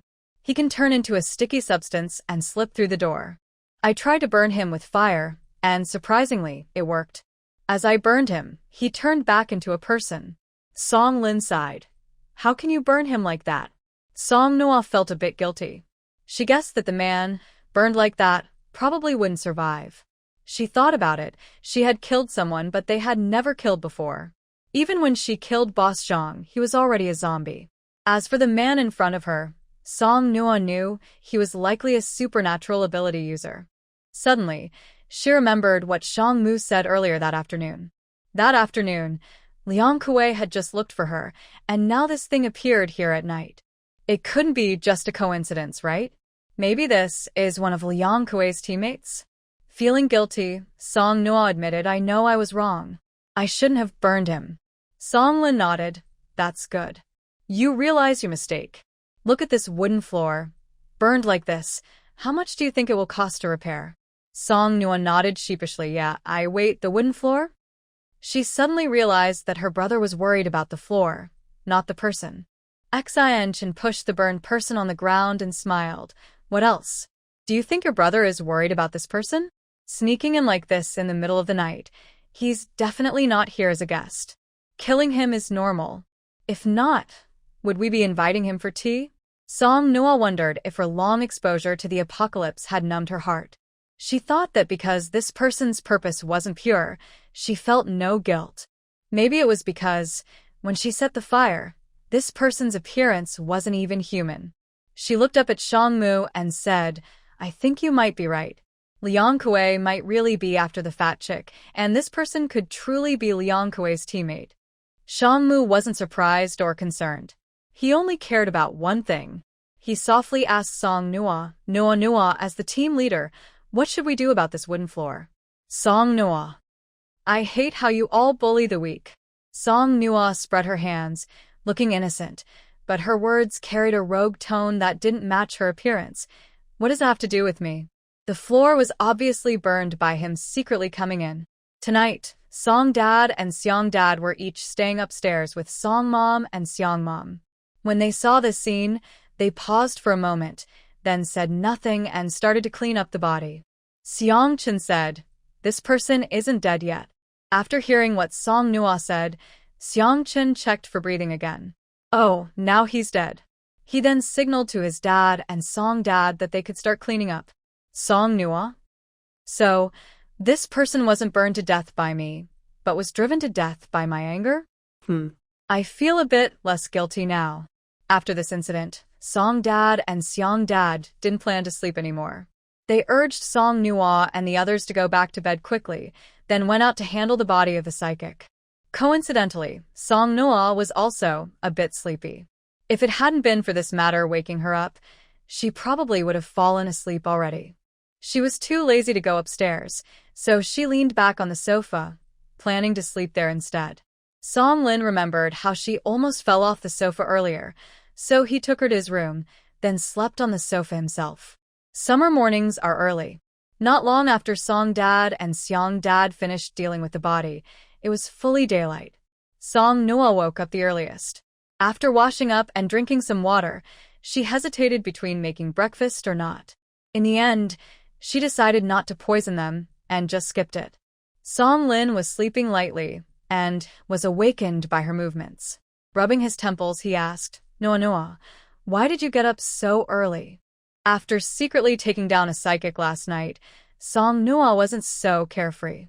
She wondered if someone would come knocking today, waiting for someone to settle the score. Song Lin looked up in surprise. Although it wasn't the right time for jokes, he really wanted to laugh. When he saw her sleeping peacefully last night, he thought his sister wasn't afraid at all. But until Song Mom and Seong Mom finished preparing breakfast, Song Noa, distracted, ate her meal, and no one came. She couldn't help but wonder, could it be that the person from last night has nothing to do with Liang Kuei? She looked at Shangmu, who tapped his fingers on the table. Let's wait a bit longer. Song Noa counted on her fingers and finally, around 8 o'clock, she heard a loud banging on the door, as if it would break down at any moment. Hearing the noise, Song Noa immediately stood up to open the door. Song Weiyong was faster and rushed to the door first. Just kidding, with the way this door is knocked, who would dare let Song Noa open it? When the door opened, Liang Kuei pushed past Song Weiyong angrily and stormed inside, glaring at Song Noa and shouting, Song Noa, what did you do to my teammate? Hurry up and hand him over to me. She was followed by 3 men, who looked around the room coldly but didn't say anything, just quietly stood behind Liang Kuei like shields. No explanation, no apology, she came straight for the person. Song Noa was initially a little guilty, but now, she felt nothing. Now, many people fight fiercely for their own interests, and almost every day someone dies, either killed by zombies or by other people. Song Noa doesn't claim to be a good person, but she has never intentionally harmed anyone. Since the other side started it, why should she just tolerate it? What if she hadn't discovered that mutant last night? What would have happened then? Would that mutant really only take away Fat Chiu? And why did they even take Fat Chiu? Liang Kuei first came to gather information herself, then sent her teammates to act at night. She really has the nerve to be so confident and justified. Song Noa's expression was cold and indifferent as she asked, You're looking for your teammate, not mine. Why are you asking me? Stop pretending. My teammate must be hidden by you. Song Noah asked then, may I ask, why is your teammate here with me? That's because. Before Liang Kuei finished speaking, her teammate tugged at her sleeve, successfully stopping her from saying more. Liang Kuei realized she almost said something she shouldn't have. Nearby, many people heard the commotion and deliberately or unintentionally moved closer to watch the scene. Liang Kuei turned to glance at the people outside the door, whispering and muttering, feeling a bit bitter inside. Can't say it? Song Noah asked expressionlessly. You can't even explain why your teammate is here, and now you're coming to ask me for someone? You? What do you mean, you? Liang Kuei's teammate looked around the room and saw something unusual on the floor. He tugged Liang Kuei's sleeve, signaling her to look at the floor. Seeing the unusual marks on the floor, Liang Kuei gained some confidence. Then tell me, what's going on with this floor? Song Noah replied naturally. Can't you tell? Of course, it's broken. What's the matter? Do you want to help fix it? After the floor was burned at night, Song Weiyong used his metal ability to repair it. You wouldn't notice anything wrong if you didn't look closely, but if you looked down, it would seem out of place. Liang Kuei was so angry with Song Noah that she couldn't speak clearly. She angrily asked, I want to know, how did the floor get damaged? Do you live by the sea? Why are you so nosy? Never mind. Since you really want to know, I'll tell you. Last night, someone set fire to our house. Luckily, I noticed in time, so no one else in our place was hurt. It's a pity. I scared the arsonist away, and he escaped. Song Noah said this with a regretful look, then suddenly covered her mouth in surprise, unable to believe it. Could it be? The person who attacked last night was your teammate? No wonder you came to ask for someone, so you knew your teammate was going to set fire. What did I do to offend you that you treat us like this? Since we're fine, let's forget about the fire, but you should compensate for the damages. After Song Weiyong opened the door, he pulled Shang Jie aside and hid nearby. He kept his head down, trying not to laugh, afraid it would affect Song Noah's performance. Liang Kuei was stunned by what Song Noah said. She couldn't believe anyone could be so shameless. She even opened her mouth to offer compensation. She couldn't help but retort, don't talk nonsense. My teammate came here because... But she hesitated halfway, knowing that the real reason wasn't much better than setting fire. If she told the truth, they would lose the chance to act. So she absolutely couldn't let others find out. What is it? Liang Kuei pressed her lips together and said nothing. Song Noah was too tired to argue with Liang Kuei anymore. If you can't say it, just go back. I told you I saw that person and he ran away. Liang Kuei glared fiercely at Song Noah. Song Noah wasn't afraid of her and, for now, couldn't fully control her anger. Instead, she looked boldly at Liang Kuei. This made Liang Kuei even angrier. She threw out a threat, just wait and see, then left. As she left, her teammate, who had warned her to check the floor earlier, gave a meaningful look at Song Noah's chubby shoulder. Song Noah was so angry she almost wanted to kick off her slippers and throw them. What are you looking at? What's there to see? Our family's conditions are so poor, and you still want to keep a pet bird?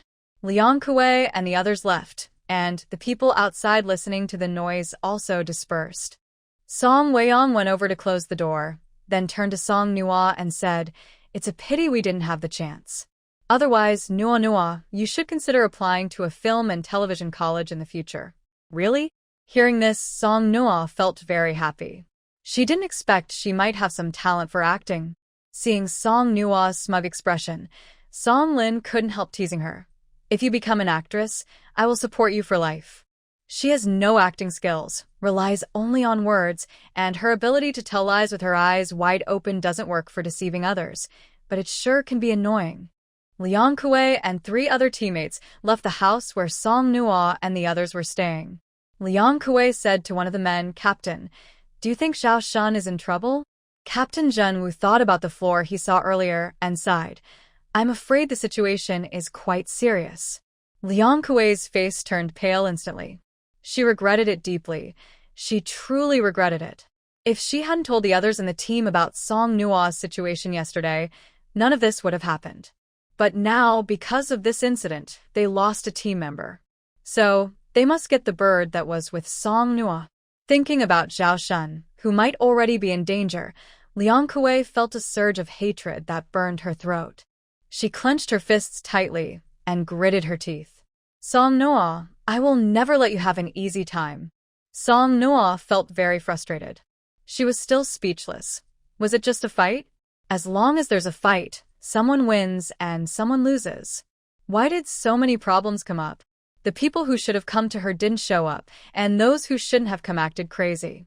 Yesterday, their task was for 8 special ability teams to go to a hospital to clear out zombies and transport medical supplies. The hospital wasn't in the city's busiest area, but near the suburbs.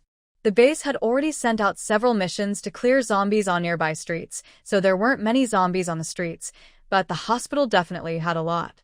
Zombies on the street are obvious, but no one knows what's really happening inside the hospital. This was also the first time Song Nua and her team interacted with other ability teams. After Liang Kuei and the others left, Song Nua and her team absorbed more crystal cores to boost their abilities. At 1 p.m., they arrived at the mission board in the task hall. Soon, the other teams participating in this mission arrived one after another.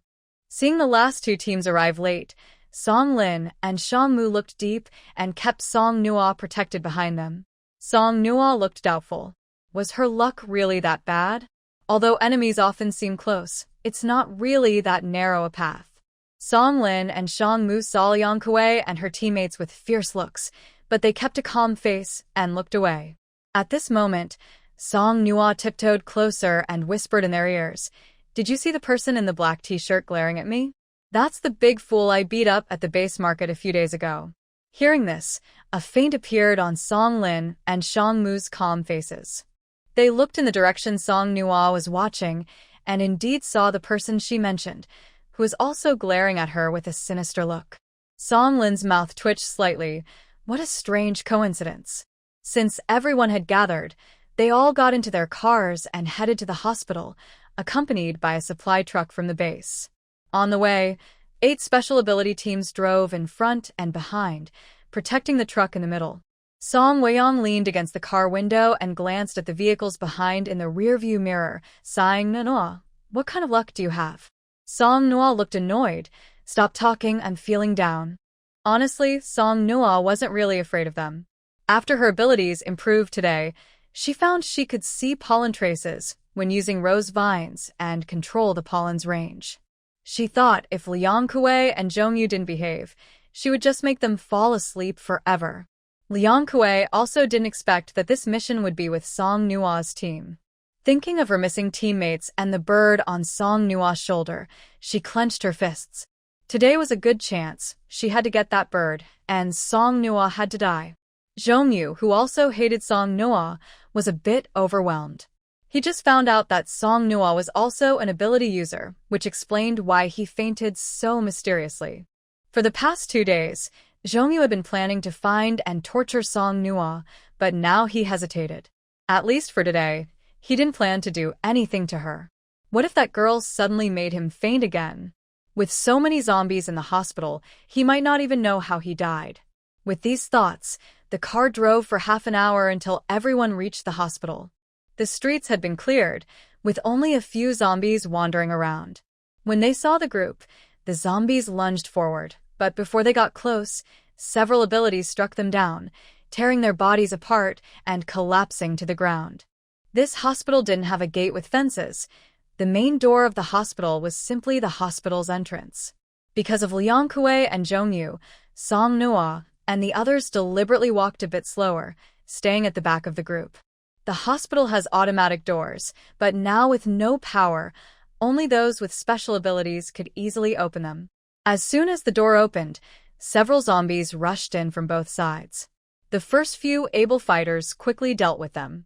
However, there were still many wandering zombies in the main hall on the first floor. While some zombies near the door were taken care of, others swarmed in. The main goal for coming to the hospital was to collect medical supplies and medicines, but they couldn't complete the task without killing the zombies. The able fighters immediately stormed into the hospital and started fighting the zombies. While fighting, Song Nua and Song Lin tried to stay close and not separate. When they finished killing one zombie and two more charged at Song Nua, she instinctively prepared to release Rose Vines. A faint green glow gathered in her palm, but she saw Liang Kuei look at her. Song Nua clenched her fist, and the glow disappeared. After gaining her abilities, Song Nua could not only use rose vines but also release full roses. Countless rose petals floated around them, falling to the ground and dissolving into light points that vanished into nothingness. Song Nua knew her rose pollen was useless against zombies, but there were two groups of able fighters who were her enemies. She released the rose petals mainly to prevent them from taking advantage of the chaos and harming her or Song Lin. The rain of rose petals attracted some fighters' attention, but at such a dangerous moment, they quickly shifted their focus back to fighting zombies. However, the situation gradually became strange. Song Nua soon realized that after she released the rose petals, fewer zombies were around them. Even though zombies passed by, they changed course to attack others. Song Nua froze in surprise. She looked back at Song Lin, who also paused and surveyed the surroundings. They looked at Song Nua, and a shared thought arose. Song Nua's roses could confuse the zombies. This abnormal situation was soon noticed by others. Someone finally shouted, "What the heck? Why aren't these zombies attacking them?" All the fighters, while killing zombies that attacked them, looked towards Song Nua and the others. Sure enough, they saw them standing calmly and leisurely, occasionally raising their weapons to cut off the heads of zombies passing by. Although it should have been a very tense moment, Song Nua and the others appeared very calm and elegant. The supernatural beings didn't understand, truly couldn't understand, because these people were almost exhausted. Liang Kuei's gaze fell on the chubby rose on Song Nua's shoulder, shining with intense desire, without any attempt to hide it. With such a look, Song Nua couldn't help but notice. She sneered inwardly, curious to see what Liang Kuei really wanted to do. With everyone's combined effort, they finally defeated all the zombies in the first floor hall. Some people intentionally or unintentionally approached Song Nua and her group, asking about the special power of the rose flower they had just seen, wondering why the zombies didn't bite them and whether it was related to the rose flower. Some even asked if they could give them a rose flower as a good luck charm. The questions became more and more absurd. Shang Mu, feeling headache, quickly dismissed the people with a few words, emphasizing, "The mission is the priority." The hospital was large, with 8 supernatural teams planning to split up and act separately. After discussing, they each went their own way. The main building of the hospital had 4 floors. 2 teams went to the first floor, each heading to the left and right elevators. However, as soon as Song Nua and her group reached the 4th floor, they found that the team originally supposed to be on the same floor as them had been replaced by Liang Kuei's team. Song Nua and her group glanced at them but chose to ignore it and went straight to the elevator on the right. But after Liang Kuei and her team reached the 4th floor, they didn't go to the area on the right that they were supposed to handle. Instead, they followed directly behind Song Nua and her group, showing a careless attitude without hiding it. Far from the elevator, Song Nua and her group arrived at the waiting hall of the outpatient clinic on the 4th floor. There were about 20 or 30 zombies in the hall. As soon as Song Nua and her group arrived, the zombies seemed to have radar and all turned their heads at once, then rushed toward them. To test whether the rose flower could really confuse zombies, Song Nua immediately spread rose petals around them. In an instant, the frantic state of the zombies attacking just moments before disappeared. They seemed to have lost their target and scattered like drifting spirits. Just then, Liang Kuei and her team arrived, just like they had discovered Song Nua and her group. The zombies immediately recognized the new targets and lunged wildly. With Song Nua and her team leading the way, Liang Kuei and her teammates didn't expect such a situation. They hurriedly scrambled to deal with the zombies. Seeing that they were no longer able to fight effectively, Song Nua and her team didn't bother to help the others. The enemies were secretly following behind them, their eyes full of murderous intent. If they still helped the enemies, it would be crazy. They are supernatural fighters. Although it was hard, Liang Kuei and her team finally finished killing the zombies. Song Noah smiled softly and asked, "Are you sure you still want to follow us?" Liang Kuei and her teammates looked at Song Noah with angry, determined eyes. They also glanced at the chubby bird on Song Noah's shoulder. Reluctantly, they left. The zombies in the waiting hall had been killed by Liang Kuei and her team. There weren't many left.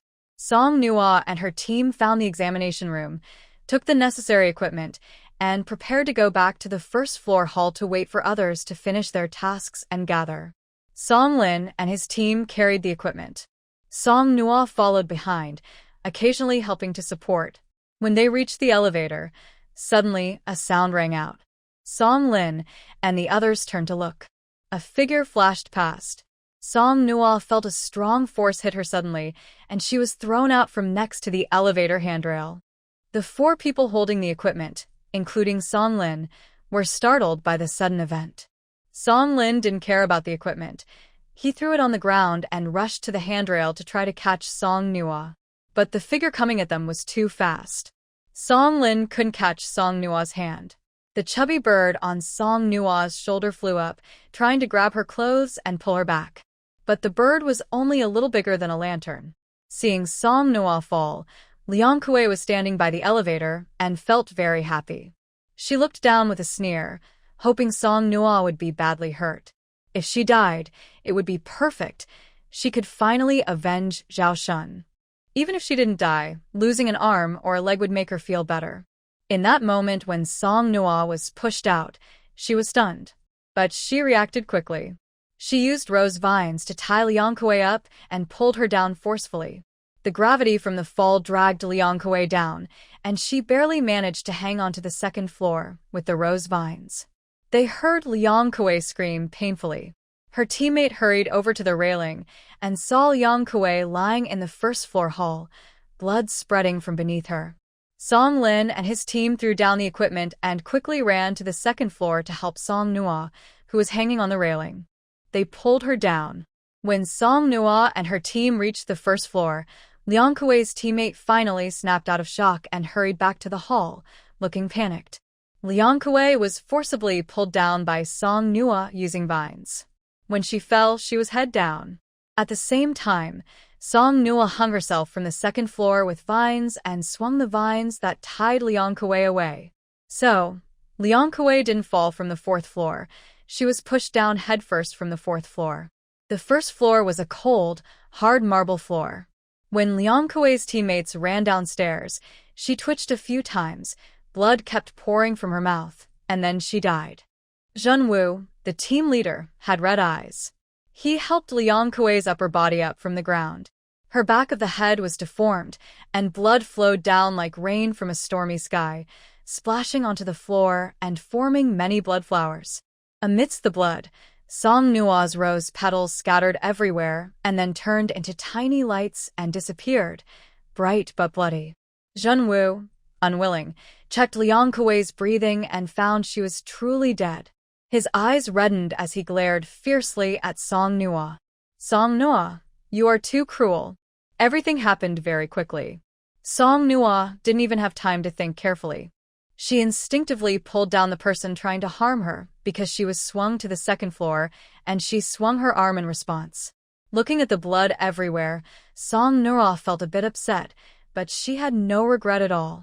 Liang Kuei really wanted to kill her. She couldn't just smile and say thank you, right?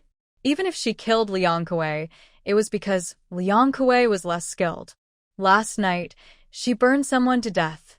Today, she fell to her death. She wasn't a reckless person, but Song Noah felt a little anxious inside. Song Lin's face was icy cold. He held Song Noah in his arms, preventing her from seeing the bloody scene. Who is being too cruel? The loud crash when Liang Kuei fell was very obvious in the empty, spacious first-floor hall. Not only in the hall but on other floors, the sound was heard clearly.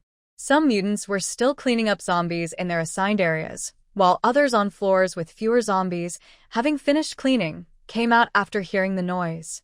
Liang Kuei's team had been in Fangcheng for a while. Although they didn't have close ties with other mutant teams, they still knew each other. Now, Seeing Liang Kuei lying in a pool of blood and their fire and weapon team leader Zhenwu glaring angrily at a girl from another team, everyone was tense. When it comes to matters among supernatural abilities users, most tend to stay out of others' affairs. However, upon seeing the scene before them, someone cautiously asked, "Zhenwu, what is happening here?" Zhenwu's eyes nearly bulged out of his head as he pointed at Song Nua, who was in Song Lin's arms, and shouted, "She killed my teammate. Today, I must kill her to avenge my friend." The other abilities users looked at each other but didn't speak. It was clear to everyone that Zhenwu and his team only had 3 members, while the opposing side had 5. From what had happened earlier, their abilities were quite strong, some even hard to understand. It was unlikely that Zhenwu and his team could defeat them.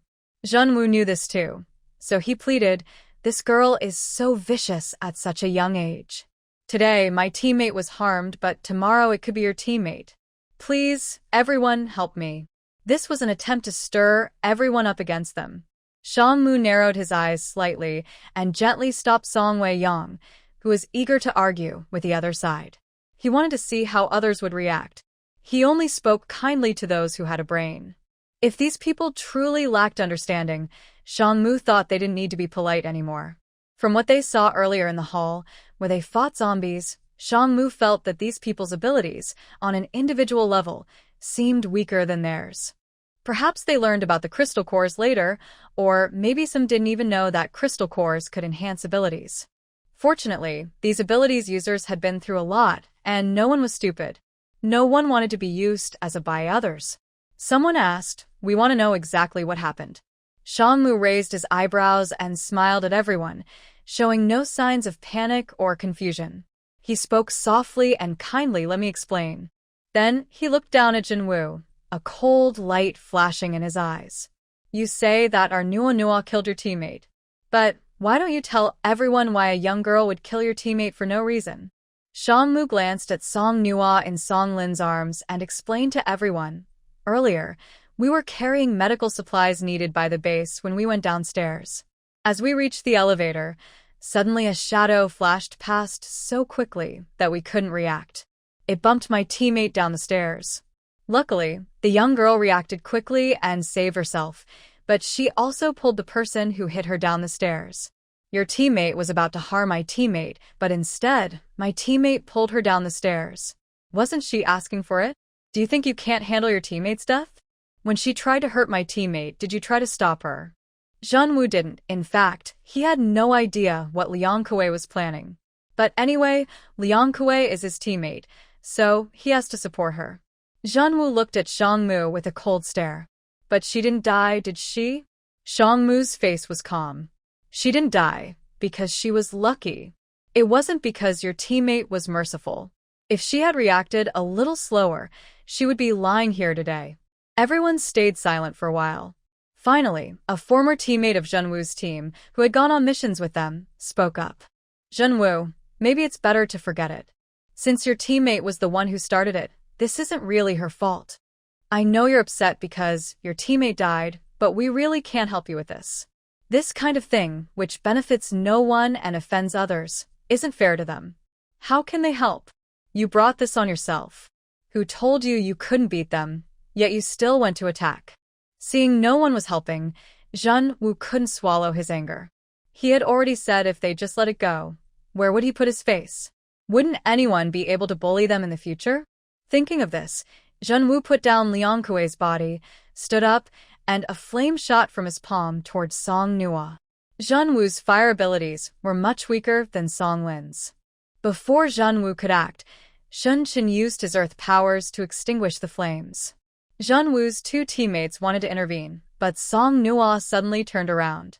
Surrounded by countless rose petals with a lovely fragrance, it was very romantic. But in the next moment, Zhenwu and his 2 teammates fainted and fell to the ground, unconscious.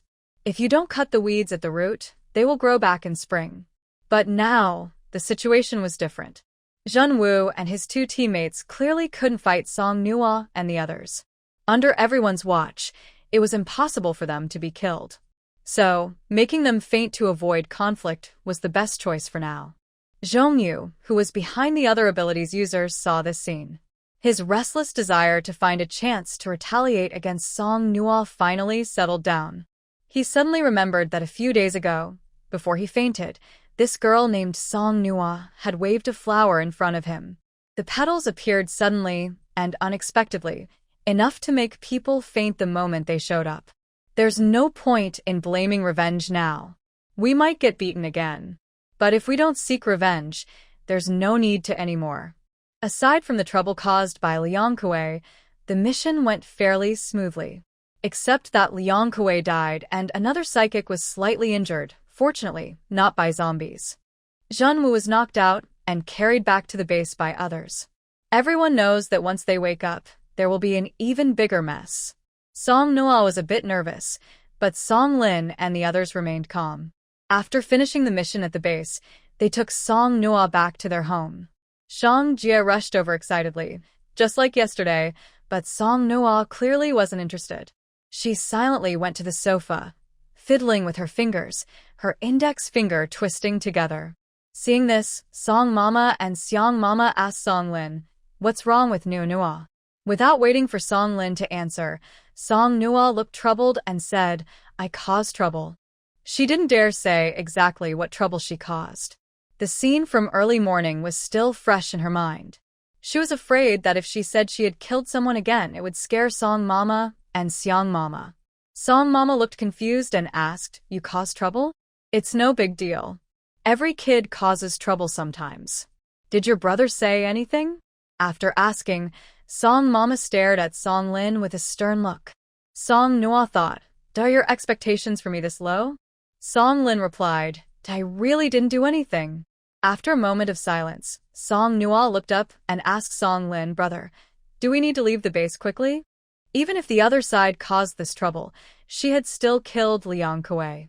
There would always be people in the world who didn't care about right or wrong, only sympathized with those who suffered more. Who knew if the people in the base might turn against them? Song Lin knew what kind of person his sister was. He didn't say anything, only asked, "Can we fight those 3 people?" "We can fight," Song Nua replied. She didn't understand why Song Lin was asking this now. Surely, it wasn't about whether they could fight or not. "Yes, we can fight," Song Nua said, "but with everything that happened, can we still stay in the base?" Song Lin patted Song Nua's head and said, Nua, Liang Kuei, and the others aren't from the base. They're just like us.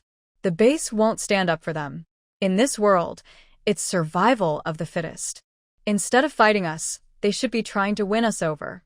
If today Song Nua suddenly killed someone without reason, they would definitely have to leave this base.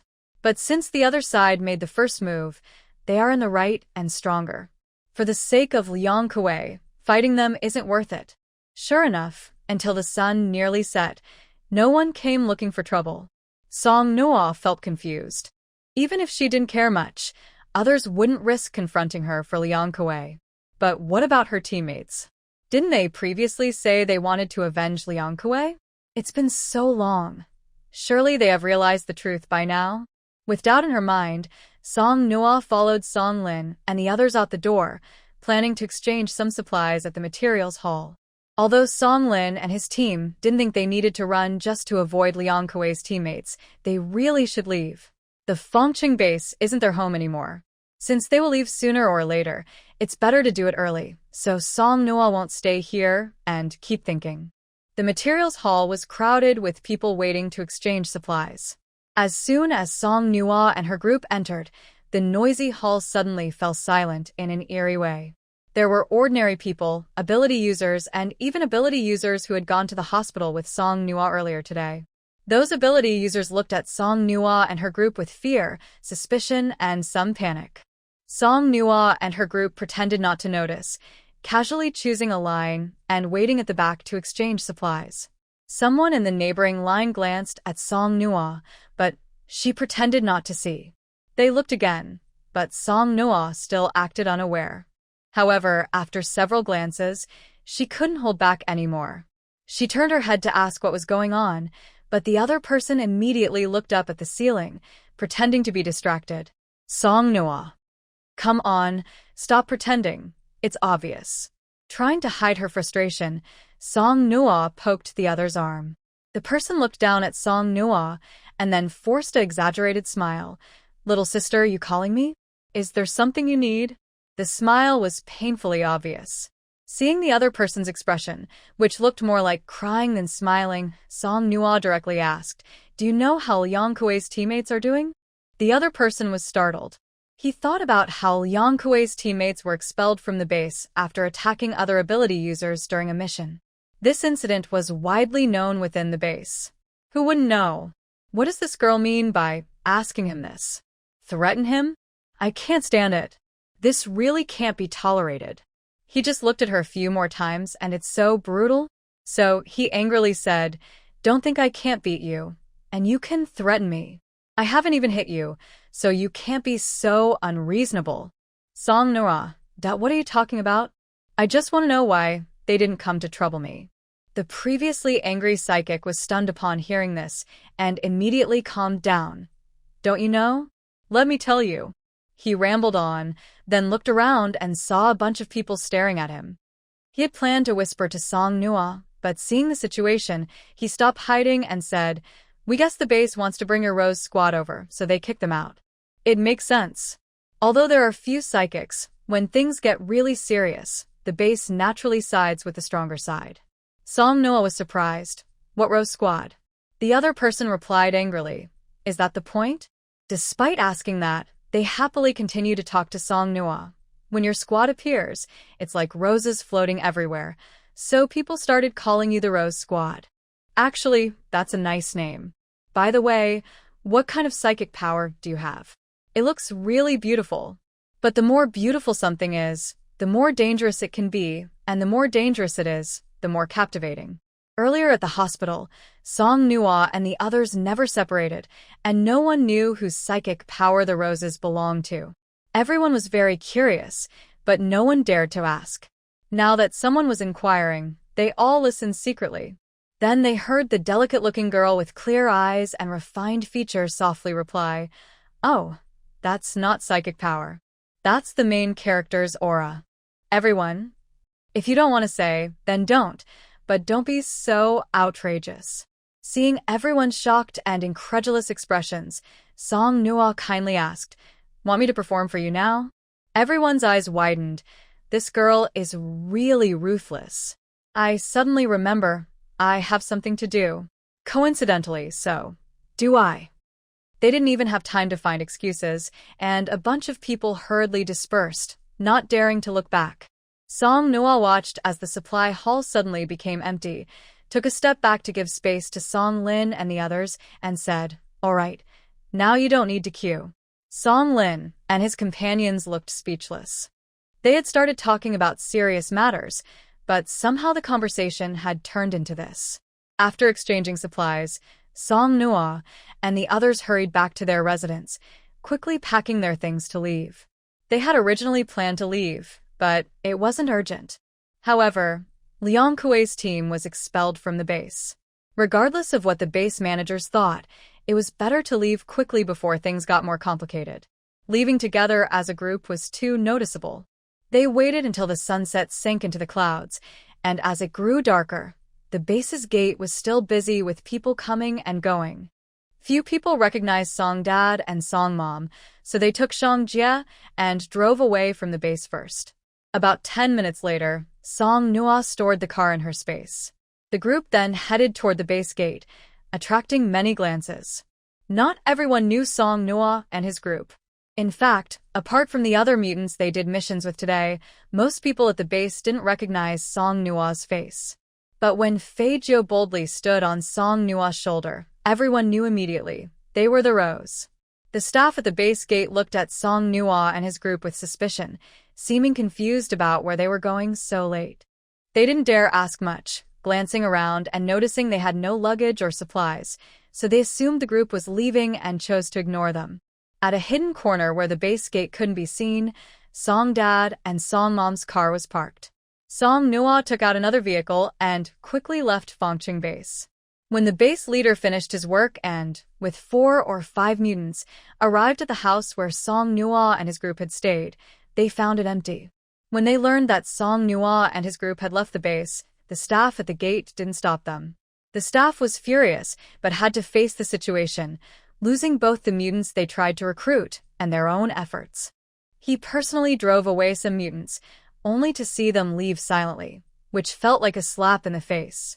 On a summer night under a sky full of stars, opening the car window let in a cool breeze.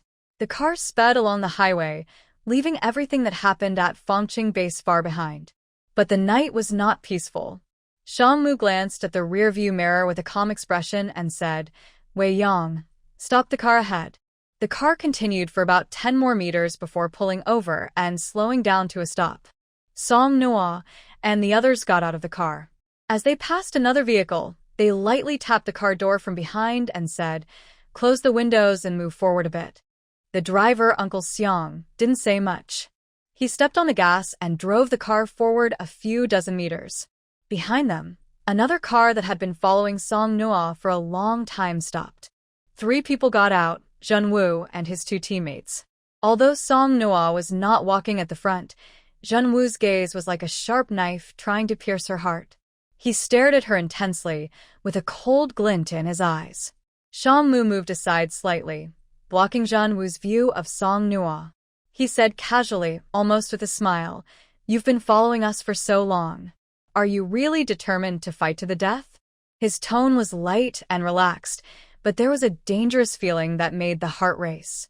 Zhenwu squinted and said, "You killed 2 of my teammates. Do you really think we will just let this go?"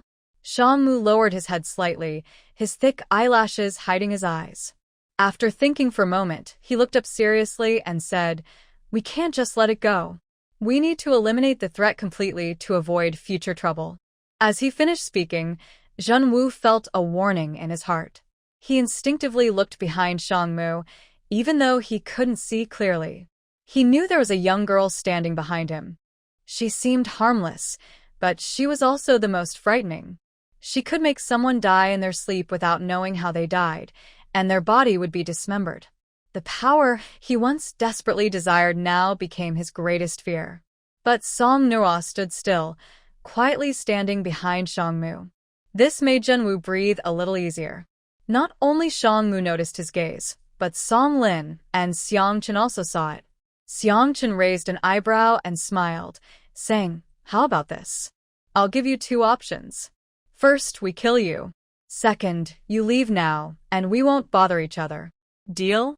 Zhenwu's tense heart suddenly became nervous again, and anger surged inside him. You are so arrogant." Xiangmu raised a gentle smile, looking kind and calm. Before Zhenwu could say anything, he took a step back. Sang Noah's innocent-looking face appeared in front of Zhenwu. His anger, which had been burning fiercely, was suddenly extinguished like a heavy rain pouring down. It disappeared instantly. He swallowed hard, his face darkening as he said, "If you have the guts, let's fight openly. Don't let this little girl use sneaky tricks." Song Lin chuckled and said, "That makes sense, but why should we?" Zhen Wudong's pupils shrank, and he decided to fight alongside Song Nua and the others. A line of fire quickly spread from beneath his feet toward them. Song Nua's left palm faced downward, and a water stream twice as thick as the fire line rose up to meet it, colliding and extinguishing the flames. Before Zhenwudo's teammates could act, Song Nua waved his right hand, and a silent spray of rose pollen headed straight for Zhenwudo and the others. They only smelled a floral scent before collapsing to the ground. Seeing this, Song Weiyang felt a bit disappointed. "I haven't even stabilized my sword, and it's already over? They're too weak."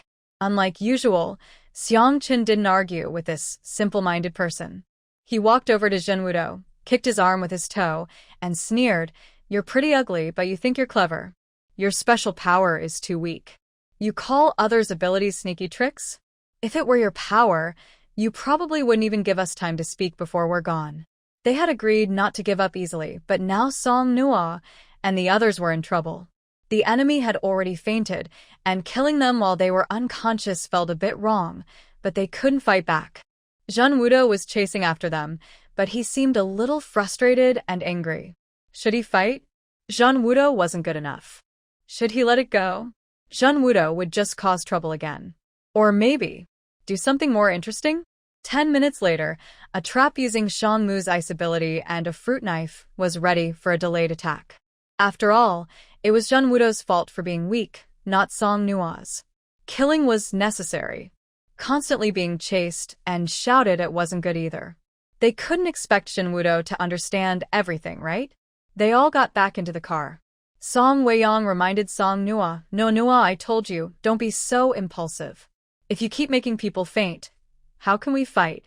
At least let them struggle a bit. That way, it looks like they deserve it."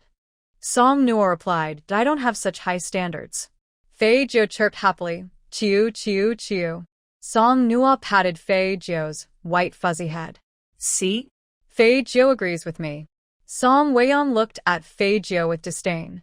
Besides making that sound, what else can it do? Fei Jiu responded, "Chiu." "Oh, it can make a sound now. What does that mean?" Song Nua smiled and said, "Get lost." It started raining heavily again. A few days ago, Song Nua and the others found a warehouse.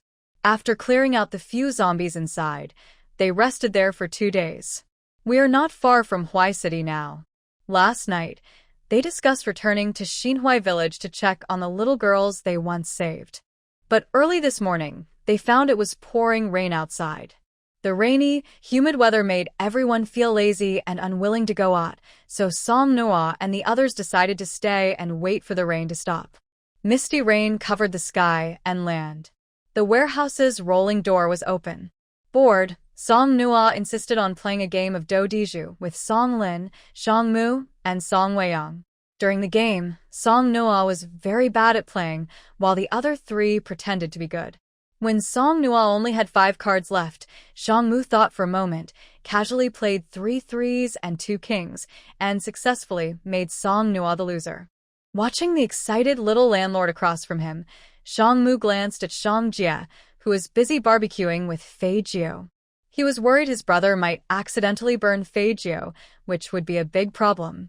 Song's dad and mom, along with Xiang's parents, didn't join the young people. They sat at their own table playing mahjong.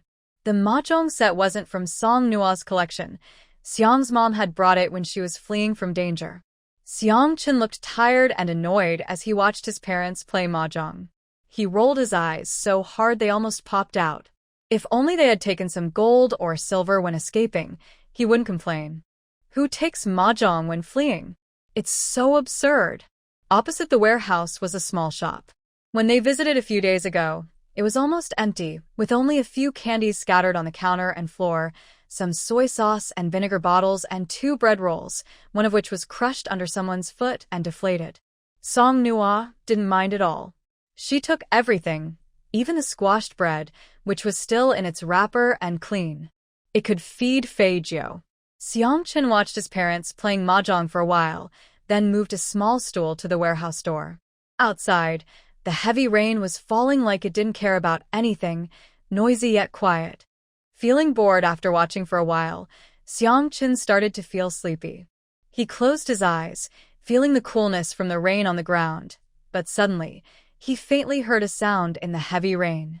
Xiang Chen frowned and looked outside again, thinking he must have imagined it. He listened carefully once more, and his pupils suddenly shrank. He quickly pulled the warehouse door shut.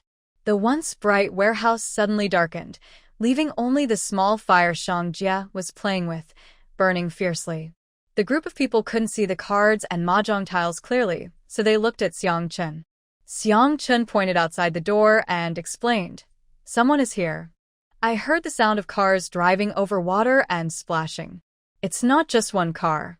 Fortunately, early this morning, it was raining heavily, so Song Nua quickly stored their 2 cars into the space. Now, after closing the warehouse door, there are no signs that anyone has been here. Inside the warehouse, everything was silent. Xiang Chen leaned against the rolling door, closed his eyes, and listened carefully. Gradually, 3 cars arrived, with at least 10 or more people. Huang Laoda and his men got out of their cars, ran into the rain, and hurried into a small shop nearby. The shop wasn't very big, but also not too small. It was filled with counters and shelves, so it was almost crowded. Huang Laoda shook off the rain from his body and cursed softly. This terrible weather. It's getting worse. Then, he looked at the closed warehouse door across from him and motioned to his men to check it out. Go see if you can open the warehouse door. Hearing the faint sound, Seong-chin quickly locked the door from inside. A man ran over and tried to pull the rolling door open with force. Seong-chin and Song Wei-yong pressed it down, and despite the man's effort, it wouldn't budge. Helpless, the man sighed and ran back into the small shop. Brother Huang, the warehouse door won't open. It's probably locked. Huang Lauda didn't insist. Forget it. If it's locked, it's locked. No need to force it. The rain in summer is like this. It might stop soon. Let's rest here for a while. By noon, Huang Lauda and his group waited anxiously, but saw no sign of the rain stopping. They looked back at the empty shop and Huang Lauda helplessly waved his hand. Forget it. Let's carry the stuff out of here, so we can settle down. After moving everything out, the small shop was much emptier. The group stayed inside, and it wasn't so crowded anymore. They sat down on the spot, took out dry food and water, and ate slowly. One man was nibbling on some food when he suddenly sniffed carefully, his eyes brightening. I think I smell hot pot. Another man beside him also sniffed and then slapped him. With this heavy rain, you still smell hot pot? Look at the situation now. Hot pot? Are you hallucinating? The man pouted stubbornly. No, I really smelled it just now. In Song Noah's world, autumn is perfect for hot pot, winter is perfect for hot pot, snowy days are perfect for hot pot, and rainy days are also perfect for hot pot. She had ordered many supplies before the apocalypse, including hot pot ingredients, which she had only used once, leaving plenty in stock. Outside, it was pouring rain. Song Noah and her group ate hot pot in the warehouse, placing the pot on a stove to cook. If they ran out of ingredients, they could just cook more themselves. After all, Song Noah was a resource collector. Not far across from them, someone was nearby, but they didn't care. With such heavy rain, unless you had a dog's nose, who could smell anything. Even if they did, it didn't matter. They avoided each other mainly to avoid trouble, but if they did meet, Song Noah's group was not afraid because they had many people. They thought the rain wouldn't last long, but unexpectedly, it continued off and on for nearly 2 days before stopping. Because of the heavy rain, Old Huang and his group stayed put, and Song Noah's group didn't want to leave either. 2 days passed. As soon as the rain stopped, Song Noah couldn't stay in the warehouse anymore. The warehouse was dark and gloomy. Who could stay there every day? When the sky cleared, Old Huang and his group prepared to leave. They were outside shouting and making noise. Song Noah's group opened the rolling door and, in front of Old Huang and his 10 or so people, casually strolled out. They didn't bring their vehicles from the space. They just left on foot. Old Huang and his group were stunned, watching these many people stay just a few meters away for 2 days without noticing. 2 days earlier, the brother who smelled the hot pot paused, nudging his brother beside him with his elbow, looking proud. I told you, I smelled hot pot that day. He didn't have such a foolish brother. Song Noah's group had already walked more than 10 meters away confidently. Only then did Old Huang come to his senses. He couldn't hold back and shouted, "Stop." At first, he thought these people had nothing of value, so he didn't care. But they were so arrogant. It was just too much. Didn't they see so many people here? Song Noah thought they wouldn't bother them anymore. She stopped and turned around, asking, "Is there something?" Old Huang choked, looking at this innocent-looking, pretty girl. His harsh words caught in his throat, almost choking him. Master Huang is generally a kind person. Although he was upset, he didn't want to be rude to Song Noah because she is still a young girl. He looked at her with a stern face, hesitated for a while, and finally said, "It's okay." "Oh." Song Noah responded and turned to leave with Song Lin and the others. They watched as Song Noah and her group walked away, feeling speechless for a long time. Master Huang was almost angry enough to explode. Who is this young girl? She's so bold. Can't you tell he's fierce? And you just say, "Oh?" They walked about a mile before confirming no one was around. Only then did Song Noah take the car out of her space. The rain had just stopped, the sky was high and clear, and the wind through the car window made everyone feel refreshed. They drove around, stopping and going, and when they arrived at Xinhui village again, it was night just like last time. They stayed in the same house as before. Song Nua secretly looked at the family from before. 2 women were having dinner with a few young girls. The children weren't very chubby, but their faces looked healthy. Song Nua felt relieved. Early the next morning, before dawn, Song Nua and her group left Xinhui village again. Hui City is right next to Ning City. They didn't specifically go into Ning City, but as they drove, they saw signs indicating they had entered Ning City's area. Although they didn't go into the city center, they occasionally encountered a few zombies on the empty road. There were no people around, and zombies were rarely seen alive. They kept chasing the car, but didn't give up. Song Nua and her group didn't want to bother with this, but unfortunately, some zombies seemed eager to die. Seeing how sincere these zombies were, Song Nua thought they really shouldn't miss this chance to help them. She reluctantly decided to help them die and, in return, take their crystal cores. It's a win-win situation. She frees them, and they give her their crystal cores. What a good deal. Seeing that Song Nua and the kids had killed quite a few zombies, Song Dad and Xiang Dad also felt a bit eager to try. Although they don't have special abilities, they can still kill zombies. Song Dad and Xiang Dad held the axes and chopped like they were cutting trees, hitting accurately every time. There were zombie blood and heads all over the ground. Little Mingjia was also busy, holding a small towel and following behind with a backpack, picking up parts like a little boy gathering mushrooms. They walked along, killing zombies and carrying supplies with Song Nua, who was like a moving storage unit. Life was quite comfortable and interesting this way. When the weather got hot, Song Nua had trouble sleeping during her afternoon nap. After lunch under the shade of trees, she sweat and lay in the car, tossing and turning, still not giving up. She took out a box of mung bean cakes from her space, leaned by the car window, and tentatively poked at the man sitting outside on a bench, resting against the car. Shang Mu slowly opened his eyes and tilted his head to look at her, clearly not asleep. "What's wrong?" Song Nua took out a pot from her space and said to Shang Mu, "I want some ice." Not understanding what Song Nua was up to, Shang Mu obediently put a pot of ice in the car, then closed his eyes to rest. Song Nua opened the box of mung bean cakes, buried the pieces wrapped in plastic into the ice, patted them like treasures, and happily fell asleep. When her nap was interrupted, Song Nua found that half the ice had melted. She fished out all the mung bean cakes and divided them into 2. She took a bite of her share, looked at the wild grass growing nearby, and suddenly said, "Tomorrow seems to be the Dragon Boat Festival." As soon as she said that, everyone's mind immediately thought of one word: zongzi, sticky rice dumplings.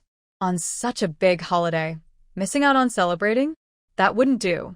Song Nua touched the mark of her space on her wrist and thought for a moment.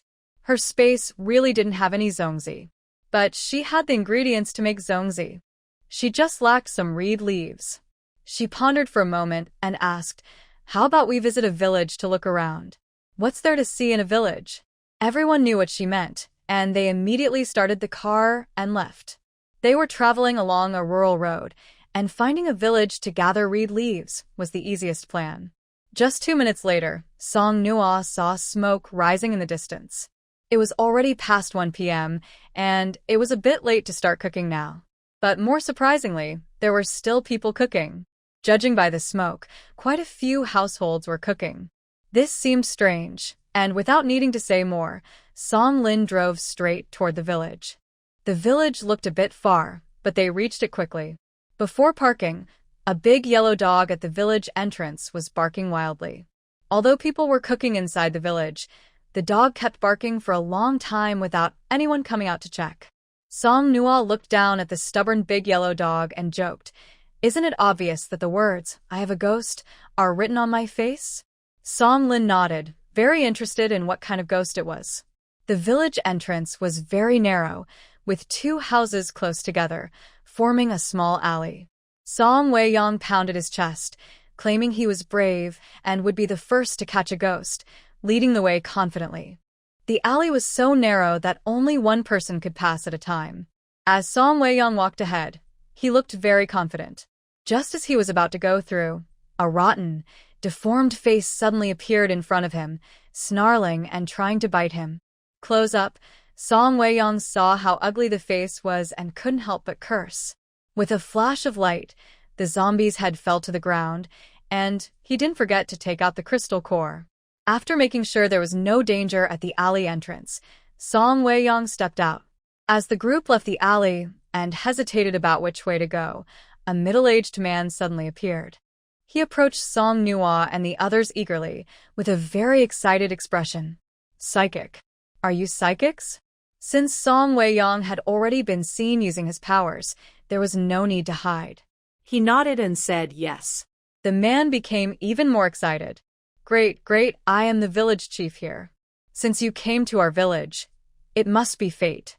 Come to our house for a meal.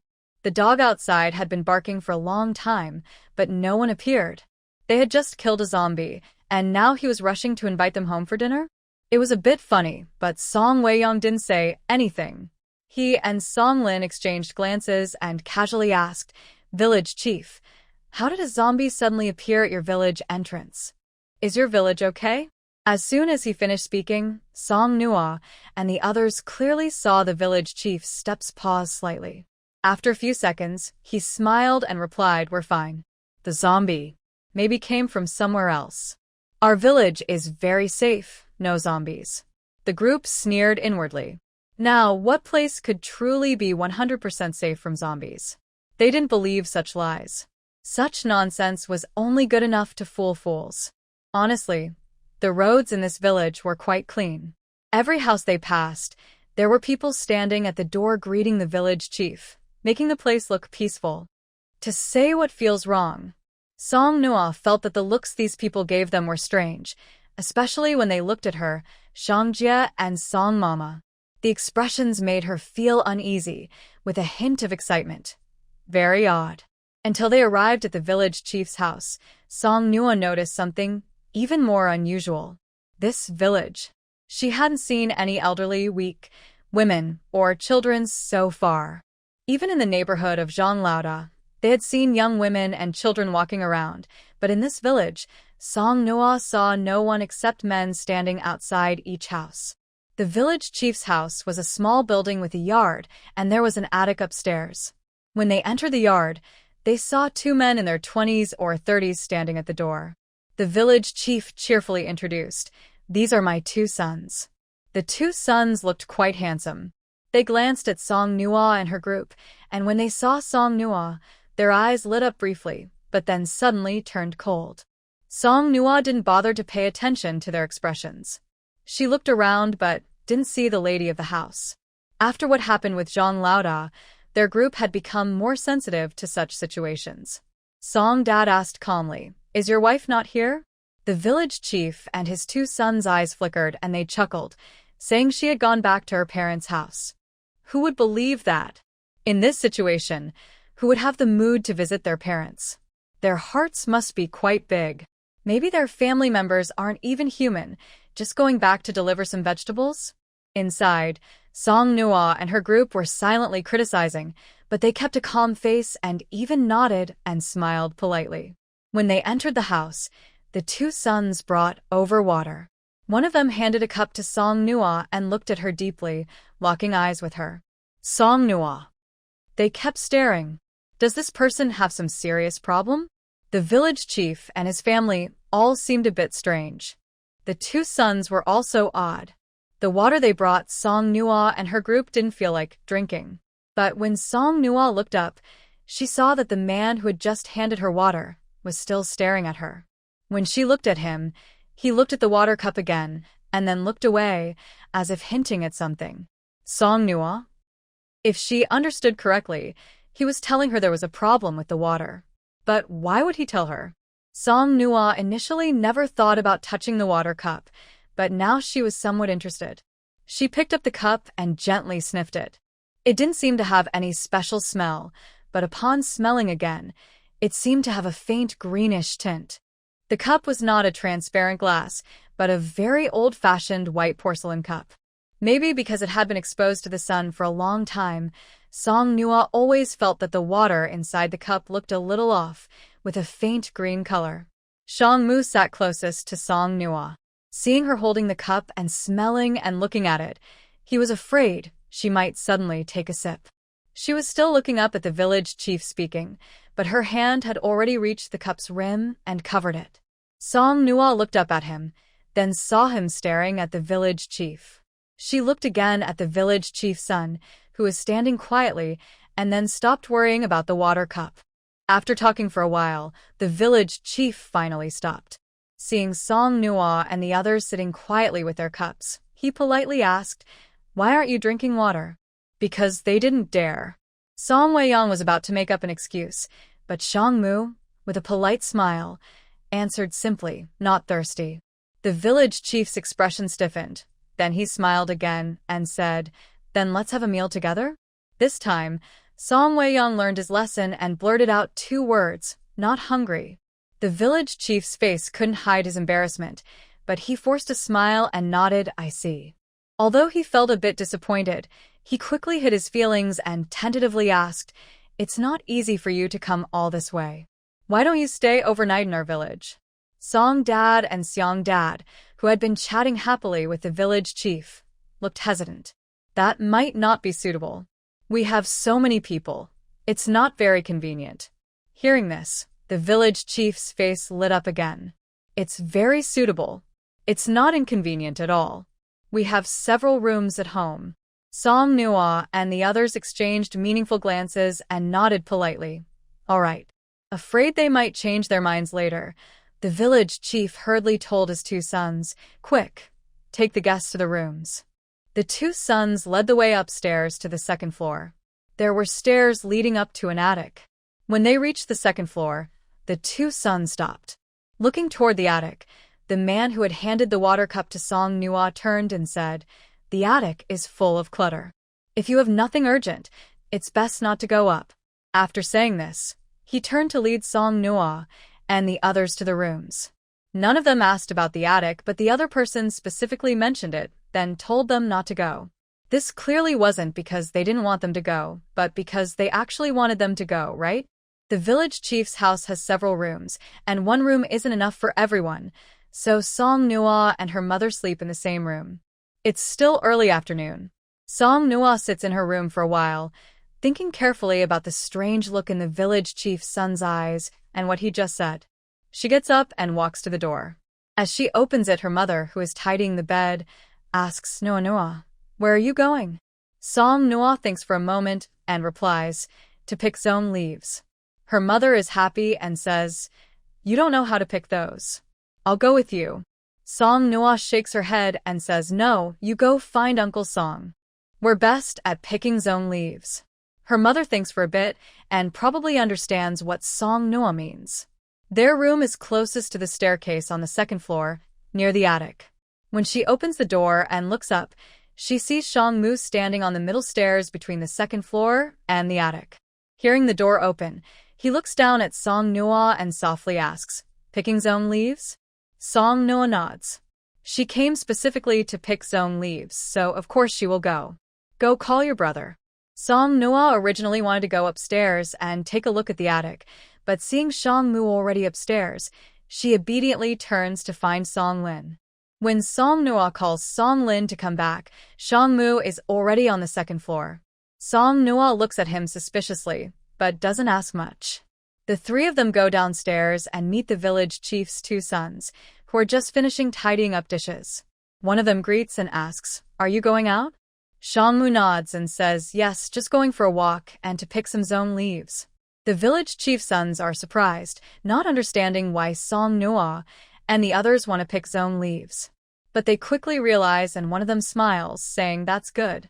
There's a river to the east, and you can pick leaves by the river." Shangmu thanks them.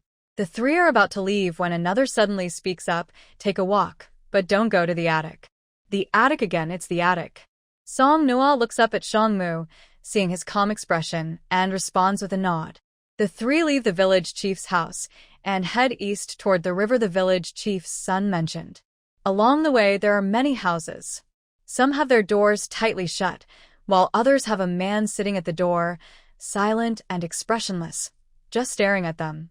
Song Nua felt more and more creeped out and finally decided to ignore these people. She quickly walked forward with Song Lin and Shang Mu, linking arms with them. After about 10 minutes, they finally found the river the village chief's son mentioned. This place was remote, with no one nearby. Song Nua asked Shang Mu, "Did you see anything in the attic?" "No, the door was locked, and not just with one lock." Hearing this, Song Lin frowned and asked, "How is the soundproofing in the attic? Did you hear anything?" Shang Mu replied, "No, I didn't." Song Nua reached out and grabbed a piece of rice dumpling leaf, then started talking about the village chief's son. The village chief's son is also strange. When he poured us water earlier, it seemed like he was warning me that the water was bad. We didn't notice anything about the attic at first, but he specifically told us it was full of clutter. Yet, the attic was locked with several locks. Isn't that a clear sign that there's something wrong with the attic? What do you think he's after? Shang Mu pondered and said, "Actually, I have a theory. The village chief's wife obviously wouldn't leave her home at this time.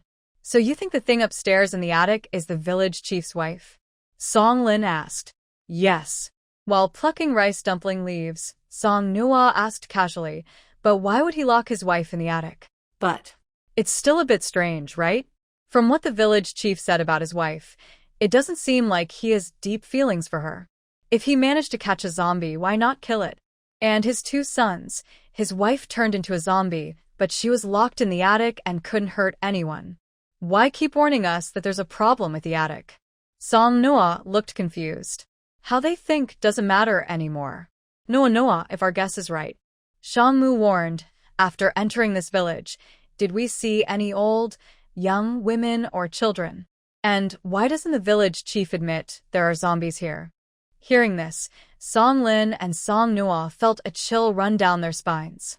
Whether the village chief was like the family in Xinhui village, unwilling to part with his family and thus keeping his wife as a zombie, or not, it's true they saw zombies at the village entrance.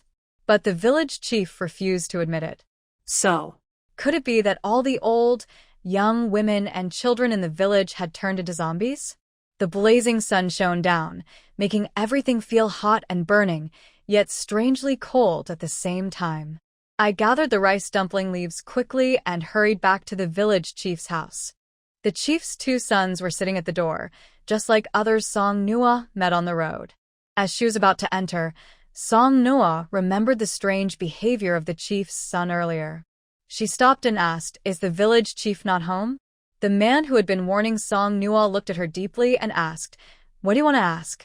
Are there zombies in the village?" The man sneered and then asked back, "Didn't you encounter zombies when you entered the village?" "So there are zombies." Song Noah's mind moved, and she wanted to ask more. But just then, footsteps came from the yard. The man was calm and quickly said, "Don't sleep tonight." After saying that, he went into the house with a calm expression, as if he wasn't the person who had just spoken to Song Noah. Song Noah glanced at her brother and Shang Mu, then went upstairs to tell others not to sleep tonight. Tonight, something big is probably going to happen. The clock hands pointed to 12. It was midnight. Song Noah lay awake, staring at the ceiling. She had been waiting for 2 hours and was starting to get impatient. She looked out the window. The moonlight outside was much brighter than inside the room. Suddenly, she heard noises from the staircase. Song Noah quickly closed her eyes. From the sound, there seemed to be quite a few people. The door was opened, and she heard several footsteps approaching her bed. But after waiting for a while, she realized there was no movement. Song Noah was speechless. How could these people not see someone sleeping? Finally, someone spoke. Why didn't it work? Could this girl also be a superpower user? What nonsense are you talking? If among them there are superpower users, isn't it normal that she is one too? It doesn't matter. Weren't those 2 last time okay? Maybe this girl's powers are stronger? I can't influence her? Song Noah lost patience. She thought they had been playing this game long enough. In the darkness, rose vines silently grew, like fierce predators, quickly capturing the enemies and tying them up tightly. The summer clothes were light, and the thorns of the rose vines easily pricked into flesh, causing screams with every struggle. Back inside, Song Lin, who had temporarily switched rooms with Song Mama, sat up on the bed. Shang Mu and others entered the room. Song Lin lit a candle and placed it on the bedside table. The faint yellow glow illuminated the room. 5 people secretly entered the room, including the village chief, but his son was not there. Only after the candle was lit did the village chief's 2 sons walk in from outside, looking indifferent. They glanced at the village chief's screams of pain from being pricked by rose vines, showing no concern. The village chief saw his 2 sons still struggling and calling for help, but they didn't even look at him. It's quite interesting when father and sons turn against each other. Song Weiyong reached out to touch the thorns, then withdrew his hand and asked with interest, "Now, can we talk about what happened?" The brothers exchanged a glance. One of them said, "About a month ago, there were no zombies in our village. Some people with special abilities came and raided us. The villagers didn't want them here, so they killed several people. My mom was cut by one of them with a knife. Maybe the knife had something dirty on it. We didn't think much of it at the time. After those people left, my mom turned into a zombie." The village chief cried out in anger and scolded, "You 2 little brats. I am your father." Don't speak like that. Song Weiyong raised an eyebrow, pulled on the vines, and the village chief immediately felt so much pain, he couldn't speak. Song Noah looked up at the ceiling. Seeing her action, the other person smiled bitterly and nodded. "Yes, she's upstairs now. It was lucky that my mom didn't hurt anyone. She was by everyone." A few days later, someone in the village awakened their abilities and could control others in their sleep. He came up with a cruel plan. Hearing this, the man looked pained, and another silent man continued. He said that now, without strength, you get bullied. So, he thought of turning the weaker women, the elderly, and children in the village into zombies. As long as they controlled these zombies, our village wouldn't be bullied. My dad agreed. The man controlled the villagers in their sleep, made them drink water with my mom's blood, and then gave it to his family. After they drank it, before turning into zombies, he controlled them. Anyone from outside who came to the village, regardless of gender, was turned into a zombie. If they were with special abilities, they were fed to my mom. Thinking of the water from this afternoon, Song Noah felt it looked a bit green. But still giving special treatment to those with abilities? Because my mom seems to become a bit stronger after eating the awakened one. Before, 2 awakened people came here, and like you, they didn't drink water. My dad and the others wanted to wait until those 2 were asleep, and then control them to go to the attic. But after they were bitten, they didn't turn into zombies. So my dad and the others just fed those 2 to my mom to eat. What Song Noah and the others guessed has some similarities and some differences. In this village, every family raises zombies, not out of love but for profit. The main culprits are the village chief and the person who awakened their special powers. They personally turn more than half of the people in the village into zombies, which is very cruel and disgusting. Everyone at the scene was silent for a long time. Shangmu asked, "Who is the awakened person?" The village chief's son pointed at one of the people. "It's him, Li Yanqiang." Song Nua and the others looked at him with disgust. Shangmu grabbed Li Yanqiang, and the village chief's son handed him 2 keys. Li Yanqiang knew these were the keys to the attic where he and the village chief had locked the zombies. Despite the sharp pain from the thorns stabbing into his body, he struggled wildly. "No, you can't do this to me. I'm doing this for the good of the village. The women and children are naturally weak. I just wanted to make them stronger to protect the village." Shangmu smiled gently and said, "Of course, we understand. I'm also making the zombies in the attic stronger so they can better protect the village. Isn't it true that eating the awakened makes someone stronger? Then let this culprit be the last meal for this zombie." Shangmu grabbed him by the collar, dragging him like a lifeless object up to the attic. Song Weiyang was worried the zombies in the attic might go crazy, so he followed. The 2 locks were opened, revealing a female zombie chained tightly, with her fingernails also wrapped. When she saw the living people, she roared wildly. The chains on her body rattled loudly, showing no reason or control. Unlike the zombies Song Nua and the others had seen before, this zombie was more obviously violent. Xiangmu emotionlessly threw Li Yanxiang onto the ground. The zombie immediately grabbed him tightly with her wrapped hands and bit down, blood splattering everywhere, and her screams echoed. The zombie tore a piece of flesh from Li Yanxiang's neck, chewed it, and looked at Xiangmu and Song Weiyang at the door with strange, wild eyes. Soon, Li Yanxiang, who had just been screaming loudly, suddenly fell silent. Xiangmu quickly formed an ice spike with his hand and aimed it at the zombie's head. Surprisingly, the zombie dodged. This was something Xiangmu and the others had never seen before. Song Weiyang was so shocked he froze in place. They had never seen a zombie afraid of dying. Usually, the more they attacked, the more aggressive the zombies became. Why would it dodge? As Xiangmu used his lightning-based powers, he also released several ice spikes. Even Song Weiyang joined in, and together they managed to kill the zombie. Xiangmu went forward to extract the crystal core and check Li Yanxiang's heartbeat and breathing. Confirming he was dead and had not turned into a zombie, he then gave him some help. He stabbed an ice spike into Li Yanxiang's temple. He was still worried about the zombie, so he wanted to be extra careful. The noise upstairs was quite loud, so Song Lin and Xiang Qin came out of their room, planning to go up and check. But they saw Xiangmu and Song Weiyang coming down from the attic with serious faces. Back in a room, Xiangmu no longer looked gentle and kind. He asked the village chief's son seriously, "Did this zombie dodge when it was being blood sampled before?" The other was stunned for a moment and said confusedly, "No, my mom. She's no different from other zombies in the village. She tries to attack when she sees a living person, but she's not very aggressive when locked up." Could a piece of Li Yanxiang's flesh and blood really make a zombie suddenly change? Xiangmu didn't believe it. Li Yanxiang's powers weren't strong at all. More than that, Xiangmu believed that this zombie had always had some intelligence. It was clever enough to pretend to be a mindless walking corpse, so the villagers willingly fed her. Killing Li Yanxiang didn't matter much. The others, like Song Nua, didn't care either. Especially the so-called village chief. His two sons were here, and it wasn't their business.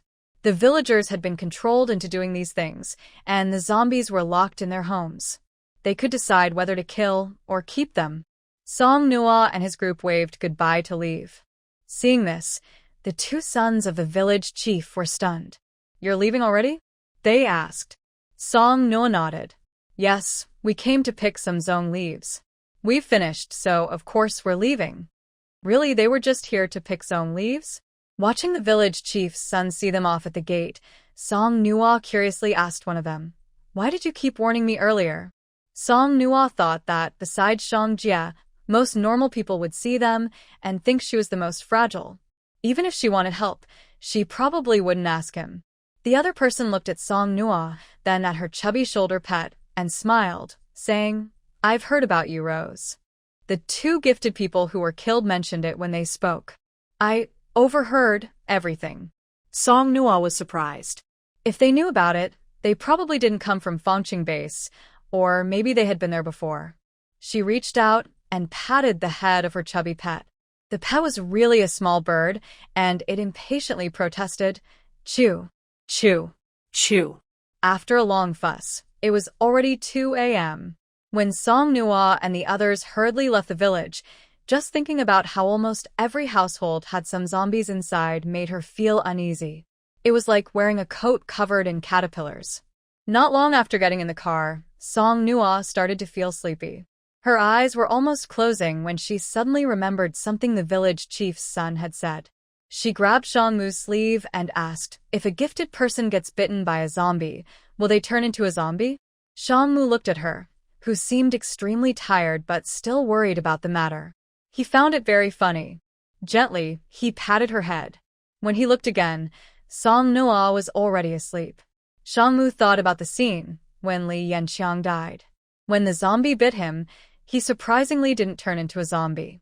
Was it because he simply wouldn't turn, or because gifted people have a stronger resistance to the zombie virus? Maybe the transformation takes longer, or some gifted people can even resist the virus and not turn into zombies. Considering these possibilities, the second and third options seem more likely. But no matter which is true, it's best not to get hurt. When Song Noa woke up, she opened her eyes to find no one on the car. Looking out the window, she saw others busy with their tasks. She rubbed her eyes, got her senses back, and got out of the car. She went straight to her mother Song and her aunt, who were washing rice dumpling leaves. She took a leaf and sniffed it happily. Then from her space, she took out glutinous rice, dates, peanuts, raisins, ham, and meat.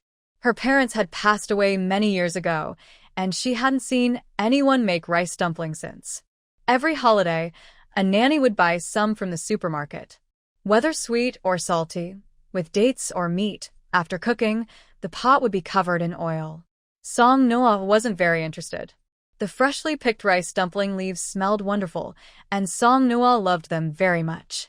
She eagerly followed behind Song Mama and Seong Mama, wanting to help prepare the zongzi.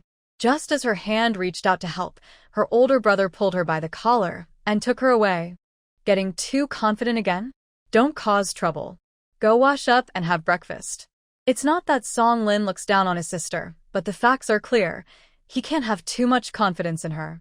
How am I causing trouble? I'm just helping. With your skill, you'd probably spill 9 out of 10 dumplings, Song Lin teased. Every New Year's Eve was the quietest and loneliest time for Song Lin and Song Noa. To create a bit of festive warmth, Song Lin would help her make dumplings. Song Noa's dumplings had been ugly and inconsistent for years, often breaking apart when boiled. Every year, Song Lin would end up with a pot of soup where the dough and filling separated. Song Noa. She was taken aside to eat breakfast, lazily drinking half a bowl of porridge while her eyes kept glancing at Song Mama and Seong Mama. She patiently finished her porridge and then saw her brother helping set up a small makeshift stove. She ran over to Song Mama and the others again. The filling for the zongzi had just been prepared, and Song Mama and Seong Mama were already wrapping them. Seeing Song Noa crouching nearby, eyes bright and blinking without a break, Song Mama smiled and asked, No, do you want to learn? Hearing this, she couldn't help but smile, nodding excitedly. She reached out and grabbed a few pieces of bamboo leaves, trying to imitate their actions. After 8 failed attempts at soaking the rice, but still not giving up, Song Noa finally succeeded once. She managed to wrap a very flat and ugly zongzi, but at least it didn't spill rice. She compared her only successful attempt with the ones her mother and Seong Mama had wrapped. A quick glance made her fall silent. But then she thought she was probably the only person here besides Song Mama and Seong Mama who knew how to wrap zongzi. She might not be the best, but she was definitely better than some. Feeling proud, she showed off her zongzi to everyone. She received no praise. Song Dad and Seong Dad just smiled silently. Song Wei suddenly said, If you have hands, you can, but was immediately silenced by Seong Dad covering his mouth. Although Song Lin loved his sister, he looked at her wrapped zongzi, layers upon layers, almost unrecognizable, and thought for a long time before objectively commenting, It's pretty good. It looks like everything except a zongzi. You wrapped it well. Don't bother next time. Song Noa. Fortunately, Brother Shang Imo and Brother Shang Jia tried to cheer her up, but their efforts were obvious and insincere. Song Noa carried a rice dumpling, looking angry, and turned to Fei Jiu saying, They don't appreciate good food. My rice dumplings are only for you. Fei Jiu didn't want to eat it. It saw that Song Noa had wrapped a date rice dumpling, but it wanted to eat meat. It protested, Jiu. Song Noa happily replied, It's settled then. Fei Jiu. Fei Jiu, who can't speak human language, feels very lonely and often doesn't get along well with others. As noon approached, the rice dumplings were finally ready. Song Dad also boiled water and brewed flour tea. The rice dumplings Song Noa made was the most eye-catching. When it was ready, Song Mom carefully placed it on top, wrapped in layers of bamboo leaves, making sure no rice was missed during cooking. Song Noa happily took the dumpling apart to remove the leaves and wanted to give it to Fei Jiu. Fei Jiu's big green bean-sized eyes rolled, and it quickly jumped in front of Song Wei Yang, who was peeling a ham rice dumpling. Its eyes stared directly at him, clearly wanting to eat what he was holding. Song Wei Yang looked at Fei Jiu for a while, then suddenly burst out laughing loudly, sounding like a 200-pound pig, and shamelessly said to Song Nua, "Mu Nua, even Fei Jiu won't eat your rice dumplings, ha ha." Song Nua. In broad daylight, Song Wei-yong appeared overly arrogant and boastful, and in the end, he was scolded by his parents and given a good beating.